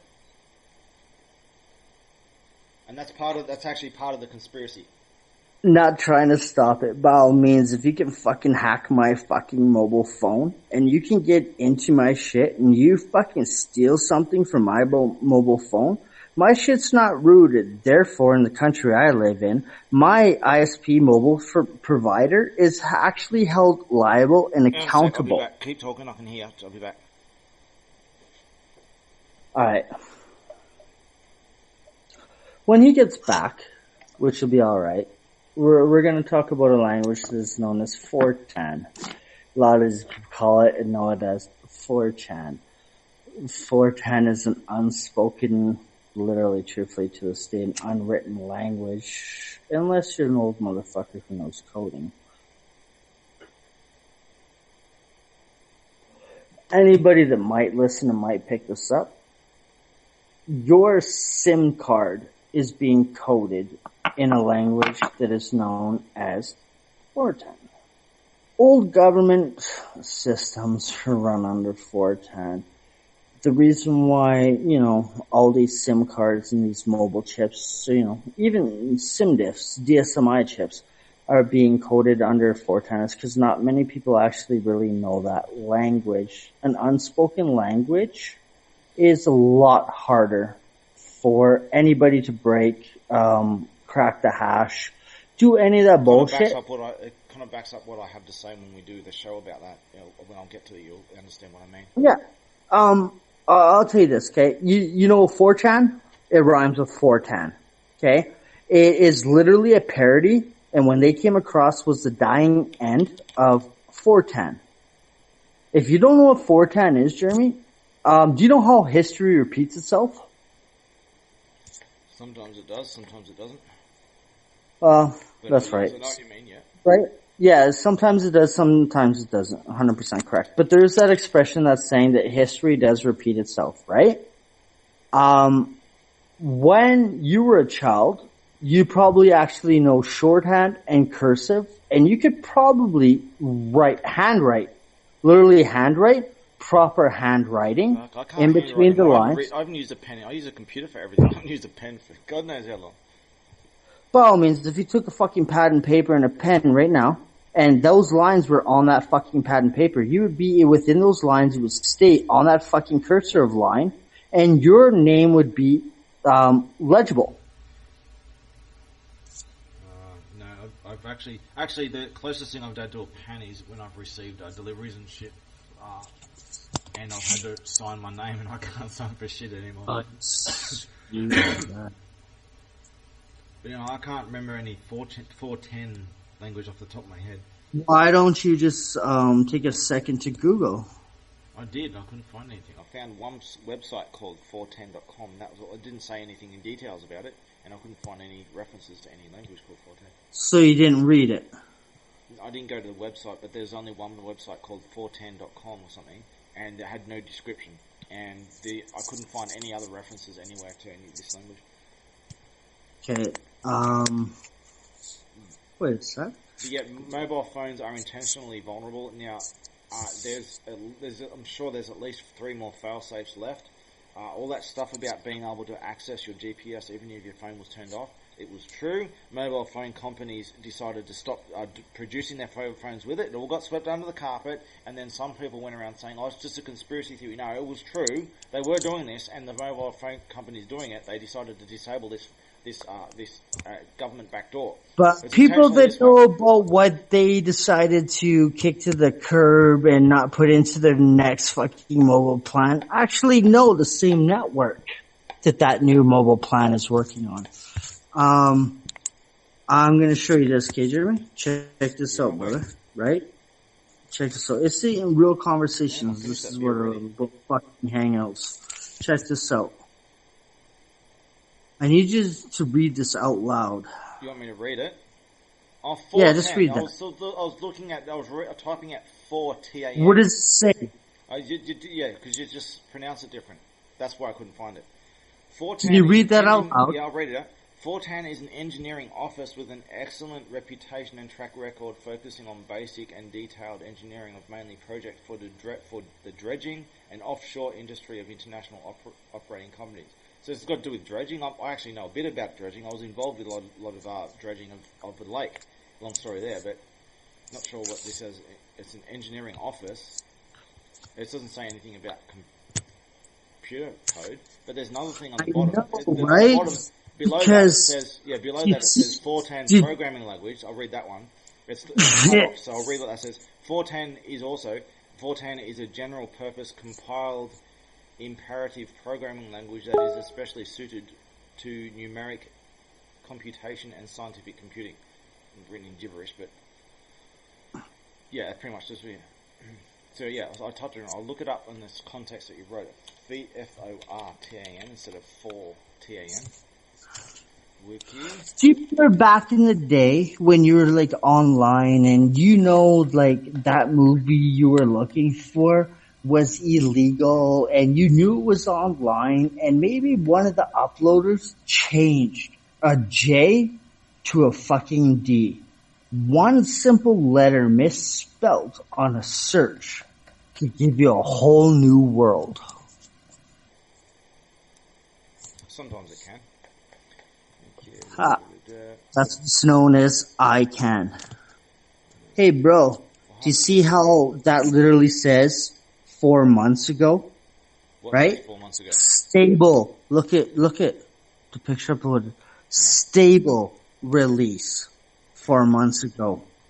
In 2018, 1539-1, 2018. November 28th, 2018. You know they were building like I think they were still making floppy disks in the mid 2000s actually. Do you want to see the real? What we're looking for? But yeah, I have no reason to know that. Fortran. It's not 410. It's Fortran. Thank you. Somebody's monitoring this. That's all I need to know. Thank you. It's not 410. It's Fortran. TRAN.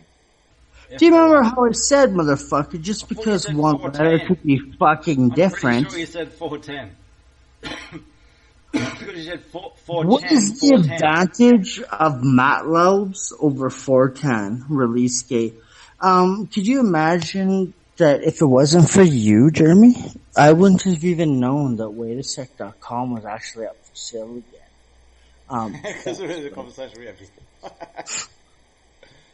Now, the things that make you go, wait a sec, is literally what's really going online. Can you just wait a sec, or just need another beer? Well, thank you. Thank you for saying that. Because that literally will put anybody in their tracks to stop. No matter what they're doing, if you ask politely and say, hey, can you just wait a sec? They will stop. No, what you do, this is what I used to do. I used to do I used to do a lot of before I got the government went after me and shit. I was going like clubbing like clubbing 4 days a week. Usually, sometimes I did up to 7 days a week. It was ridiculous, but I did a lot of that shit.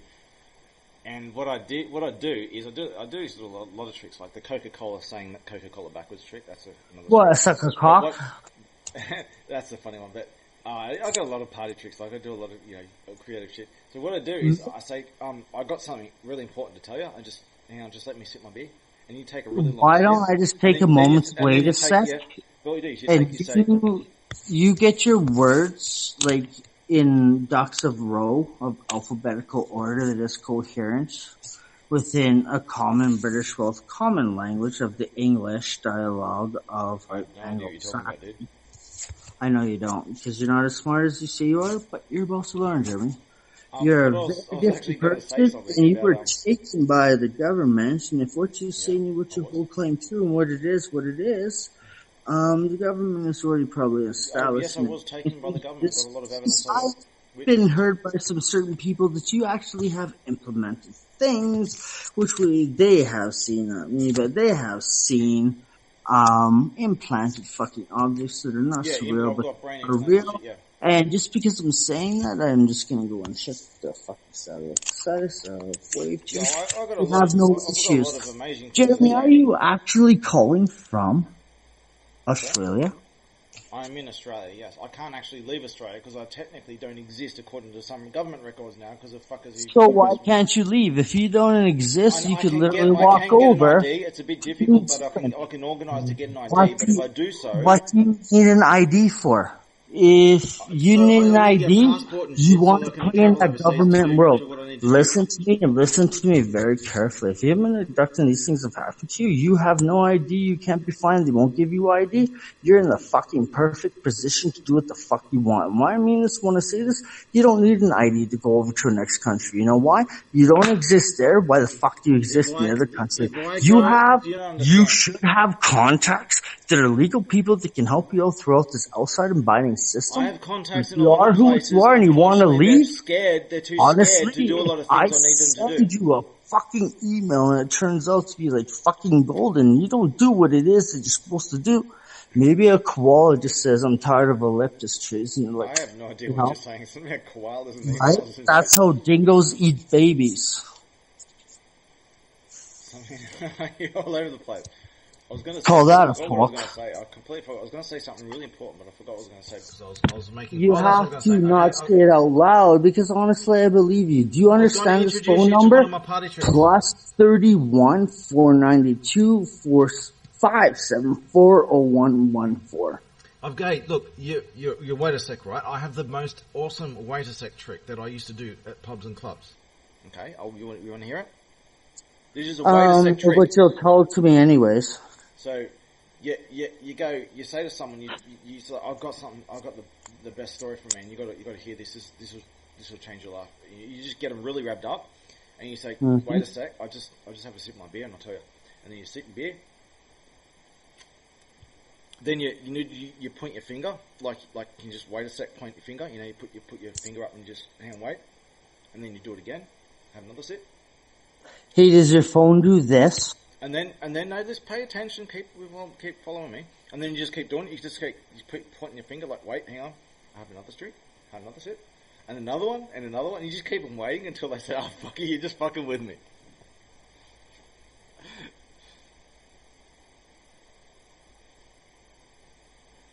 An old trick I used to do. Anyway, if anyone is listening to this, the best pub trick is to get a Coca-Cola can and you get someone who's had a few drinks to try and read Coca-Cola backwards. And Jeremy, they say I'd like Jeremy, to talk in a you're on a mission, and if everybody's hearing what you're telling them, you're going to give away the best trick of, dude, I don't run out of tricks. I don't run out of tricks. That's cool, and which is a really cool story, bro. But you can't dig and dime for, followers for that. No, I'm going to say this to you very abruptly, Jeremy. If you can't get ID, I know I've lost you, but you really want to stick up because the people that will find you wouldn't leave you behind, you're better off with me. Anyways, I don't even know what you're saying. Can you start the topic again? No, I can't. But as Tupac Sam, not I'm Tupac. I'm drinking and you're getting drunk. No, mate. You shouldn't, if you get drunk off 2 beers, wow. I know people that are worried if they left me in the Outback that they would get in trouble. Okay? So when I say that to you on your island, right? Right? You call that a fork. I don't think so. I ain't a fork, man. But never forget Steve Irwin. Okay? When you're fucking done over there and you're all done all that bullshit, if you're really truthfully behind what you're saying, you're having a real trouble, homie, real trouble, you don't have no ID, you can't get ID from the government, you're actually blessed. I can get ID from the government, but if I do so, things will happen and I need to do a whole bunch of shit after I do that, and it's best that I get out of the country quickly. Here's what it is. The government has fucked you over, you've gone through a whirlwind of bullshit. Why would you don't misunderstand, dude. No. The government has fucked me over, yes, but, I'm the one with the upper hand here. Hush your tops, pirate rules. The government fucked themselves over more than they fucked me. Don't pay for ID, you're stuck into a system. You can leave your fucking country, go anywhere you want. Okay, how am I going to leave the country without ID? I can, but how am I going to easily leave the country without ID? How am I going to travel the world without ID? Have you ever gone next door and introduced yourself? Next door and introduce myself? What do you mean? Yeah. You know where you're at right now, right? I'd rather not, but why? Who's your neighbor to the left? There is no neighbor to my left. Who's the neighbor to your right? Someone who has a cat. Okay, cool. Have you ever walked over and introduced yourself to that person? No, and I don't for a reason, because I move around all the time anyway, so. Okay, so what is to stop you from introducing yourself to that person? Because that person is neurotic as fuck. Okay, cool. Guess what? You've seen that from the outside perspective, correct? If you're looking for someone... I know more about the situation than I'm letting on. I know more about the situation than I'm letting on. Cool. Pick up your cell phone, join into this hangout, go and knock on the fucking neighbor's door, ring their doorbell, shake their hand and say, hey, I'm Jeremy Martin. No, I don't. Look, I do introduce myself to people sometimes, but I prefer not to intrude on people. That's intruding in my view. Not really. In fact, there was someone who actually knocked on the door that I met recently. They came to my door asking for a pen just a couple of days ago, and I gave them a pen. With your fingerprints on it. And I had a pen, even though I said I don't use pens, but I still have a pen. I carry a pen with me in case I need it. I just don't use them.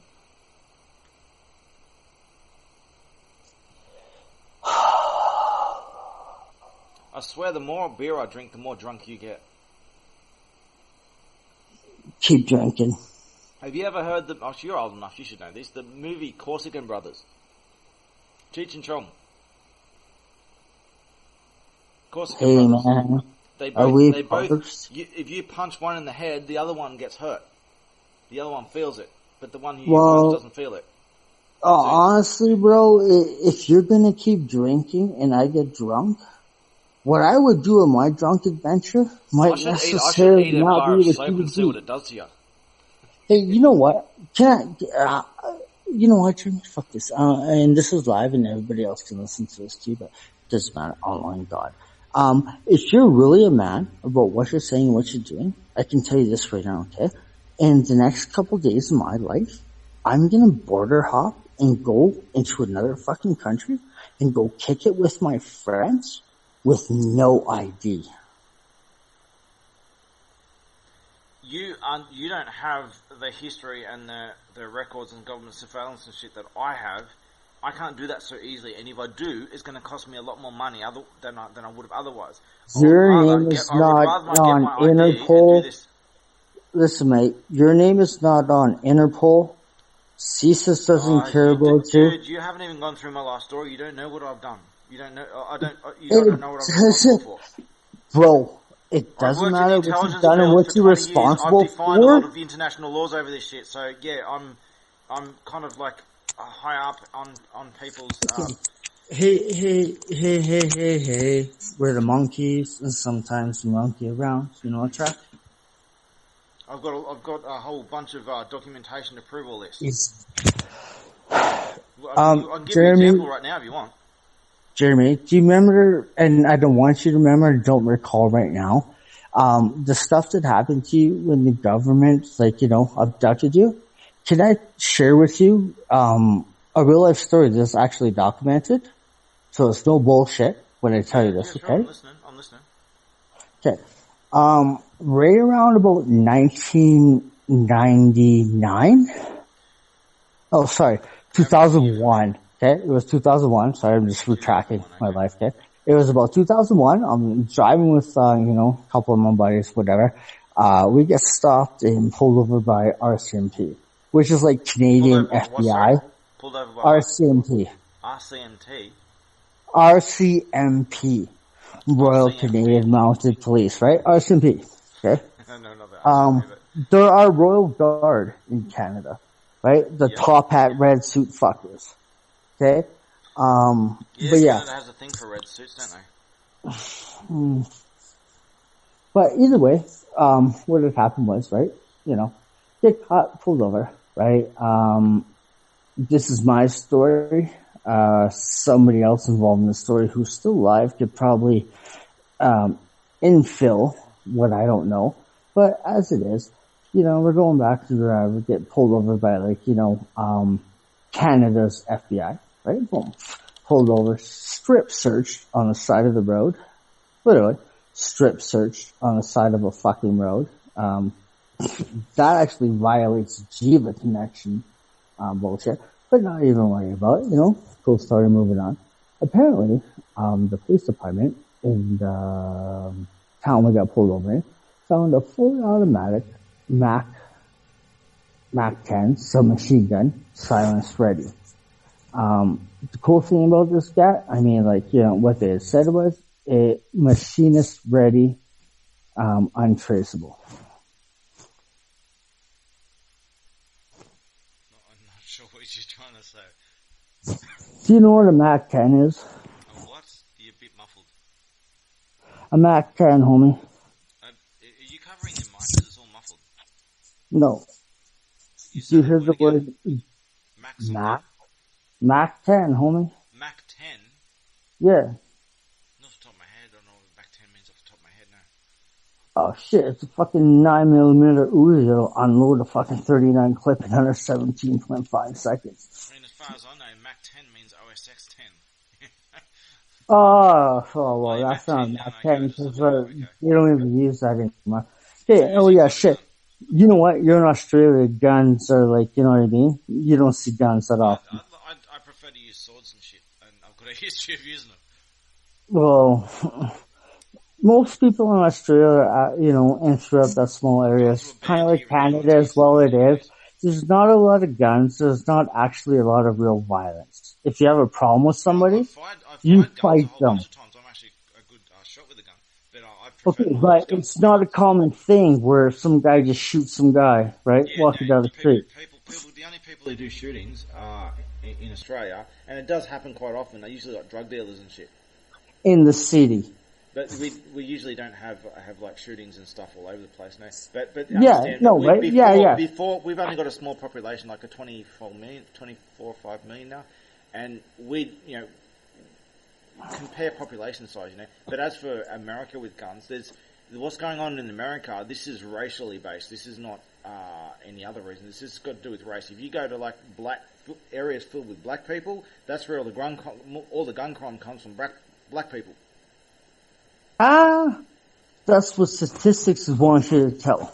Yeah, that's really legit, man. I can show you statistics. I've actually mapped out statistics I myself. know, but you know who tells you those statistics and like who portrays those things to the outside world? It's the media and people in control. To tell you the honest truth, bro, in the black, no, homie, I live over here, okay, in the Western continent. Yeah, okay? I've got a lot of history with the US and people in the US and the US government and shit. I know, and listen, those people in the United States are fucked. I've gone through a lot of statistics myself. I've built maps and shit of them. The people in the United States are fucked, but if you can't tell me what a MAC-10 is, trust me, homie, when a brighter steps upon you, you don't even know what low riding is. People aren't going around using Uzis in the USA. They're using pistols. Yeah, they are. They're using pistols on the rare occasion Black Lives Matter. No, they're not. No, homie, I'm not even joking to you. The shit that gets reported is mild. There's a lot of shit that happens everywhere. Yo, bro, have you ever gone out to the outback and talked to the Aboriginals? When was the last time you hung out with the tribe in a grass hut and like you could knock a kangaroo out? Can you knock a kangaroo out with a boomerang? No, it's just ridiculous. Boomerangs are just stupid. No, boomerangs ain't stupid. They need to knock a kangaroo out. I just showed you a bunch of statistics, but I was going to say, have you ever been down to like any tribal spot in Australia where you live? The only Aboriginals in Australia who actually live out in any kind of tribes are those who really much, they don't live in tribes. They're just a bunch of welfare communities who live out in the bush. And they just get free welfare and they get drunk all day and they rape and eat their children. They eat their children. Got that on film? It's the big taboo. It's like the thing that, there's certain things like the Holocaust. You're not allowed to talk about the Holocaust. Well, in Australia, you're not allowed to talk about the Aboriginal true history about them eating children and shit. You're just not allowed to talk about it. It gets censored everywhere. Fiji was an island of cannibals up until 1997. Okay? What was Fiji. Fiji? No. Fiji.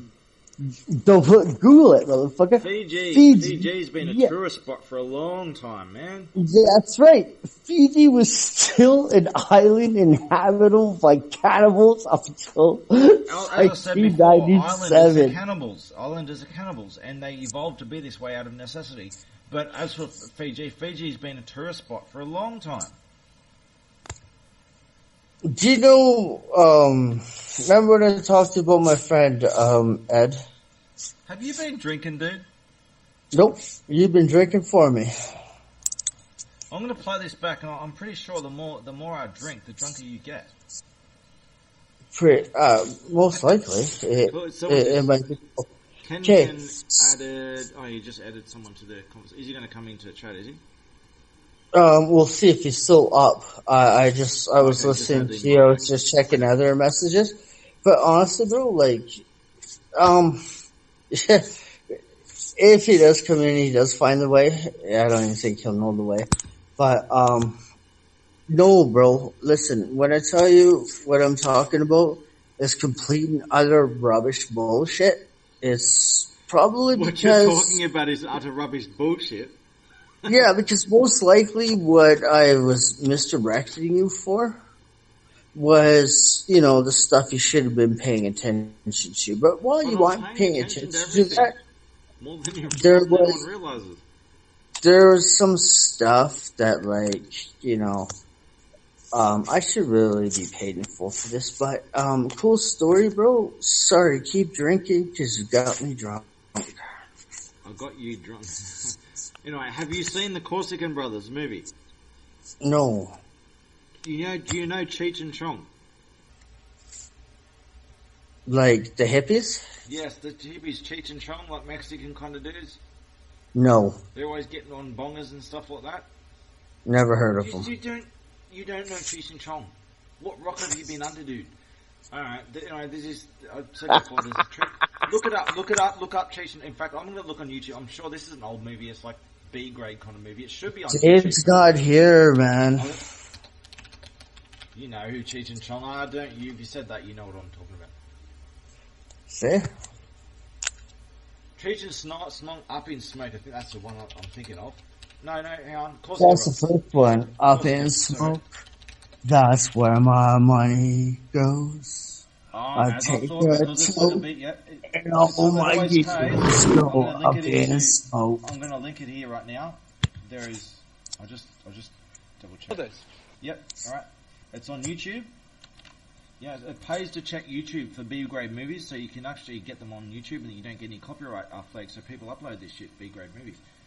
Cheech and Chong, the Corsican Brothers. It's of where they experience each other's pain and pleasure and stuff like that. So can you type in Cheech and Chong, Up in Smoke, and like see what the song is that shows up? Yeah, I know Cheech and Chong, Up in Smoke. Was the first thing that came up in my search. You want to get the song? Yeah. Is there one song or more? Yeah, look, as I thought, there's the Cheech and Chong Up in Smoke always comes up with the. We killed. Same. And then we killed. Okay, okay. This is showing up as Corsican Brothers or something. Song. No, it's not coming up as any song. Cheech and Chong, Up in Smoke? Yeah, I know the movie. Holy fuck. Well, you know what? The most memorable part of the movie, which is probably all over YouTube and shit, is where they're smoking bombs in the car and they don't know if they're driving or not. Google, we'll do this. What it is. I think that's that scene. You know, it's a second check this out. Up in Smoke. Smoke. Cheech and Chong. And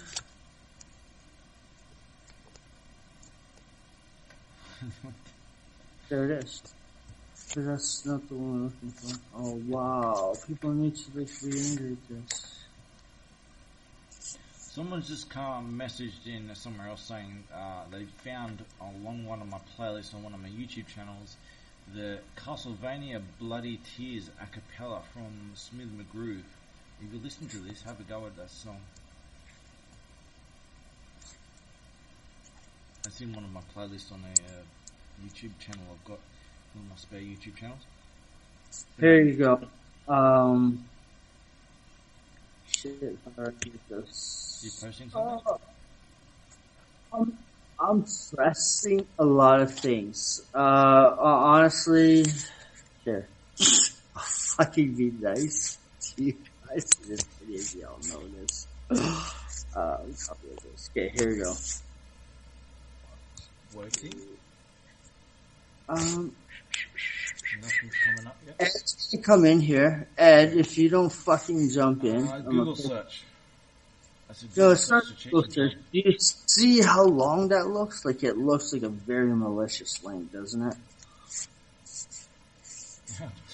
All I need to do is read the link. It's just a bunch of search questions. What you've done is you've done just a stupid, shitty Google search. The way it works is you've done one search. Plus, right? Yeah, you plus between is plus means space. But what you've done one search and then you've done another search on top of it. You've typed in up in smoke Cheech and Chong TH, and then you've done another search and you said Cheech and Chong Up in Smoke theme song. So you've done 2 searches, and it actually registers your old search engine. Who needs that shit? Why do you need that shit in the link? It's just fucking retarded. So yeah, it's just a double search. Does it not look like a very? You've got to be careful if you do the wrong search links in the wrong places. You can actually accidentally give out potentially personal information. You've got to be careful about providing. There's none in that one, but you've got to be careful of that.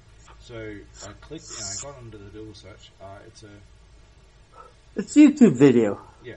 So Cheech and Chong Up in Smoke. I'll type the first one. Up in smoke. That's where my mind goes. What I'm coming up is just a crappy 1970s version. It just started playing without your permission, but let it play, bro. Ed, you're fucking here finally. Oh, someone joined. Oh, he did. Ed, you got the headset fixed? Edini 76? Yeah.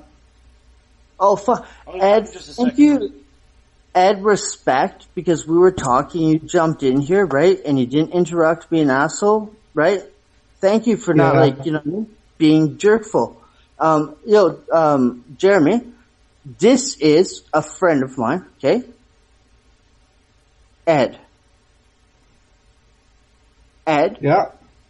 This is a friend of mine, Jeremy.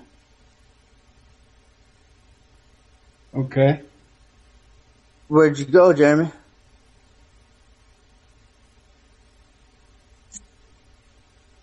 I don't know how that happened. What'd you do, Ed? You better not have done anything. Hang on. I said I'll be right back. I'm back. Sorry about that. Hey, Ed. Hello. Sorry about that. I just said before I'll be right back in a sec. Now, Ed. Does Ed know about Cheech and Chong, Corsican Brothers? Yeah, I've seen a couple of their movies. Ed, how much do you know about the founder of Anonymous?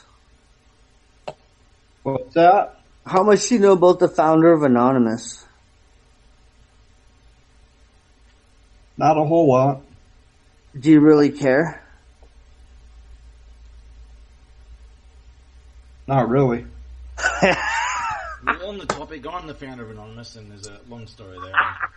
Anyway, but as for Cheech and Chong, Corsican Brothers, do you remember seeing one where they feel each other's pain and pleasure? No. Is you Ed, do something to one, and the other feels it. You can burn one with a candle, but the other one is in agony, but the one you're burning doesn't feel anything. Hey, Ed, do you know Cheech and Chong's theme song? Up in smoke, that's where my money goes. I take a choke, and all my years go up in smoke. Cheech and Chong remind me of, was it Cheech? He reminds me of Strong Bad on homestarrunner.com, if you know who that is. Do you know that track, Ed? No. Ed, is it just me, or does Jeff sound a bit like drunk or stoned or something? No. Just listen to him a little bit longer, see if you reckon.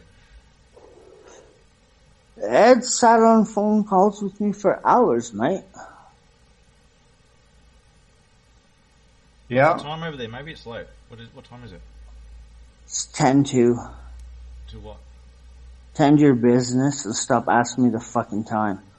So. Sorry about that. It's just a harsh joke to say to somebody on the job. Time is irrelevant. What is an important topic we can talk about? Let's talk about something. We're going to talk about this topic. Ed. Yeah. We're live from International. Okay? So before you answer and you do anything for these questions, I've got some fucking questions to answer. Will you answer them honestly on live? Dude, if you ask an honest or a dishonest person if they're going to be honest, they're both going to say yes. It's a nonsensical question. Yeah or nay, Ed? Depends what they are. Here's the question. You can be honest, and I'll ask you if I think you're being dishonest. Okay? We'll play a game. Right? GHS, do you think they're real? I don't know. There's 3, 2, 1. Scared. Next question. Do you think GSH is real? I think yes and no. 4, I mean 3, 2. These were yes or no questions, Ed. I've given you the benefit of the doubt to answer within time frame of yes or no. You would never be judged. You just had to be honest. But moving on. Third question. You don't want to strike out. Third question. Is your name Edward? yes. You're fucking lucky. Next question to be asked. This is a true story? Yes or no? Ed, do you like to help people? Yes. Karen, do you believe that? I believe he means what he says, yes. Ooh, the audience sided with you, Ed. You're lucky on that one. I love it that Ed knows what's really going on.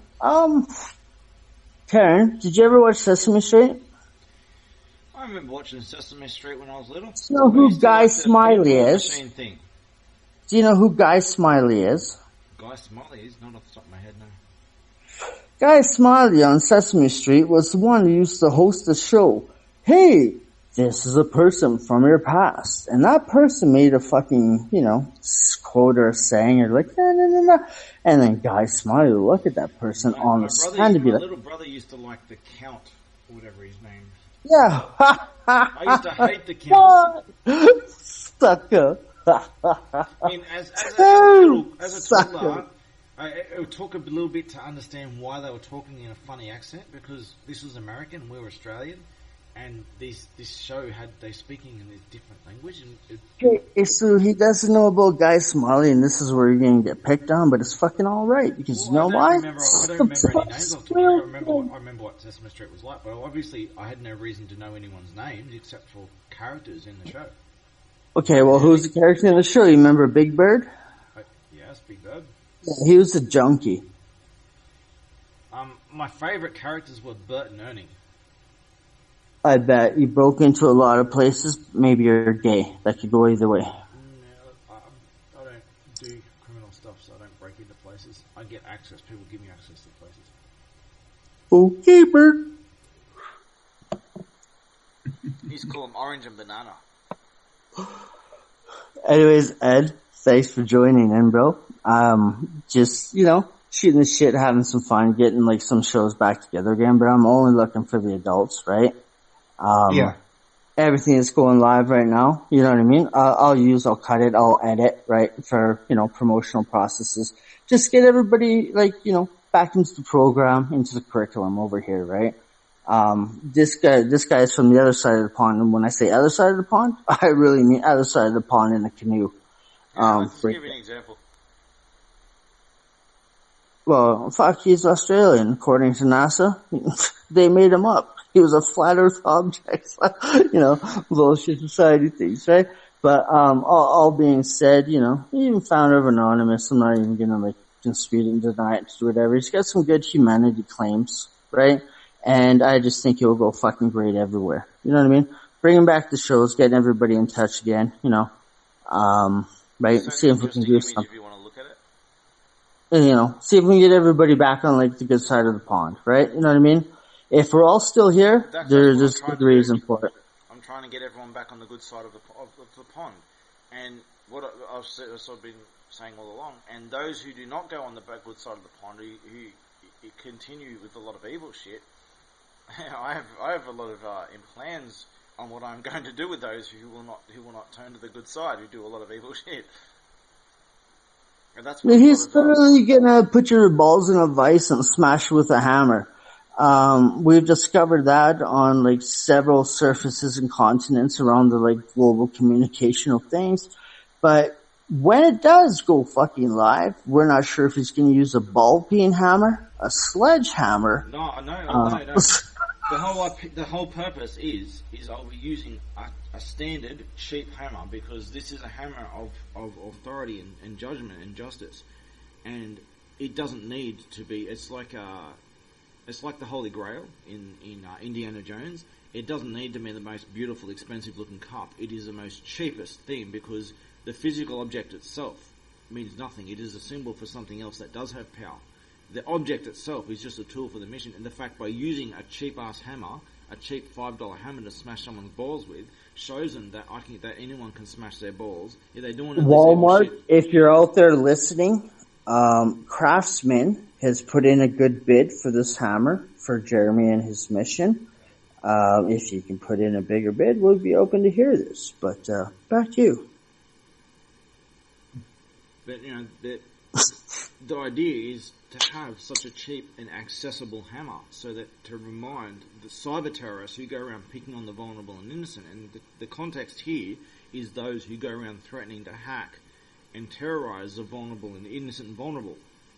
Outside of that, I don't care what anyone does, but those who pick on the innocent and vulnerable and go around threatening to hack them and shit, is if I cannot get them to own their shit, stop what they're doing, compensate their victims and dedicate their lives to going in the other direction, I will be going around and smashing the balls of those who do this shit one at a time on live stream with a cheap ass hammer. And as I said, I'll be stretching their balls up in a vice as far as I can go, and I'll be smashing them actually, you didn't say that. I really mean it, and everyone knows at this point that I mean tongue. I said that you would put their balls in a vice and smash them with a hammer. You had bit your tongue prior to saying that. So don't say that you were going around saying this, because now I am going around saying this. Ed? If I just said this and I was talking shit, people would just laugh it off. But, everyone knows at this point that I fucking mean what I say. And I'm prepared to sacrifice my life for this. I've built an armored suit for this shit with advanced technology on it and shit. I can take out a whole fucking army with my suit. And the Russians came out with the same technology the same day that I revealed the details of it. The Russians did the same thing with the same technology, and everyone's shitting themselves, especially the UK, they're shitting themselves over this Russian technology. And it's real. This shit's real. You can pretty much disable anyone within a radius. Eddie, can I ask you something, bro? Yeah. Would you be willing, do you got a passport, mate? Like, you got a passport?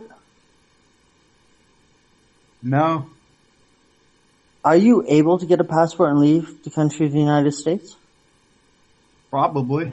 It costs him a lot of money. Why would he want to do that? So, hey man, Ed, if you could acquire a passport, you know what I mean, it's going to take a minute to do whatever, figure out logistics, yada yada. If you could get a passport and it was paid for you, and you could leave the country and go out for a vacation to somewhere else, right? And you don't even have to worry about the money and all that shit, bro. Something you might want to do? Yeah. Okay, cool. Cool. That'd be new. Jeremy, I saw a tweet that you put out as far as George Lennox. I'll put it well, no, this one that I saw is, I don't know, you told him not to threaten your kids or to threaten to have you swatted or something? No, what happened was, someone posted a joke of all my ball smashing campaign and stuff. George Lennox has been doing a lot of evil shit, so someone actually stood up to George Lennox. He's exploiting children and shit, right? So they stood up to him, and he talked shit back to them, and he said, and this person who stood up to George Lennox and he exposed his child exploitation shit, he said, I might have to get the founder of Anonymous to come and smash your balls in reference to my ball smashing campaign. And at this point, everyone knows what's going on, that I really am going on the campaign of those who exploit children and terrorise the innocent and vulnerable, that I will be going on a world tour to smash their balls. So he said this to George Lennox, that don't make me go get the founder of Anonymous to come and smash your balls. And George Lennox lost his shit because he knows I really mean it, and he knows that he's got a lot of I've got a lot of dirt on him. I've got a history documenting this guy, and I've had a few verbal confrontations. I've tried to convince him to stop doing a lot of evil shit that he's doing and stop being a fake. So George Lennox knew that you what was going on. Let me answer. Taryn and Lennox might have some words to fucking say to each other, Ed, right? But moving on, what were you really asking? The question, because this is important. So George Lennox lost his shit over this comment this dude said. And he said it as a joke, and George Lennox lost his shit over it because he knows that I'm serious and he knows that he's got a lot to hide. George Lennox does. So he started trashing on me on Twitter, tagging me and trashing on me, and I responded. I responded, and he challenged me and challenged me and challenged me. I accepted his challenge. I accepted his challenge. I accepted his challenge. I succeeded his challenge. All these coding challenges, all these bullshit. I accepted all these challenges and succeeded. And I said, all right, you say that I can't code. Here we go. Here's proof of me live coding. Show me your code. And he starts talking shit, and he starts just going around and he starts building these fake love memes and shit. He's a fucking narcissistic psychopath piece of crap. Hey, Ed, do you remember when everybody trolled you to fight everybody? Can I just finish answering? So he challenges. He's challenging me to all these challenges. And it all comes to, okay, let's do a big showdown, right? We'll have a big voice debate. I've been doing voice debates all left, right, and centre. So come on, everyone's inviting him to walk his talk. He keeps challenging me and shit. He won't own his shit. So let's do a big voice debate. And Jeff was central to. He's here now. He was central to try and push him to do it. He's backing out of it, and then Jeff's going, don't be a wuss, walk your talk. So he's supposed to turn up to this challenge. He's talking shit, right? Well, left, right, and centre. George Lennox is talking shit about me everywhere. And he doesn't turn up. You know what he does instead? He starts organising bum threats against my family. He starts going through my personal information, stuff that I've deliberately made public. He starts going through all this information. I'm getting bomb threats against my family. He's threatening to hold my loved ones as hostage and shit. All kinds of disturbing shit. So that he can talk shit about me on social media and try to intimidate me into not speaking back. So he can promote all these lies, all these toxic, disgusting lies, and try to make terrorist threats against me and my family and my loved ones in order to stop me from speaking back so he can maintain all his lies. Well, he never even bloody turned up to his own challenge. We waited there for like 9 hours. We had a long 9-hour conversation, a very interesting one you might add, and he never turned up, and he just continued with all this shit, and he just kept doing it. He's a toxic piece of shit. He won't walk his talk. I turned up to his own challenge. He didn't even fucking turn up. And all I get is bomb threats and shit against my family. I'll be back in a sec. I just need to wait because I had a beer. I can hear. So if you want to say something, I can hear. Well, no. I was surprised because he's usually very peace and love and stuff. And when I saw that, I was shocked because I wouldn't expect someone so into peace and stuff to do that. Did it make you go, wait a sec? Yeah. There's an even very bigger thing going on, but sorry about that. I just had to piss a sec. I've been trying to tell the truth, but because so many people argue and interject and don't listen, that this is a troll that never ends. Some people started posting it not knowing what it was, and they'll continue doing it forever just because Jeff said this is the troll that never ends. Do you understand that? I don't mean to divert off topic, but I swear the more I drink, the more drunk he gets. He's singing now. Anyway, so on the topic, so George Lennox is all about these fake love or memes and shit like that, right? He's a very evil and toxic person. He exploits children and shit, and he gets them in prison and shit. He does a lot of evil shit. He's got a long criminal record, all kinds of shit. He's not the person he's portraying himself to be. He puts all this fake love bullshit in on social media to avoid being suspected. Yeah, George, get your shit together. He's a fucking toxic, fake, evil piece of shit. And all this fake love shit, it's all fake. It's a big act that he puts on. Have you ever maybe just stopped to take a moment to wait a sec and think that George Lennox might just be a very fucking awesome bot? A bot? No, he's not a bot. He's an NPC. And I'm getting on the beer while I say that. Yeah, I've talked to him. He's definitely real. So what was Ed? Ed, what you can do? Go to my Twitter account. Jeff Kenyon. Ed, you've talked to Big Baby. You've talked to Can Squid Cuttlefish, right? Yeah. Out of all the times that I've ever warned you, this is a troll, and you didn't hear me out, how many times did you get trolled? A few. I have a different definition of trying, but Ed, if you can find a reference, just look up Taryn _01 or Jeremy Martin. My name is Jeremy Martin. Oh, he knows all about you. So if you can find my Twitter account, go look through my tweets and click the threads that the shit that he's talking on. You look at the shit that he's saying. Jeremy, I can send some shit in here right now, right? Can I tell you something? Jeremy, I'm gonna tell you something right quick. No, mate, I'm gonna tell you something right quick. Ed, he already knows who the fuck you is. He's seen your Twitters. He's seen other things that you're gonna ask him for. Ed already knows who the fuck you is, homie. Disturbing stuff that George Lennox has been saying. Oh, Ed, am I lying when I say you've already looked in? No. What Jeremy has failed to recognize to this point is he is now over on the western side of the pond. He is in a state of, wait a sec, right? Because he's dealing with me. There's all the same noises that you've heard about, right, too, Ed? Right? Same story. This is a same story, different characters, right, Ed? Yeah. Okay. That being said, when it really comes down to it, as you being a last person that has gone through this process, Jeremy will befriend you and become friends with you, because it is probably essential that you can clue Jeremy into what is happening on the Western Hemisphere. Do you know what I mean? Yeah. I'm involved in a lot of hemispheres. But what I say is, look, if anyone wants to debate any important topics and try and make the world a better place and sort out what's true and what's false and shit, that's what I'm here for. I'm here to debate, at least presently, I'm here to debate important topics and sort out the truth, because I actually know a lot of shit, and people think they know the shit and they don't.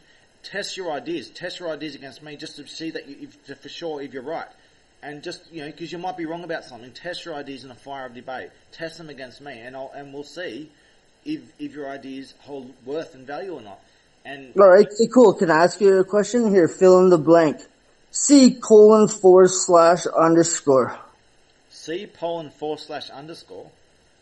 C:// Colon. Yeah, C://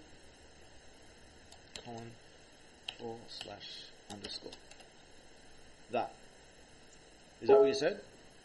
I just typed it in chat. Oh, man. Maybe my English is horrible, but I'll show you. So here's what it is. C:// C://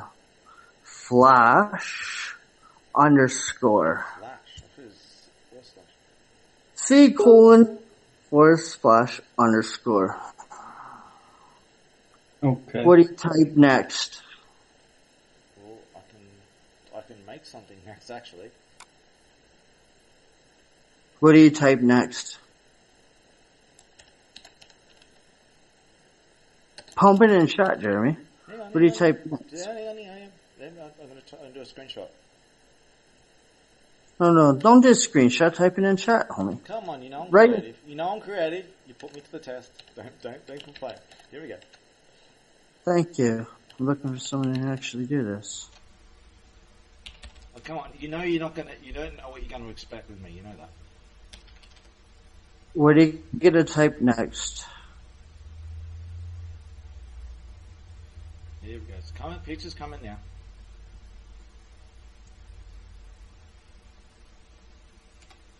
There we go. I just completed the puzzle for you. Oh, really? Check that out. We're talking about command ... We're talking about DOS commands. So what you could ask for this, right? C:// flashing_. What is your next keystroke, right? What is your next? Colon. No matter what he did, Ed, it would be a cool story, but I could just change directory. Because what he really needed to do was when it was at this, right? He would, that one, he would have hit backspace to open, you can run this. dir. W and D, just so these don't screw up there. Sorry, here we go. You don't want to scroll too much, so use W and P. Here's the connection is. Sorry. My bad. And you can just do this. Then it's going to scroll. After you find that, you're going to go. Yes. Right? You can do CD W for a wide directory too. No, I want to see them all because I'll scroll through it forever I'm at. Right? But that's real DOS commands. So that's what you should have done next, Jeremy, right? Was when I said, what is the answer to this one, right? You said C derp. You're talking about derp. No. C flashing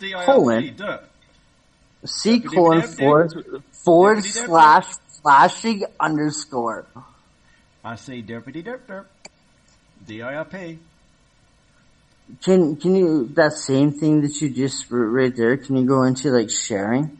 That same window that do you want me to network share on my files? No. You just created a file, Jeff. That's gay. It's fuck you. Reset and deleted that. I thought you actually had some. Ed? A lot of those things, I don't know a lot. I change directory to this. We're going to change directory to this. I haven't had an A drive for ages. I'll tell you about A drives. Back in the day when people used to ask me how to use eBay, back in late 1990s, early 2000s, what I'd do is I'd say that you have to put your credit card in the A drive. And they put it in. It doesn't fit. And I said, no, you got to turn it around. All right, turn it around. No, you can still do it wrong. Keep turning it around. Just keep trying. You tell people that they've got to stick their credit card in the A drive to pay for eBay.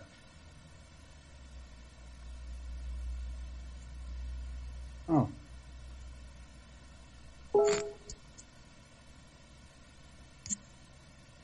I don't even have an A drive open. I don't even have an A drive right now.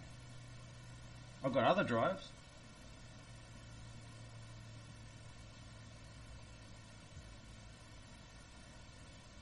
I'm drowning in drives actually, but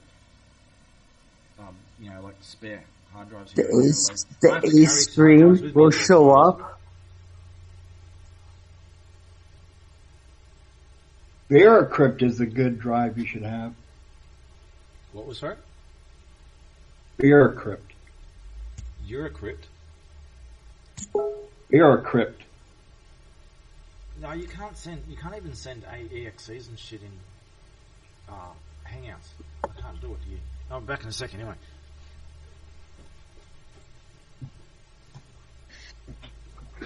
Ed has a question to ask you, Jeremy. And the question he had to ask you was, in about 6 months to 8 months time, if you just, arrived on the island that you live in, could you, put him up on a couch?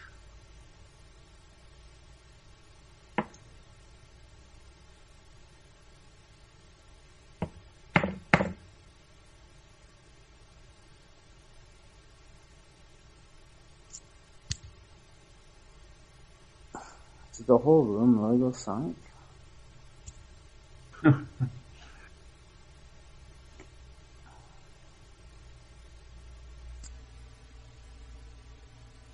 I can't believe you didn't know these songs. Eventually, Ed, the Europeans and the ones that NASA created, right, doesn't even exist, right? Flat Earth guys, right? Just a NASA psyop, right? Eventually everything will get integrated, but from a country that is still from the land down under, right? Dude, we were talking about some simple shit that he should have known. He doesn't know, right? It's not his fault. right? It's not his fault because, shit. If we went down there, Ed, right? If me and you went down to where he is, right? The land down under, we wouldn't know his shit either. Right? No. What shit do I know? It's a term and it's an expression that we use over here, Jeremy, to sum up multiple fucking paragraphs into like, yeah, you know what I said? To sum up multiple paragraphs into what? That made sense to you, right, Ed? I'm not, obviously there's certain types of slang that I'm not too familiar with. I'm familiar with a lot of North American slang, but put it this way, I'll break it down to you for proper fucking English, okay? Jeremy, so, you know if you're gonna write an essay or a thesis or a fucking, any language arts class, right? I speak more English than you do, actually. I'll speak closer to the proper English.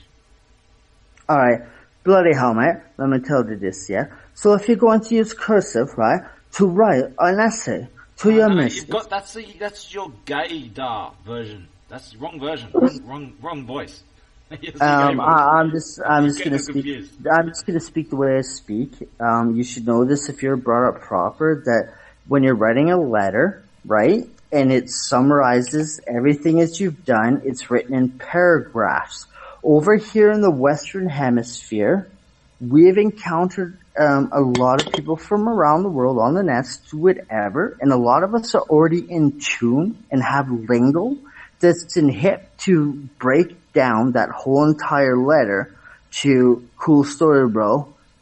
Right? They don't know. It makes sense. And that's all it is.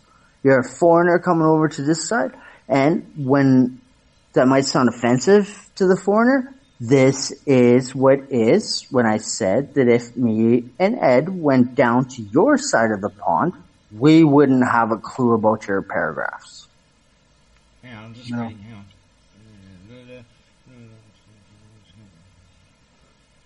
But what it is this is online. And the new web owners, known as the NWO, wait a sec, Illuminati family, we don't exist because, right, Illuminatis are just cons, according to him. Yeah. What's that about the Illuminati? So I was just reading.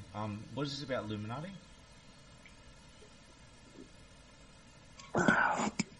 Jeremy called the Illuminati all cons.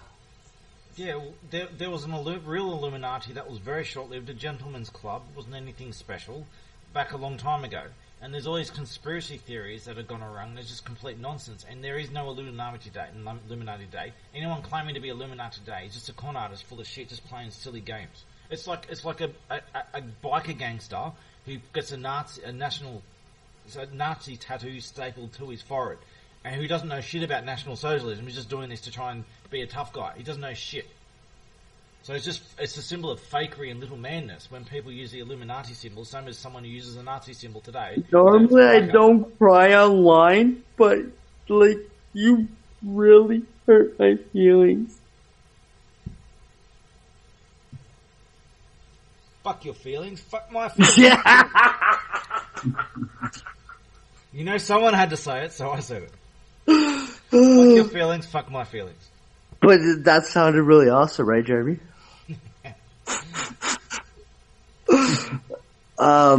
Truth being told, that's right. The Illuminati awesome. Well, awesome. Hey, I'll tell you something about awesome. Why is it that some ore is awesome is like good, some ore is good, but if you're full of ore, you're all full. So too much is bad. Some's good, too much is good. Awesome or full. Is it like a certain amount that's good and some's too much is bad? Well, I'd answer it and give you the real answer, but you'd argue me on it and say I'm wrong. Ore, they just say, oh. And they have pity on you. Well, you have awe, and then you have some, right? Some people have awe. You got pity, some people need some awe to have some, right? And that's really what it is. Some only means wicked. Wicked is a really bad word used for a good term. That got turned into a good word, but hey, weird itself is a weird word because it's supposed to mean supernatural. Wicked? You know what a really good word to, I'll show you right now, I'll show you a really word to really spin people out is the word nice. People don't know what the word nice means. You ask someone, are you a nice guy? You sure about that? And I'll show you the definition right now. I'm not a nice guy. I'm not a nice guy. I play fair and I play hard, but I'm definitely not fucking nice. I'll show you what a nice guy is one that gets the wool pulled over his eyes and gets fucking jerseyed all the time. Stupid, senseless. Yeah, a nice guy. Poor, needy, simple, stupid, silly, foolish. Nice guys finish last, right? Is a common saying because they usually get dummied and beat up and pulled out of line. Well, the idea of not it goes against the idea of what being a man really is. Not nice. Now it's not the same as being a gentleman. Gentlemen's something different than being nice. Gentlemen aren't nice guys. Gentlemen will stand up and they'll fisticuffs if they need to. I'll be gentlemen about it. That's one part of being a gentleman. Being nice is an idea that's that was invented by women to make fun of stupid beta males who are exploitable for free drinks and shit. Nice guys. Then political correctness came along, and suddenly up is down, left is right. Suddenly, nice means that hey, I'm not a threat to anyone. I don't mean any harm. And the women like, hey, I'm going to get free shit off this guy, and I'm going to give him nothing in return. Serves him right. Well, that's kind of harsh because that literally goes against the morals of Christianity teaching, Muslim teaching, to being what is. Yeah, for women to do that, that's treat wrong your too. fellow man but what how you would this is a be mockery treated. of fake. If you were treated wrong, you are still on the path of righteousness for not being wrong. This is a female mockery of male fakery. That's what it is. And it's not right for women to exploit these fake males, but they're still fake to begin with. They're both wrong. Do you know in the Bible the story of where Eve was created, right, from, or Adam was created from the rib, whatever, right? Chromosome rib, actually. XX versus XY is a rib of a chromosome. Right. So, Marilyn Manson removed one of those exact same ribs out of his body so he could suck his own dick. Now, with that being said, right, I'd do it.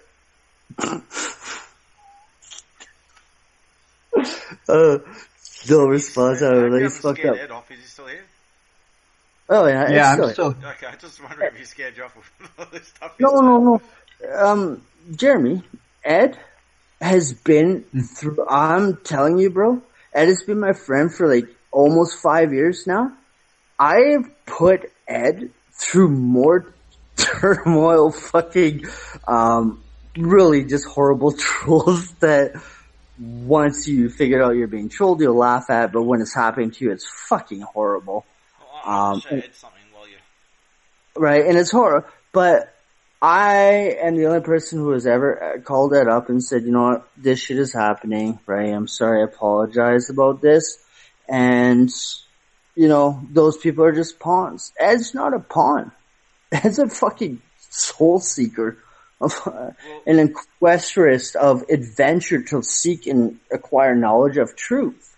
He doesn't like when people get the wool pulled over him because he's had it pulled over him so many times when he's actually just being the nice guy. Let's not use the word nice. Let's use a better word. But a fair. Let's use fair instead of nice. All right, a fair guy. No, he is being proper. I'm not even going to say, in these occasions for when my story is, white out, backpack / whatever, a proper guy.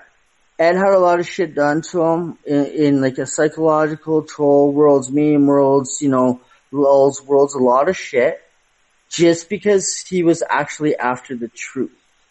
The only reason why I'll ever tell you this, and, it's some bullshit that Ed had to really go through, and it was caused by me, and I have called up and I've apologized and I'm sorry, But at the same time, it was a lot better for Ed to literally go through what he went through at that time, as opposed to it happening to him for over 10 years.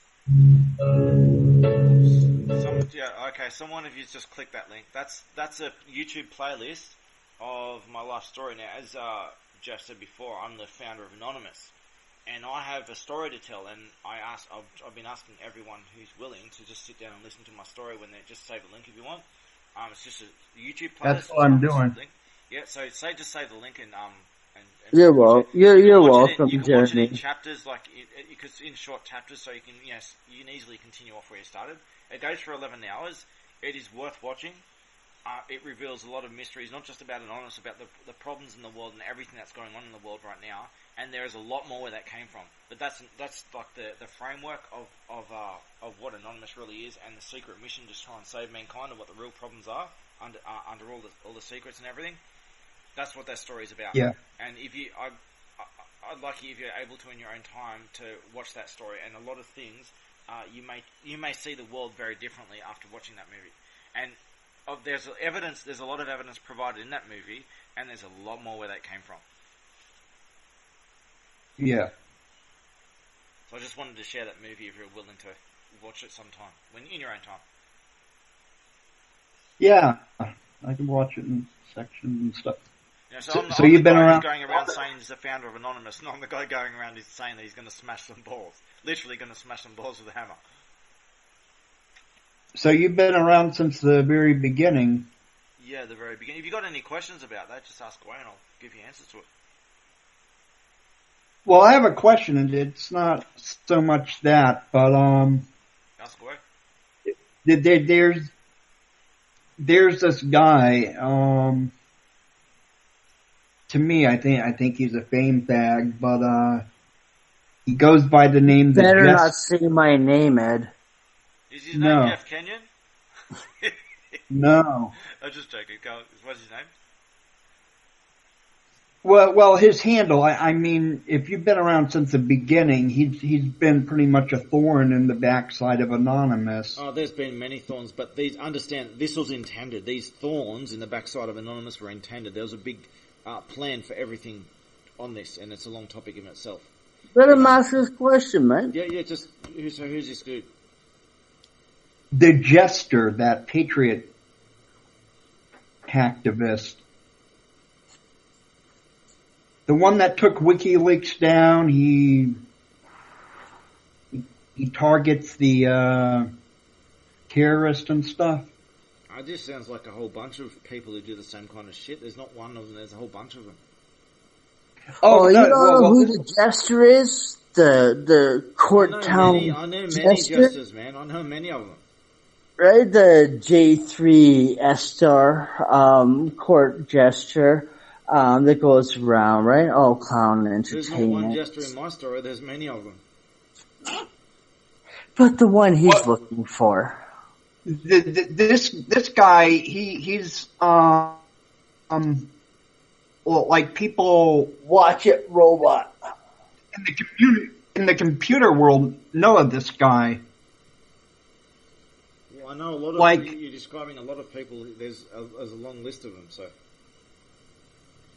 I know the kind of thing you're talking about, and there's a whole bunch. There's many of them. It's not just one person. Well, I'm going to give you the link. Like he's known all over Twitter. He's known all over the internet.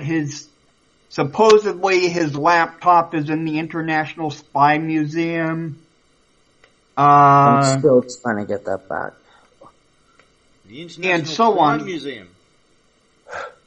Spy Museum. That name rings a bell. With the threes and shit like that. Look at his Twitter. No. Time Magazine named him like the 30 most influential computer people. I'm sure you've heard of him. I was just wondering what your take is on the guy. I've actually, like, this name rings a bell. Welcome to the I might know who you're talking about, but like, I deal with this kind of shit all the time. Like, this is not a one-off kind of thing. So this guy's the guy that supposedly took down WikiLeaks and stuff. What else has he done? I've got a whole bunch of shit that's been censored on his account. Well, apparently, according to what articles say, the jester, right, the clown jester of the courtyard, right, has made a lot of people fucking laugh while doing sinister shit. These are all articles written by, but never could be actually verified by the same people, the accusations that they if it was such a big deal, he's got an account right now, it's identified right now, why isn't his account shut down? I don't know. Why isn't there a siege okay, about all of this? Cameo role in Mr. Robot. Well, Mr. Robot is actually based off the founder of Anonymous. It's a really corrupted, messed up story. Someone trying to tell my story as the founder of Anonymous. Mr. Robot's based on me. I am the real Mr. Robot. He made you suck a dick in episode 1. Yeah, well, this isn't the only... There's a lot of stories over me. Like, Aiden Pierce in Watchmen is based on me. I'm the real Aiden Pierce. This kind of shit happens all the time. And people tell stories based on them. Like, Juice X. Janus is me in Juice X. And Janus and Eli and shit, I'm the real Eli, but they confused me with Janus. And the same, Juggernaut Collective is the Anonymous Collective, Anonymous X in Juice X, the same kind of shit. My story's been told all over the place by a lot of ignorant people. Anyway, what I can do, I can post on this Jester right now if you want me to. You just fucking called me ignorant. No, I didn't call you ignorant. Yeah, you see, you are ignorant, but I'm not calling you ignorant. Right? So what I'll do, I'll post on these Jesters. You have to look at these Jesters, the link you gave me. He's Can I even post on his shit? Do I need to? He's Canadian. I can't even post a message on it. I have to follow him or some shit. I'm gonna follow the fucker. Do I have to follow him? I don't even know how to use Twitter probably because I use that shit. But do I have to follow him to be able to comment or some shit? No, you don't. Just tag him. No, I won't. Hang on, let me have a go. Oh, look what his tag is. I need to sign in. I was in the wrong browser. It doesn't even matter. You don't even have to sign in. Just look what his tag is without even signing in. Add his handle and then type at what you just said. Hey Jester, I am the founder of Anonymous.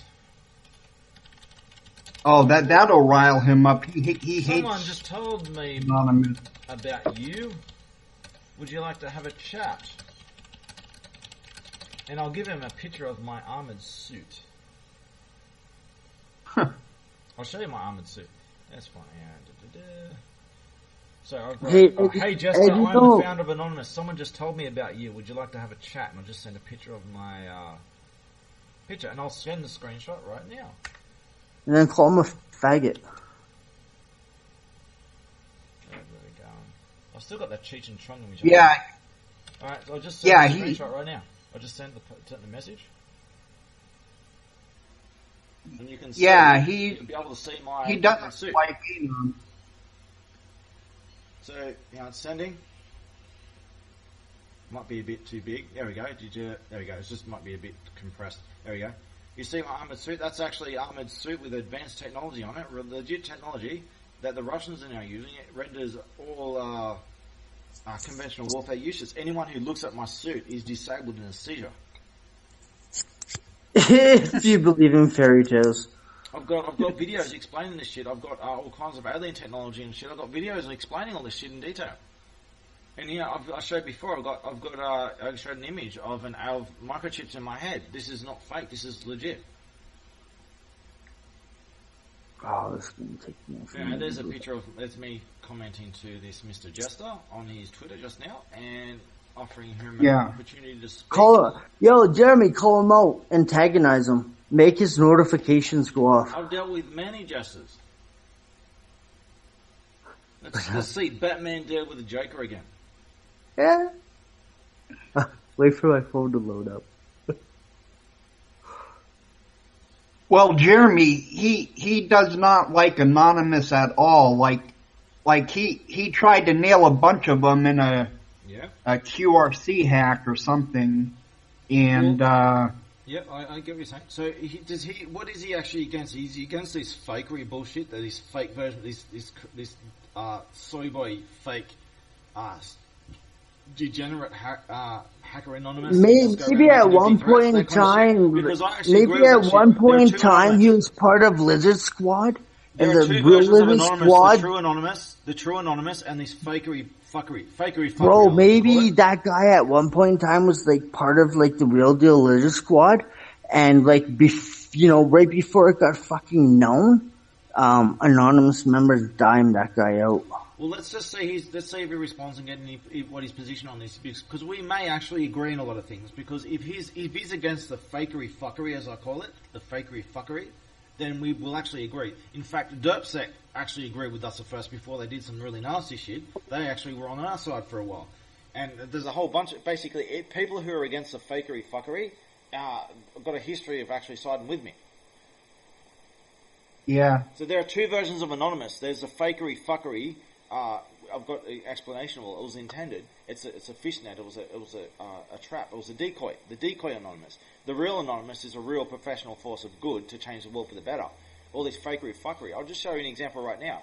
Anonymous is supposed to be about free speech, right? So what do people do in the name of Anonymous? They DDoS attack. DDoS attacking is censorship. So they censorship in the name of free speech. Actually, right? Anonymous is not even up to that par these days. What they do is they make memes that say, expect us. They still do this shit, but it's less so much nowadays. But I stopped a lot of this shit, and I cut a lot of it down. So, but you got DDoS attacking, you got censorship in the name of free speech. Censorship, free speech. One, left, right. Well, you're doing one on the opposite name of the other. They're pretty much opposite. It doesn't take a fucking genius to figure that out. You got people doing fakery fuckery in the name of something that's really sincere and professional, is force for good to make the world a better place. It's supposed to represent freedom of speech, and you've got people censoring in the name of freedom of speech. It's pretty fucking... most people see this shit right away. They see that there's two versions of Anonymous. They see that there's this decoy fake. Most people see that. Some people don't. Mm-hmm. Most people see straight through that straight away, and they realise that there's a secret, true Anonymous, sincere, professional Anonymous behind all this fakery fuckery. And some people... Well, if you look at his website and just his tweets and stuff... I'm not looking at his website. I can Google it, but I'm not looking at it. Unless you... Yeah. Well, he's... My impression is he's pretty much against the idea... Which like, idea? Totally... The true idea? Anonymous. If I can have a conversation with him already, I'd love the chance to do so. Because I'm the guy. I'm just gonna take a wild guess if you can get a hold of him to do whatever. He's a person that has hated Anonymous because, the Jester has been around for a very long time. You know what I mean? He got caught being buck naked at one point in time, but to talk to anybody who coincides within that group of Anonymous, the Jester will never fucking give you time or day. And I know that from forums. Well, he'll be labelled a soy boy or some shit if he doesn't. The founder of Anonymous has stepped forward and given him a challenge to see what he does. I'll be back in just a sec. I just need to wee again. I drank too much beer. He's had 2 beers and pisses like he drank 4 liters of Coca-Cola. No, three, a whole bottle of Coke and a whole coffee. Oh. Yeah. I'm not gonna say anything, Ed, but I'm just tell you this, okay? Anonymous world, right? Yeah. Not the same world that, many have talked about, and things are really going, right? This is a very small, subjugated world, and that's why I've always told you, steer clear of Anonymous. Because it's a very small, very, very small direction of what goes on in the bigger picture. Mm-hmm. Right? Anonymous, cool. Big name, like happens to do whatever. Anybody that becomes a big name never really gets shit done. It's usually the people behind the curtain, right? You know what I mean? The small guys. Yeah. We don't want recognition. It will detour us from what we're trying to do. And that's usually the general mentality of people that are getting stuff done. They don't want to be in the cameras. They don't want to be in the fames. They just want to keep doing what they're doing because it's getting the job done. Yeah. Misdirection, redirection, the illusion of fucking magic. Yep. Right? You gotta have sheeple. You have to have sheeple. And it's for propaganda. Right? And it is. The way the system works and the way it is working. You know what I mean? Back. You can't wake everybody up. You can't teach them, to do whatever. Because there's no way in hell that I know as much as I know about hydroponics. Even hydroponics. Right? And if I'm going to set up a hydroponic shop, I'm not going into business who some guy that's literally, you know what I mean, painted the side of a barn his whole life, right? Like that's all he's seen is painting a barn. Has no clue about science, the way it is. Picks up the paint, paint the fence, ride the horse, okay? Right? You can't have that kind of person and the same thing as trying to do hydroponics, which brings a cleaner, plant life base, right? But no matter what the purpose of plant life space is.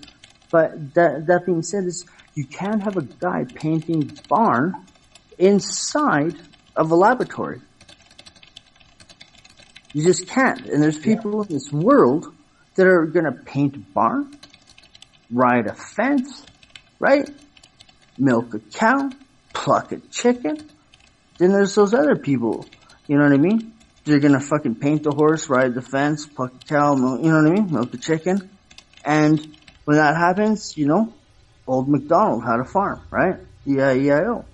And you can't have that kind of shit if, you want to advance. Truth being told, we have worker bees. We have, houseworking bees. Like, can't wake everybody up. Sorry, I'm not listening. I'm just writing something on Twitter. Sorry. Keep going.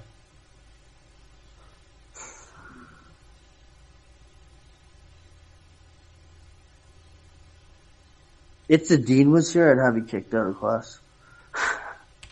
Well, back when I did class, we didn't have mobile phones and shit. We had nothing. We had pocket games at most. Donkey Kong. Donkey Kong was like the best of the best. It was just a joke. Truth being told, you come from a fucking pond down under. Not even across the pond, like from a pond down under.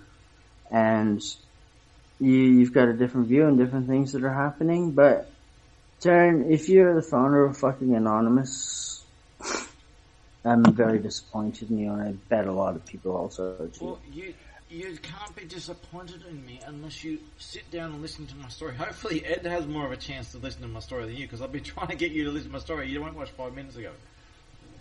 No. But Ed, if you're still there, Ed, this story, it starts off slow. Just be patient with it. It builds up, and it keeps growing. It starts off as small as the story can get, and it grows to as big as the story can get. Over here, Ed, we call that Forrest Gump. Dude, this is bigger than Forrest Gump. In fact, I said before about Forrest Gump, with this ball smashing tour I'm going to do, there's a lot of people who want to help me, and people laugh about me when I say this. This might be like a Forrest Gump trip when he does the running trip around the world. People join in. People might be joining in doing my ball smashing tour. It seems like a lot of people are offering to build their own armoured suits and shit to help me smash some balls. You should look into Ghost Squad hackers. I know Ghost Squad, so you know Siege? Roberto. Siege, I had a history of talking to him back in the Manhattan campaign. He's one of the ones that recognised. He looked into my shit and realised, hey, I'm legit, and I am who I'm saying I am, and I'm the founder of Anonymous. I left breadcrumbs for people to look this up for themselves and find out. And he came to me under friendly terms, and we never had a vicious word against each other. I explained to him, I had long conversations with him, many conversations with him, explaining to him that while he has an association and empathy for Anonymous, what he's doing actually goes against Anonymous principles. And I have a set of rules. And basically, so long as you attack... Would this be the biggest question Anon has to ask? Let's talk about QAnon. So I made an agreement with Siege. Basically, is this agreement I make with everyone. As long as you're attacking the guilty, the powerfully corrupt, I can't help you, but I won't intervene, and I'll just let you have at it.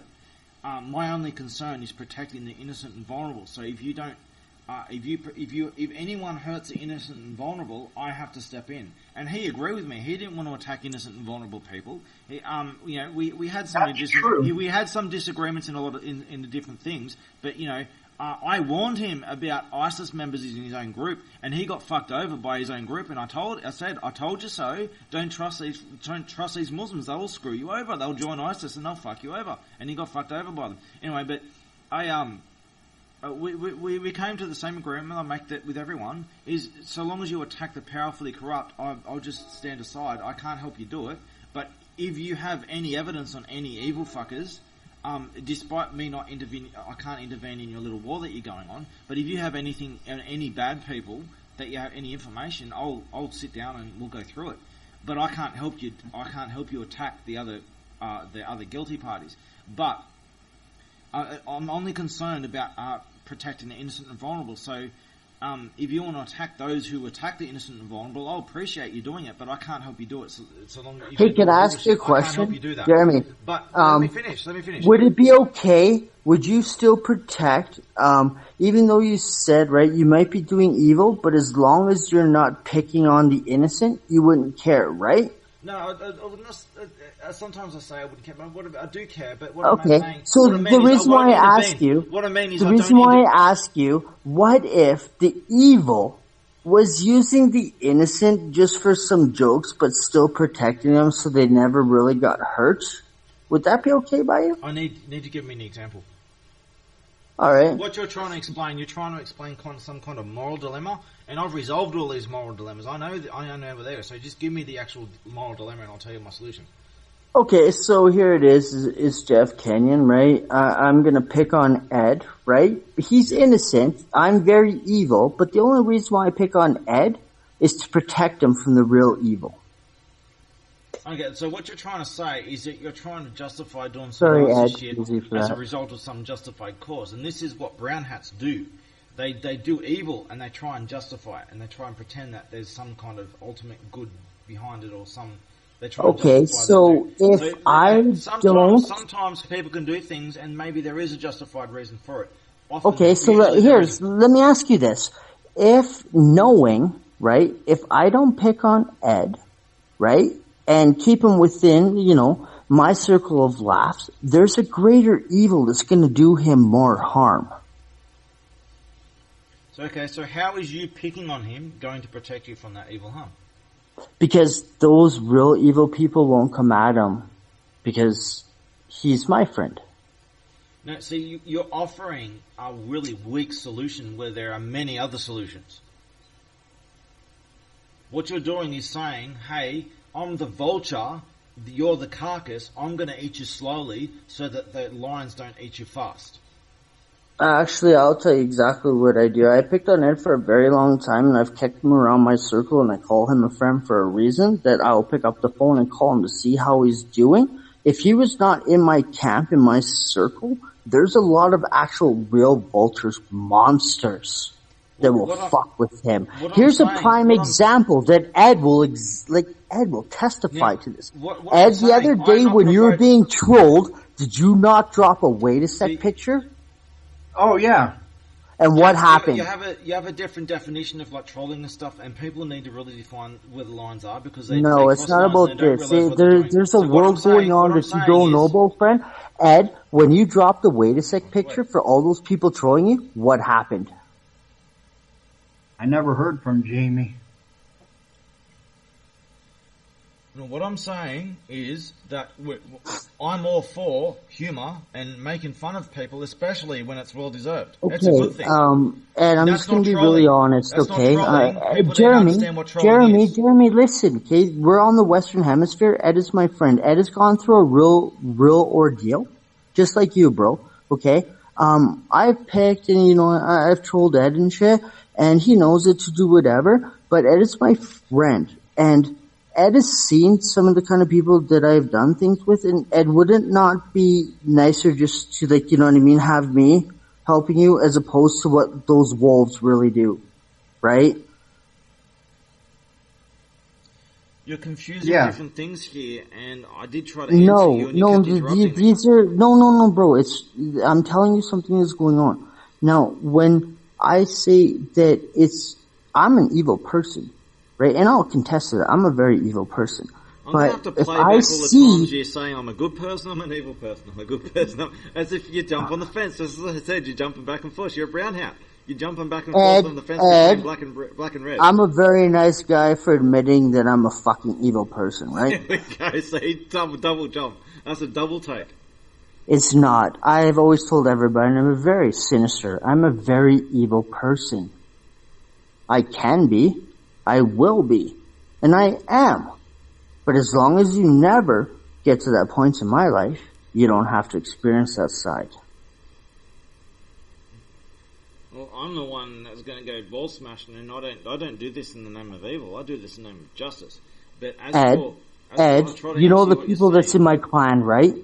And the people I've rolled with. I trolled you. It was kind of harsh, right? You know the trolls and like how mean we can be to people in real life, right? Would if I had not interjected and like, you know what I mean, said, hey, fuck off, leave Ed alone, do you not think a lot of worse shit would have happened?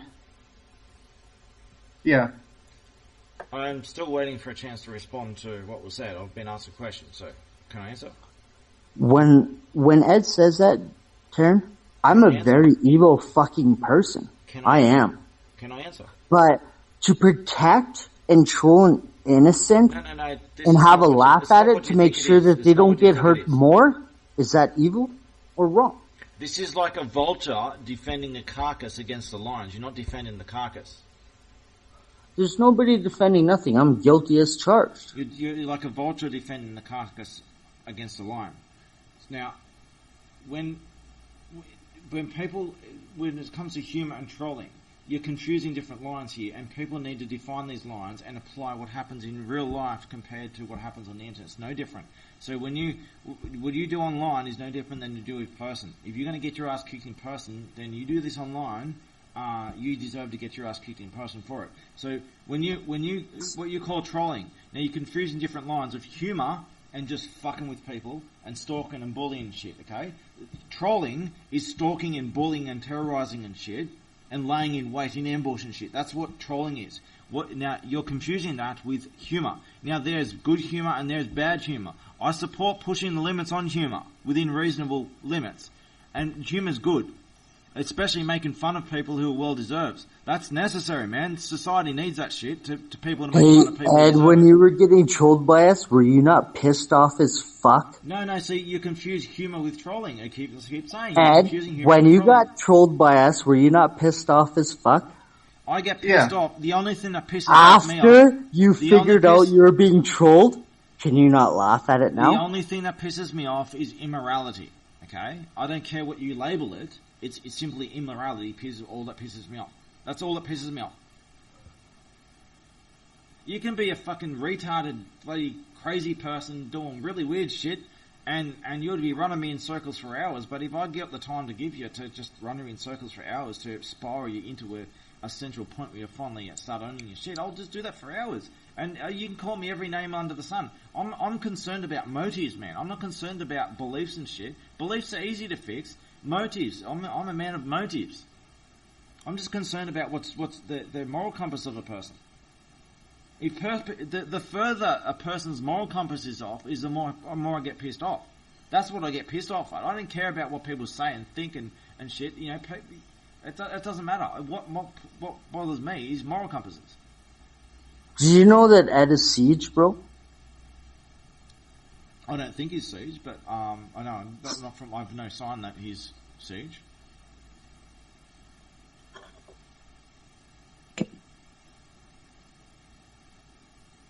Silence.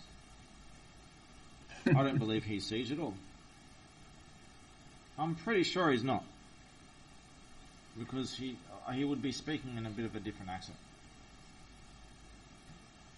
I'm not Italian. Do you know who Mauritania Attacker is? Mauritania Attacker? I don't know off the top of my head. The word rings a bell. He was the one that... No. Attacker. Look, he's a... He's a... keep talking. He's a hacker. He was the one that Ghost Squad falsely accused of being Cyber Caliphate. See, all this shit is little boy school to me. Like, I deal with real big shit all the time. Like, people think that they do these little things and they think they're important, and sometimes they might make it into some backward news article. TikTok Anonymous made a meme called got nothing else to cover. But this is little boy school stuff to me. I deal with shit all the time. I've got a long backlog of shit to deal with. This is not. I don't focus on these little groups here and there. Okay, this is little boy stuff to me. Besides, in the next 6 months when we get the Sneakage passport together, when you go over there and we're going to do to whatever, some of the fucking elite infrastructures for what you're looking for come from over there. The Hacker Society, right? Hacker Society, as majority of us know, certified, and we have titles. Thank you very much. We're not hackers, but when you go over to there, Jeremy wants to destroy every illegal black hat hacker. No, I don't. No, it's not it at all. In fact, what I'll do right now, I'll show you right now. This is a picture Siege did, a little memento he gave me of our conversations that we had. Screen it, Ed. There you go. Mm-hmm. Anyway, so, yeah, what are you talking about? Is that you, or is that... No, or that's Siege. That's Siege in a conversation in when a little memento he gave me when we finally made that agreement that so long as he doesn't attack the innocent and vulnerable, we're not enemies, but I can't help him in his stuff. But if we can also be allies in certain contexts, and if he has any information that he has to share to that I can help to make the world a better place, then I'm all ears. And me and Siege never had any problems with each other.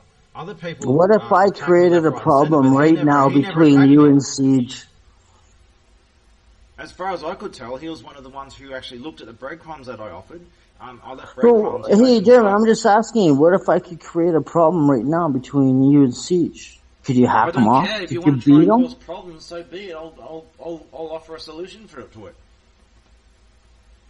I'll turn the bullets. I can show you a picture of him without the mask. But that picture was symbolic because he's got his anonymous flag up and who his cares? Mask up, and this was in the agreement that he had. Like he empathized with Anonymous, and I got him to see that what he was doing actually went against the ways of Anonymous, and Anonymous was not the thing that he thought he was, that he thought it was. And a lot of people have been misguided in the same way. They've been led in this dark path, the things that Anonymous is not. They've been led into this decoy version of Anonymous. And this thing this true, noble, real Anonymous, everyone empathizes with that, and everyone wants to make the world a better place. But they go and do all this fucked up shit, and they lose their way on the process. But they're inspired by this true thing that they can never find, this mystery organization that they can never find the core of. Well, I am the core of it, and now I'm in public and I'm accessible to everyone, and I can show everyone everything. It was all, and everything that's happened, everything, me coming public, everything, it was all intended from the very beginning. Not going to explain everything. But he's one of the people. He obviously he was talented enough to put the effort in to see the breadcrumbs I left and look into them as others did. I left these breadcrumbs for those who were worthy to find out the truth, and he proved himself worthy to find out the truth. As misguided as he was, as many disagreements as we had at the time, he was worthy of the knowledge that he gained. And he got to see that I was legitimate and I meant everything I said, and I was trying to change the world for the better. And he empathized with my cause, and he never attacked me. Others did. Little shitters attacked me, but he never attacked me, and there are others that never attacked me either. I don't agree with what he does, and I would like to have debates with him if possible. Look, I heard that he died. I don't know if it's true. I haven't heard him from him for ages. Hey, Ed, that was written 5 years ago. What is it? Do you use 127.001? That was written by Sensei 5 years ago with me. Let's do the 168 192.168.01 because that's at least. Just read it, bro. Just read it.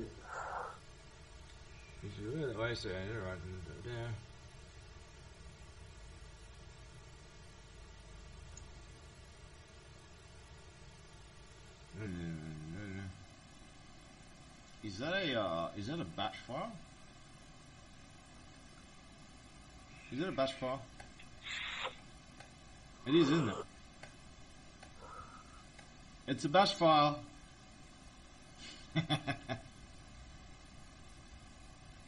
I can smell a batch file from a mile away. Since you failed to pay homage within the time frame, you're fucked. I just pinged your mom. Homage. Get wrecked, skid. Do you yield? Yes or no? 5 years ago, we dropped that batch file. You know, everyone calls everyone a skid on Discord. It's ridiculous. Like, I've been on Discord for like a year now, and I only came there for another reason. I just came, I decided to look up anonymous servers in the process and do a campaign there. Hey, Ed. I've never known anyone who's been able to produce any kind of really working code. Ed. Yeah. He has no clue about Uganda Knuckles, the one who shows you the way, Siege. the one that will call you a skid, the ones that literally said, "Cool story, bro. Type some more." As for my face, you won't be able to see my face nowadays. I look a lot different because I'm disguised and shit. There's a lot going on with government shit that happened, but you can. That's a 7-year-old pic. But I've got all of my stuff public, and George Lennox and the like have ended up abusing that to send bomb threats to my family and shit. All my stuff's public. Like, anyone wants to find any dirt on me, go ahead, find anything. All they could. Sharon, you read that as a batch code, eh? You read that as like a batch file, right? Well, that reeks of a batch file to me, yeah. And you know that's an EXE, right? That's a what? It was an EXE, right? Say it again. Could you imagine uploading a fucking picture or meme because you thought it was fucking cool, and then that flashed on your screen? That's never happened. Not to you. I've experienced some funny things. What I used to do back in the days, Windows XP is my favorite operating system of all time. Most memorable. I modded that shit to oblivion and back. And what I used to do, because all the Black Hat Wars and shit that happened in it, this is why Anonymous became famous, because of all the Black Hat Wars and shit I did. People didn't understand how I did what I did, the computer skills I did, and the access I did. I didn't hack anything. People misunderstood what it is hacking. So what I did is I used to leave like let's just say little honeypots and stuff for people. Told you, Ed. It was my page. I would leave places for people to find, and I would actually let them access my computer externally, and I would lead them places and lead them to little messages that I leave for them to just a little lesson. I used to do this kind of shit all the time. Wasn't lying to you, Ed. Told you. Yeah. You wouldn't lie in what? Here I come to steal your meme. You made a fake CIA account? If you actually look at my Twitter, you will see me posting on the FBI Twitter, announcing myself as a founder of Anonymous to confirm that I mean what I say.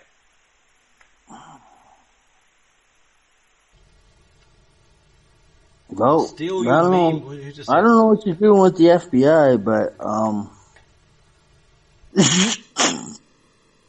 yeah, I'll back you sick.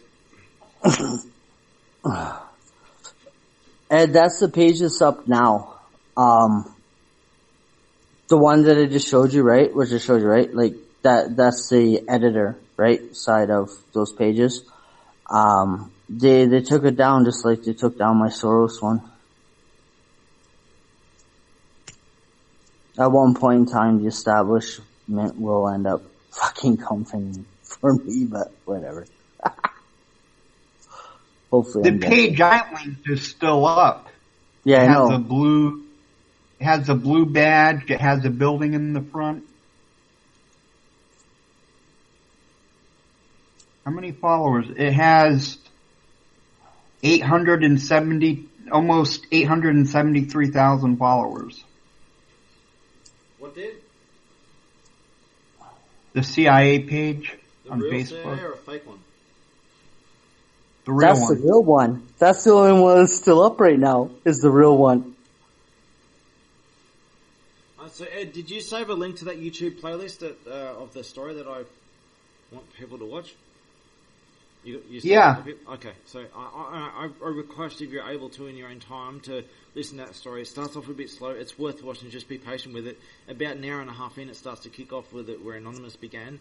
And by the end of it, it really picks off to a direction you least expect. Just tough it out. It's really worth watching. I promise you. And if you want to ask for any evidence of my story beyond that, I can show you. I can go through all kinds of shit. I've got thousands of hours of shit.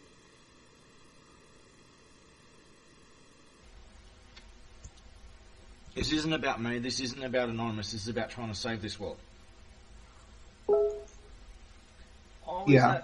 Is that Foghorn Leghorn from the Looney Tunes? In fact, I do a lot of memes and shit. I can do a lot of games and graphics, all kinds of shit. I'll show you some of my graphics.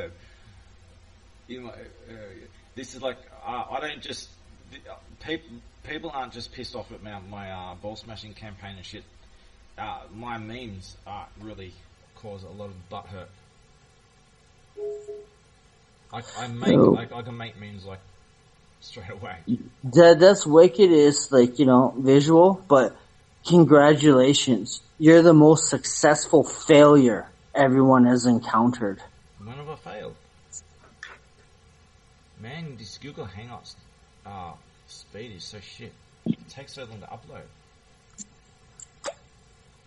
It regulates everything, homie. Ed. Yeah. I don't think it's scanning it. It's just uploads. There's like I told you, right? New shows, new things that are happening, right? Get familiar with, Jeremy. Read his story. Hear what he has to say. He likes to fight with other people. I'm available as much as possible for everyone.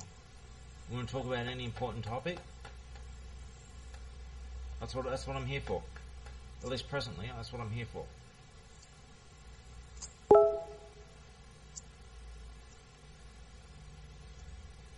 Oh no, that's horrible. We can't send that one.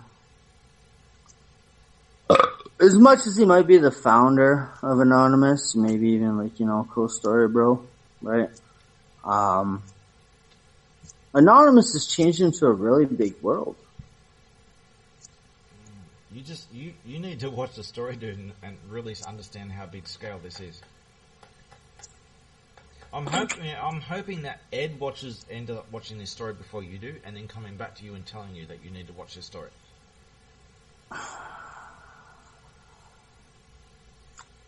I highly doubt that will happen just because of this. Of what? There it is.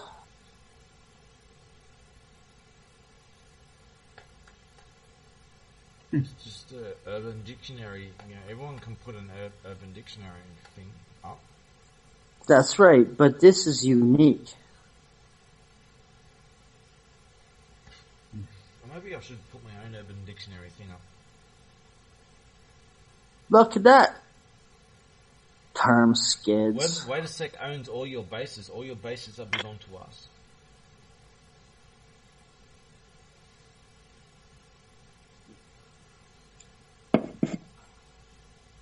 I have a long history in gaming,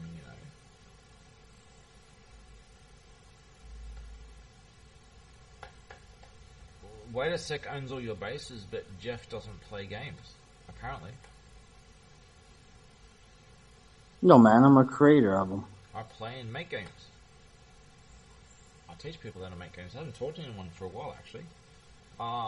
Late last year, I taught a few people a few things, but I like to teach.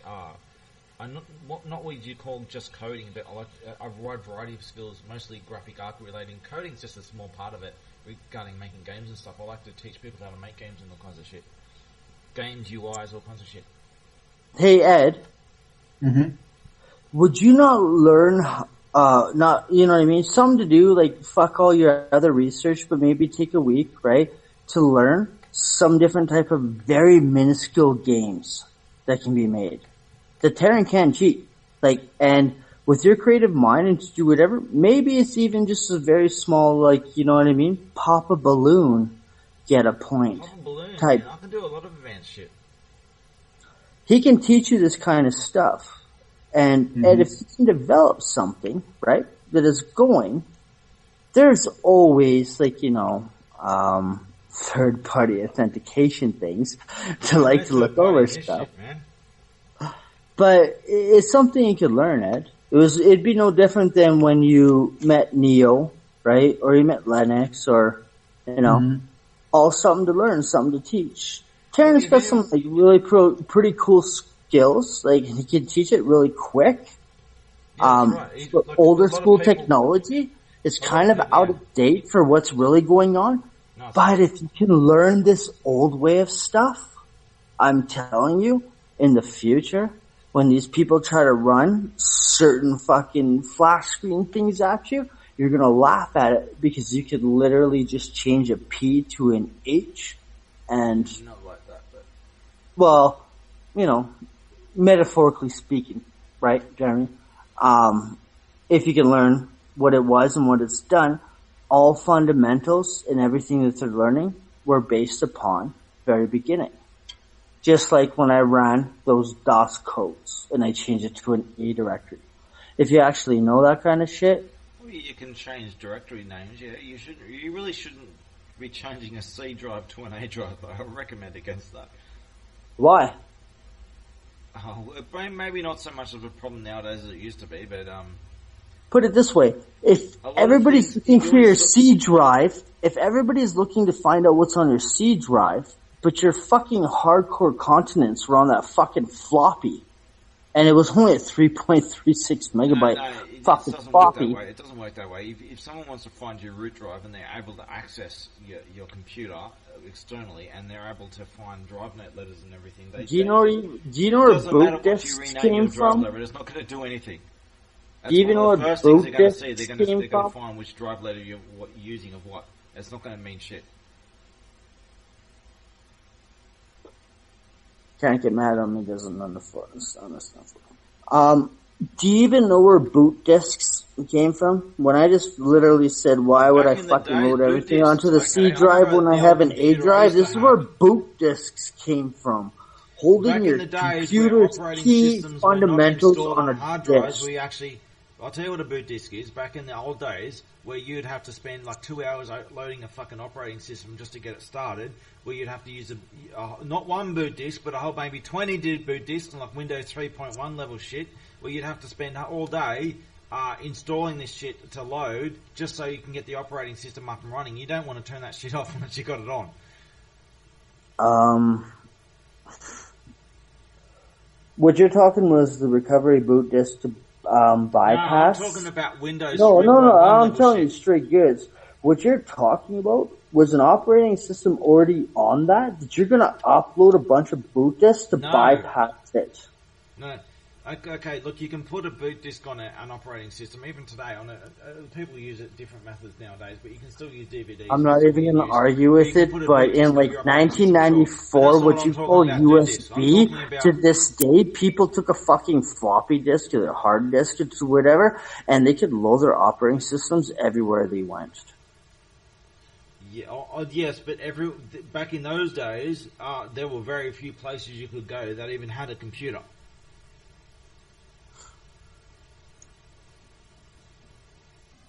And you would spend forever loading the operating system. Could you imagine the founder of Anonymous, like the Geek Squad hackers, like, you know what I mean, supposed to be feared the fathoms, right? Hack CNN, right? A founder, right? You know what I mean? Hacker. Is like, you know what I mean? Like the guy says, I'm not a hacker, but what we're supposed to be feared of were these guys that actually knew fundamentals of ones and zeros before they're actually code addicts. The reason why people feared me and the original Anonymous was because of access. I knew every secret. I could find anything I wanted. I didn't have to hack it. I was given access. I won people over, and people didn't know who to trust. Scapegoat. Their own buddies would be on my side, and they wouldn't even know who to trust. all the evil little fuckers doing evil shit. I'd won over their own friends. By the time they realised I even existed, it was already too late. That's how things operated. Now, when it comes for government secrets, that's a whole story in itself. But I never had to hack anything. I obviously have had a lot of computer skills. I grew up, I was a toddler. I was taking apart computers and learning electronics on my own as a toddler. I know I have a lot of computer skills, but there was never any hacking. Was never a part of it. This was a big misunderstanding. People worship my shadow without understanding anything about what happened. They just they worship a myth of my shadow. It's fucking pathetic, but it had to be this way, sadly. And it's time for me to get rid of that evil, corrupted version of Anonymous, to uproot it once and for all, and to end this evil hacking culture once and for all, one testicle at a time. The fact that I will be going around smashing balls over this shit, you know, I didn't get the name founder of, final boss of the internet without a reason. The fact that I'm going around ball smashing and shit, you know, I'm called the final boss for a fucking reason. I don't cop no shit. And I uphold moral standards. Anonymous is supposed to be the moral defenders of the internet, the defenders of the line of moral standards and shit, you know. And then people are doing the opposite. They're defining immoral standards in the name of Anonymous. They're DDoSing in the name of free speech and shit. You know, the fake version versus the true version. It's right in front of everyone. Everyone knows. They just don't fucking realise it. It's right in front of them.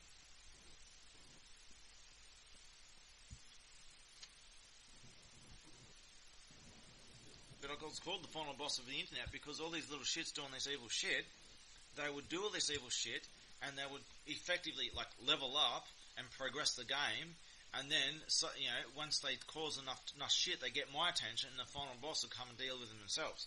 And that's what I would do. I couldn't be everywhere at every one time.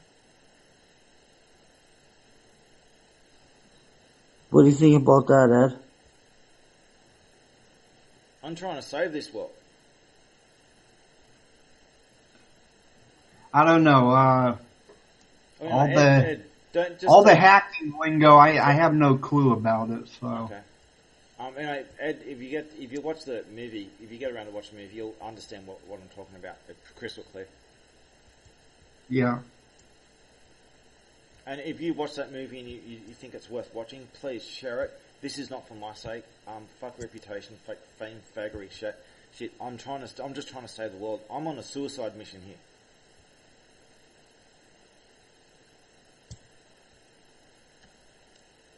I'm just trying to save this world. There you go. Original commands.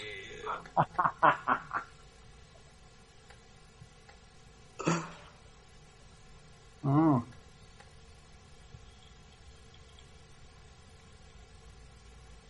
Don't you use /W/P? I just wanted to see it was in that directory. Now that I know. Even told how I got my DOS computer skills from. I have a really interesting story over that. My older brother, who's like one of the big wigs in the tech industry regarding, he actually made the first VoIP phone call in Australia to my other brother while I was there. He's like my older brother's a big wig in the tech industry. He worked for like big telco companies and shit. And he always, my big brother always had a rivalry against me because I was a lot younger, and I used to beat him at everything. And anyway, he had a computer back in when he was a teenager. He was trying to build his own operating system, all kinds of shit that happened. The whole network and ISP he was going to build in his teenage years. He was like 17, 18. He was going to make an ISP, an internet service provider, and he was going to build all the code to do it all. He did it in the shed with a couple of his mates. He did most of the work for it, and he had a computer in his teenage years, and I was like in my this is after the days of the Commodore 64. This is in would have been in my pre-teens or early teens, pre-teens, early teens somewhere. And he had a computer. I used to sneak on his computer, and I used to watch him to learn the commands of DOS. I actually used to sneak out the window and watch through the window the commands he was making on DOS. And then I used to sneak on his computer when he was away and try and work out how to work DOS and shit, and play games and all kinds of shit, how to work his computer. He didn't even know I was doing it.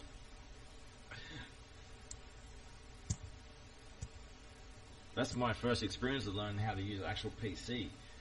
I learned a whole bunch of other shit before that, but that's how I learned my first experiences on a PC.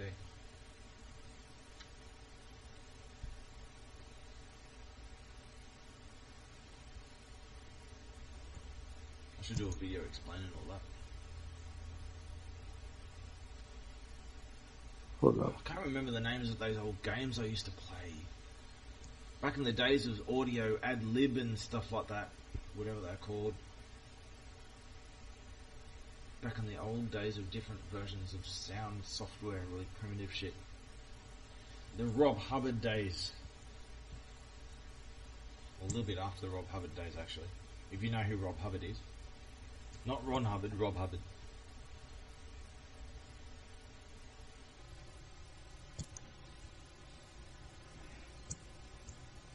Is someone trying I've been to pretty... or something? That's what it sounds like. See, wait a sec. After seeing your fingernails follow away, so you just, it doesn't mean anything. It's just silly stuff.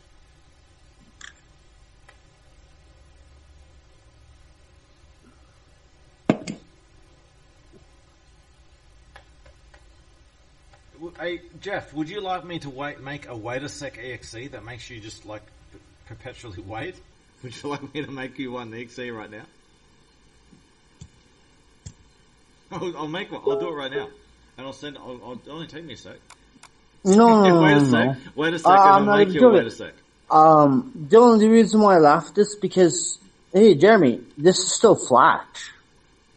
Yeah, I'm going to do this in Flash. Yeah, I'll do a whole bunch of stuff. Right? So yeah, this is still Flash. Now, if we were to use Facebook, right, for what you're about to send, it wouldn't work. Well, you can upload EXEs in Facebook. I was just reading directories, that's all. Let's do begin. I'm just going to do this really simple. I can do this really advanced. I'm just going to do a real simple 5-minute job. Just to show. Let's do 100. Making the scene. Events self on press, and we'll do movie control. Play frame scene. Sorry, I like to talk when I'm coding. And we'll put a stop command there and a stop command there.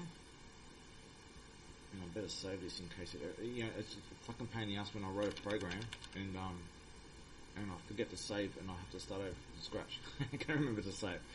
Okay, so what the fuck did I just do? Let's do that again. Why have I got? I know what I've done. What the fuck is an input there? Static enable margins. There we go. Okay.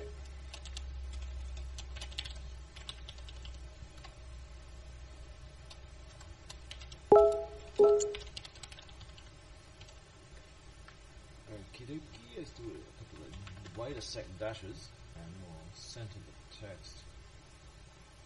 But I could do this, like this really advanced if you want me to. So what I'll do is I'll save, we'll do an X. Let's actually, I'll export this in like a really old Flash version because just to make the file size small. Yeah, where's Hey Ed, do you remember when I taught you how to use Element Inspect? Yeah. Experiment. Do you remember when I taught you to clock nodes from the person in the conversations? I don't remember that part. You're running Windows, run Element Inspect. The HTML files into this is giving you 4 codecs. Under the purple codecs, you're going to see numbers. Hey Jeff, have you got a wait a sec meme with like a transparent PNG background that I can use as an icon for the EXE? Can you send one? I'm sure you've got I do, but I'm not going to allow you to stenographer my name. I'll just make one then. I'll just make one. Yeah, go ahead. Go ahead. I'll just make one. Yeah, I'd rather not have no ties because I'm very known for making malicious links.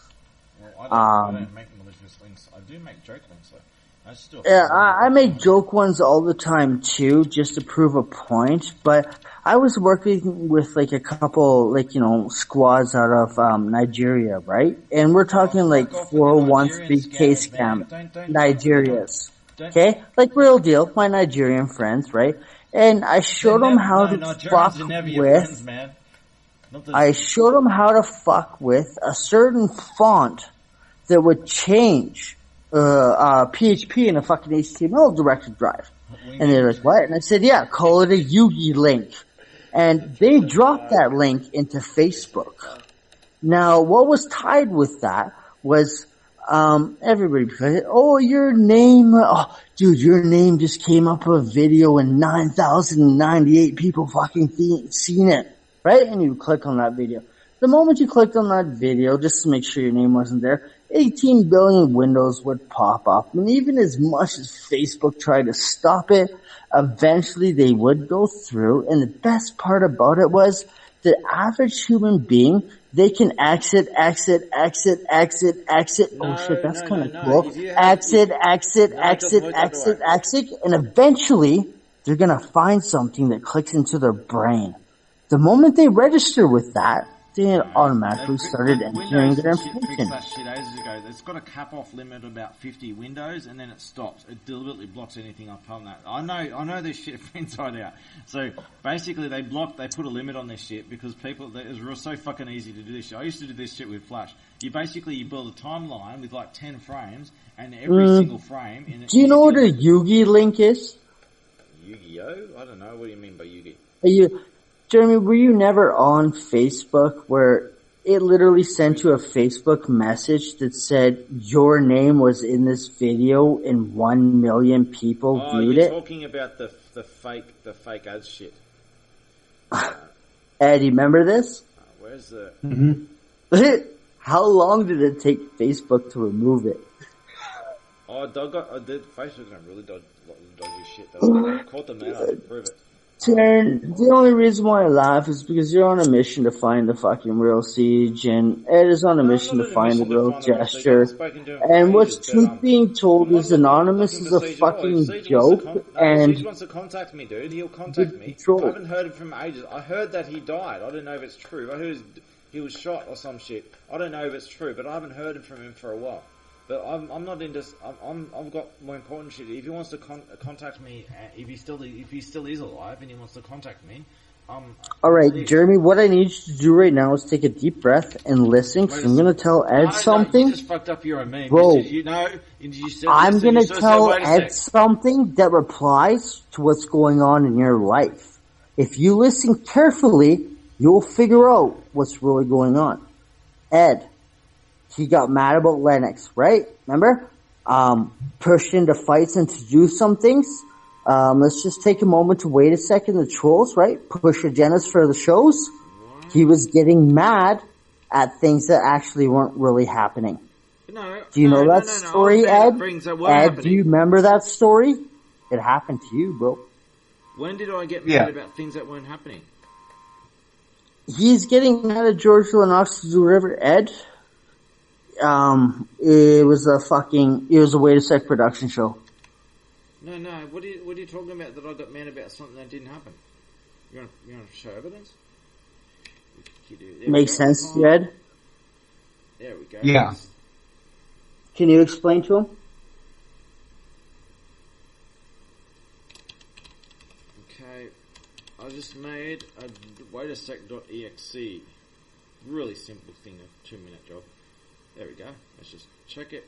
Ed, did you see how I literally said this will pertain to everything in his life? I literally told everything that was happening and didn't listen. So George Lennox is a Wait a Sec show. No, George Lennox was going to, he talked a lot of shit to me, made bomb threats and all kinds of shit against me, tried to hold my family hostage, all my loved ones hostage and shit. and he talked a lot of shit, wouldn't back up nothing, and tried to hold my loved ones hostage in order to shut me up so that he could talk shit about on Facebook and Twitter. Different story, Ed. Sounds familiar, right? George Lennox did this for real, and you did not do this. And if you did this, you need to own your shit. But you didn't do this. George Lennox did this. And it's not acceptable. It's not acceptable to send bomb threats to people. That's terrorism, and I smash balls for that. Oh, that's not me. Ed, can you explain to him what I just explained to you, brother? Okay, 317 kilobytes. I think you're saying that George Lennox's Wait a Sec show. What does the Wait a Sec show mean, Ed? Fiction. Okay, I'm sending you right now an EXE I just made. That's the Wait a Sec show. It's awesome. It's fucking awesome. I've been trying to tell him that he's been getting mad at George Lennox, and George Lennox was not even trying to fight him. Yes, he was. He was talking shit to me all along. I've got a long history of the little shit. And I'll just send you an EXE, a waitasec.exe in Discord, in private message. Ed, I just owned my shit. I literally said that. Wait a sec show, right? Mm-hmm. We're back in a sec. He doesn't want to, hear it. I'm literally trying to tell him he's trying to fight fucking Lennox when it wasn't even Lennox fighting him. Yeah. How many times do you get into fights, right? On Facebook, Twitters, right? To find out that it was just, right? Wait a sec trolling, right? You know what I mean? Mm-hmm. Looking for a rouse, looking for a rise out of somebody. Literally, I've been telling this guy for a week. It's entertainment. It's fucking lulz purposes. Dude, he's not even trying to fight you. He doesn't care about you. Everything you're doing online right now is mimicked, mirrored, cloned.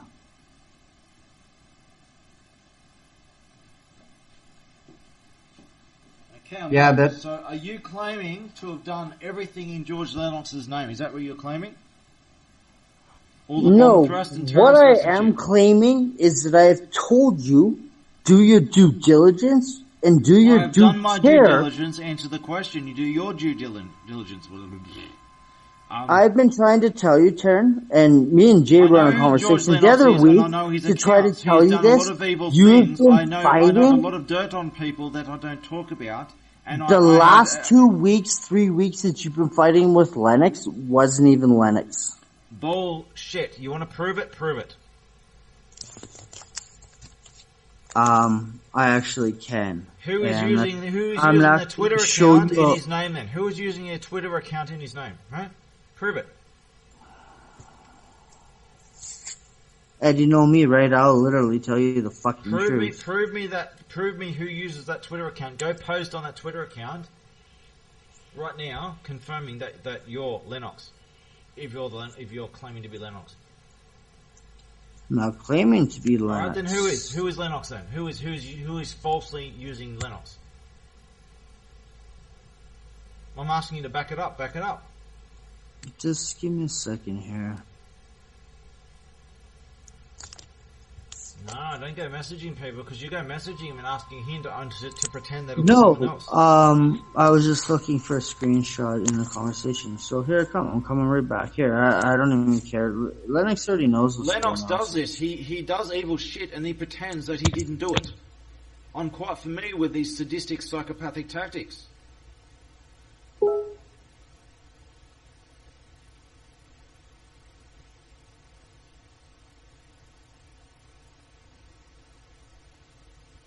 And what is this screenshot supposed to show? It doesn't mean anything to me. I do know George Lennox's voice because I've heard him in conversations with Mr. Red, one of my Manhattans, talking shit about my Manhattans. So yes, I do know his voice. And he will never go into voice with me. Because he knows I'll blither out the shit out of him.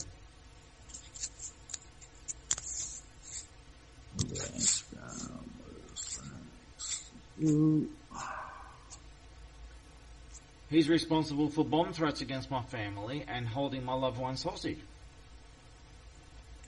No one else is responsible for that. He's responsible for that. And I have a long history documenting this guy. I know who he is. I know a lot of information about him.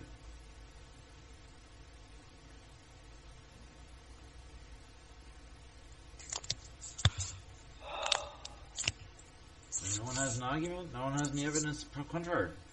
Well, I'm looking at something. Just give me a second, man. Like, fuck. It's not saying nothing because he already knows it. I'm trying to explain it to you, but he knows he's in shit, and I'm coming for his balls with the hammer of justice. Ed, do you read the shit? Do you read literally read those 2 fucking screenshots? And if you can't put two in together, you know what I mean? Like, fuck, wait a second's gonna own you. Your screenshots only confirm the same kind of grammar and shit that he's talking shit to me on Twitter with. And I have a long history with him documenting his shit for years. I had him on my personal account, a Facebook account, on his personal Facebook account, and I confronted him on his shit. He threw a little toddler tantrum and blocked me. I know all about the guy. I know who he is. I know what he is. I know where he is. I know what he does.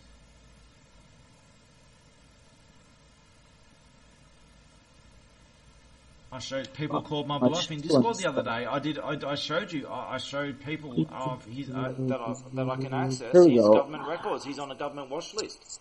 I proved it. I know all about the guy. He's a psychopathic low-life piece of shit.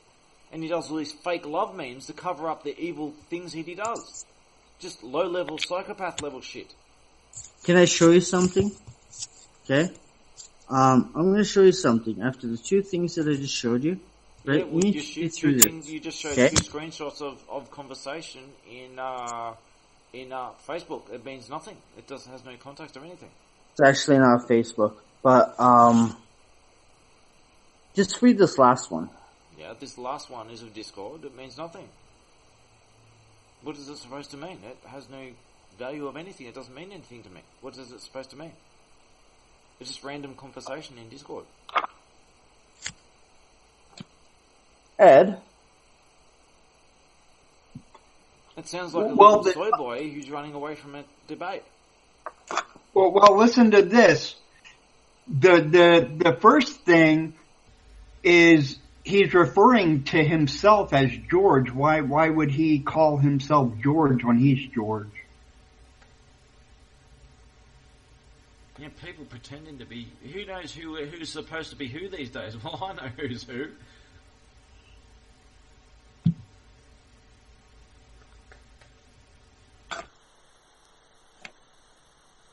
George Lennox operates through 2 accounts: Pucker Arcs and George Lennox.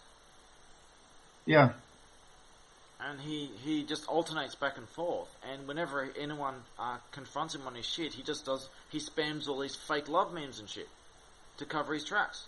It's like he's like a really low IQ psychopath. Real simple tactics. So whenever you see him posting all these fake love memes and shit, spamming this shit everywhere, he does this because someone's caught him in the act. That's why he does it. I don't think you're actually hearing what's been going on, Taryn. This is a closed, hey, Ed, did you read those 2 screenshots, right? Yes, I don't see. And then you read the Discord, right? I don't see the point you're trying to make. Have I not been saying that that's not even George Lennox you've been fighting? George Lennox. It's Jeff pretending to be George Lennox. No, it's not me. I've spoken to George Lennox for a long time. I know who George Lennox. I know what he does and who he is. And if Jeff is claiming to be doing these things in George Lennox, are you claiming to be responsible for bomb threats against my family? No, I'm not. I'm not claiming to be George Lennox. I'm just saying that okay, then who is using these accounts getting then? trolled. Who's using these accounts that George Lennox himself verifies? This is toddler level games, man. People pretending, oh, I didn't do it. It was someone else. I don't know. I have a headache though. Hey, I'll talk to you guys later. From dehydration, but that's about it. I don't get headache from puzzles and shit. But this is just like toddler level. I didn't do it. Someone else did it. Blame someone else. Diversion. George Lennox has done a lot of evil shit, and he has a lot to answer for. And he doesn't agree with that, but your beef right now and the thing and the people that you've been fighting has not been George Lennox. Yes, it is. And I'll tell you this right now, Karen, Jeremy, I will tell you this right now. I will tell you this right now. This puts you as a part of guilt, okay? I'm confessing my guilt to you right now, because I'll tell you. What is your guilt then? I had tried to set up George Lennox to go at you, right? And me and myself, I push a fight, moving some things through social medias. Then George Lennox backed out. Yes, he backed out. No, he didn't just back out. What he did is he refused to face me in person, and he went around talking shit about me. This is not through some other account. This is through his account. Him doing it through his account. And if anyone else wants to claim that they did this, then they're claiming responsibility for terrorism. Holding hostages. Fuck, whatever. I'll own up to terrorism. I'll own up to terrorism. Jeremy, the fucking person you've been fighting is George Lennox, right? Is not been George Lennox. There's been other people that imitated. Listen to me. I know everything, okay? Mate, listen to me. The people being Sammy Warren to fucking troll you. It has been fucking trolls. No. Sammy Warren tried and got his butt handed to him and butthurt over it. And if Sammy Warren is impersonating, we went through this before, if Sammy Warren is impersonating George Lennox and responsible for terrorist threats, then he's accountable for terrorist threats. And I will be coming for his balls. If he, too, with the hammer of justice. If he claims, anyone who claims to have done these acts, their balls are going to get smashed. I don't care whose name they did it on it. You do the deed, I own your balls, so you own your shit. Simple as that. So all you're doing is incriminating other people. So it doesn't work in anyone's favour but mine. That's how it works. I'm quite familiar with these toddler level games of trying to blame other people. I know who's who.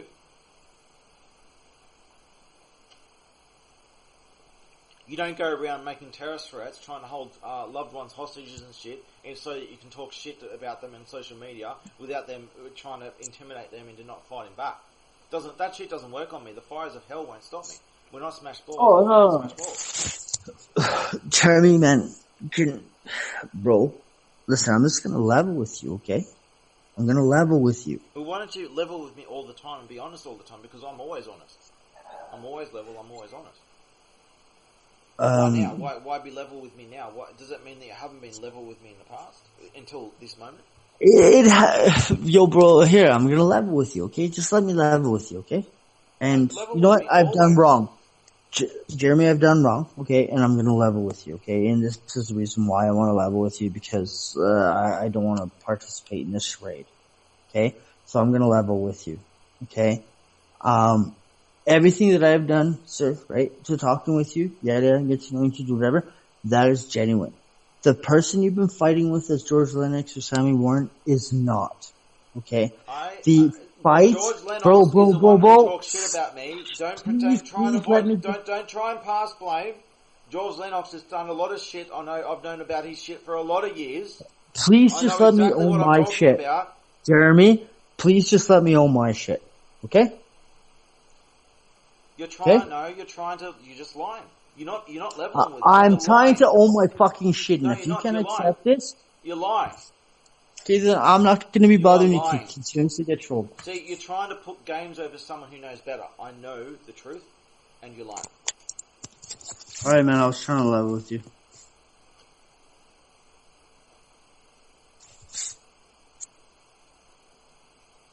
You think I did my Manhattan campaign all by myself? Jeremy, I'm trying to level with you for a simple, very fucking easy reason, okay? The reason why I'm trying to level with you is to own my shit, clear my conscience, because every motherfucker, hear me out, okay? And you can argue with you after and fucking whatever, okay? But I have to spit this out and I'm gonna own my shit, okay? There's been a troll going against you. Alright then. Fuck it. I was trying to own my shit and I did my part. No, you're full of shit. You're not owning your shit. You're full of shit. Alright then, mate. Whatever. Trying to be sound with you. You're trying to misdirect and confuse someone who knows better. That's what you're trying to do, and it doesn't work on me. Alright, you're right, I'm wrong, I'm sorry. I know my shit. I know Caught who, me. I know who uses who accounts. So. Alright, man. Caught me. Can't say nothing about it. Why are you trying to do that for? Man, I was just trying to hold Why my are you shit. trying to protect George Lennox for? I'm not even protecting Lennox. Because I did some criminal searches on him and I showed proof that I was doing it, and then people started freaking out because I'm not even protecting Lennox, I'll tell you that right now. Yes, you are. No, I'm not. I'm really not. Pretending that someone else did this in his name. No, he did this in his name, and I have a long documented history of his shit. You might be going into a long history of yourself with him. I'm only talking about the last couple months. Whatever it may be that you're doing, whatever, I'm just trying to tell you the reason, I pushed the agenda for you and Lennox to get together, hoping I could use peer pressure to do whatever. He didn't show up. I laughed at him, said he's a fucking coward. There was other people that were using, mimic names for him. Now you're admitting that there was some kind of interaction between me and George Lennox then. So it wasn't someone else, it really was George Lennox then. So if we were never going to have a little debate, then where did this debate come from? It come from some kind of dialogue, did it not? Came from me. I was trying to put 2 and 2 in the same room. And where did this 2 and 2 in the same room come from? A discussion that happened elsewhere, yes? Yeah. So this discussion did happen or did it not? You're not hearing me. Listen, bro, man, listen, man, I am hearing you, but listen, honestly, you tell everybody to own their shit, yada. I'm trying to own my shit right now. I'm trying to tell you in the last couple, 2 weeks in the Discords, like who you thought who was not. Whatever happened on Twitter probably didn't happen on Twitter. I actually have verification of things said on the Discord account that prove that it is tied to the Twitter account of the confirmed George Lennox Twitter account. Already confirmed that. Aside from that, anyone who's claiming to be responsible for that Discord account is claiming some real serious crimes. So, this works in my favour every way this goes. This is checkmate every move. It's already Bro, I'm just telling you the truth, okay? And it don't affect me either way. Because it's not my battle. Well, I'm just telling you the truth. Oh yeah, of course. Bro, I can own my shit. I'm responsible for trying to get 2 and 2 in the same room to do whatever. I'm literally being truthful with you when I tell you, do your due diligence and have some due care. Some of the trolls that have been going on and what you're trying to fight is not actually Linux. This is terrorism, okay? This is not trolling. This is terrorism, and I smash balls for terrorism. I don't smash balls for trolling. I beat the shit out of people for trolling. I smash balls for terrorism. There's 3 different levels here. There's humour, even bad humour. I'll tolerate. I'll even push the limits on humour. That's all good. But then trolling is just fucking with people, stalking, bullying, laying in ambush. That's trolling. That's real sadistic evil shit. And that's not humour. Trolls pretend that that's humour. It's not humour. It's fucking sick and psychopathic. And then there are those who take that even a step further into terrorism. Beheading threats, threatening to bomb your family, trying to hold your loved ones hostage. That's terrorism. That's not exciting. I smash balls for that, and I should smash balls for that, and a lot of people agree with me. And people tried to call my bluff, so I got up George Lennox's criminal records and shit to show that I know my shit and I know what the fuck I'm doing. And then people started freaking out because I called their bluff, and I walk my talk.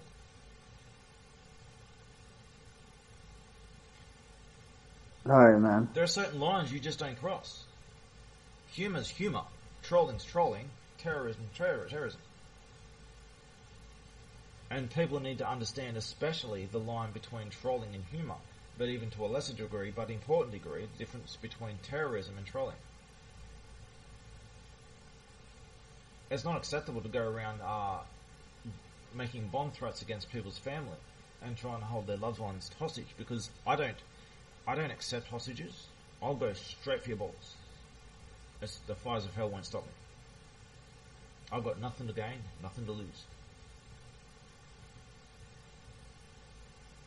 If someone doesn't uphold these standards, the world ends, society ends. Someone needs to hold society to a minimum standard. And if innocent lives need to be held hostage and I have to call their bluff on those hostages, I'm not responsible for those hostages being killed. If they're going to kill those hostages, I need to have zero tolerance for hostage taking so that it doesn't happen in the future. If you allow hostage taking, this is governments all have the same position as well. You don't allow hostage taking. You must not allow them to do this. You go straight for the balls.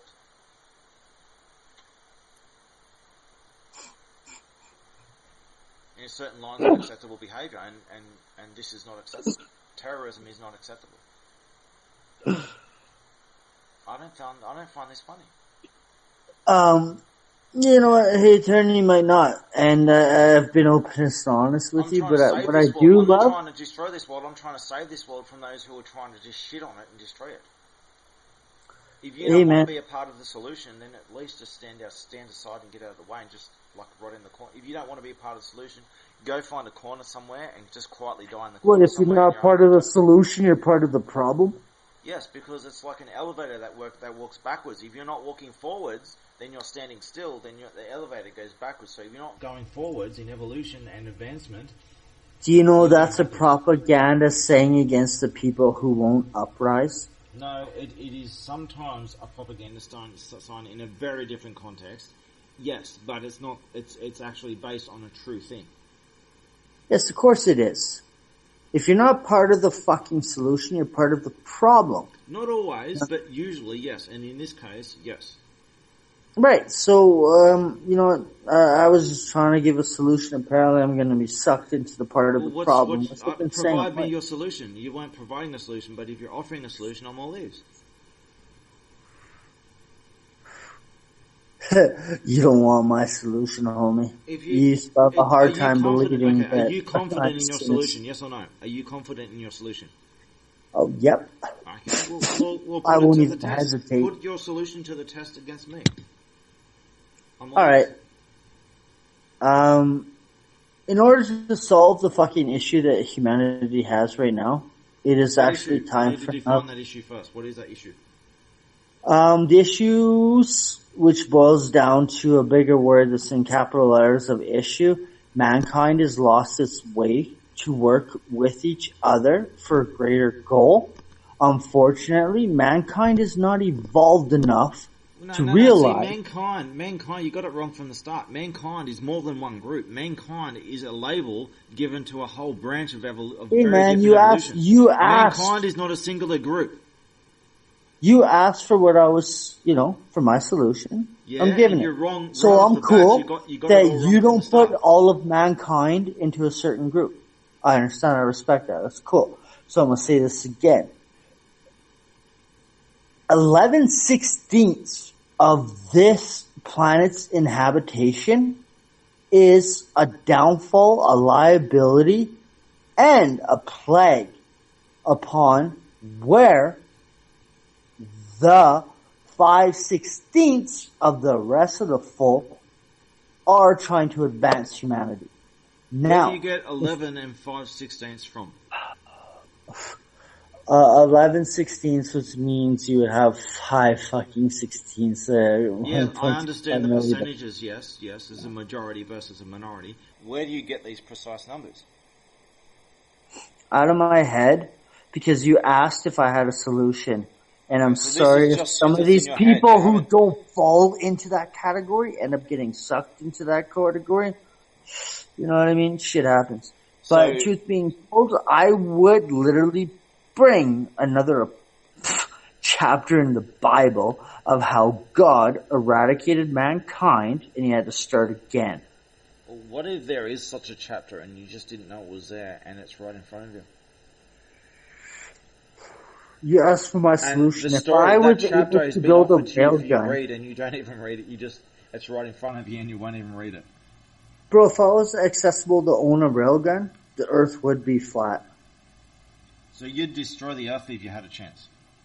Fucking right, so what? Why would you destroy the Earth for? Honest? Not real honest? Yeah. Look, I'm always honest. I want you to be always honest. The reason why I would destroy this Earth is because mankind has been a slave, a genetically engineered and manipulated ecological entity onto this planet to carry out the works and, bottom line, enslavement for this kind. If I eradicated the Earth, I would eradicate all human beings of slaves, being enslaved. Okay, so you basically you don't think of humanity as anything worth salvage. You despise mankind, is that right? No, I don't despise mankind. I'm very disappointed. You're disappointed, but you don't despise. Okay. Do you think that mankind is worth salvaging? Some or all of mankind? No. Any of mankind is worth salvaging? No. So you've given up hope. Is that what you're saying? No. Well, what are you saying? If you haven't given up hope, there's nothing. Is there something worth saving or not? No, it's not. And the reason why is because this is a very cynical cycle that we've been placed into. No, this is if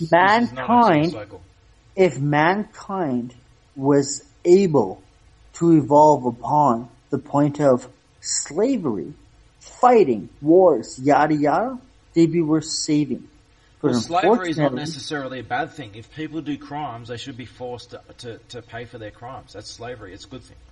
Slavery is not necessarily a bad thing. So now I say you're a criminal because you didn't listen to the way I'm dictating shit, and because I have a very bigger army, you're going to become a slave. Never said anything like that, no.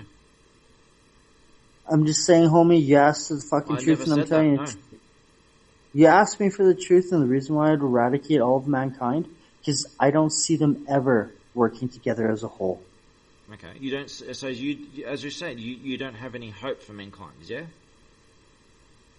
I have no faith in mankind. You have no faith in mankind. Do you think that there is good in mankind worth saving? No. Well, I do. So if you think that mankind's just not worth saving and someone else does, you got a choice to make. Either you know everything. I already pressed the button. Yep, Jeff. If you know everything, if you're God of everything, you know everything, and you know better. If I know everything, I'd already be dead. If you know everything and you know better, Jeff, listen to me, please. This is important. If you know everything and you know better than me, right? If you know better than me, and you're saying that there's nothing worth saving, and I'm saying there is, wouldn't you just let me try? What have you got to lose? Everything. What have you got to lose? How are you going to lose? Because if you're going to throw everything away anyway, if you just fuck the world and destroy the world, if someone says, "Hey, I've got a solution and I can prove it," if you just test your ideas again, don't just believe me, test me. And I would take a moment to wait a sec. I would give them the time of day, and if they couldn't come through, I'd be like, "Hey, man, you tried, but you know what? I'd press a button." Yeah, I understand, but Jeff, there's all these, okay, we give the example of the Jesus, right? There's all these fake Jesuses around the world, right? And they're all full of shit. Everyone knows they're full of shit, right? They got like a couple of followers, maybe a few thousand most, and everyone else knows they're full of shit, right? And if you try and question any of these fake Jesuses, they run away, right? And yet there's this one guy who's engaged in every battle, he's winning every battle, and he's saying, "Hey, I can prove it all. I don't want your faith. They all asking you to blindly believe. I don't want you to believe. I want you to think. I want you to test your ideas against mine, and you will see with your own eyes, and I will prove it to you." If one guy's saying that, if one guy's actually waging these wars and winning every battle, and all these other guys are full of shit, and they run away from every battle, but there's this one guy who says, "Hey, I can prove it." And he's been proven at every step of the way. Would you be willing to just listen to what he has to say? No. Well, if you think that mankind is doomed and you're just not willing to even listen, are you willing to just step aside and let him try it? No. So you would get in my way trying to save the world? No. You would destroy the world because you have such a hatred of it that you want the world to die. And that you won't even let anyone even attempt to save it. No. The reason why I would say no to the first question you asked me is because if you can prove me wrong, therefore I would be wrong. And out of emotion as childish actions, I already wanted to end the world because I don't see any hope or faith in mankind. That's just my belief. Everybody's lucky I'm not in the power to be. Because if I was, this conversation won't be even happening. But I've got a lot of power, and I think you realise it by now, but I do have a lot of power. I don't exercise all the power that I have. I have more power than I will ever express. And I have the power to do a lot of things, and you've seen me win every battle, have you not? Almost. I've done things that you have not seen done before, correct? I've stood against armies of people, and I've won every step of the way. I will be open to agree. I will be open to agree, yes, because nobody has been able to prove you wrong. Yeah, and I've stood against armies of people, and I'm still standing, and they all run away. I've walked my talk, and there's something legitimate about what I say. I say a lot of really crazy shit, I admit. It's just that stuff sounds not real crazy. But it's just not fathomable by the average people that are here. Jeremy, what you're saying is not crazy. It's happened. It is possible. Yes, the unfortunate thing is, not enough people are smart enough to realize it. Okay, Jeremy? And it's the truth. A lot of people are not smart enough to realize. So, Jeff, and I'm clearly not just another dickhead just talking shit, right? There's something to me, yeah? You admit that much, right? Jeremy, I would not be sitting here talking to you if there wasn't something else to you. Yeah, so if there's something else to me, what is that something else? And I'm saying that, hey, I will prove to people, I will prove in battle against other people, I will prove that what I say is true. On an online battle. I will do things a very different way, and I will show people this different way. And I will, on an online battle. So everyone, look, you're not the only one who says, fuck the world, I'm giving up on the world's fucked, it's not worth saving. You're not the only one who says that. Most people at this point say that. They might not even admit it, but most people believe that shit, and most people are just giving up on the world, right? You're not alone in that. And I'm saying, hey, I come from the outside, I can do this. I can save this world, I can do this. Let me try. Let me attempt it. If I will sacrifice everything to even, if I don't care if I fail, I will still attempt it. And I'm saying, I can do this. I can make it, I can make things right. And I can prove it. Hey, Test me in Jeremy, debate. Test Jeremy, me, you're getting really, pumped up, right? No, I'm always pumped up, but bro. The adrenaline is going for what you're saying, and I believe what you're saying because the adrenaline is going, and I actually believe that you can get this shit done, but it's not online. And I would really love to sit down 3 years time from now and be like, shit, you know that guy who had just saved the world? I talked to him fucking years ago, and I would laugh when people say, yeah, you're full of shit, you're a fucking idiot. You know what I mean? I would be able and be honored to say, hey, shit, I know the truth. Even though those people laugh at me, I still know the truth. Jeff, I really mean it when I say I'm willing to sacrifice everything to save this world, and I've already sacrificed everything already, except for my very life. I've already done that, and I've still somehow fucking lived. I haven't died because of my cell regeneration and shit. I'll sacrifice myself over and over, and I can't fucking die. And I'm still going. And I think that there is things worth saving in this world, and I'm trying to introduce you to the idea that there is good in this world that you haven't seen. That I see, that you don't see. You think that I'm just clearly I know my shit, right? I know my topics, I know some things, right? I'm not ignorant, you know that much. So if I know some things, and I'm saying that, hey, I see things that you don't, I see things worth saving that you don't see these things, I see them. I see something worth saving. Then I ask you why. Why do I want to save something? I fight for something in the future that you don't see yet. None of them. I agree. None of them want to help you. Why do you want to save them? Because I see their potential. I see a potential in them that you don't see. I see into the distant future. I see what they can be and what they will be if I succeed my mission. This is like a choke point. You got a choke point where things could die, and then if they survive that moment, that things get really good after that, and they go to things that you beyond your wildest imagination. I've seen all this shit. I've lived all this shit, and I come back to make sure that it happens. Do you have I'm willing to sacrifice everything for that to happen. Do you have a birthmark? A birthmark. My brother has a birthmark, but as for me having a birthmark, no, I don't have a birthmark, no. I have a young childhood mark, the mark of the Mahdi, because, the man of prophecy. I have all the marks of the prophecies and everything, so in my early childhood, I grew the mark of the Mahdi. Is your brother's birthmark on his thigh? Sorry? Yes, I've got a mark on my thigh. I can show you it right now if you want me to do a photo. No. Does your brother have a birthmark on his thigh? No, he had a birthmark that he grew out of on his forehead. But I have a mark. I have the mark of the man of prophecy on my thigh. I still got it. The mark in the thigh, the stab wound. What's your mom's background? She's not native to Australia, is she? She is native to Australia. She was born in Australia, as if native can go. But my family come from actually Scotland, which is the place, the secret place of the royal bloodline of the King of Kings. Your family was exiled. Yes, we were exiled from Scotland to Australia. Yeah. Okay. Jeff, what I'm trying to say, dude, is you think that the world's not worth saving, that the world's fucked, that there's no good in the world worth fighting for, and I'm saying that there is. I see things that you don't, and I'm not seeing shit that's not real. I see shit that's real.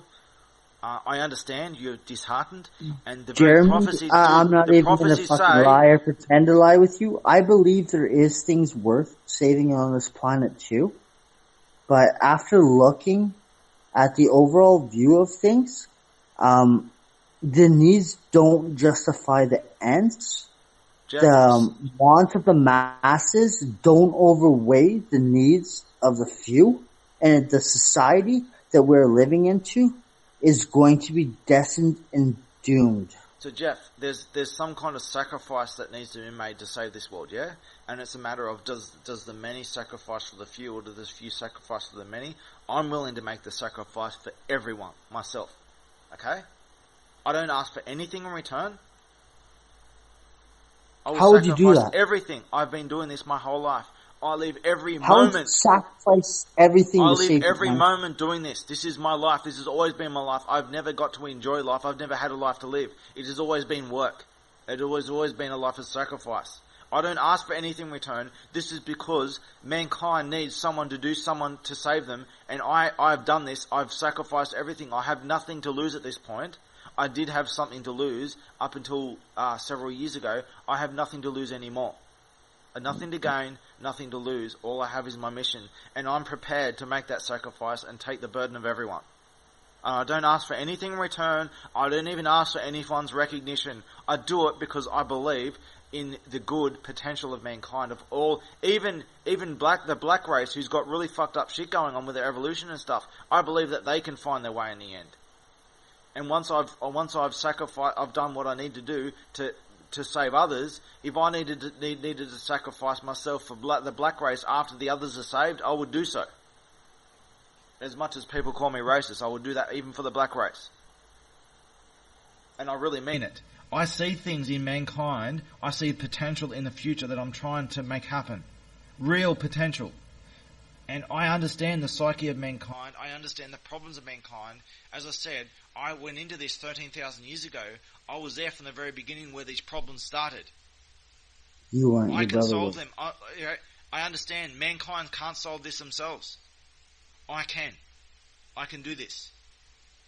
And that's why I want you to listen to my story. If you listen to my story, you may not believe my story, but you will believe in my story. You will believe in the idea. I don't give a flying fuck about your story. I'm literally ready to eradicate the earth, but you're saying you would die to keep mankind going.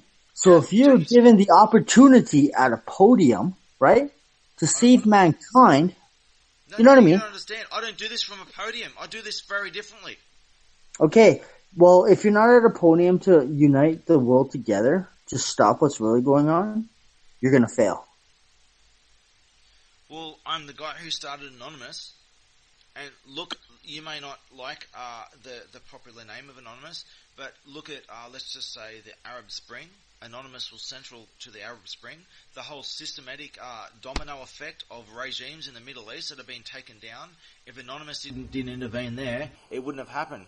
The whole Scientology thing, I intervened there. I've intervened over and over again, and I've done a lot of interventions that no one knows about. I put WikiLeaks on the world stage. All that helicopter footage that made WikiLeaks famous, that's what made WikiLeaks famous, the helicopter footage from Iraq. You're claiming that here right now, and I totally believe you, but just in case anybody's listening, like, yo, he didn't do that shit because, like, I need to talk to him tomorrow, so, like, fuck off. But truth being told, Jeremy, if you were given a fucking opportunity to unite the world, what you're so I'm not trying to unite the world. I'm trying to separate the world. Then, if you're not trying to unite the world, then you should not get my way from a radical. No, you don't understand. Things are backward, man. This is how evolution works. Evolution works through division, through people separating. For example, you have a rhinoceros. There's a whole myth of a rhinoceros. They'll stamp out a fire, right? You put a fire in the bush, and the rhinoceros will come and stamp it out. Why does he do it? Because he does it to save all the other species from being burnt out. So a rhinoceros lives in his own evolution, in his own group, separate from all the other animals, right? But when someone starts a fire, that rhinoceros will rise to the challenge. He'll stamp out that fire to save everyone else. So through division, there's division and unity at the same time. We are united through division, through our differences. For example, you got blacks living among blacks, whites living along whites. They're going along very different branches of evolution. Who knows where those branches will go in a million years? Let's protect each other. Let's preserve each other. We protect ourselves first, and we protect others second. And we protect all the evolutions. And we cover each other's back. You get what I'm saying? You know, we protect ourselves first, and we protect others second, and we cover each other's back. We preserve ourselves, and then we preserve you as well. From anyone who invades. These are the conditions of world peace.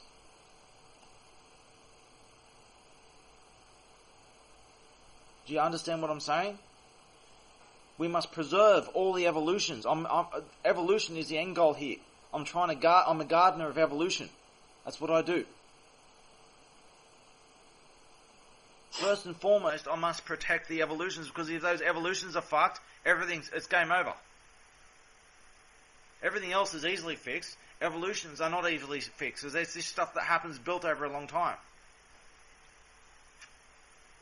I'm trying to preserve all those evolutions, the black race, the white race, the Asian race, and those who have lost their way, who are the byproduct of interracial crossbreeding and abomination of evolution, they can find their way too, and I would help them find their way and re-establish their own groups again, and find their way. It's going to take some time. Humanity, even though majority of humanity that you've encountered has always done you wrong, yet you want to fucking protect them. Yes, Jeff, that's the whole point. If you watch my story, you'll see how much humanity has fucked me over, yet I'm still trying to save it. What do I say in my story? The only ones, like the forces of evil bow down before me, dude. The heavens move to my will. You look at my story, you look at what's happened. The very heavens move out of the way for me. The oceans part before me. The only ones who attack me are the very ones I'm trying to fucking save. Yet I still try and save them because they're worth saving to me. And I'm willing to sacrifice everything for them because I see something in mankind that you do not. Thank God you ain't trying to save me because I don't need to be saved. The only ones who attack me are the ones I'm trying to save. Hey, can I tell you something, Jeremy? I'm going to tell you like an event in my life. Okay? Yeah. And listen. I want you to tell me if you believe it or if you don't believe it. Okay? Well, and this happened in my life. I don't know what to believe when it comes to them, because you say things that are true, then you say things that are true, and change bro, I'm not lying to you to the story I'm about to tell to you. I'm not lying to you, but it can be perceived as something different. Okay? Yep. As I was approaching and walking through an alley, I showed up to the petrol, right? You know, the gas station, and it was raining. There was 2 people there that needed $5. They had pumped $5 in their gas tank, but didn't have the $5. I seen what was going on. It was raining, and I looked at both of them and I said, if I can make it stop raining, I'll pay your gas. The rain stopped. Did you pay the gas? Yes, I did. And I actually paid double. So, some way, in some twisted way, you do believe that something's worth saving. You're a bit confused on the matter, I think. Do you know one of my favourite quotes of all time is from Lord of the Rings, where you believe that story, don't you, Jeremy? Do you know Lord of the Rings? Jeremy, you believe that, don't you? What? What I just told you. No, I will take your word for it. I lean in favour of believing what you say, but I don't know whether it's absolutely true or not, but I lean in favour of believing it, yes. I'll take your word for it. It's not a lie, Jeremy. Yeah, I'm not lying. I'm not lying. See, I can't confirm whether it happened or not, but I lean in favour of what you're saying being true. So do you, I'm sure you know Lord of the Rings, right? Yeah. Okay, do you remember the part where Frodo and Samwise and really twisted what's his name, troll guy? Can't believe I forgot his name.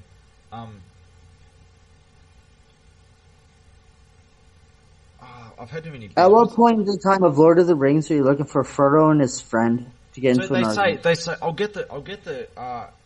It's basically where Samwise has a speech against Frodo. Frodo goes to kill Samwise with his sting sword, and Samwise says, "It's all."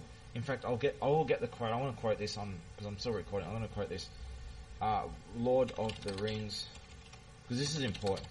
This is one of my favorite quotes of all time, and it's. Hey Jeremy, you know that story I just told you, bro?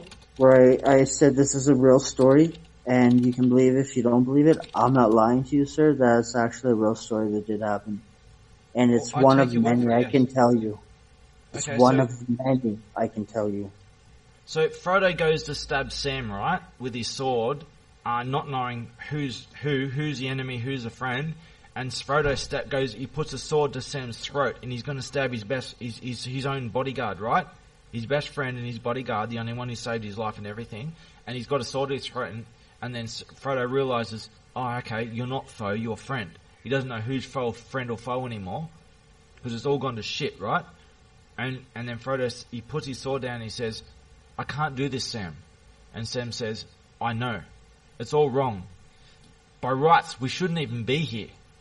But we are. It's like in the great stories, Mr. Frodo. The ones that really mattered. Full of darkness and danger they were.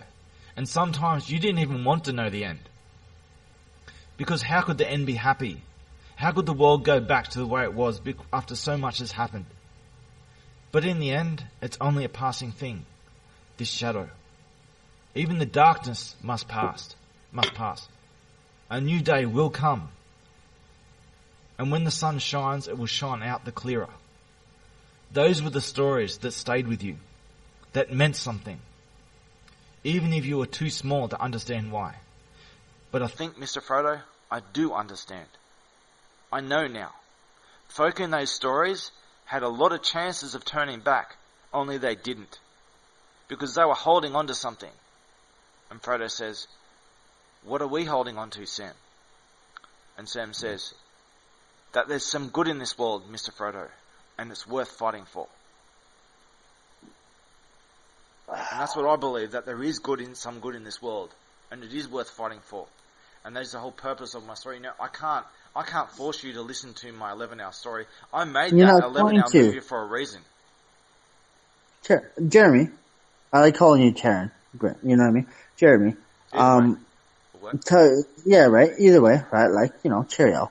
The more you can tell all these people to listen to your story, maybe they will. Put you on a platform, apply to you, a stage, right? For all these people to listen. They can argue with you, they can disagree with you, but eventually all of them will check out your story. Just to have another reason to come back at you. Now, with that being said, I don't give a flying fuck about humanity. Humanity has done me wrong. I've done humanity wrong. Humanity has done me good. I've done good for humanity. But when I look at it to justify the ends to the means, I'm sorry. The greater good of humanity literally needs to be eradicated.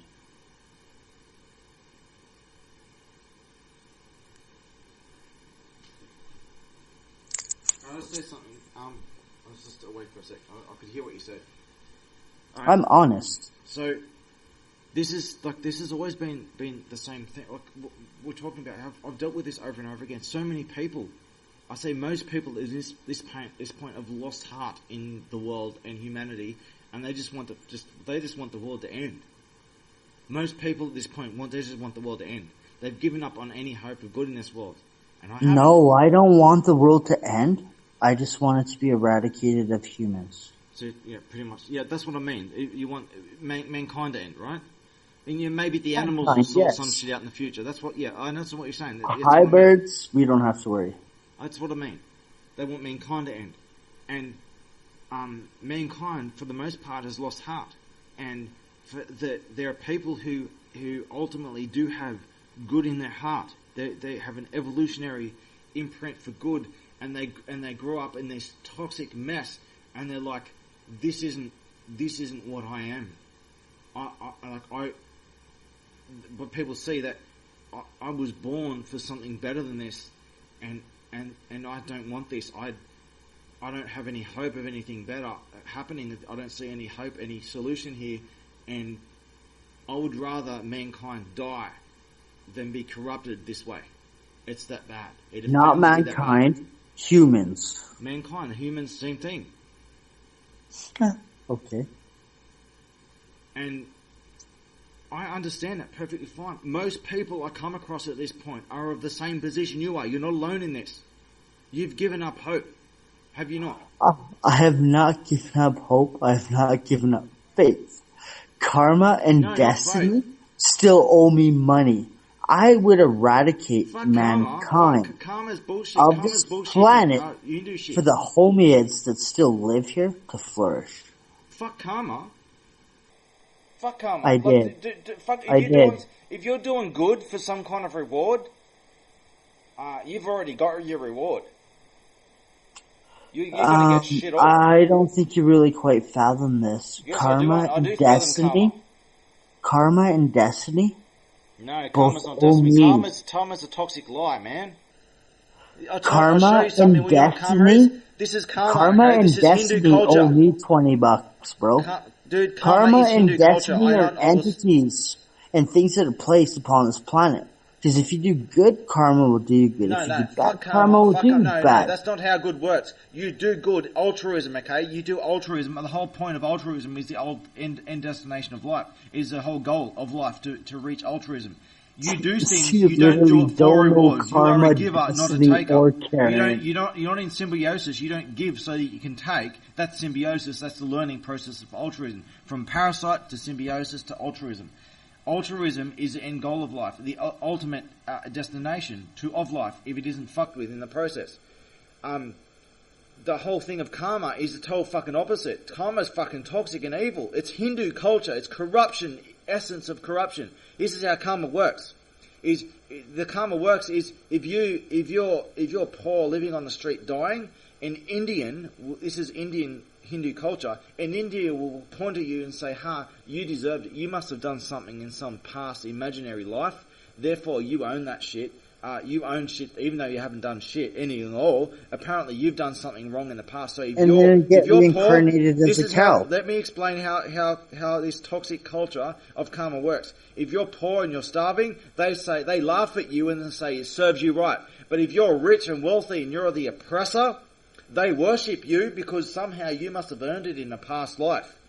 So they worship evil and they punish good. They laugh at the vulnerable and they worship the powerfully corrupt. It is an inversion of morality and truth. Karma is an inversion of morality and truth. It is the essence of corruption. It is fakery and fuckery. Karma will give you an option. No, karma does not give you an option. Karma is poisonous. No, that's not how karma works. The Western version of karma is poisonous. No, dude. Karma is deadly. No. But karma will always give you an option. No. See, there's a Western version of karma, which is a corrupted fake version of karma, and karma comes from Hindu religion, okay?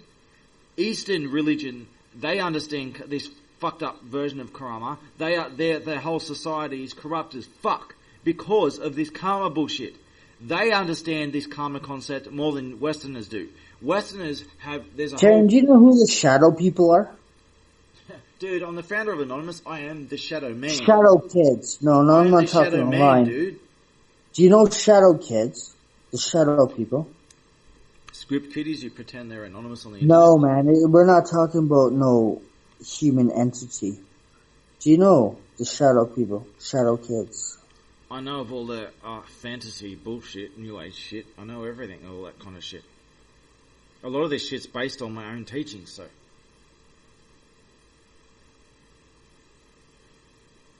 So back to karma. Karma is the idea that if you're suffering life, it's your own fault. If you're rich and powerful and exploitative and oppressive, then somehow you earned this in some past life. It's all about past lives. Somehow you've had all these recycled past lives, and everything you're given in life, apparently it's your own fault. So the way karma works, if someone's needy, you don't help them because they deserved it. If someone's powerful, you give money to the powerfully corrupt because somehow they earned it in a past life. It's fucking evil shit. It's fucking toxic, childish, pathetic, and evil. Indians are so fucked up with their fucked up culture that the British saved their asses after Muslims fucked them over. They saved their asses and they tried to outlaw this toxic culture of evil and child exploitation shit that they do. They tried to outlaw that shit, and apparently they're the bad guys for doing it. Well, they tried to outlaw this shit and introduce Christianity and shit to them, and atheism as well, to try and get them into something not so fucking toxically corrupt. And they eventually, the Indians fought back and they said, hey, it's okay. We're ready to look after ourselves now. You know, we're acting like children. We admit we've acted like children throughout our existence. We fucked up. Okay, give us a chance to do it for themselves. So they said, the Indian government, the first Indian government said this. They officially went on the record saying, we don't know what the fuck we're doing, but we're going to try it anyway. That's what the Indian government said. The first Indian government, after the British let them do their own shit. I know what I'm talking about, all this shit. So that this karma shit is fucking the essence of evil. It is inversion of morality and truth. It's total opposite inversion of everything. The normal way is if someone's suffering, you try and help them. If someone is misguided, you try and lead them in the right direction. With karma, you're saying that, hey, anyone who's had it hard, they deserved it. Everyone who's had it good, they deserve that. Let's feed the corrupt. Actually, and let's punish the oppressed. Jeremy, I will tell you this. I am not saying that. Both karma and destiny owe me $20. Dude, karma is an Indian Hindu concept. You're copying someone else's religion here. Okay, buddy, let me tell you, okay? Maybe I say it like this so you understand, okay? Listen, karma, like right? When you talk about karma, I can show you some of them too. When I tell you karma and destiny owe me $20, karma and destiny can be fucking prats, assholes, pricks to the whole entire world. If they're in your pocket, it works in your favor. You're copying someone else's religious ideology and you don't seem to know anything about it, and you're copying it as though you don't know anything about it. Somehow think, dude, think. Learn about what karma is. Learn about the toxicity and evilness of this karma bullshit. Why do I need to learn it? They work for me. Evil ideology. Bro, they work for me. No, they don't. Yes, they do. Who works for you? Have no clue. Who works for you? Karma and destiny. Karma and destiny work for you. Okay, prove it. Sit back. Take a moment to wait a sec. I had to insert a wait a sec. I'm waiting a sec. I gave you an EXE on Discord about a wait a sec. It makes you perpetually wait if you look at it. I know. It was fucking awesome. Did you try it? I looked at it. I'm gonna download it and I'm gonna pump it out everywhere. Because certain people, that's their destiny, and that's literally what karma has in store for them. But truth being told, both karma and destiny work for me. And do you know why? Because neither one of their names is Karen. What you're doing is what I said in the very beginning. This is the New Age cult. What the New Age cult does is it takes bits and pieces of different ideologies and just makes a fantasy based on them. Anything convenient, any convenient, toxic, lethal fantasy, the Kool-Aid level shit, they just take bits and pieces of different... You're calling me toxic. You have called me fucking the devil. No, you have said that I fucking preach satanic, blasphemous, you're brainwashed by a toxic ideology. I didn't necessarily say that you're toxic. I guess sometimes I've said that you're doing things that are toxic. But what I believe that you have ultimately just in the right direction. You have a moral compass that does point in the right direction, but you've been so led astray, you've been so disheartened that your heart has become toxic as a result. And you are not meant to be this way. You've been led astray and you've been corrupted by other forces. You have not reached your destiny. Your destiny has been fucked over by this karma bullshit. This New Age cult bullshit. Both of them work for me, and you know what, Jeremy? You're not even fucking like off. Like not even a pinpoint, not even a minuscule off. I'm normally I would say nice, but I'm gonna say fair, because you pointed this out earlier. I'm a very fair guy. I have done more good in this world to receive bad intentions without even trying to look for, you know what I mean, gratification, gratitude for any things that I've done nice. I have just lived and judged a character to put myself in harm's way. To let a lower, to this day I call him victim, but a lower fucking innocent person get away because they didn't know any better. Now the judgment that has been found upon me for the things it's doing, when I tell you karma and destiny work for me, I ain't lying to you, homie. I just refer back to what I said a long time ago about brown hats. Brown hats are black hats who want to be red hats. They have a romantic dream of being red hats, and they jump back and forth against over the fence of being illegitimate and legitimate, legitimate, illegitimate, legitimate, illegitimate. And this is what you're doing over and over. You're jumping back and forth across the fence. You're being a classical brown hat. Who writes those guidelines? What guidelines? Against morality and truth. These guidelines were written always, and it's a matter of mankind realizing Jeremy, think about this, right? A black hat, right? Evil, right? White hat, good, right? Gray hat, in between. Brown hat takes advantage of both of them, right? Brown hat is a black hat. So normal black hats, they own their shit. They know they're evil. They do evil shit, and they don't make excuses for it. They know they're evil, and they admit they're evil. Yet there's these other brown hats. Now, brown hats get tired of being evil. And they're like, I don't want to be a piece of shit. I've got no self-respect. I'm a low-life piece of shit. I'm a little dick person. They're like, I don't like that anymore. So what they do is that they pretend to justify what they're doing. So I want to do all this evil shit, but I want to pretend that that there's some kind of legitimacy to what I'm doing. I want to pretend to be a hero. I'm sick of being the bad guy. I want to pretend to be a hero. I want to pretend to be the hero. I want to pretend to legitimize what I'm doing. I know I'm doing evil, but also I want to pretend. I want to role play, right? So black hats get tired of that shit and they start role playing being the hero. This is what a brown hat is. They role play being the hero. So a red hat is someone who's an attacker, but they have a legitimate cause of what they're doing. So brown hats will pretend that they have a legitimate cause. They don't have a legitimate cause, but they pretend they do. And they jump back and forth across the fence. Every now and then, they'll put on a big act and they'll do something and they'll pretend that they're the good guys. Okay, cool. After your analogy, if you continue to call me a brown hat, if you continue to call me a brown hat for the analogies that you keep saying, I will actually get cross with you. Well, you are a brown hat, dude. Go fuck your hat, faggot. You're jumping back and forth across the fence. One moment you're the good guy, the next you're the bad guy. The good guy, bad guy. You're like swapping between two personalities, and I quite understand this very well. And it's like what I call the death dance. I call this the death dance. The dance of darting back and forth between being a good guy and a bad guy. That's where you have to ask who drew the line of what's a good guy and a bad guy. Well, the good guy and the bad guys was always existed before the universe, okay? This was logic and morality existed before the universe. It is the job of a human to realize moral principles. All right, Terry, put it this way. Existed. You called me a brown hat, right? In everything you just said, okay? Now, check this out. Normally, I'm a black hat, right? And a very well-known one. I'm also a white hat, right? A gray hat, but you call me a brown hat.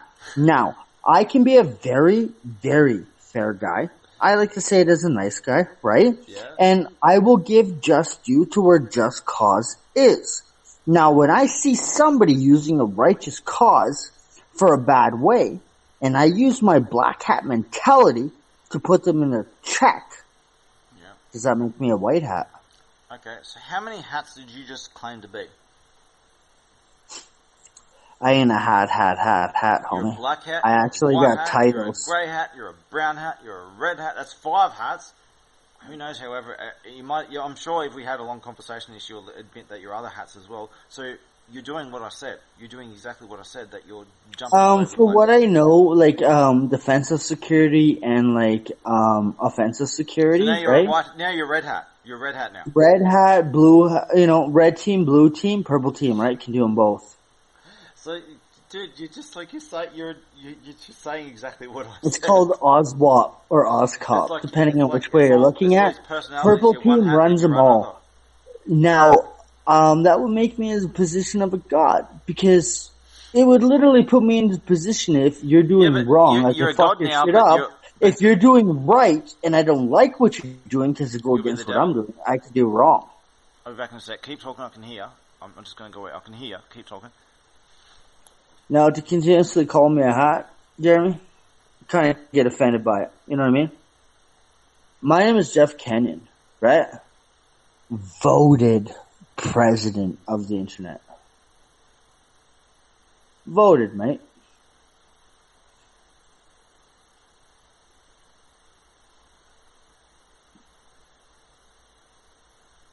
There we go.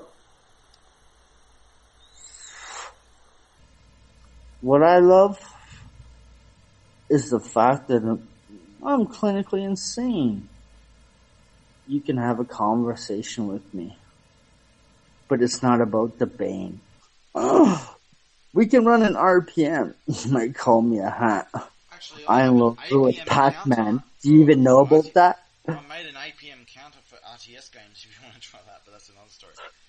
So do you not see that you're jumping identities all over the place? I'm not actually jumping identities. People are labeling me. But you're choosing identities all over the place. You don't know where you stand. Not really, Taryn, because I already told you I'd eradicate all of humanity. Not the hybrids, humanity. What kind of hat are you? I'm a mad hat. Switch places! all over the place. See, look, what you have an identity. Well, maybe I'm the caterpillar pumping on the fucking... I don't condemn you for your identity issue, but I acknowledge and I understand your identity issue. You don't know where you stand. You don't know who or what you are. You're disheartened with the world. You one moment you're angry with the world, the next you're like you want to do something good. You don't know where you stand. You've given up hope, and you don't know who or what you are. No, actually, I know where I stand, bro. I heard you give an argument to mankind of why you like them and why you would like to save them. But at the end of the day, I'm still going to press the button. Now, you humored me enough, but if I was in control of this shit, this conversation even wouldn't have gone this far. No one controls this conversation. You're not getting it on a metaphorical level speaking. I would eradicate this earth. Karen, I've told you this, right? Maybe it makes me a black hat. Yes, I do see good in humanity. It doesn't matter. I would still fucking eradicate them. I am doing humanity a better favor by eradicating them than... How are you doing them a favor by eradicating mankind? Because we will never, ever get together. Who says we need to get together? Your friends and my friends.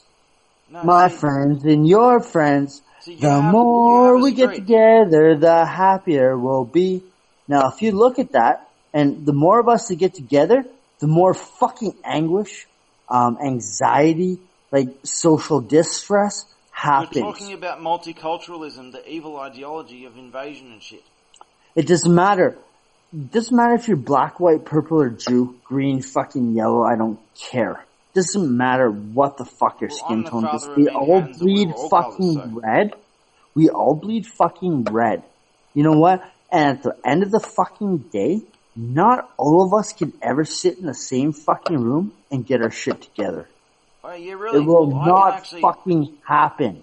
I can sit in a room with people whose hearts are in the right place, regardless of their evolutionary origin, whether they be a human race or an extraterrestrial race. I can actually do this in a civilized way, and I don't, I can be part of a greater team with any party who Do you know who Joseph Kony is? Do you know who Joseph Kony is? Joseph Kony. Joseph Kony was the first person that got publicized about child armies throughout Africa. Now you should know the story about child armies. Child soldiers. That's what. Yeah, child soldiers, right? Joseph Kony. Okay, now what he did is very brilliant. He literally took up all the children from all the war-torn places and said, "These guys killed all your shit. Take up arms, right? Kill them back." He conquered a lot of shit in the name of a lot of other things. These children were a fucking wicked weapon. Now, sinister as that may fucking sound, it actually will work. I don't see that as sinister at all. Now, imagine I told you this, Taryn. Imagine I took Operation Kids Don't Sit at the Adult Table. You know what that means? Well, I've actually got a history with child soldiers and saving them. Okay, cool. Do you know what Operation Kids Don't Sit at the Adult Table means? I don't take note of these so-called fake operations in the name of Anonymous. Fake operations, that's right. They're not a part of Anonymous, and this is what happened to Anonymous. Do you know within your Anonymous circle, every day somebody spreads the word of Anonymous, and there's a young kid who wants to join Anonymous. They, gets online, sees these things, you know what I mean? Comes cool with the culture and the society known as Anonymous. They're a young kid. A young kid should not be sitting at a table, right, where adults are talking about adult-themed things. But unfortunately, because it's not regulated... There is adult content, such as graphic violence and sexuality stuff, that should be protected from children. Aside from that, children should be introduced to adult topics. They should be taught adulthood as part of their childhood. Oh, here's another question. When you were a child, do you remember sitting with your cousins at a smaller table at family gatherings? I used to walk up to the big table and debate with the big boys. Unfortunately, the big boys were small boys, and I used to humiliate everyone. Understand, dude, as a two-year-old, I was winning debates at the adult table. I was winning debates against adults as a 2-year-old, okay? I'm not like everyone else, okay? I came pre-scripted with information already. I didn't come into this world the same way. I'm not denying this. All I'm asking is if you recognize this. Whereas kids don't sit at the adult table. Now, you're smarter than the average bear. Okay, boo-boo. Right? We've already gone over this. I understand that children are put in a child's table and adults go onto the adult's table when it comes to a family gathering and things like that. That's right. So you understand this. Now, in the world of online shit, let me tell you something, Jeremy, okay? Your Anonymous faction that you started that got way out of hand brought a lot of adolescent childs and children to the adult world. I rounded up all those kids and I made them my army. Let me interject because you're talking things that aren't true. A lot of what I'm actually telling you things that are very true. In children who have been script kiddies who have been led astray by black hat hackers. This is written in my story. Saving child soldiers and child hackers and things like that was a big part of what I did. This is why the FBI reached out to me. Why I worked at the FBI to save children, because I was saving child soldiers and script kiddies and stuff. So introducing children, teaching them and guiding them in the right direction into adulthood was a big part of what I did. I was a father to many children. And I still am today. Hey Jeremy, I'm going to tell you what I did, okay? I set off an operation that was known as Kids Don't Sit at the Adult Table because there's way too many adolescents that are getting involved with adults, right? And there needs to be a point where you have to separate it. I took the time out of my life. Adult topics, as I said before, this is regarding sexuality and adult topics. Let's just put it that way, okay? And adolescent kids, right? Pre-adolescent kids should not be, it's not part of their time in life. They shouldn't be fully sheltered from this stuff. They should be introduced not to it fully in the right sheltered, way. but not led astray. Yes, not led astray. But led astray. So I took the time out of my day to create Operation Kids Don't Sit at the Adult Table. I separated all the adults to go to one spot, and I took all of the adolescents from the anonymous world, and I created my own army. Well, you've got it of wrong. Trolls. No, you've got it all wrong, dude. You got it all wrong. What I used to do.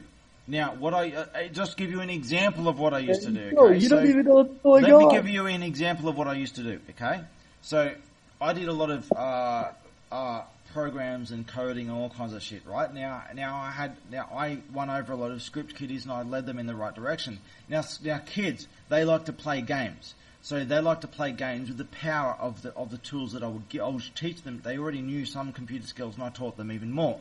And they learned to do some destructive things. And what I used to do is I say, look, here's the general section where all the adults talk, and the children can join the table so long as they behave like adults and they don't do stupid shit.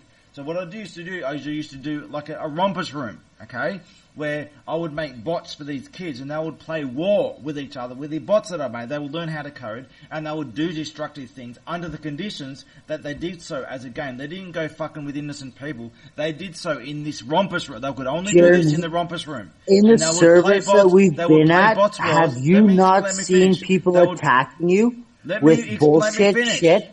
No. I know where you're going and I don't want other people to know. I know, bro. I don't want other people to know the fucking simple things that you have done, and there's a reason for and why. Let me finish. Jeremy, do you know all the people that have been attacking you? I built a rompers room for the kids to play war in an environment where they could do so, keep them going so that at they could learn. They could learn the responsibility of power. When you abuse power, what would happen? They would come to me saying, "Hey, this guy's taken over, that guy's taken over," and I would go through a little tutorial with them, and I'll show them why they done what's gone wrong, and they would teach them how to use the computer powers that they were learning. I would teach them how to use them responsibly and the consequences. So if this guy did this to you, are you going to do this back to them? I would teach them the powers of adulthood, of being a grown-up adult.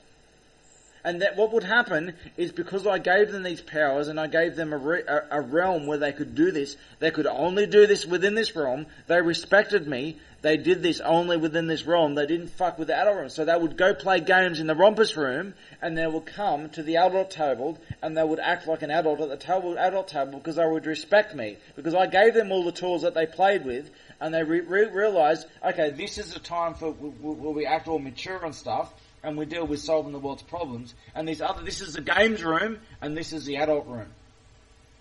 This is how I did things. This is how I taught children to responsibly use the power that I gave them. Do you understand? Yeah, of course. This is an important part of child learning, is they need to play war. It's a good thing. Playing war is how children learn. And there's a good way to do it and there's a bad way to do it. Now, I used to build all bots and shit for people coding bots and shit that would play in this in the games room.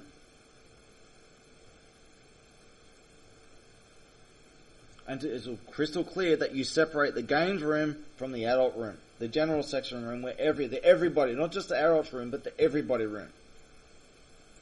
And this is in my story. I went through this in my story, so I just introduced this stuff to my story. It's okay for kids to play war. That's how they learn. They play war and they learn. They abuse power. They suffer the consequences and learn, hey, that's not so nice. Maybe I shouldn't do that. This is how children learn. Even the wayward children learn this. Most children, they don't need to suffer much in order to learn. Some children need to suffer a bit more than others to learn. This is how they play war and they learn. They learn morals and stuff. They learn what's right from wrong. and this is how they learn. You need to give them a power in a constructed environment where, they need a games room to do this in. I made an announcement in your server. Discord server. I'll have a look. Where is it? Roll check. Everyone going at Taran in his server. Jeff, Mr. Kenyon is asking all pixel cease. That's not even a word. And cease and desist in attacking him, asking nicely. It doesn't even make any English sense, dude. It's not supposed to, but I bet you it stops. Okay, so you're talking like leet speak, you mean? 1337, 10-year-old speak. Hey, man. Let's see. Let's just update a few things I've missed. Hang on, here we go. We're gonna run out of time eventually, and I'm not gonna reset. You know what I mean? To go live. That's right. We can continue. We continue later. It's all good. No, bro. I ain't even fucking hanging up. It's just, you know what I mean. It's 8 hours that I have to comb through again, right? Yeah, I've to got find up other. To 9 hours and 6 minutes. Yeah, right. So that shit I gotta comb through, right? For my own end, right? For stuff that I do, right? To go on to do whatever, bro. I'm just saying, mate, like, honestly, I will tell you this, dude. There's not many that can literally stay within 5 minutes with a debate about you. Yeah. And I am fucking laughing at it. Like, does that not laughing show at it. that there's some kind Jeremy, of legitimacy? I can fucking go 9 hours with a debate about you. You can get butthurt in the process, but you're still here. But other people, they lose their shit after 5 minutes, don't they? And they run away. Yeah, so that's just what I'm saying, right? You know what I mean, mate? Like, yeah, I know what you mean. Right? Getting hurt and doing whatever. Like, shit, by all means, I love to hear what you have to say. I have asked these people nicely to stop with their bullshit in your server. Okay? I've asked nicely. No, There's probably, let them do it. They will let them get butthurt in the process. I just don't want to hear the bullshit against you anymore. Okay? I don't. It's a server, it's some place that I jump into, and I don't want to read it.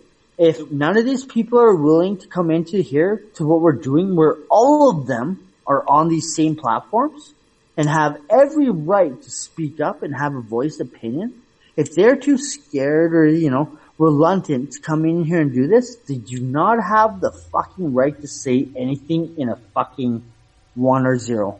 You know what I mean? Yeah, and it's I know what you mean. So basically, what you're saying is what I keep saying is, if you have a disagreement with anything I say, face me like a big boy. We'll have a voice discussion. We'll have a civilized voice discussion in a coherent way. If you have an argument to make against me, I'm willing to hear you out. Just don't talk shit and act like a fucking retard. Act like a fucking big boy. Produce an argument, and I'll respond to it. Well, let's have a debate about it. So if you have any debatable point to contend with me, I'm willing to hear you. I don't care if you think you're fucking Jesus on leprechauns and unicorns and shit. He doesn't care if you think you're Jeff Kenyon. If you think that you can beat me in debate, you have a legitimate argument, I'll hear you out. Unless I get too overwhelmed, sometimes I do get too overwhelmed, or I have to put things on hold. But presently, I'm not. So if you have a debatable argument against me, face me like a big boy, debate me on voice and text chat at the same time. We'll go through this shit and we'll discuss and we'll just sort out what the truth is. Don't just talk shit and run away. Just to say silly nut. Don't call me a poo-poo head and run away. If you got something to actually say, back it up. Face me, and we'll sort out what the truth is. If you can prove me wrong, have a go. I'm giving you the chance to have a go.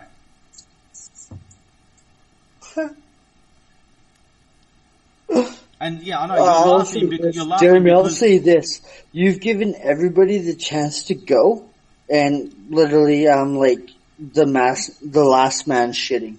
Yes, so it's like a bunch of little soy boys in a room saying. And like let's just say a bunch of you got a tribe, right? And they're all going, I'm the final boss, and then one guy comes up with boxing gloves on and says, all right, have a go, who wants to let's do a real fight, right? You all talk, all right? I'm going to fight right now. any one of you want to fight me right now, and they all run away. That's pretty much what's going on. All right, I'm willing to fight. Here we go. I'm ready right now. Have a go.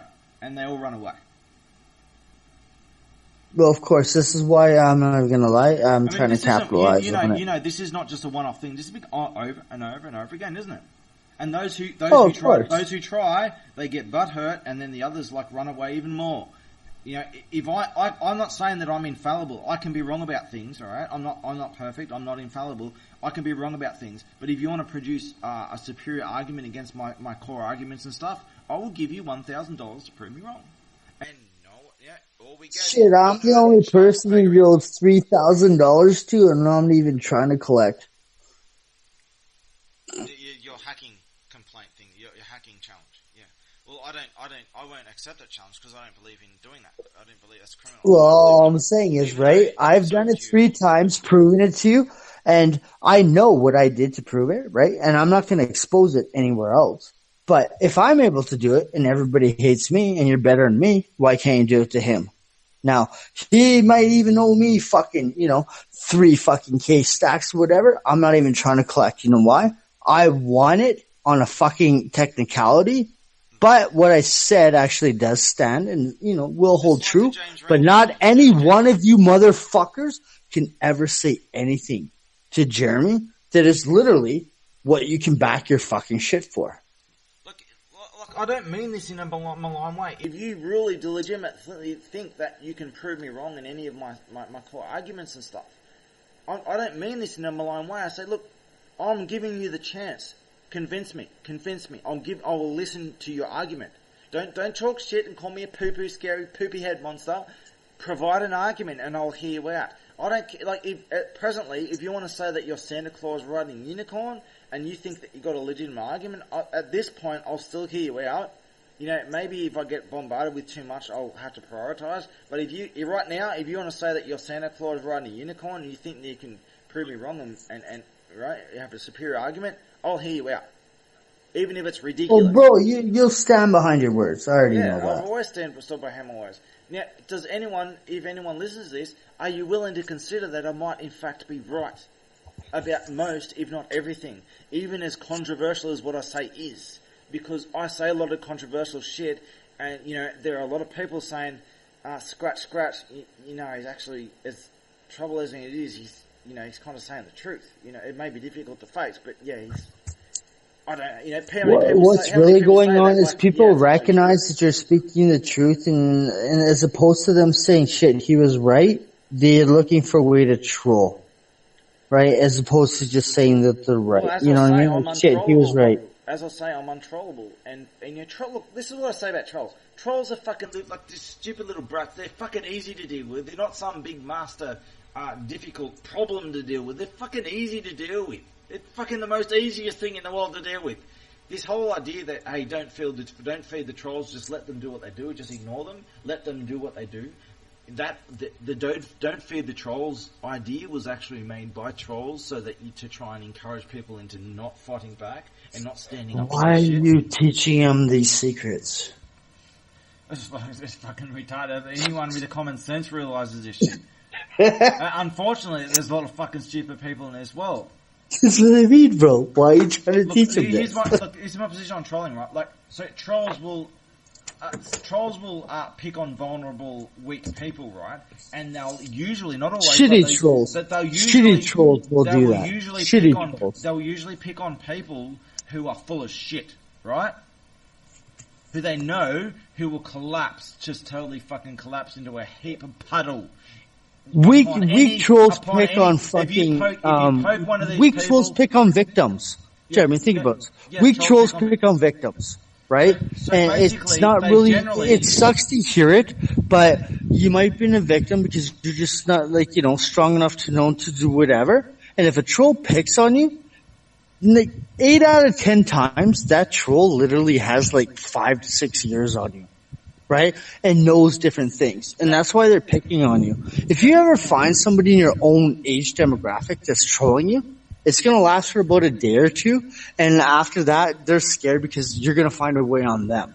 Yeah. Now, that's real trolling. Yeah, now, in the world of like trolling, where you're gonna pick on a small fucking individual, you're a weak troll. Trolling is epic fail. Trolling is epic fail in life. So basically, I'm not supporting trolling, but what I'm saying is when trolls pick on people who are pathetic fakes, and trolls often pick on vulnerable people who are fakes. People who you push them and they collapse into a puddle. So they deliberately poke at people who are vulnerable. A victim. So if you're going to go and pick on a victim, you're a bitch. People, but they'll mostly pick on people who are fake. And they'll poke at fake people and laugh as they collapse. So if you're one of these fake people, they're only hiding something. Yeah. So if you're one of these fake little fuckers who trolls pick on and you collapse into a puddle at the slightest little pressure, I don't support trolling, but the fact that the trolls expose your fakery, you deserve that shit. I'm not supporting what trolls doing, but the fact that trolls expose your fakery and shit, you only have yourself to blame. You play this game, you die by the sword. You play by the sword, you die by the sword. You own your shit. This is really awesome. You remember that saying I said, nice guys finish last? Right? That's what remember you said, that? Yeah. Right? Remember earlier I said it, right? Nice guys finish last. It's a common saying, right? But who put you in that race? I'm not in a race at all. So you're not going to finish last, and you're not really a nice guy. If people want to race against me, let's go for a race, one-on-one. No, the saying is, nice guys finish last, right? Mm-hmm. Who put you in that race? Who put you in I didn't sign up for it. Everyone who chooses to be there. Now, there's a race going on. How did I finish last? I didn't even sign up for it.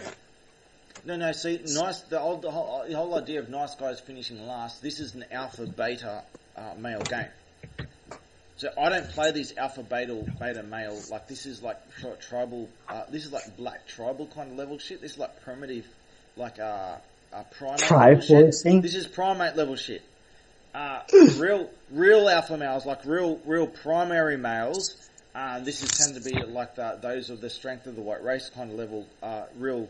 The people who make symphonies and shit, real, superior males, they don't play these alpha beta male games level shit. This is what like black thugs do. The alpha beta male games. This is like, basically, alpha males are just successful beta males. Alpha males are they're just beta males who succeeded. They're still beta males. Alpha males are only the ones that actually, got through beta. No, sometimes alpha males when you run a beta test, it actually shows up as it's fucking legit. But when you run that beta test again, it fucking crashes. Windows did a prime example of that back in the day.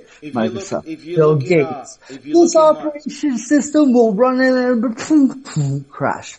Live. Can never deny that. Now, the people that are looking into alpha males and beta males, that's really cool. You know what? I jerked off in a sock, but apparently your dad put it in a petri dish. As for these alpha beta male nonsense, just primal, pathetic, weak male shit, is I did a One Nation political scandal on my YouTube. I did a YouTube playlist of the 10 videos of this shit of a big political scandal that happened and a major political party that I completely destroyed. Now, on these videos, in the later part of these videos, I did a video of how explaining how I deal with this shit, this beta male level shit. We are anonymous. If you want, but I actually explained how I actually grew up with this alpha beta bullshit with Muslims. Muslims do this shit chronically. Now, being a white man, I'm actually from a different species altogether, but I classify as a white man.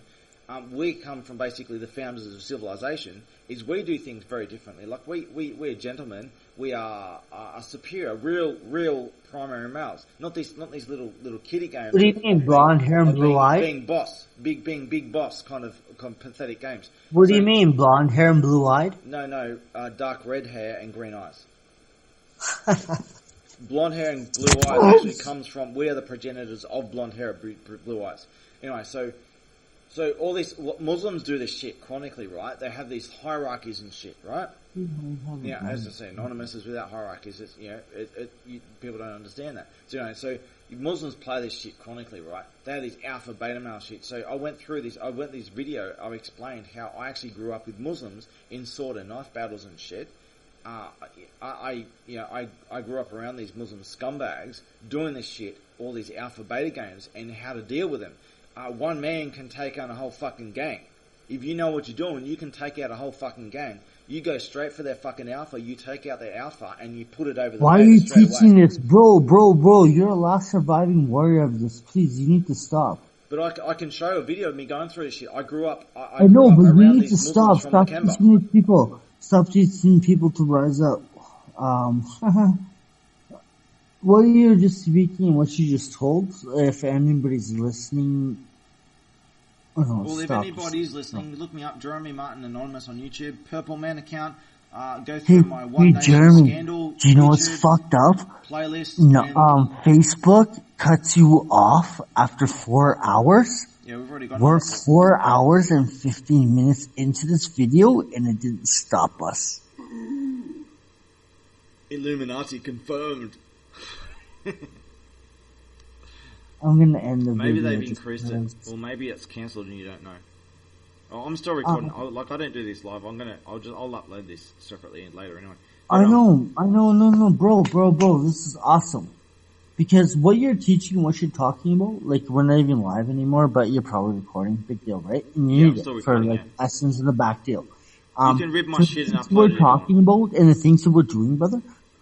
There's a lot of people that need to tune into this. They might not like me, they might not like you, they might take your side, they might take my side. At the end of the day, it doesn't really matter. Calling somebody up for a fake and owning their shit, right, is owning their shit. Now tonight, I'm not even joking to you, Jeremy, I said I need to own my shit, I need to fess up, I'm gonna level with you, right? Yeah, you said that. Okay, when I'm telling you this is because it was truth, okay? And before you get sucked into a rabbit hole, which you always preach about and talking about, honestly, brother, anything that is not George Lennox directly on Twitter, it is not George Lennox. Now, my response to George Lennox is a response, my ball smashing response, my ball bat smashing promise is response to what was said on Twitter, not what was said on Discord. It was response to what was said on Twitter. I know. So it is irrelevant what is said on Discord. There was other people watching it and reading it and feeding into it.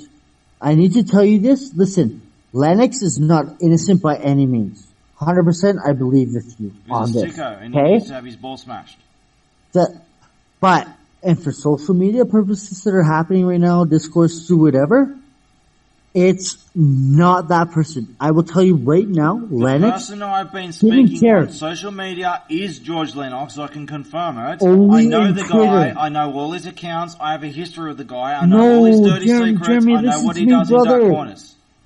Jeremy, listen to me when I tell you the only person responding to you that is real Lennox was on Twitter. That's it. Anything that comes outside of Twitter is not Lennox. I disagree. However, you can disagree all the fuck you want. I am being honest with you. I raised my voice to tell you the fucking truth. If you don't fucking believe me, it's on you. Anything that happens outside of fucking Twitter is not Lennox. And let me finish. My decision is based on Twitter comments, not on Discord comments. Not even on Facebook comments. I had to tell you that. You could have just acknowledged it by saying, yes, Jeff, I recognize it. The shit I've seen him do through Facebook and beyond is a lot worse. But I'm not basing this on Facebook. I'm not basing this on Discord. Would you let me speak? And you want to change humanity? Can you please let me speak? Can you please let me speak? Can you please let me respond? I'm not basing my decisions on what happened on Facebook or Discord or anywhere, but the responses and threats he made to hold my loved ones hostage on Twitter. That is what my ball smashing decision is from. His Twitter comments, which everyone confirms was him. So it doesn't matter what was said on Discord, Facebook, or anywhere else. Everyone wants to pretend that this was someone else. It is irrelevant. My decision is based on hostage threats. Okay, so other people literally put fucking an innocent person to get their balls smashed. Can you just say that again? You weren't making any current sense. I know, because, like, I don't make sense. I make dollars, right? Just put your words together again. So, just put them together again. My words together again, right? So are you literally telling me to get my shit together? No, you just need to put your words together. No, words in order. You can't use the same subjunctive. Oh, fucking breadheads. We understand the situation. My decision is based off Twitter. Listen, your decision is fucked up, and your decision is like literally, bro. If you really believe what you told me you believe here tonight in yourself, to change the world and have a better effect and can set humanity into a very better direction as opposed to being eradicated, and you're focusing on George Lennox and this stupid bullshit? Seriously. I'm focused on a lot of things. Seriously, shut the fuck up and wait a second. Hear what the fuck I said and let it register. Dude. If you interrupt it, you're not even hearing me. Therefore, you're not even worthy, and I'll put you in a troll box. Dude.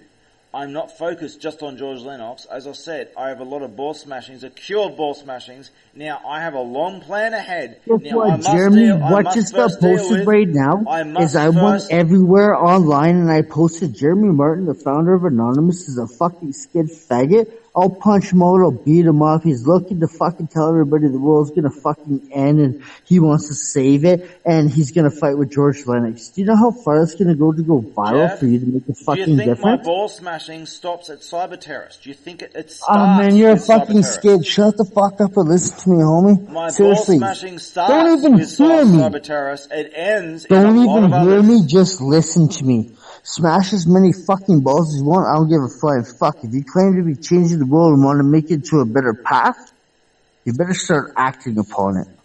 I'm the only one who's acted upon it. Not acted, acting. Not past tense. I am acting upon it. Bro, you're lucky you're not in the same room with me because you think my balls are moving. Right now, I've just spent, 9 hours? We got 9 hours and almost 30 minutes. I just spent 9 hours and 30 minutes in a discussion talking about solving the world's problems, trying to solve the world's problems, and I'm saying that you've given up on the world. I haven't, and I'm prepared to sacrifice everything. I haven't given up on the world, I've given up on mankind. That's what I mean. You've given up on mankind. Okay, I have not given up on mankind, and I'm prepared to sacrifice everything just to give it a chance. Even if it fails, I will still sacrifice everything just to give it a chance. I don't ask for anything in return. And you're focused on George Lennox on a tweet. And I do this to show mankind that there is good in the world worth fighting for and worth saving. My story is an example of that story that you're just not willing to listen to. Can you imagine if I told you everything that you're looking for is the person that could save this world? That could be the same person that could literally destroy it. I'm not looking for anything. I know how this algorithm plays out. I'm playing with an algorithm that I've played for a long time. I'm just moving around the algorithm and making adjustments. That's what I'm doing. I see potentials that you can't even conceive of. Who is King Henry III? Henry III? I know Henry VIII. Henry III would have been a king of England. Would he not have been?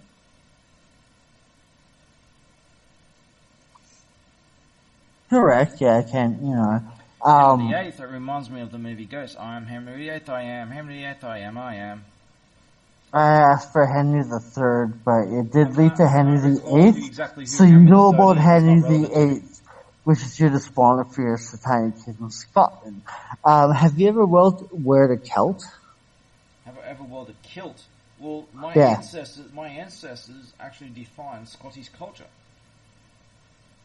Alright. Jeremy, I'm gonna ask you this, right? You can't get no ID, you can't do this and everything you said, right? I can't what, sorry? You can't get ID passports. No, I never said I can't get ID. I said I haven't got ID. My ID was cancelled, but I can get ID. It's not that much a problem. But if I do so, it's best. You're going to be registered. You're going to be registered. Let me answer. It's best if I do get ID. It's best that I do a certain bunch of things all at the same time. I can get an ID tomorrow if I really wanted to. What day is it? Yeah, I'll get an ID tomorrow. What if you went over to fucking Kiwi country? Right, and just stayed there.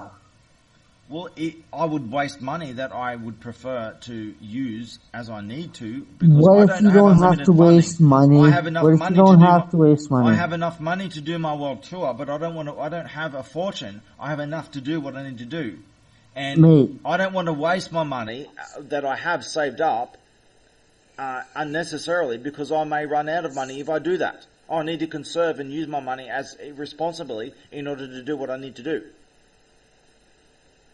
I understand what you're saying.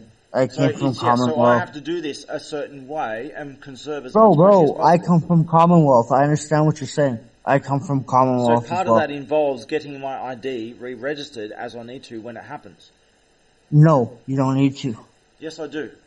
No, you don't. It's going to cost me a lot more money. Bro. Then you have a tracking identity. Listen to me. You have not re-upped. Yes, I have no problem with the tracking identity. Jeremy, hear me out, motherfucker. Please hear me out, Jeremy. Please. Okay? You're saying you got it all wrong. No, mate, I haven't got it all wrong. Don't re-up who you are. They're gonna lose you. They don't even know you exist. You can go over to one, Kiwi country over, and they will not question it, and you can go over there and set up a whole new ID.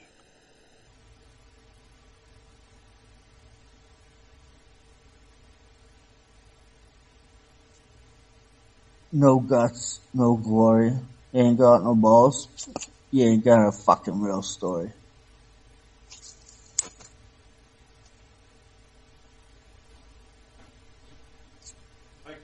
I'll explain again. So if it's not about explaining again, you fucking skid show fucking Let me explain. No, Jeremy, this is not the rerun fucking shit show some bullshit. Mate, if you want to fucking advance, stop fucking talking to me like a Can I play speak? Oh, mate, Can I play speak? Go ahead. So, if I could travel the world without any ID, yeah, I can do that. But it's going to cost me a fucking fortune, and it's going to take a lot of time through boats and shit like that. I would rather fly through, commercial airplanes, which is going to cost me a lot less money, and it's going to be a lot less dangerous. And it's going to be a lot cheaper. And I would rather do it that way, and I can do it the way because I'm actually protected under international law in what I do. I'm not doing crimes. I believe in the rule of law. I'm trying to maintain the rule of law of international law. I'm not fighting against the law. I'm trying to defend the law and restore the rule of law.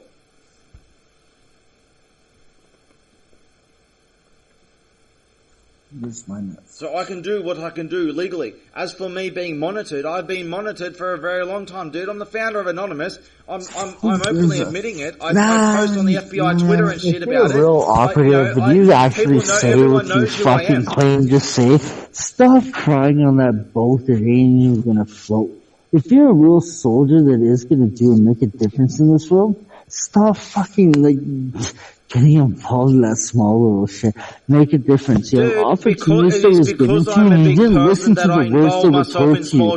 This is the reason why we know that you don't even know what the fuck is really going on. In order to make the world a better place. I do what I must. This is where we type cool story. I don't just say that I'm above everyone else. I will reach out to anyone who's willing to reach out to make the world a better place. I don't care who you are. If you're willing to make the world a better place, I don't care how high or low you are. I don't care about these fucking hierarchies. All I'm concerned about is the goodness in your heart. I don't care how famous or rich you are. It doesn't mean shit to me. All I care about is what's in your heart. Repeat on a 9-hour vape. Yeah. So you've been doing vapes. Is that what's wrong? Listen, Jeremy. I'm listening. I don't believe you in your story that you're an actual real warrior. You don't believe them. I don't need your belief. And I've got a story on offer that you haven't even listened to. So you don't believe a story that you're not even willing to listen to. So what you're talking about is a repeat fucking cycle. And if you're looking to sell a book, I can hook you up with Oprah. I'm not looking to sell a book. I'm not looking for any profit whatsoever. The only reason I'm trying to get my story out is to try to save the world. Fucking claiming, I don't your care if the world has story that you're trying to push right now is fucking minuscule to what the movie. I'm not trying to push anything. No, you're not listening to the fucking what is it? Subliminals? No, like they're oxymorons, and if you can't figure this out, I'm gonna call you an oxy, and here, you know what? I'll say some morons. I used to use the term oxymoron, but right, you know what I mean? Like whatever it is, morphine drip. But I'm gonna tell you this: if you don't understand this society goes, I'm telling you about grays, blues, yellows, and reds. There are 50s, 20s, 25s, you know what I mean, and hundreds. We can knock you out, we can take anything off you. That cool story being told to you, bro. If you continuously go on about this, like, you know, that spot that you're happy about, is that really where you want to stop? What spot am I happy about? Because I'm not happy about anything in this world. Okay. If you're not happy about anything in this world, stop crying about Anonymous. What's your next move? Fuck this online shit, because online shit only goes viral. I'm organising around the world people who give me tip-offs to information on it. I need eyes and ears and safe houses so I can do a world tour and clean up the world up of cyber terrorists and smash their balls on live stream one at a time. Okay, so that's as far as your mission goes. To end this toxic hacking culture, this evil shit that goes on over the internet. Apparently, if you do this evil shit over the internet, somehow it's okay because you get away with it and no one holds you accountable. No, I'll fucking hold you accountable. I'll do this shit. I'll install Justice myself, the Hammer of Justice on live stream, and they'll let people watch while you squeal like a piggy. So people who do this shit will squeal like a piggy on live stream until they learn their lesson and they learn the line in the sand that I fucking draw. What if this happens to you, Jeremy? If you're gonna do it on a live stream, they're gonna squeal like a little piggy. His name is Jerry Martin. He's fucking gonna kill me online because he says he's gonna smash my balls in some unknown way, like somehow. You now become the fucking. I will smash balls until they die or they own their shit. So if they own their shit before they die, then they don't die. Yeah, we're not talking about that. We're talking about what you just said, because you're gonna actually. That's what I just said. That's what I just said. Bro, listen, Johnny Cochran, the glove don't fit, you must have quit, wouldn't even fucking last in my courtroom. Okay? You ain't OJ. And I've been through years of courtrooms and I have a taking completely people, you know nothing about it all day. And I can tell you this for a very simple reason. You're focusing, you're strung out, and you're stuck on one point of view. I'm not stuck on one point of view. I see things from all points of view, and I'm the only one who's willing to debate all points of view. And I'm the only one inviting people, if they have any disagreement with me, to produce an argument, and I will. What's behind you? What's behind you right now? What's behind me right now? There are a lot of things behind me, more than you could possibly imagine. If you actually watch my story, you will see exactly how much behind you. Let's just say there are bolts of lightning behind me, if necessary. Okay. You need to listen to my story. No. Buddy, you're very, very hostile. Very hostile. Define hostile because I'm always contentious about any disagreeing point of view. It doesn't mean that I'm one's enemy. I am like a fire that tests ideas. You put your cards in the fire and you see they're made of steel or they're made of paper. Not a bot, say one. Say one. Thank you. One. Look at my voice. Okay. Had to make sure. Get that. But listen, okay, buddy. Jeremy, you can keep telling your story, okay? You can keep telling your story. I'm speaking to someone who won't even listen to my story. Who comments on my story. I don't want to listen to your story because your story is not done yet. Well, I don't want to hear the very fucking beginning when my story is done. I'd rather not know the beginning if I'm working with it the whole way through. So that you're would not just willing to listen to a story, but you judge a story you've never even listened to. Yeah, it really doesn't work in your favor. But the way the world turns, these are the days of our lives. It was like, you know, a lot of passion. Right? Yeah. You know, the days of our lives, true stories. You got so much passion, you can end up in of the hourglass, so is the power we seek. Hey man, you just asked, right? So, I'm just telling you, mate, if you're really gonna do something different, if you're fighting with anonymous shit, I've always been doing something different. How could you say you're gonna change the world when you're worried about anonymous? I'm getting responses on my phone about someone's talking shit to me, making threats and stuff. That's what I deal with every day. Have you heard that beep beep beep sound? That's what it was. I actually got 2 messages. I got one when I was actually reading it. Invite him here, Jeremy. No, he hasn't got the balls to. I've been challenging this dude. I've been Invite challenging him. this dude to audio debate for a long time, and he won't face me. He just talks shit. He does talk shit over and over. Invite him. Invite him. I have done so over and over, and he won't. Right, try it again. It's no harm in trying, man. You're making it difficult. I do this on a regular basis. He's not willing to. He's just talking shit.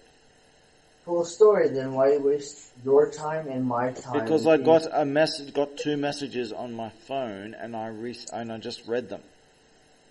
Yeah, your friends are bitches.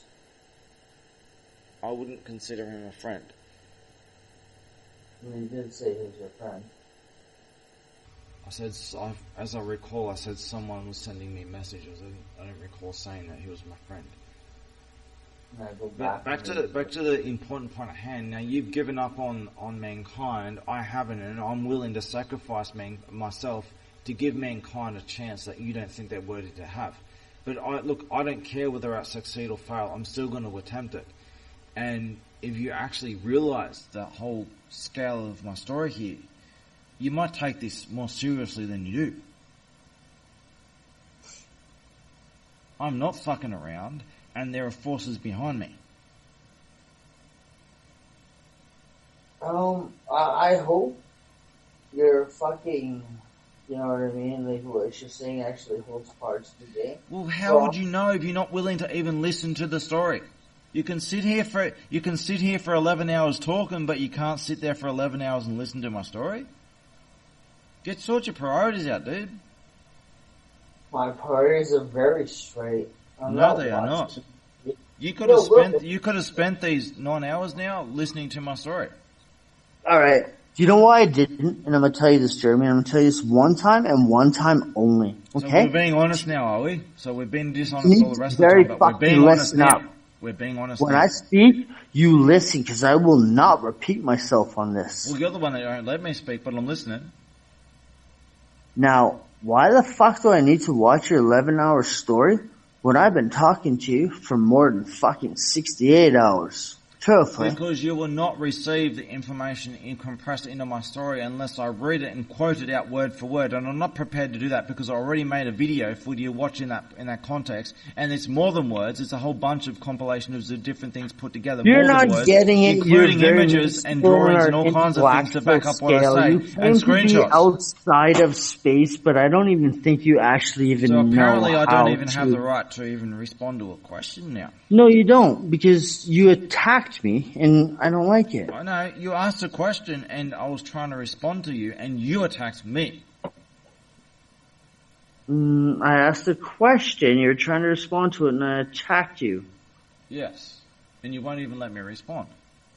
I tried to. The answers you seek for... I felt that you were attacking me. Well, fuck your feelings. Fuck your feelings, dude. I built feelings. My wall, and I just continue to let you talk. The answers you seek are in my story. No worry about your story. I'm pretty sure it's a fucking cool story, bro. You're not even seeing a bigger picture, but it's alright. I'm not seeing the bigger picture. Well, actually, if you watch my story is on the biggest of all pictures. Do you think you're the Truman Show? No, I don't think I'm the Truman Show. Do you even know what the Truman Show is? Yes, it's a movie based on a guy, a neurotic guy who thinks the world is watching him, and in fact it is what they were watching him, and it has led to a lot of people in society having a psychosis thinking that they're the real life Truman Show. I've personally known people who think they're in the real life Truman Show. It has sent a whole bunch of people crazy. It doesn't mean that I don't appreciate the movie. I appreciate the movie. Unfortunately, it's had a consequence. There's a lot of people who are susceptible to neuroticism have started believing that they're part of the real Truman Show. I don't blame the movie for that. I blame them for that. Unfortunately, it's just been the ammunition they sought. But as for people watching, I show pictures of people watching. I can show you a picture of the Department of Defense putting their ID card up against my YouTube channel. People are watching what I do. I have a long history, a documented history of this. I have people in a lot of places who are too scared to speak up. And do you know the greatest trick the devil ever pulled? Yes, I know that. Would you like me to answer? Because you asked me a question. Can I answer it? Yeah, go ahead. The greatest trick that I said dick, and that's actually intended. The greatest trick the devil ever pulled was to make you think that he was a big scary monster when he's really a soy boy with a little dick. A pathetic, weak little soy boy with a little dick. That's what the devil is. Okay, so that's if the devil had a really small dick, hey, just check it out, right? Devil has a small dick, right? Just a very small guy has a small dick. Why the fuck is everybody scared of him? Because it's all a big con. It's all a big trick. I'm not scared of any devil. Okay. The first question I asked you, bro, is do you know the greatest trick the devil ever pulled? Yeah, right? The size of his dick. And literally what it comes back to is, right, convincing the world he didn't exist. Now, you're gonna break it down for why why the devil did this to people is what you broke it down to, right? No, I gave you a different answer. The greatest trick that a devil ever pulled was to make you think that he was a big, scary, dangerous, powerful monster when he's just a little soy boy with a little dick, a pathetic little weakling.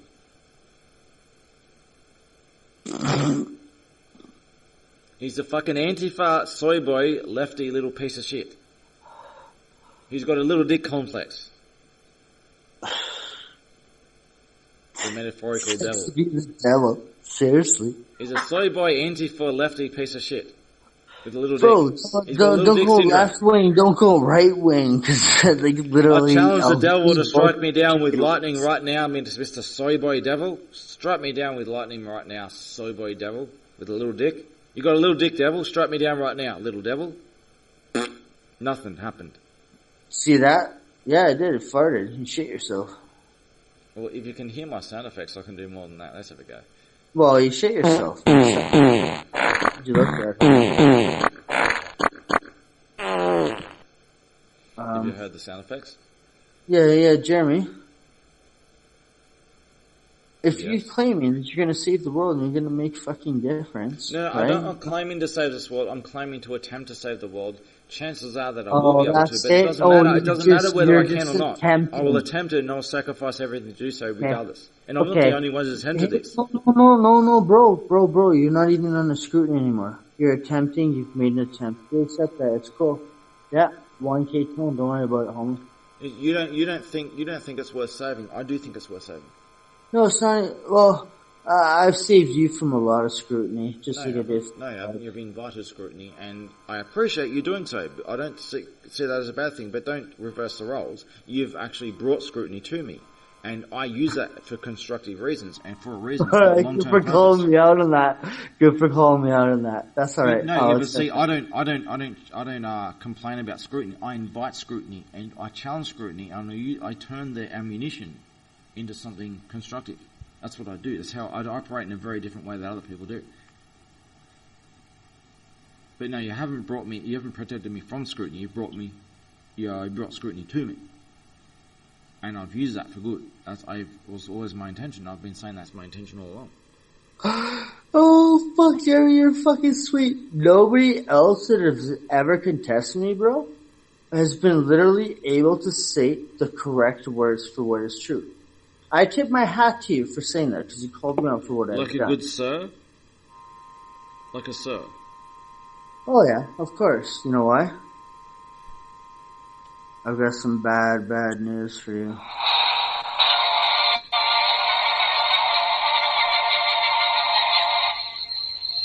Is it a Paramount? I actually used to do these Paramount little things on the movies I used to use. I used to do a lot of video recording things back in before software. We are not anonymous, but thank you, sheeple, for being brainwashed. We are here today to congratulate Lulz India in becoming the newest member of the Wait ASEC Illuminati. Lulz Security Universal, Nude Web Owners Team. Yes, you are now amongst the elites. How? Ever you are still over slaves. After you leaders did the smart thing and signed the Declaration of Lulz Universal to the Order of Wait ASEC, which we will show a copy now. It was the best thing you could do. That's your anonymous people, bro. No, it's you making a wait a sec. So apparently you're independent of anonymous. You're something better than anonymous. But hey, you use the anonymous memes, you use an anonymous logo, you use the anonymous voice, but somehow you're something different. So you worship my shadow, and you're the shadow. You're the shadow of the shadow. Is somehow something better. Mother chode, and treating you like third world hackers. Don't mess with Wait ASEC, the real Lulz Tycoons. The real Lulz Tycoons.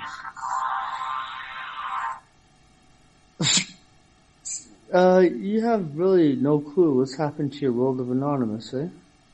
I have every clue what's going on. I orchestrated everything that's happened. You will subscribe to Wait a Sec and like everything we do. Donate $20 now. Become enlightened.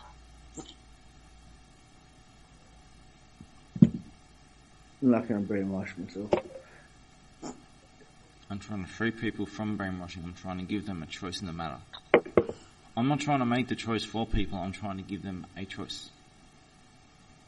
Because a lot of people have not been given a choice. Okay, all right. Hey, for what you say, right? Say this situation happens to you, okay?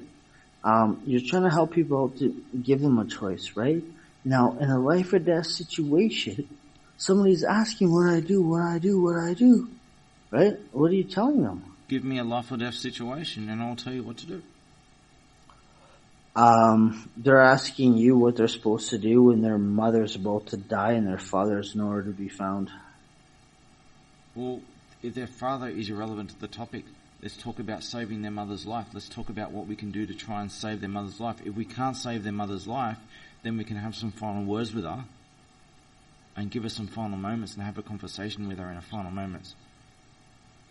A meaningful conversation with her. That's what you can do. In a life or death situation. If she wants to pass on a message, wants you to pass on a message to your father, then pass on offer to do so. No, mate. In a life or death situation, if somebody runs up to you and says, what do I do? And like, do I save my mother? My father's nowhere to be found. It's my life or your life. I like breathing, you're leaving. Sorry about your fucking thing. I don't know. Go find your father. I sacrifice my life for others, but I don't expect everyone to do the same thing. That's a sacrifice I make, and that's a sacrifice that everyone else has the choice to make. Alright. Two different answers. But as for sacrificing your life to save your mother, I don't see any situation. You're not giving any details where your life is chosen over your mother's life. You're saying that your mother's going to die. I'm telling you what you can do in her final moments. Alright. To give her a pedestal, to have one final voice. And do you like James Brown? Sorry? Do you like James Brown? James Brown. You mean the black... No, I'm thinking something James. You don't like James Brown? I'm thinking of James White, sorry. James Brown. You don't like James Brown? No, I can't remember. I know a lot of James and old Browns and Whites. I don't remember who's who, so you have to remind me of exactly who's who. You don't even know who James Brown is? Sounds like you're talking about a musician, yeah? Yeah. Alright. This is gonna be great. Oh, yeah. You don't know who James Brown is, huh? It sounds familiar off the top of my head, but I'm confusing him with James White, so you're gonna have to confuse Who's James White? Sorry, I'm not thinking of Barry White, sorry. James Brown, Barry White. That's what I'm confusing with him. All right, here's this. I know a lot of musicians. I grew up around my messed up childhood. One of the good things I did is I grew up around famous musicians. You see that little caption that's there, right? You know what that leads to, right? An anonymous video, right? Yes. Press play on that.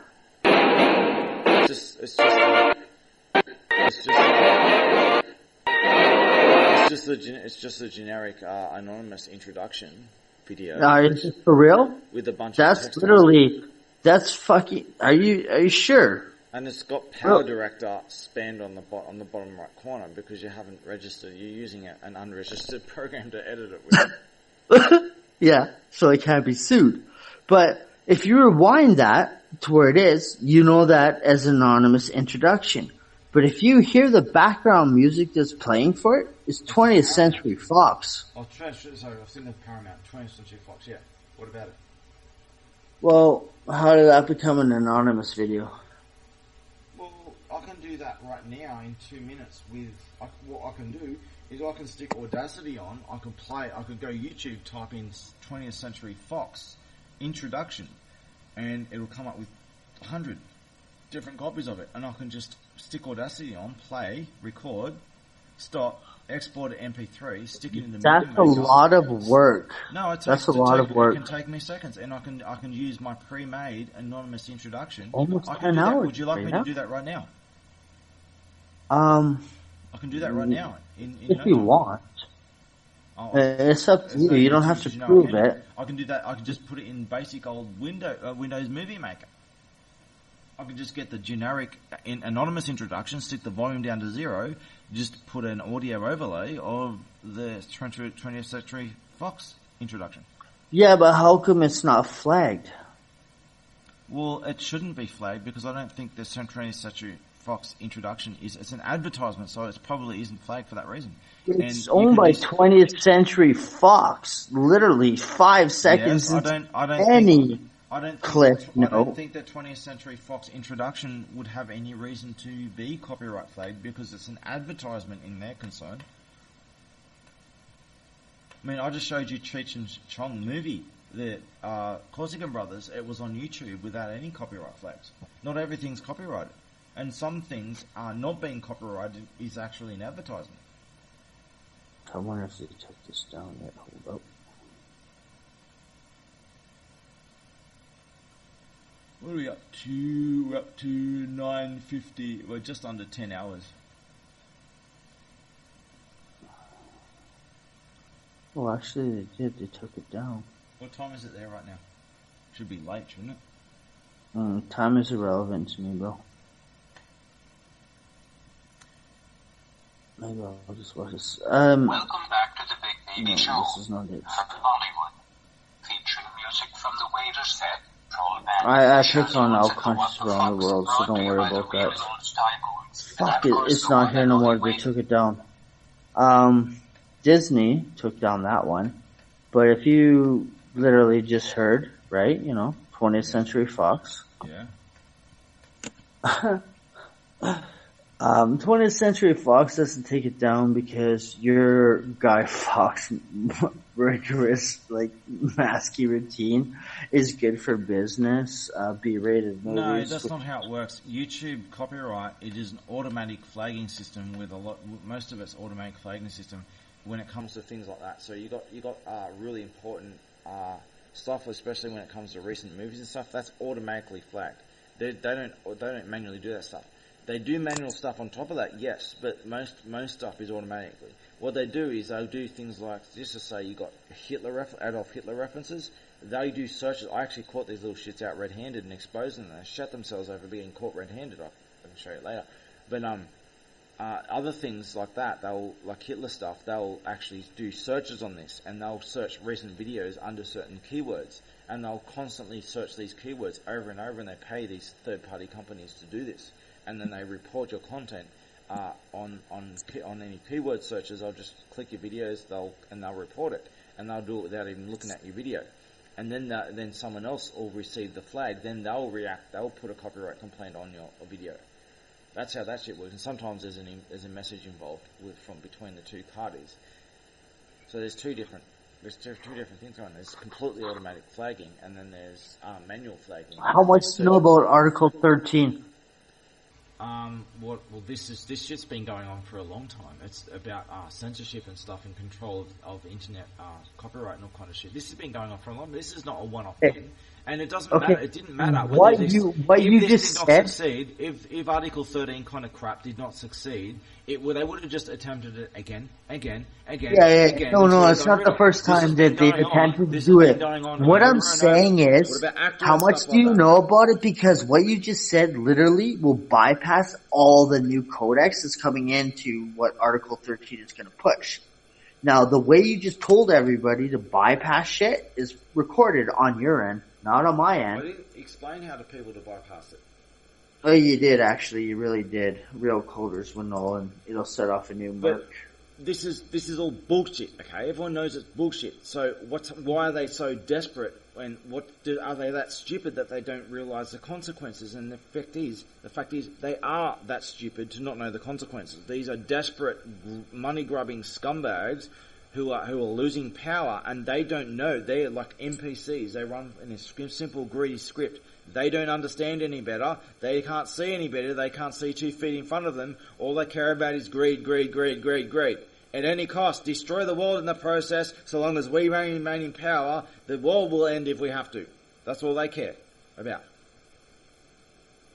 So, all this Article 13 stuff, it's nonsense, and people will find ways to get around it, sure. But understand there's consequences of this. This is illegal, immoral, and there are balls to smash over this. Now, when I say that I'm going to go around smashing cyber terrorist balls, everyone agrees that cyber terrorist balls need to be smashing. When I do that, I'll be smashing a lot of other balls on top of that after that. There's a whole plan in mind here, dude. I'm playing the long game here, dude. And I've got a lot of evidence to back up and justify what I must do. I've been orchestrating this for 20 years. Let's just say it's been orchestrated for 13,000 years, but I've been orchestrating this under the label of Anonymous for 20 years. And these little greedy fuckers, they know that it's game over, and they don't know what else to do other than exercise the illegitimate power that they've gone to try and enforce extreme control. They don't know any better. They really are that fucking retarded.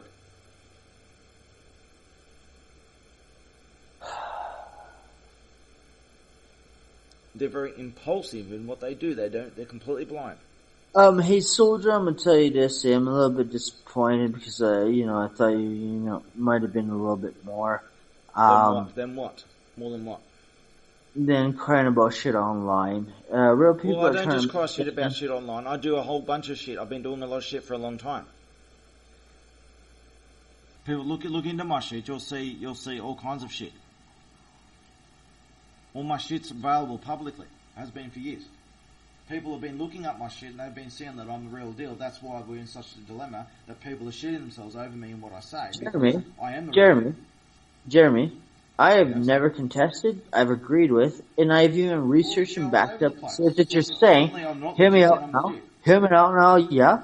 So, no contesting. I've backed up and I've looked into everything that you have said, yeah, without even watching the story, yeah, for the things that you claim, right? And that's truth. And I'm still talking with you here now, yeah? Do you even know who I am? Who a person is not relevant to me. I'm not apparently it is, because you're telling everybody to listen to your story. All I care about is the content of one's heart. I don't care about if you've got misguided beliefs. Misguided beliefs, easy to fix. If your heart's in the right place, false beliefs, easy to fix. Not good enough. False motives are not easy to fix. I care about motives.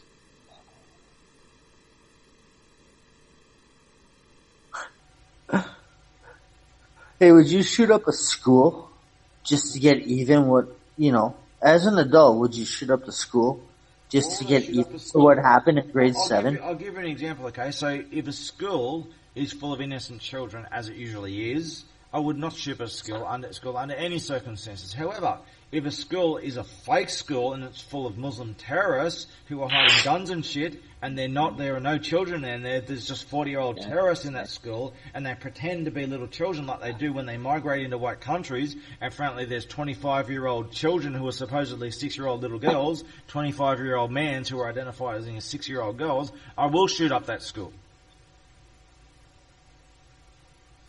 Because this is what Muslims do. They make fake mosques where they hide all their guns. They make fake schools.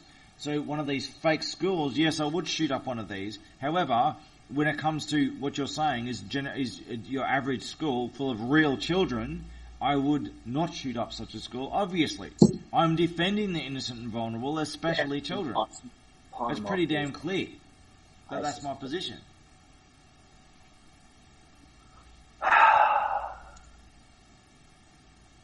You have a lot of fucking pent-up hostility towards things that really don't make a real difference in changing the world. Really don't make a real difference. Well, 1,000 years of the Dark Ages brought us the most important race of mankind to the edge of extinction and brought civilization on a global scale into the Dark Ages of hell. At one point in time that we're told that God willed it, and it was the name of the fucking Christ, the Holy Grail searches this, that, or the other.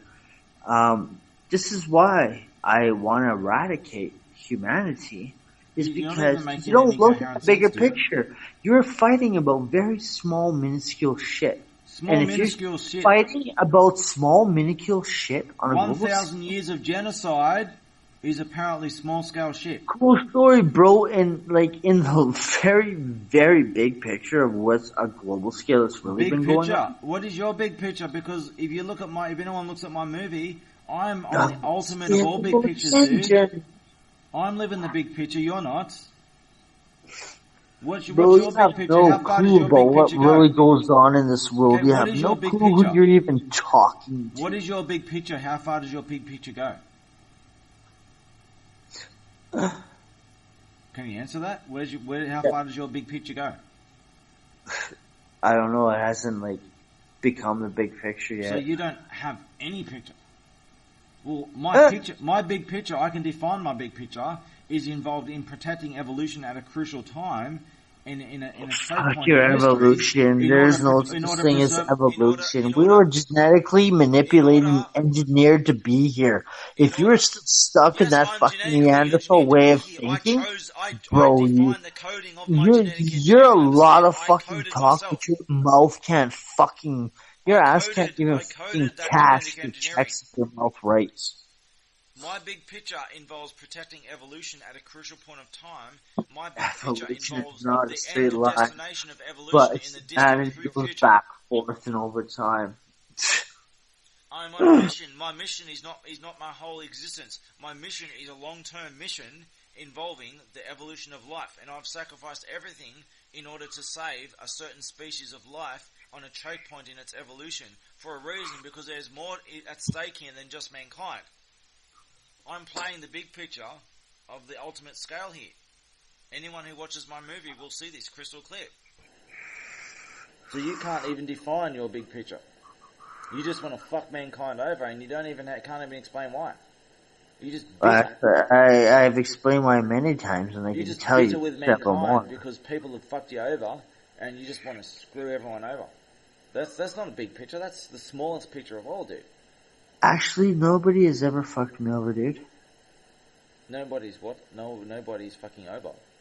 Nobody has ever fucked me over. So why do you hate mankind that much? Why do you want to see mankind die? I don't want to see mankind die. Yes, I want to see you're changing. You're all over the place. No, I want to see it eradicated. Eradicated, die means the same thing. No, not really. But sure enough, right? Another page out of the fucking Bible. They die. Put it this way, okay? If we were to start over, right? If we, and I keep myself as a human. If we were to start over after a fucking huge technological disaster, we have to reset, go back into the times of, the the before times, right? And we have to start and reset our shit over, humanity will not even get to this point again. You won't know that. You're just making this shit up. No, I'm not, you're right, I can't prove it. So you're correct. I cannot prove it. You're correct. I can tell you this, that, Jeremy, I'm literally the only person, right? I don't watch a story, I don't give a five fuck about a story because I'm like, yeah, cool story, right? You see a bigger picture, I see a movie screen picture. I'm only on this planet for this time again to do what I need to do at this purpose and time of my, destiny. But, truth being told, I'm just telling you that humanity needs to be eradicated because we're better off as fucking Neanderthals. So there's only fucking two people who start adding Would you like me to talk about Neanderthals? Because Neanderthals had a brain 30% larger than humans today. They're actually quite intelligent. They weren't these wild animals that they're portrayed to be. They're actually quite intelligent. Now, they were carnivores. They died out. They lost a lot of their numbers because of the Ice Age and because of hunting, especially by Asians and shit.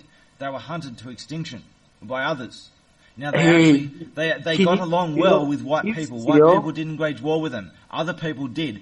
When Neanderthals were around the world, they were even in the Americas. The Indians in America, let me answer. The Americans in India have stories about hunting these giant white people, these Neanderthals, hunting them for sport. Now, they were hunted, especially by Asians around the world, and hunted to the edge of extinction. Now, they went extinct about, let's just say, between 6,000 and 8,000 years ago, I think it was around they went extinct, when the final last numbers and they went extinct because fucking Semites eradicated the last stronghold of them. They banded together in a city of their own, and they were hunted. They were just raided and destroyed, the whole fucking last lot of them, by Semites, Arabs and Jews. Jews aren't really a race. Let's just call them Arabs, Semites.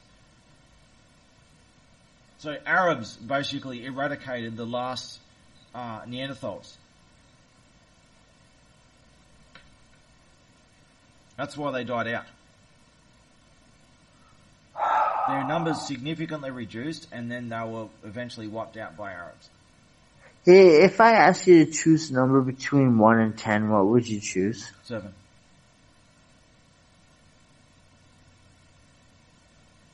Interesting.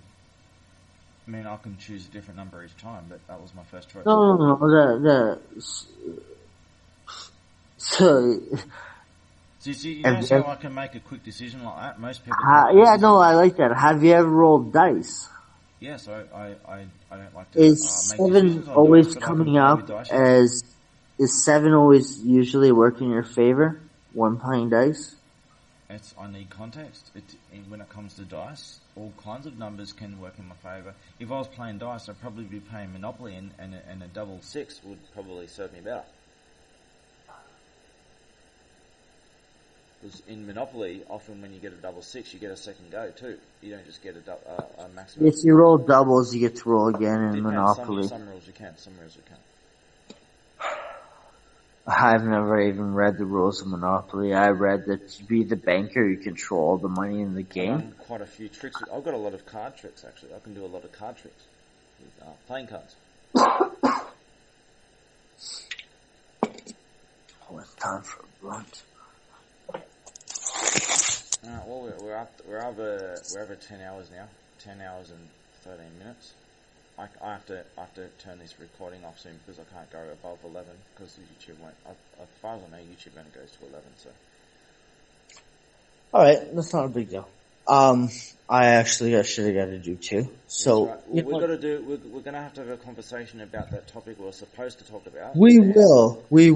About web standards and the big web standards conspiracy. There was another topic we needed to talk about too. I can't remember what it was. It falls within that, bro. It's gonna take time. It's gonna take moments. Yeah, so get people together to talk about it first because if we start talking, we'll talk about other shit and we'll get trapped off in another conversation. Or if we do talk about it, we'll talk about it before recording and we'll waste the conversation. So organise we'll get a bunch of people together in advance and then we'll talk about this web standard stuff. Especially can I ask you something? People in your circle that you've talked to that, like, you know, have things in common with that? Do you think even approaching, you know, a couple of them, you can get at least one of them? Well, like my Manhattans and stuff, they don't want to be involved in any of this radio stuff. Sadly, I've tried to ask them, but they don't want anything to do with it. All right. As far as yo, I gotta go, you gotta go. It was great conversations. I hope people learn from the shit we talked about. Yeah, you know what I mean? It'll be a 10-hour. Now, what you can do is you can just go to my YouTube. I'll upload it to YouTube. If you want to just have the whole thing in one, because I've got a whole bunch of recordings that you don't have on this whole from start to finish. So, if you want to rip the whole conversation and upload yourself, you're free to do so. All right? Mate, the next time you get up and you want to have, like, you know, this kind of conversations, hit me up. Yep. Yeah. See if you can organise. We'll talk about till the next episode. Because this is an important topic that I want to get out there, and I want people to look into this stuff. It's very important because it's defining the internet today, and there's a lot of evil shit that doesn't need to. There's a lot of vulnerabilities and shit that doesn't need to happen, and it exists for an intentional reason. It's a big culture war. Alright, you left your other recording on. You're still here? You got one of your accounts still here. Are you there? Okay, I think what you've done is you've left your manual account, you left your recording account in here, so you've left, as far as I can tell. Alright, well, we've finished talking. I guess we've finished talking. I'll leave the chat right now, because you've already left. There we go. That's okay. Alright, so that's a long recording, almost 11 hours, almost to the limit of 11 hours, and we'll finish it. And I'll just finish by saying one more thing, is that there's a new topic that we're supposed to talk about today, which we got talking about other bullshit, ideological bullshit, new age crap and toxic crap. I'm going to have to name it related to that, but the name of this video related to that. But the topic we wanted to talk about, was what the web standards conspiracy regarding the redefining of web standards, the introduction of CSS, which should never have been added in the first place, a lot of evil people who tried to push really fucked up web standards that had no real functionality or value whatsoever in order to produce vulnerabilities, intentional vulnerabilities in the internet and operating systems and computers in order to be exploited. The vast majority of exploits on computers and the internet are not by accident. They are intentional, and they are fucking easy to fix. Easy as fuck to fix. But they are intentional because certain parties deliberately use these abilities of certain coding abilities to do their own malignant shit that has no real functionality. The idea they say is that, hey, this is a valid functionality for some unexplainable reason, and yeah, there's people can exploit these types of code, but for some reason there's some justified reason to enable this code in the first place. Well, now what you do is you just upgrade a version of the same coding language and format and shit, and you remove that shit. Problem solved. Take you 2 fucking seconds. But they lie and exploit people's stupidity. So there's a lot, and as I've said, is Flash, the Flash format, the interactive animated Flash kind of stuff, which YouTube used to be based on Flash. Flash is actually central to this conspiracy, and hopefully we can talk about it another time. So I'll finish up here.